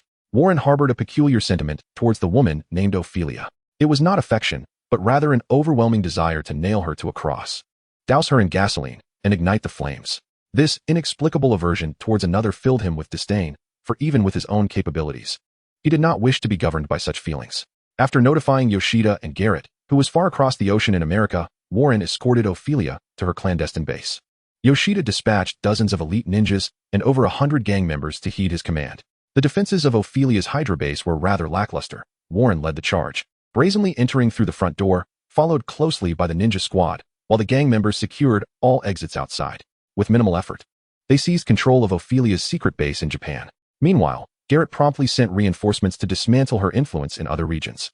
With the first cohort of Overwatch recruits deployed, the mobility of Overwatch expanded significantly. There were 4 mutants capable of instantaneous teleportation, not counting the Blue Devil among the enforcers. After relaying all pertinent information back to Overwatch, Ophelia was placed under strict surveillance, preparing for transport back to Overwatch headquarters for confinement. Her enchanting abilities proved to be remarkably effective, unlike Warren's distorting faith, which required physical contact and the absence of resistance from the target. Hers was far more utilitarian. However, the duration of her effects was not as prolonged as Warren's manipulation, indeed rather fleeting, which is why she remained closely tethered to Yoshida, incessantly siphoning energy from the Yoshida family. Exercise caution. She must not be unbound. Indeed, Yoshida's ninjas confined Ophelia within a coffin-like metal box, binding her limbs and mouth. This individual still held potential, and Warren was keen to investigate the reasons behind his aversion. She was likely not as simplistic as portrayed in the films. Regrettably, Warren had only seen the movies, having watched Avengers Endgame just twice before his journey, and he had yet to see the second installment of Spider-Man. Had he known, he would have caught up on the series and comics. Angel, the master requests your presence. He has a gift for you. A visible ninja approached and announced.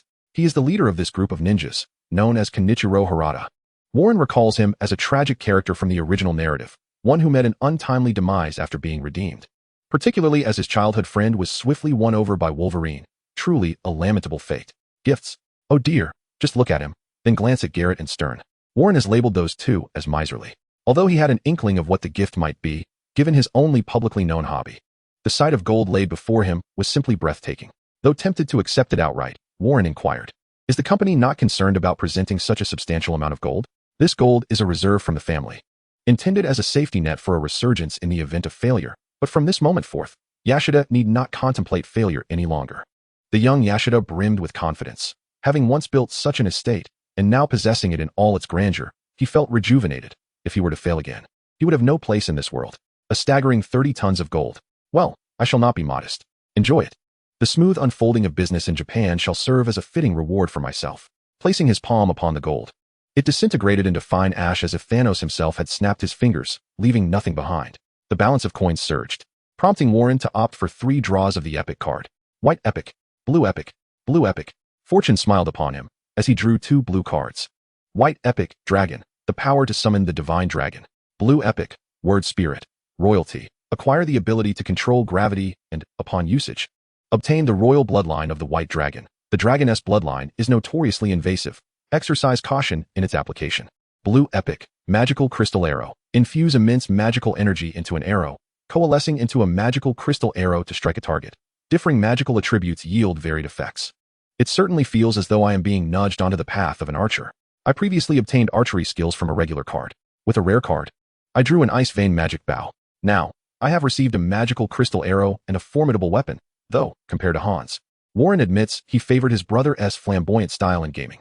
In any case, these are all splendid abilities, particularly the dragon card, which is quite advantageous for both dragon arrows and dragon blades. Conversely, the word spirit, royalty, card leaves Warren in a quandary. The dragon bloodline can be acquired by humans. In other words, it is exceedingly dominant, and the offspring of dragon hybrids will inevitably possess dragon blood. Thus, this is akin to a cheat. Merely by possessing this card, Warren could summon forth a formidable power. However, one must exercise caution. He has already acquired the abilities of an angelic mutant and a hardened mutant, with traits of explosion and divine ascendance. What would happen if he were to add the draconic lineage of the White King? Does a creature such as a dragon angel even exist? The power of his word spirit, the sovereign's command, allows him to manipulate gravity, amplifying it to several dozen times within its radius, rendering all beings unable to stand, forced to kneel. The extent to which this ability can be developed remains uncertain.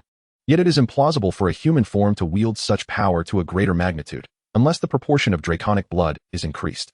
However, augmenting the draconic blood ratio in a hybrid is perilous, as it may lead to draconification, and even the bloodline of the White King poses significant risks.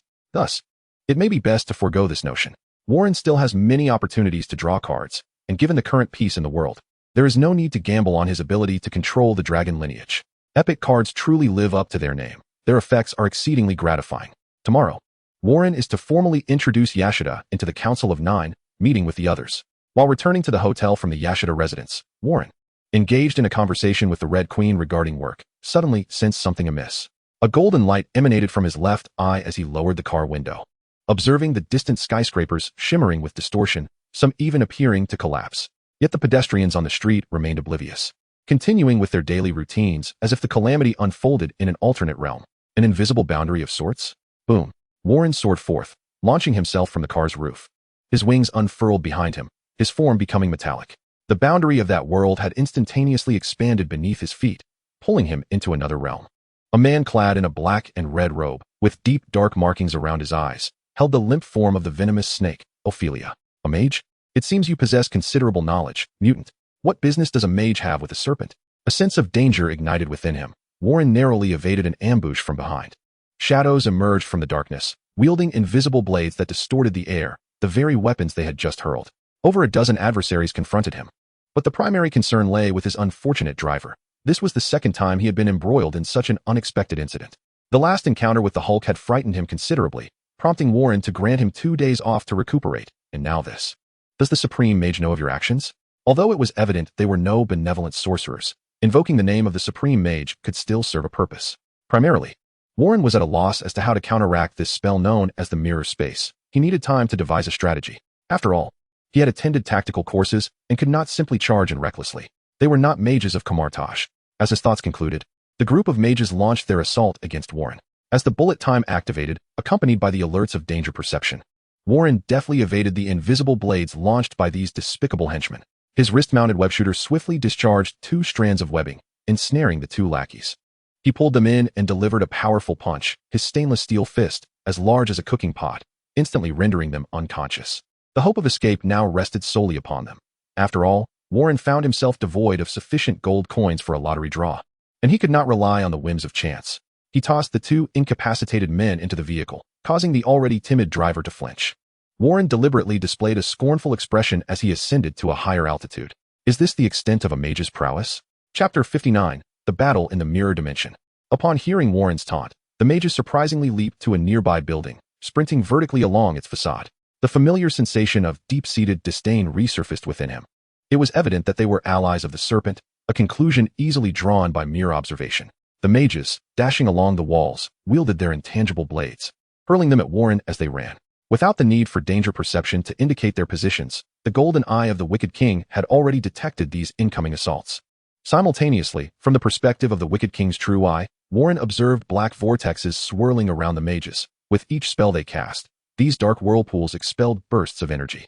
This phenomenon was invisible to his other eye. After deftly avoiding numerous attacks, Warren discerned that the mage's reflexes and speed were merely at the level of ordinary humans, prompting him to seize the initiative without hesitation.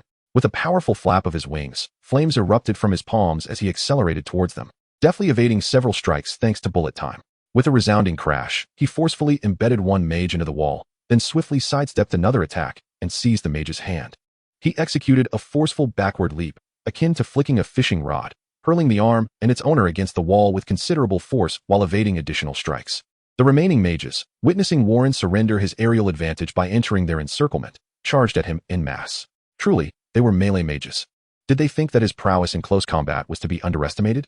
With bullet time and danger perception, Warren's evasion capabilities had reached an exceptionally high level. Driver Mike nervously swallowed, as the 2 unconscious mages lay slumped in the back seat. Meanwhile, due to Warren's maneuvering of the battlefield, the fight was now taking place on the vertical wall. The mages were capable of wall running, while Warren soared through the air, engaging in a spectacular exchange of blows. Mike attempted to call the police, but the lack of signal forced him to nervously resort to recording a video on his phone, all the while cheering for Warren in his heart. With a swift uppercut, he sent a melee mage flying.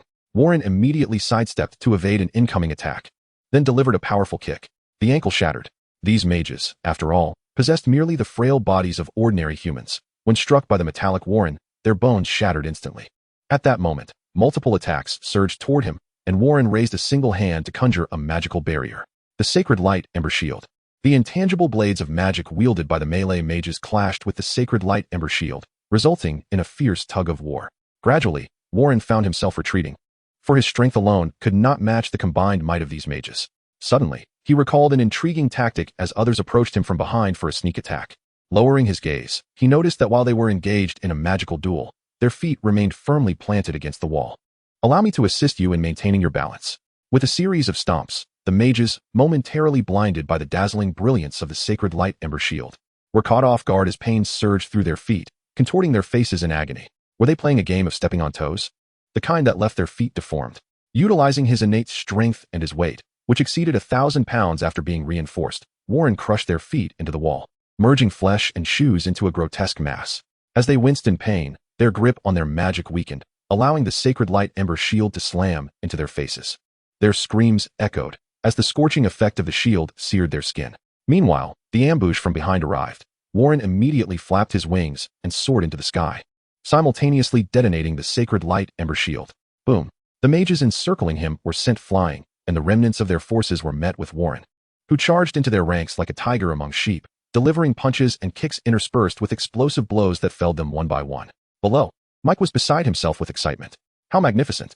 Those villains couldn't even touch a hair on the boss's head before being taken down one after another. Especially that radiant shield emblazoned with a burning cross. What was that? Angelic magic? Once the minions were dispatched, Warren landed gracefully on the ground. The man holding Ophelia had remained inactive, resembling a player waiting for the minions to be cleared. Judging by the pronounced dark circles under his eyes, it was evident he had been patiently biding his time. Moreover, the evil king's I detected an abundance of energy emanating from him, far surpassing that of the previous lackeys. A sorceress mutant? And you harbor the essence of a loathsome dimension. Is that meant as a compliment? As flames coalesced, Warren launched a probing attack. The dark-circled mage raised a magical shield with one hand to block the strike, and, in a reciprocal gesture, unleashed a black chain. Warren dared not let the ominous chain, exuding an eerie aura, come into contact with him casually. He sidestepped slightly, yet the sense of danger continued to fervently alert him. As he flashed away from his position, he discovered that the chain connecting to the dark-eyed sorcerer had, astonishingly, coiled back. Noting Warren's evasive maneuvers, the chain, agile as a serpent, lunged at him once more. The foreboding sensation persisted, compelling Warren to leverage his aerial advantage to evade the dexterous chain repeatedly. While dodging, he attempted to smash it with explosive flames, but to no avail. What a bizarre artifact. The holy light ashen shield was once again struck, and the black chain clanged against it, leaving cracks in its wake. Warren's expression shifted. The destructive power of this entity was formidable. A mere touch would surely pierce even his tempered body, as he had previously tested the holy light ashen shield's defense, which was indeed robust, at least stronger than half the steel. Regrettably, his angelic armor was not at hand. Otherwise, he would have cleaved through it with a single stroke. A sword? Suddenly, a thought sparked in his mind. Boom! Flames erupted as Warren soared into the sky.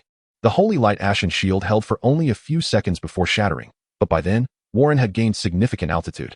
3 cards floated before him, 1 blue and 2 purple. A rare weapon card, Ice Vein Magic Bow. An epic skill card, Dragon. An epic skill card, Magic Crystal Arrow. An ice bow, forged from crystalline frost and radiating an intense chill, materialized in Warren's grasp, while a dragon-shaped tattoo subtly emerged beneath his skin. The Ice Vein Magic Bow, a weapon of rare caliber, could conjure frost arrows simply by drawing back its string. In truth, it possessed no tangible bowstring. Rather, its string was an ethereal line of magical energy, providing a somewhat insubstantial feel. Warren drew back the string, and an icy arrow swiftly took shape, aimed at the black chain below, as his magical energy was entirely siphoned away. The dragon tattoo on his skin seemed to awaken, transforming into a vividly animated dragon that infused itself into the arrow. At that moment, Warren adjusted his aim, not at the black chain, but at the sorcerer below. Come on, a trade for a trade. Let's see who perishes first. Dragon, devour my enemy. Roar. 2 divine dragons spiraled around the arrow, diving with unstoppable force, causing the dark-eyed sorcerer to hurl the Ophelia he held to the ground and conjure a colossal magical array shield with both hands. The dragons were as large as trains and moved with astonishing speed, leaving him no room to evade. The dragons crashed against the magical shield, and the dark-eyed sorcerer roared in desperation, squeezing every ounce of his power amidst the violent clash of energies. Once the dragon's might was finally spent, the sorcerer realized that Warren had drawn back the bowstring fully, awaiting his moment. Not bad. Then how about this arrow? Warren had overthought the situation. He initially believed he would need to evade, but unexpectedly, as the Dark Circle mage exerted all his strength to withstand the divine dragon, the black chains lost control and dissipated. He felt a sense of relief as he regained some energy, just in time for the opponent to block the divine dragon, allowing him to restore sufficient energy for a second strike. Observing the dragon-shaped tattoo on his body reactivated, the Dark Circle mage swiftly seized Ophelia, running while drawing circles. Warren noticed a golden circle materializing before his adversary, beyond which lay another realm. Seizing the opportunity, he stowed his bow and dove downwards. What a splendid chance. He plummeted, releasing webs to ensnare the driver Mike. Following closely behind the Dark Circle mage, he surged through the portal, dragging Mike along with him. As the Dark Circle mage turned around, he beheld Warren emerging, and without hesitation, unleashed an invisible blade. The sacred light shield materialized, effectively countering the attack.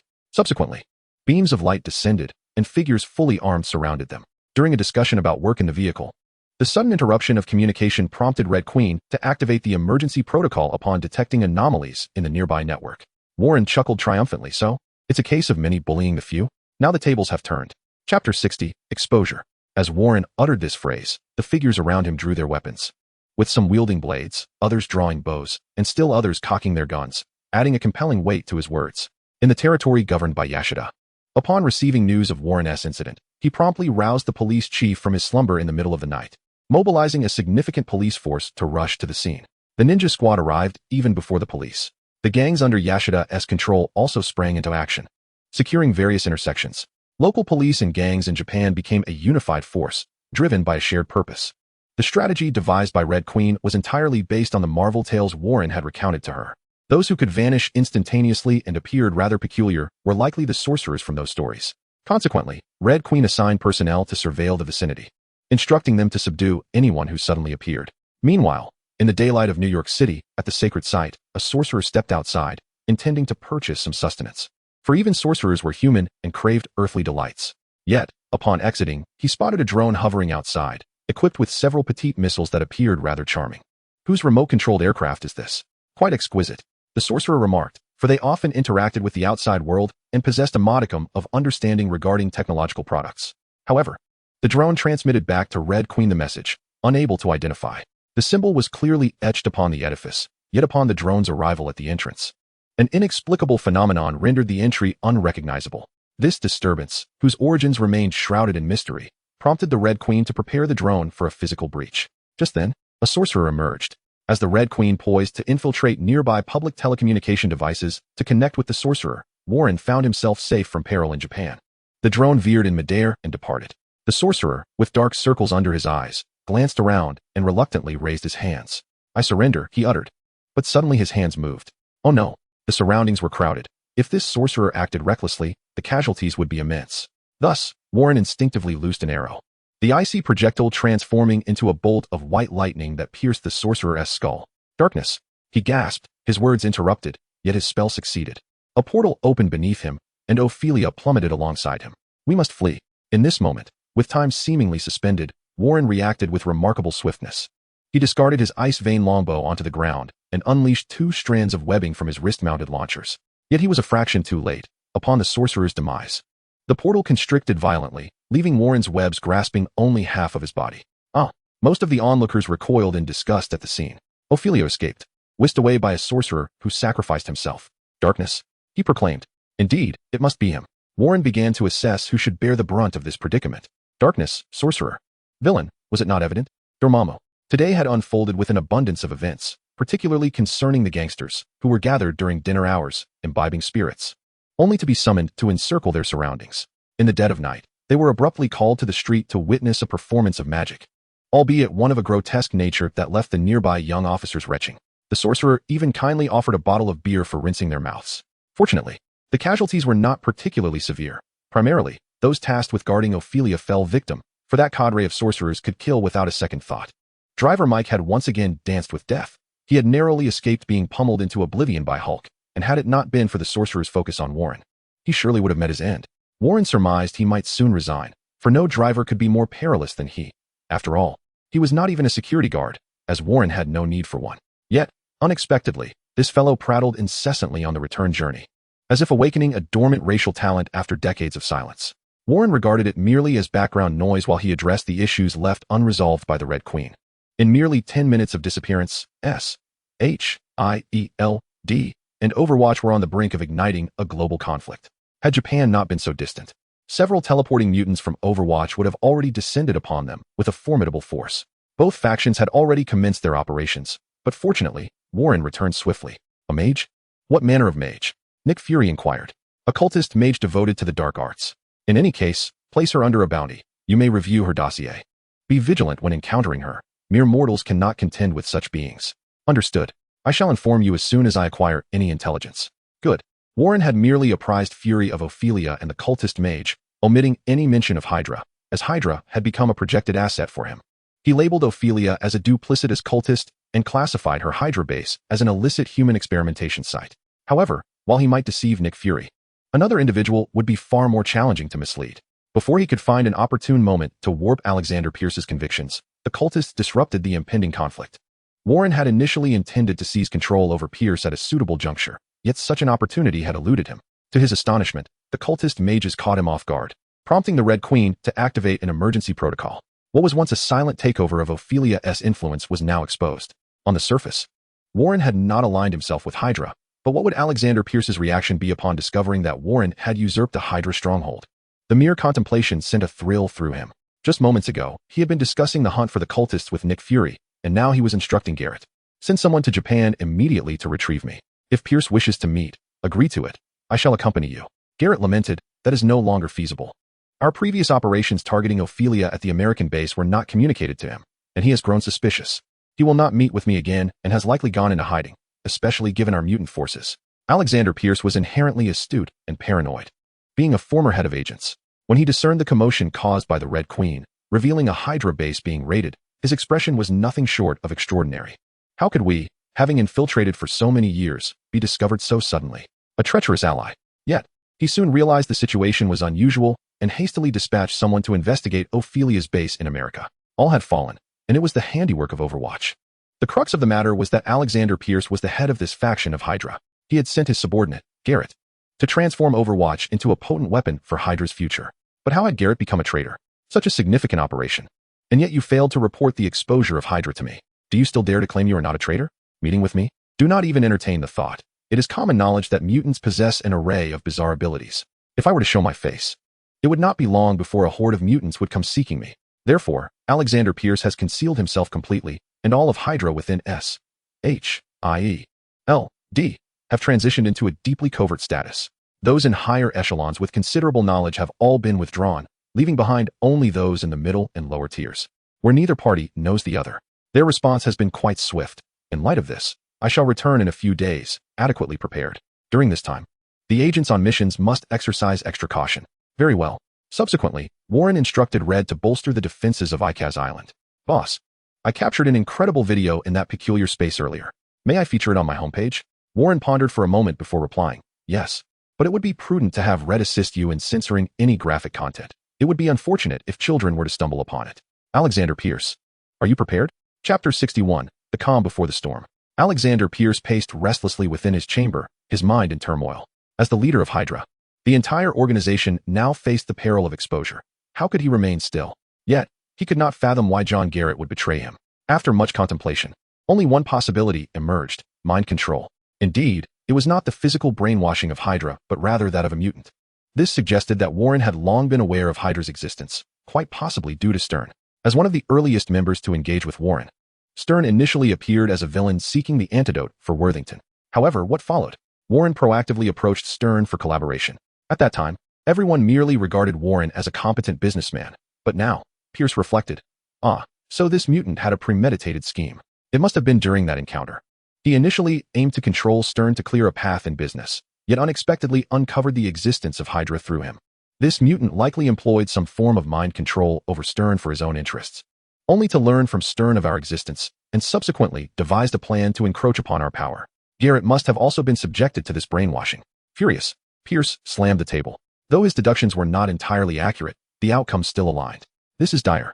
He suddenly realized that everyone who had interacted with Overwatch and Warren Worthington during this period must be isolated and scrutinized. A member of the S.H.I.E.L.D. strike team, Rumlow, was about to take action, but gunfire erupted from outside. What is happening? Pierce felt a sense of trepidation, for he did not believe that the individuals present could adequately safeguard him from Overwatch.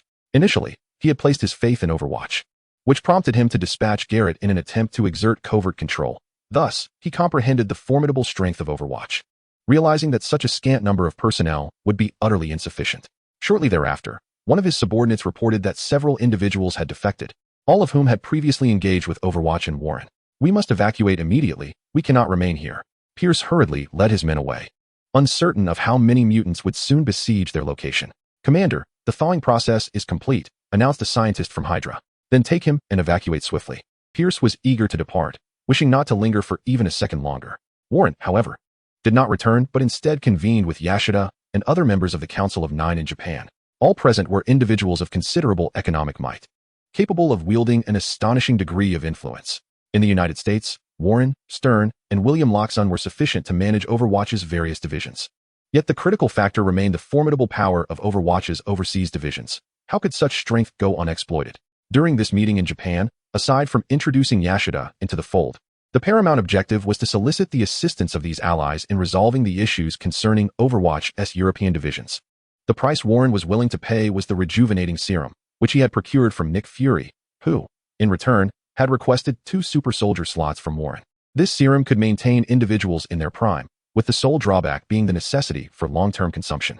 However, this posed no issue, for all present were affluent individuals, unburdened by the cost of the serum, having purchased ample quantities for preservation. The final matter of discussion was an invitation for all to attend the Stark Industries Expo in 3 months. After all, Tony Stark had previously extended an invitation for Warren to bring his friends to support the event, so Warren casually extended the invitation. As the meeting concluded, the magnate of shipbuilding and shipping, Benton, remarked to Warren, "I hear you have a fondness for gold? The more, the merrier." The terrestrial gold mines had been largely exhausted. Finding a new rich vein was akin to a commoner winning the lottery. Yet, the Frenchman chuckled, the ocean holds infinite possibilities. Ah, what a splendid idea. How did I not consider this? Benton's reminder sparked a realization in Warren. He had seemingly overlooked a crucial aspect. The surface area of Earth's oceans is more than double that of its land masses, teeming with mineral resources. For the past 2 years, I have been engaged in the development of oceanic extraction technologies, yielding promising results. Warren enthusiastically grasped Benton's hand and earnestly declared, "Let us discuss this in detail." Acquiring terrestrial gold had proven exceedingly arduous. The mere 10 tons of common gold or he had purchased in Africa paled in comparison to the potential that lay beneath the waves. Do not speak of those renowned gold mines with reserves in the thousands of tons. He cannot even acquire one with a mere 100 tons. The probability of personally seeking out a gold mine is exceedingly low, yet now his French ally, Bitan, has illuminated a promising path, the ocean. The terrestrial pits have been nearly exhausted, so why not excavate beneath the sea? As for the technological challenges, this is the Marvel Universe. Investing in research and development suffices. Moreover, Bitan has already laid the groundwork, and further contributions can follow. In the ensuing days, Warren made another trip to France to examine the deep-sea mining technology developed by Bitan's company. Their initial research into this technology was aimed at tapping into the ocean's abundant mineral resources and combustible ice. Although they had achieved some progress, it was not yet practical, which is why they sought Warren's involvement. Without hesitation, Warren invested in the project. The ocean's resources are plentiful, and if this endeavor could flourish, he genuinely held the hope of drawing a legendary card from Earth. Upon returning from his tour of Japan and France, 2 weeks had elapsed, and Worthington had embarked on a new venture, ocean resource exploration.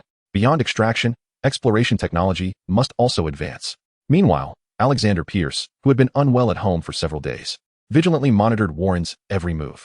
Yet, Warren appeared utterly oblivious to his existence, preoccupied with commercial affairs, recently delving into ocean resource exploration and deep-sea mining technology, and even preparing to venture into the online gaming industry. How maddening. I have been living in fear for so many days, neglecting my duties at the World Security Council, while he acts as if nothing is amiss. Ironically, as Warren seemingly accomplishes nothing, Alexander Pierce finds himself increasingly anxious about what schemes Warren might concoct, too fearful to reveal himself. If this continues, Nick Fury might begin to harbor suspicions. A subordinate knocked and entered, relaying some information to him. His expression shifted slightly towards relief as he prepared to meet someone, albeit through a screen, for he was not yet ready to expose himself carelessly. On the other side of the screen was a woman, Ophelia. Times have been rather challenging for you, haven't they? Ophelia began, addressing Pierce's current predicament. Not because of your foolishness, I presume. I sincerely apologize, but do you plan to merely sit back and await your fate? Oh. Pierce's demeanor softened as he recognized that Ophelia possessed a solution. Pray, share your plan. My previous research has reached its final stages, but regrettably, it was later seized from me. Now, however, I have discovered one of their bases. What base? Icaz Island. Alexander Pierce, are you jesting? I am well aware that Icaz Island is Worthington's stronghold, and likely the largest one at that. However, according to intelligence reports, the defenses on Icaz Island have been fortified multiple times. Recently, even the security personnel were withdrawn, leaving behind only an artificial intelligence and an array of advanced automated weaponry. Stark has also installed a power source there. As for mutants, are you not aware that Worthington is developing an antidote? The antidote mist can envelop the entire island at any moment, rendering it a forbidden zone for mutants. Moreover, the power of the mutants is now in the hands of Overwatch. Do not be too quick to refute. Ophelia is exceedingly confident. What exists on Icaz Island is undoubtedly compelling enough for you to forsake your current identity, provided you can muster the resolve. It may not necessarily be worthwhile. After Pierce concluded the communication, he felt a palpable shift in his thoughts. Warren's stance remained ambiguous, yet he could not relinquish his leverage to others. He must prepare for the worst. Given this line of reasoning, seizing Icaz Island indeed presents an excellent opportunity, allowing for a simultaneous assault on the Worthington Group's headquarters amidst the ensuing chaos. The antidote technology, Super Soldier Serum, Super Soldier Suit, that astonishing mech, and the technology acquired from Ophelia. These were all he knew, yet even this knowledge was quite substantial. With these assets in hand, in a period of strategic concealment, he could potentially rival Overwatch. After all, the technology Ophelia was researching was formidable, combining vibranium with cellular structures. Pierce scrutinized the extensive files for a considerable time before entering a room, where he beheld a long-haired man seated in a chair. How is his condition? Quite stable. Pierce regarded the man, who sported unkempt hair, a scruffy beard, and a metallic arm, and spoke, for the noble cause of world peace. I require your assistance in capturing an individual, Soldier. The man's once dull gaze sharpened, and he nodded. Here are the details. Remember, do not let anyone discover your actions. A woman? His calm voice betrayed a hint of agitation. Is there a problem, Soldier? No. Shortly thereafter, he returned, carrying an unconscious woman. She was not detected, was she? No. Excellent. The unconscious woman is named Elizabeth Ross. Of course, Bruce Banner refers to her as Betty. A woman in love, indeed, Pierce mused. This woman is willing to abandon her current profession to accompany her beloved in the isolated environment of Icaz Island. Such spirit is commendable. Regrettably, she has now become a vulnerability for Icaz Island. Scan her face, pupils, and fingerprints. We have only one night. We must act swiftly. Additionally, keeping her may prove useful. On Icaz Island, Nick Fury and Ross are like stubborn gum, perpetually sticking around here. Is there really no room for negotiation? Ross still wishes to contest. No negotiation. Granting you this is already a monumental favor. Very well. Ross exhibited a hint of dissatisfaction. For this time S.H.I.E.L.D. possesses 2 slots, which, of course, were exchanged for certain concessions. He had leveraged his audacity to secure a spot through personal favor. After all, Sam and Riley, who had been injected with the Super Soldier Serum, had demonstrated exemplary performance recently, far exceeding his expectations. Their flawless execution of various missions rendered them the epitome of the perfect soldier in the eyes of generals, making him wish to administer the serum to every soldier. However, reality is harsh. Even if Warren agreed to open the slots, they could not afford the exorbitant costs. The completion of the Super Soldier Serum process was progressing well. I genuinely do not recommend you continue with the Super Soldier program at this juncture, though I know you will disregard my advice. Warren remarked while examining the documents in his hands. Take your team and proceed. I shall take a stroll. Times have not been favorable lately. First, Alexander Pierce and Hydra have completely retreated, and although S.H.I.E.L.D. possesses some Hydra members known to Garrett, they are not high-ranking officials, making their capture futile. Even at this critical moment, Alexander Pierce would likely release them, fully aware they would be brainwashed. What a dire situation. Meanwhile, Norman Osborn is equally beleaguered. The spies dispatched by S.H.I.E.L.D. have yielded little success. He had long since erased all evidence, a true master of deception, leaving the spies with no choice but to endure in silence. Thus far, aside from capturing him and giving him a beating, no better alternatives exist. However, in this era, everyone recognizes the significance of mutants. Norman Osborn had somehow acquired 2 mutant bodyguards, who remained by his side almost 24 hours a day. The watchdogs, uncertain of their abilities, could not employ any tactics to extract evidence from Norman Osborn. As Warren enjoyed the scenery outside, Dr. Esnison unexpectedly approached him. Aren't you keeping watch? After simulating so many times and practicing extensively, Red Queen is more than capable of handling it. Dr. Esnison's appearance had undergone a transformation. He was no longer the short, portly, good-natured figure of before. He had become leaner and taller, his demeanor now cold and distant, with his golden eyes blazing like molten gold when he gazed at Warren. Heir of the White Queen, scion of royal blood, and a hybrid of dragon lineage. I present myself as Dr. S.H.I.E.L.D. Moreover, I am currently disinclined to associate with ordinary humans. Observing them feels akin to watching animals. Although the dragon genes do not impair my rationality, they significantly influence my perceptions in this regard. Indeed, that epic card was bestowed upon Dr. S.H.I.E.L.D. by Warren for his use. The so-called royal bloodline is ultimately a mixed lineage, its strength inherently limited, unless one completely forsakes their humanity, or if the power is not that of the word spirit, sovereignty, but rather that of the dragon kings, such as the rulers of bronze and fire, or of earth and mountains, then Warren would certainly refrain from utilizing it. He despises the emotional turmoil that accompanies such abilities, and the typical arrogance and belligerence of dragon-blooded hybrids, along with the sorrow of blood, are aspects he wishes to avoid entirely.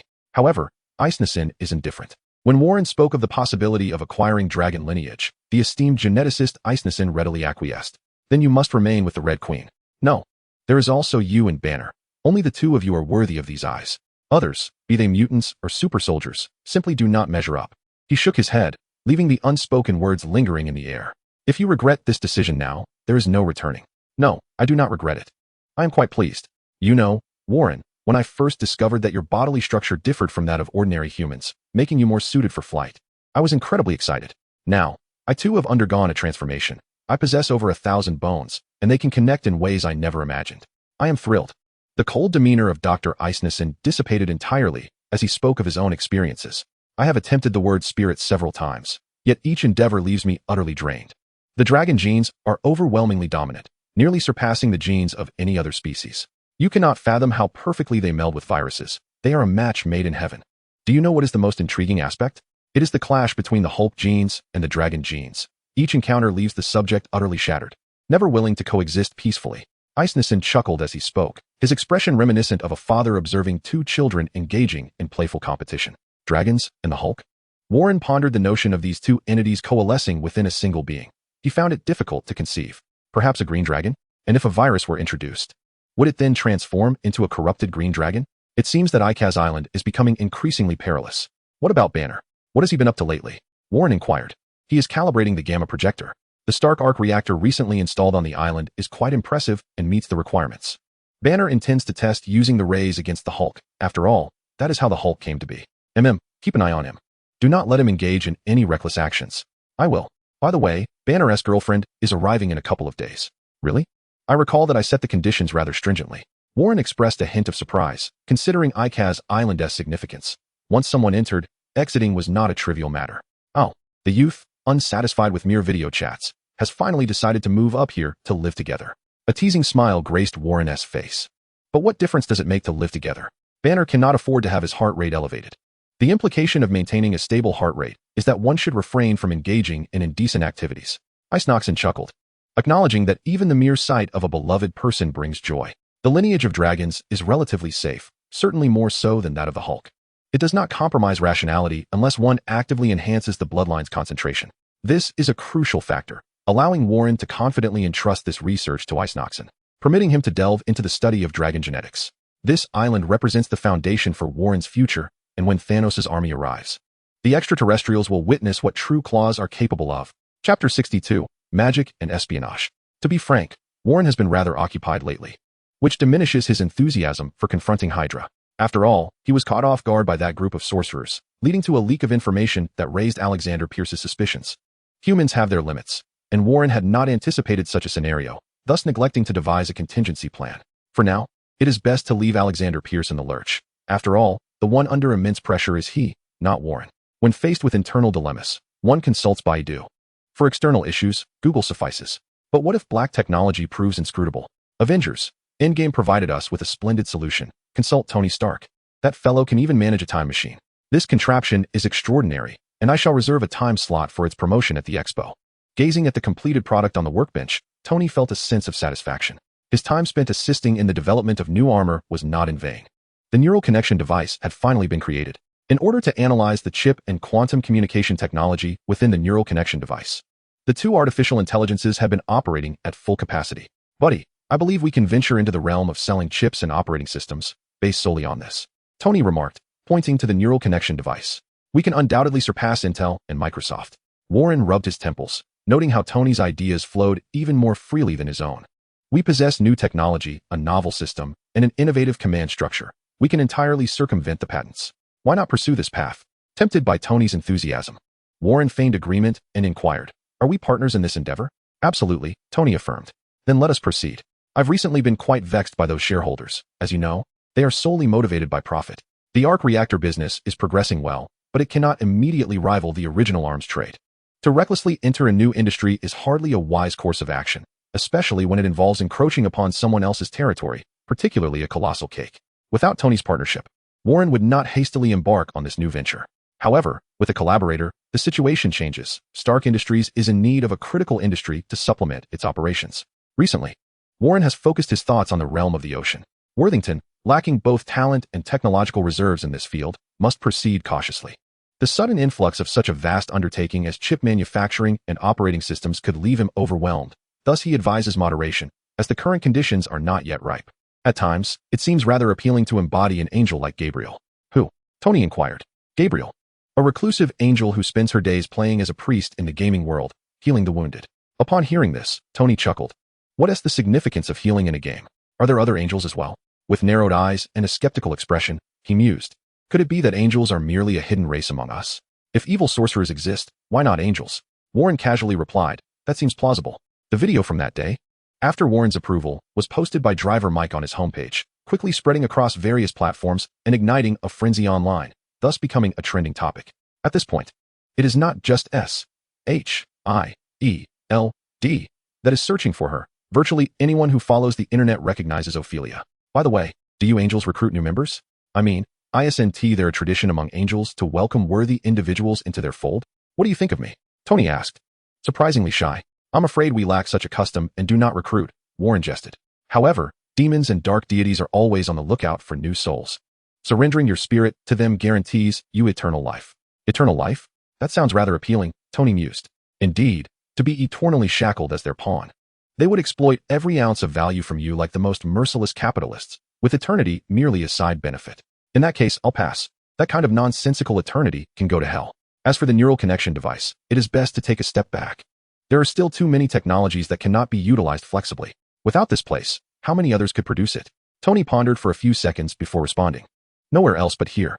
To assist in deciphering the neural connection device, Tony has made significant modifications and adjustments to his laboratory, integrating two artificial intelligences, conditions unmatched on Earth. Thus, the neural connection device remains a laboratory product, much like Tony's armor. So, it's better for you to gradually lay the groundwork for clean energy, Warren concluded. Phew. It seems that's the only way forward. After an initial surge of enthusiasm, Tony calmed down, realizing it was not the wisest course. If you seek a lucrative project that can yield quick returns, consider joining the project for the white and super soldier suits. White. Haven T, you already developed that? Tony replied, I saw it last time. It looked quite promising. The soft, white domestic health assistant robot is indeed remarkable. While it falls short of the armor in terms of capabilities, considering its intended purpose and functionality, Tony would gladly bestow upon it a dozen accolades. However, the hyperspectral lens analyzer of Baymax still exhibits certain deficiencies. Its observations and analyses of specific medical conditions are not entirely precise. Furthermore, the mechanical structure of the exoskeleton possesses considerable room for enhancement, an area in which you excel. This is not an issue. As for the super soldier suit, with some modifications, it could transition from auxiliary operation to either manual or automated control. By incorporating a battery and control chip, it could be transformed into a high-tech prosthetic limb. In terms of technology, your armor is already a prototype. It merely requires affordable materials. Tony's eyes lit up at this brilliant idea. By altering the armor and integrating sensors to analyze muscle movements, it could effectively replace disabled limbs. Ideally, a neural connection device would further enhance this, allowing the prosthetic's movements to be controlled merely by thought. Unfortunately, the widespread adoption of such devices has yet to materialize. However, it will soon be feasible, requiring less than a year. Tony is well aware of the technological landscape and thus provided a timeline. Approximately, at the earliest, it will take a year. My research and development in technology is among the swiftest, Tony asserted with confidence. Speaking of neural technology, I recently encountered two individuals engaged in similar research. One was named Otto, who sought to compute neural networks using chips, a monumental task. The other, whose name escapes me, employed a virus to reprogram genes, albeit with a rather poor attitude. You know, I seldom retain the names of such individuals. Dr. Octopus, Otto? And the other one is related to the extremist virus, correct? Shouldn't we expect such behavior from someone with an unpleasant demeanor? On New Year's Eve, you lured someone to the rooftop for a chill while you returned to bed with a girl. In my view, both are merely boastful, unable to produce anything tangible, merely spinning grandiose tales, while our technology is firmly in our grasp. Tony picked up the collar-shaped neural connection device and, observing its form, chuckled. What do you think about creating a ladies' version? A ladies' version? Simply adorn it with a bow and wear it like a hairpin atop the head, to everyone's amusement. Tony actually placed it on his head, resembling a hair accessory used by girls to tame their locks. Jarvis, is the neural connection device functioning properly? It is operational, sir. In fact, the signal clarity is slightly enhanced when worn on the head rather than around the neck. Observing the whimsical Tony, Warren couldn't help but indulge in imaginative musings. I was contemplating reducing your arc reactor even further, to the size of a peanut, then crafting an arrow from vibranium to house the reactor within it. By adding a thruster and controller, using the neural connection device for control, are you aiming to perform magic? Tony grasped Warren's intent. If such an arrow were to be created, equipped with a neural connection device, it could be maneuvered through sheer willpower, akin to an enchanting illusion. The prospect of wielding such magic thrilled him. This method was splendid. He envisioned a future where he could command flying swords, manufacturing an entire arsenal of airborne weaponry upon his return. Yet, you have sparked an idea within me. I could segment the battle armor into several components, each fitted with an independent power source. Then, at your command, they would automatically assemble upon you. Tony snapped his fingers in delight. Indeed. However, let us first focus on constructing Mark V, drawing inspiration from my angel armor. The angel armor was initially designed with ease of donning in mind, and due to its lack of the numerous functionalities required by Tony's suit, it was far simpler to design. Who will want to take cues from you? A helicopter roared overhead. A striking lady descended from the aircraft, embracing Bruce Banner warmly. Betty, thank you for being here with me. Banner's eyes welled with tears. Having such a devoted girlfriend made his life worthwhile. I am equally grateful, Betty replied calmly. Then, after Bruce released her, she shifted to a tender demeanor, gently caressing his face. Thank you for your invitation. Bruce caught a whiff of an alluring fragrance, yet found it a bit overwhelming. Taking a small step back and shaking his head, blinking vigorously. The wind is quite strong here. Let us step inside. I'll give you a tour of the island. Certainly. I am very interested in this place. Dr. Esneson, this is Betty. Betty, this is Dr. Esneson. Bruce introduced the two. The previously imposing figure of Dr. Esneson transformed into one of warmth as he turned to face them. I have heard much about you from Banner. My ears are nearly calloused from it. Betty paused momentarily, then quickly responded, what exactly has Bruce been saying about me? All praises, I swear. All right, you two, feel free to explore. Dr. Esneson returned to his endeavors, casting a shadow that sent shivers down Betty's spine. She quietly inquired of Banner, what kind of person is Dr. Esneson? He is exceptionally gentle, easy to get along with, and possesses remarkable academic prowess. Do you not find it curious that he is also a mutant? Betty posed a different question. Not at all. Dr. Esneson is human. Has he ever utilized the Super Soldier Serum?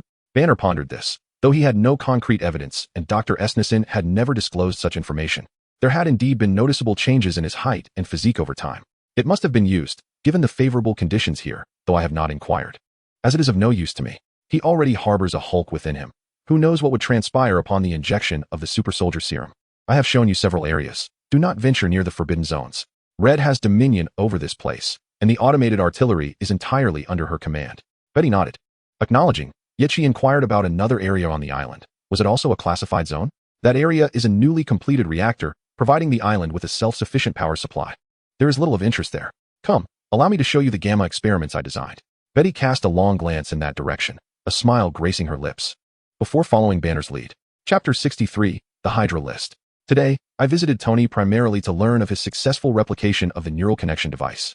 Another reason was Warren's desire to ascertain the nature of their clandestine operations. Although Warren has adopted a strategy of observation regarding Alexander Pierce, he cannot afford to remain entirely passive. Thus, he has enlisted Tony's assistance with some personal tasks. The highest level secrets of S.H.I.E.L.D. require dual level 10 authorization, even with both J.A.R.V.I.S. and Red collaborating. There is no certainty of breaching the system without detection. Exposing one's identity would be detrimental. After all, S.H.I.E.L.D. is a colossal entity, replete with talent. Acquiring their intelligence is no simple feat consequently. From Garrett, I learned that Alexander Pierce is safeguarding Hydra's files within S.H.I.E.L.D.'s system. It is ironic. The most perilous locations often serve as the safest havens. To maintain such information as top secret requires dual level 10 clearance. implying that Nick Fury is unable to access it independently. The more robust and fortified Fury has rendered S.H.I.E.L.D.'s systems, the more secure Hydra's secrets become. This system was designed with the potential for artificial intelligence to steal intelligence in mind, without considerable effort. It would be impossible to locate the desired information. It appears your new armor will require additional time before its debut. How is the progress on the decryption program? The tactic of physically severing the network renders all hackers impotent. The clandestine organization you are investigating employs this shameless measure. Should they detect an intrusion, they will disconnect, making it impossible to infiltrate without their knowledge. Therefore, if you wish to obtain their secrets, I advise you to directly eliminate them from a physical standpoint with your Overwatch. At this juncture, Tony remains unaware of S.H.I.E.L.D's existence as it operates beneath the surface. Agent Phil Coulson has not inquired about the terrorists with Tony, for Warren has already divulged those matters concerning Obadiah. If only it were that simple, to storm S.H.I.E.L.D's headquarters with Overwatch. It is certainly madness. Otherwise, the entirety of Hydra would be exposed, and many within the organization are his most trusted allies.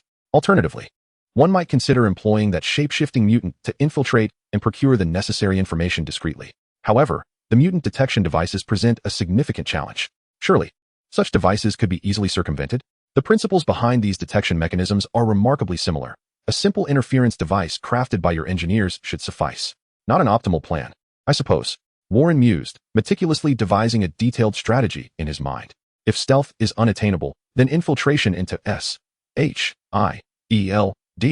is the only recourse. Reminiscent of the previous endeavor to obtain evidence against Obadiah, there exists no system that is utterly secure, even with a physical disconnection from the network. I could still extract the data and ensnare Hydra entirely. Thus, it shall be decided. Jarvis, procure the specifications for the white and super soldier suits from Natasha. Tony, ensure to enhance them adequately. The upcoming expo will provide a perfect opportunity to unveil them to the public. As for my Mark V, such a trivial matter will not consume much of my time. Farewell. Aiden Pierce, an exceptional hacker, had previously collaborated with Warren to acquire evidence of Obadiah's dealings with terrorists. In contrast to remote incursions, he is fundamentally a close combat hacker. Indeed, in this era, hackers have adapted to close-quarters tactics, as certain assets are not accessible online. He donned his signature cap and a scarf that could easily obscure his identity. This assignment is no trifling matter. For the sum of $10 million, I have already devised solutions to the challenges at hand. The two have communicated over the internet, with Warren relaying various difficulties to Aiden. After several days, Aiden replied, affirming his willingness to undertake the task. This is the interference device for the mutant detection apparatus, along with the decryption tool. While my methods are sound, it is imperative that someone physically connects the decryption device to their internal server. He laid out a map alongside several items on the table. The communication cables near the Triskelion are within my team's purview. I require you to devise a means of entry to connect my decryption device within their server room and control center. Leave that to me. However, this approach means that these devices cannot be removed, as you indicated that the opposition reacts swiftly. Most individuals within S.H.I.E.L.D. are unaware of this organization, and Aiden Pierce is no exception. Otherwise, he would not have accepted this assignment. As long as you leave no traceable evidence, all will be well. How could I possibly leave such a thing? Very well, the opportunity is singular, it must succeed. Should this endeavor prove unsuccessful, Alexander Pierce would undoubtedly become vigilant, no longer brazenly storing the Hydra files within the secure vault of S.H.I.E.L.D. Thus, I devoted several days to meticulous preparation, ensuring that everything was under control. It is time to commence the operation. Warren retrieved those ingenious gadgets crafted by Aiden, and they proceeded to execute their respective tasks. The key to this mission was Blink, seconded from the Lynx team. With her assistance, Warren could infiltrate the S.H.I.E.L.D. headquarters undetected. A rift in space quietly opened, and Warren peered through the portal, confirming with satisfaction that no one was present. In the next instant, he traversed the portal and found himself within the interior of the Triskelion, specifically in Alexander Pierce's office. At this hour, the area was deserted, making it a prudent choice for his arrival. Warren activated the disruptor and informed Blink on the other side of the portal, "Meet me here in 20 minutes. Understood, sir," she replied. However, it was merely an illusion. The phantasm remained stationary while the true Warren quietly slipped out the door. Thanks to the cat-like agility granted by his abilities, his movements were soundless, allowing him to navigate the S.H.I.E.L.D. facility with ease, passing by both personnel and cameras without detection, provided he avoided any collisions. Whenever the time for the illusion drew near, Warren would find an inconspicuous corner to use it once more. He installed Aiden's decryption device in the control box on the rooftop in the server room below. I'm all set on my end, he reported. The operation proceeded swiftly, taking less than 15 minutes in total, most of which was spent ascending the stairs. After all, the risk of exposure while attempting to squeeze into an elevator in an invisible state was considerable. Benjamin, how fares your end? Aiden inquired of his companion. I can intercept their communication data now. Let us proceed. Suddenly, alarms blared within S.H.I.E.L.D. Nick Fury rose from his seat, pressing a button and demanding, what is happening? There has been an intrusion into our database. Then deal with them swiftly. Capture those hackers and throw them in prison. Nick Fury shook his head and resumed his seat. Such matters did not warrant excessive concern, given the formidable security system of S.H.I.E.L.D. Apologies, Director. But they retreated. Their speed was remarkable, clearly premeditated. They extracted a file and left. The server room has been compromised, and our personnel discovered an unfamiliar device. Fury shot to his feet once more. The concepts of a remote network attack and a breach of S.H.I.E.L.D. headquarters server room were entirely distinct. Immediately seal off the building. Find those individuals. At that moment, in Alexander Pierce's office, Warren returned just in time for Blink to activate the portal and extract him. The S.H.I.E.L.D. agents may search extensively, but they will find nothing beneath the surface. The materials at hand were immediately subjected to decryption, and soon, the list of Hydra agents infiltrating S.H.I.E.L.D. would be laid bare before Warren. Nick Fury was taken aback. The surveillance cameras were functioning properly, and the only certainty was that the server room door had been opened, yet nothing had been captured on film. Invisibility? There were no fingerprints on the devices, and the materials were beyond investigation. What have we lost? The technician furrowed his brow. It is the access records of Mr. Alexander Pierce and your own, along with a portion of personnel lists. Nick Fury, perplexed, leaned in for a closer look. At that moment, a grave issue emerged. A list of top-secret personnel? Concealed files? Such things exist in our database. How was I unaware? Nick Fury sensed a dire predicament, despite being the director. Why was there someone concealing secrets right under his nose? Moreover, hidden files established in his name? Fury was infuriated, a lump of indignation lodged in his throat. Additionally, recent mission records. When did I ever dispatch a strike team? Under my name again? Fury's expression darkened like ink, under his very authority as director. Someone had repeatedly established files and issued commands in his name. How could this be tolerated? Whose S.H.I.E.L.D. is this? Retrieve all concealed files. Apologies, the technician stammered. This requires authorization from 2 level 10 personnel. Cough, cough, cough. Fury was genuinely incensed. As a director, someone had hidden things within his secure vault, and he found himself unable to access them? Then brute force it. I demand to see it immediately. Fury was impatient to unearth the identity of the scoundrel misusing his name. However, that was not feasible. Sir, our security system is exceptionally robust. Not feasible. Just moments ago, someone pilfered data from our illustrious security system, and now you tell me it cannot be done. Fury nearly roared, an uncommon display of his ire. The data they forcibly extracted is encrypted. Sir, such encryption is beyond decryption. Beyond decryption? Fury, enraged, clutched his chest, signaling that he would no longer believe a word from them, and stormed away. Given the current situation, he had no choice but to seek out Alexander Pierce. Only the authorization of those 2 level 10 personnel could unravel the hidden secrets. Speaking of which, Pierce had been ill for quite some time, and Fury, caught up in his work, had neglected to check on him, rather inconsiderate. Having borrowed some resources from Tony's JARVIS, Red has maximized the computational power under Worthington, utilizing the advanced technology acquired from the neural connection device to decrypt the stolen data. Even technology that surpasses our current era by several decades took hours to decipher, showcasing the formidable capabilities of S.H.I.E.L.D. The complete roster of Hydra operatives, along with records of Alexander Pierce's illicit use of S.H.I.E.L.D. resources, has been unveiled. Alexander Pierce, your time is up. When action is taken, it is executed with a force akin to thunder, fundamentally eradicating Alexander Pierce. Had he known that this was the only feasible approach, he would not have wasted so much time attempting to infiltrate S.H.I.E.L.D.'s systems. With this Hydra list in hand, the faction associated with Alexander Pierce is now entirely under Warren's control. In the original narrative, Hydra's elusive nature made it nearly impossible to eradicate, often resurfacing to cause chaos. Now, with Warren holding their ledger of life and death, he can ensure the complete annihilation of Hydra's presence within S.H.I.E.L.D. Garrett, the list has been transmitted to you. Soon, the entirety of Hydra will be within our grasp. Armed with this detailed roster, the The agents of Overwatch can mobilize fully to apprehend the mid-level Hydra operatives. Not every low-level Hydra spy is acquainted with all the high-ranking members. In fact, they may not even know their own colleagues, as their contacts are fixed. This group of established mid-level contacts will be the primary targets for capture. By apprehending and reprogramming them, the entire lower echelon of Hydra will fall completely under Warren's dominion. At that point, Alexander Pierce will find himself with only a handful of subordinates at his command, while the rest have been transformed into Warren's allies. A bloodless coup d'etat. Truly a masterpiece. The next step is to ensure the complete annihilation of Alexander Pierce and subsequently shift all blame onto him. Such is the way of the world. The victor dictates the narrative, while the vanquished must bear the burden of all accountability.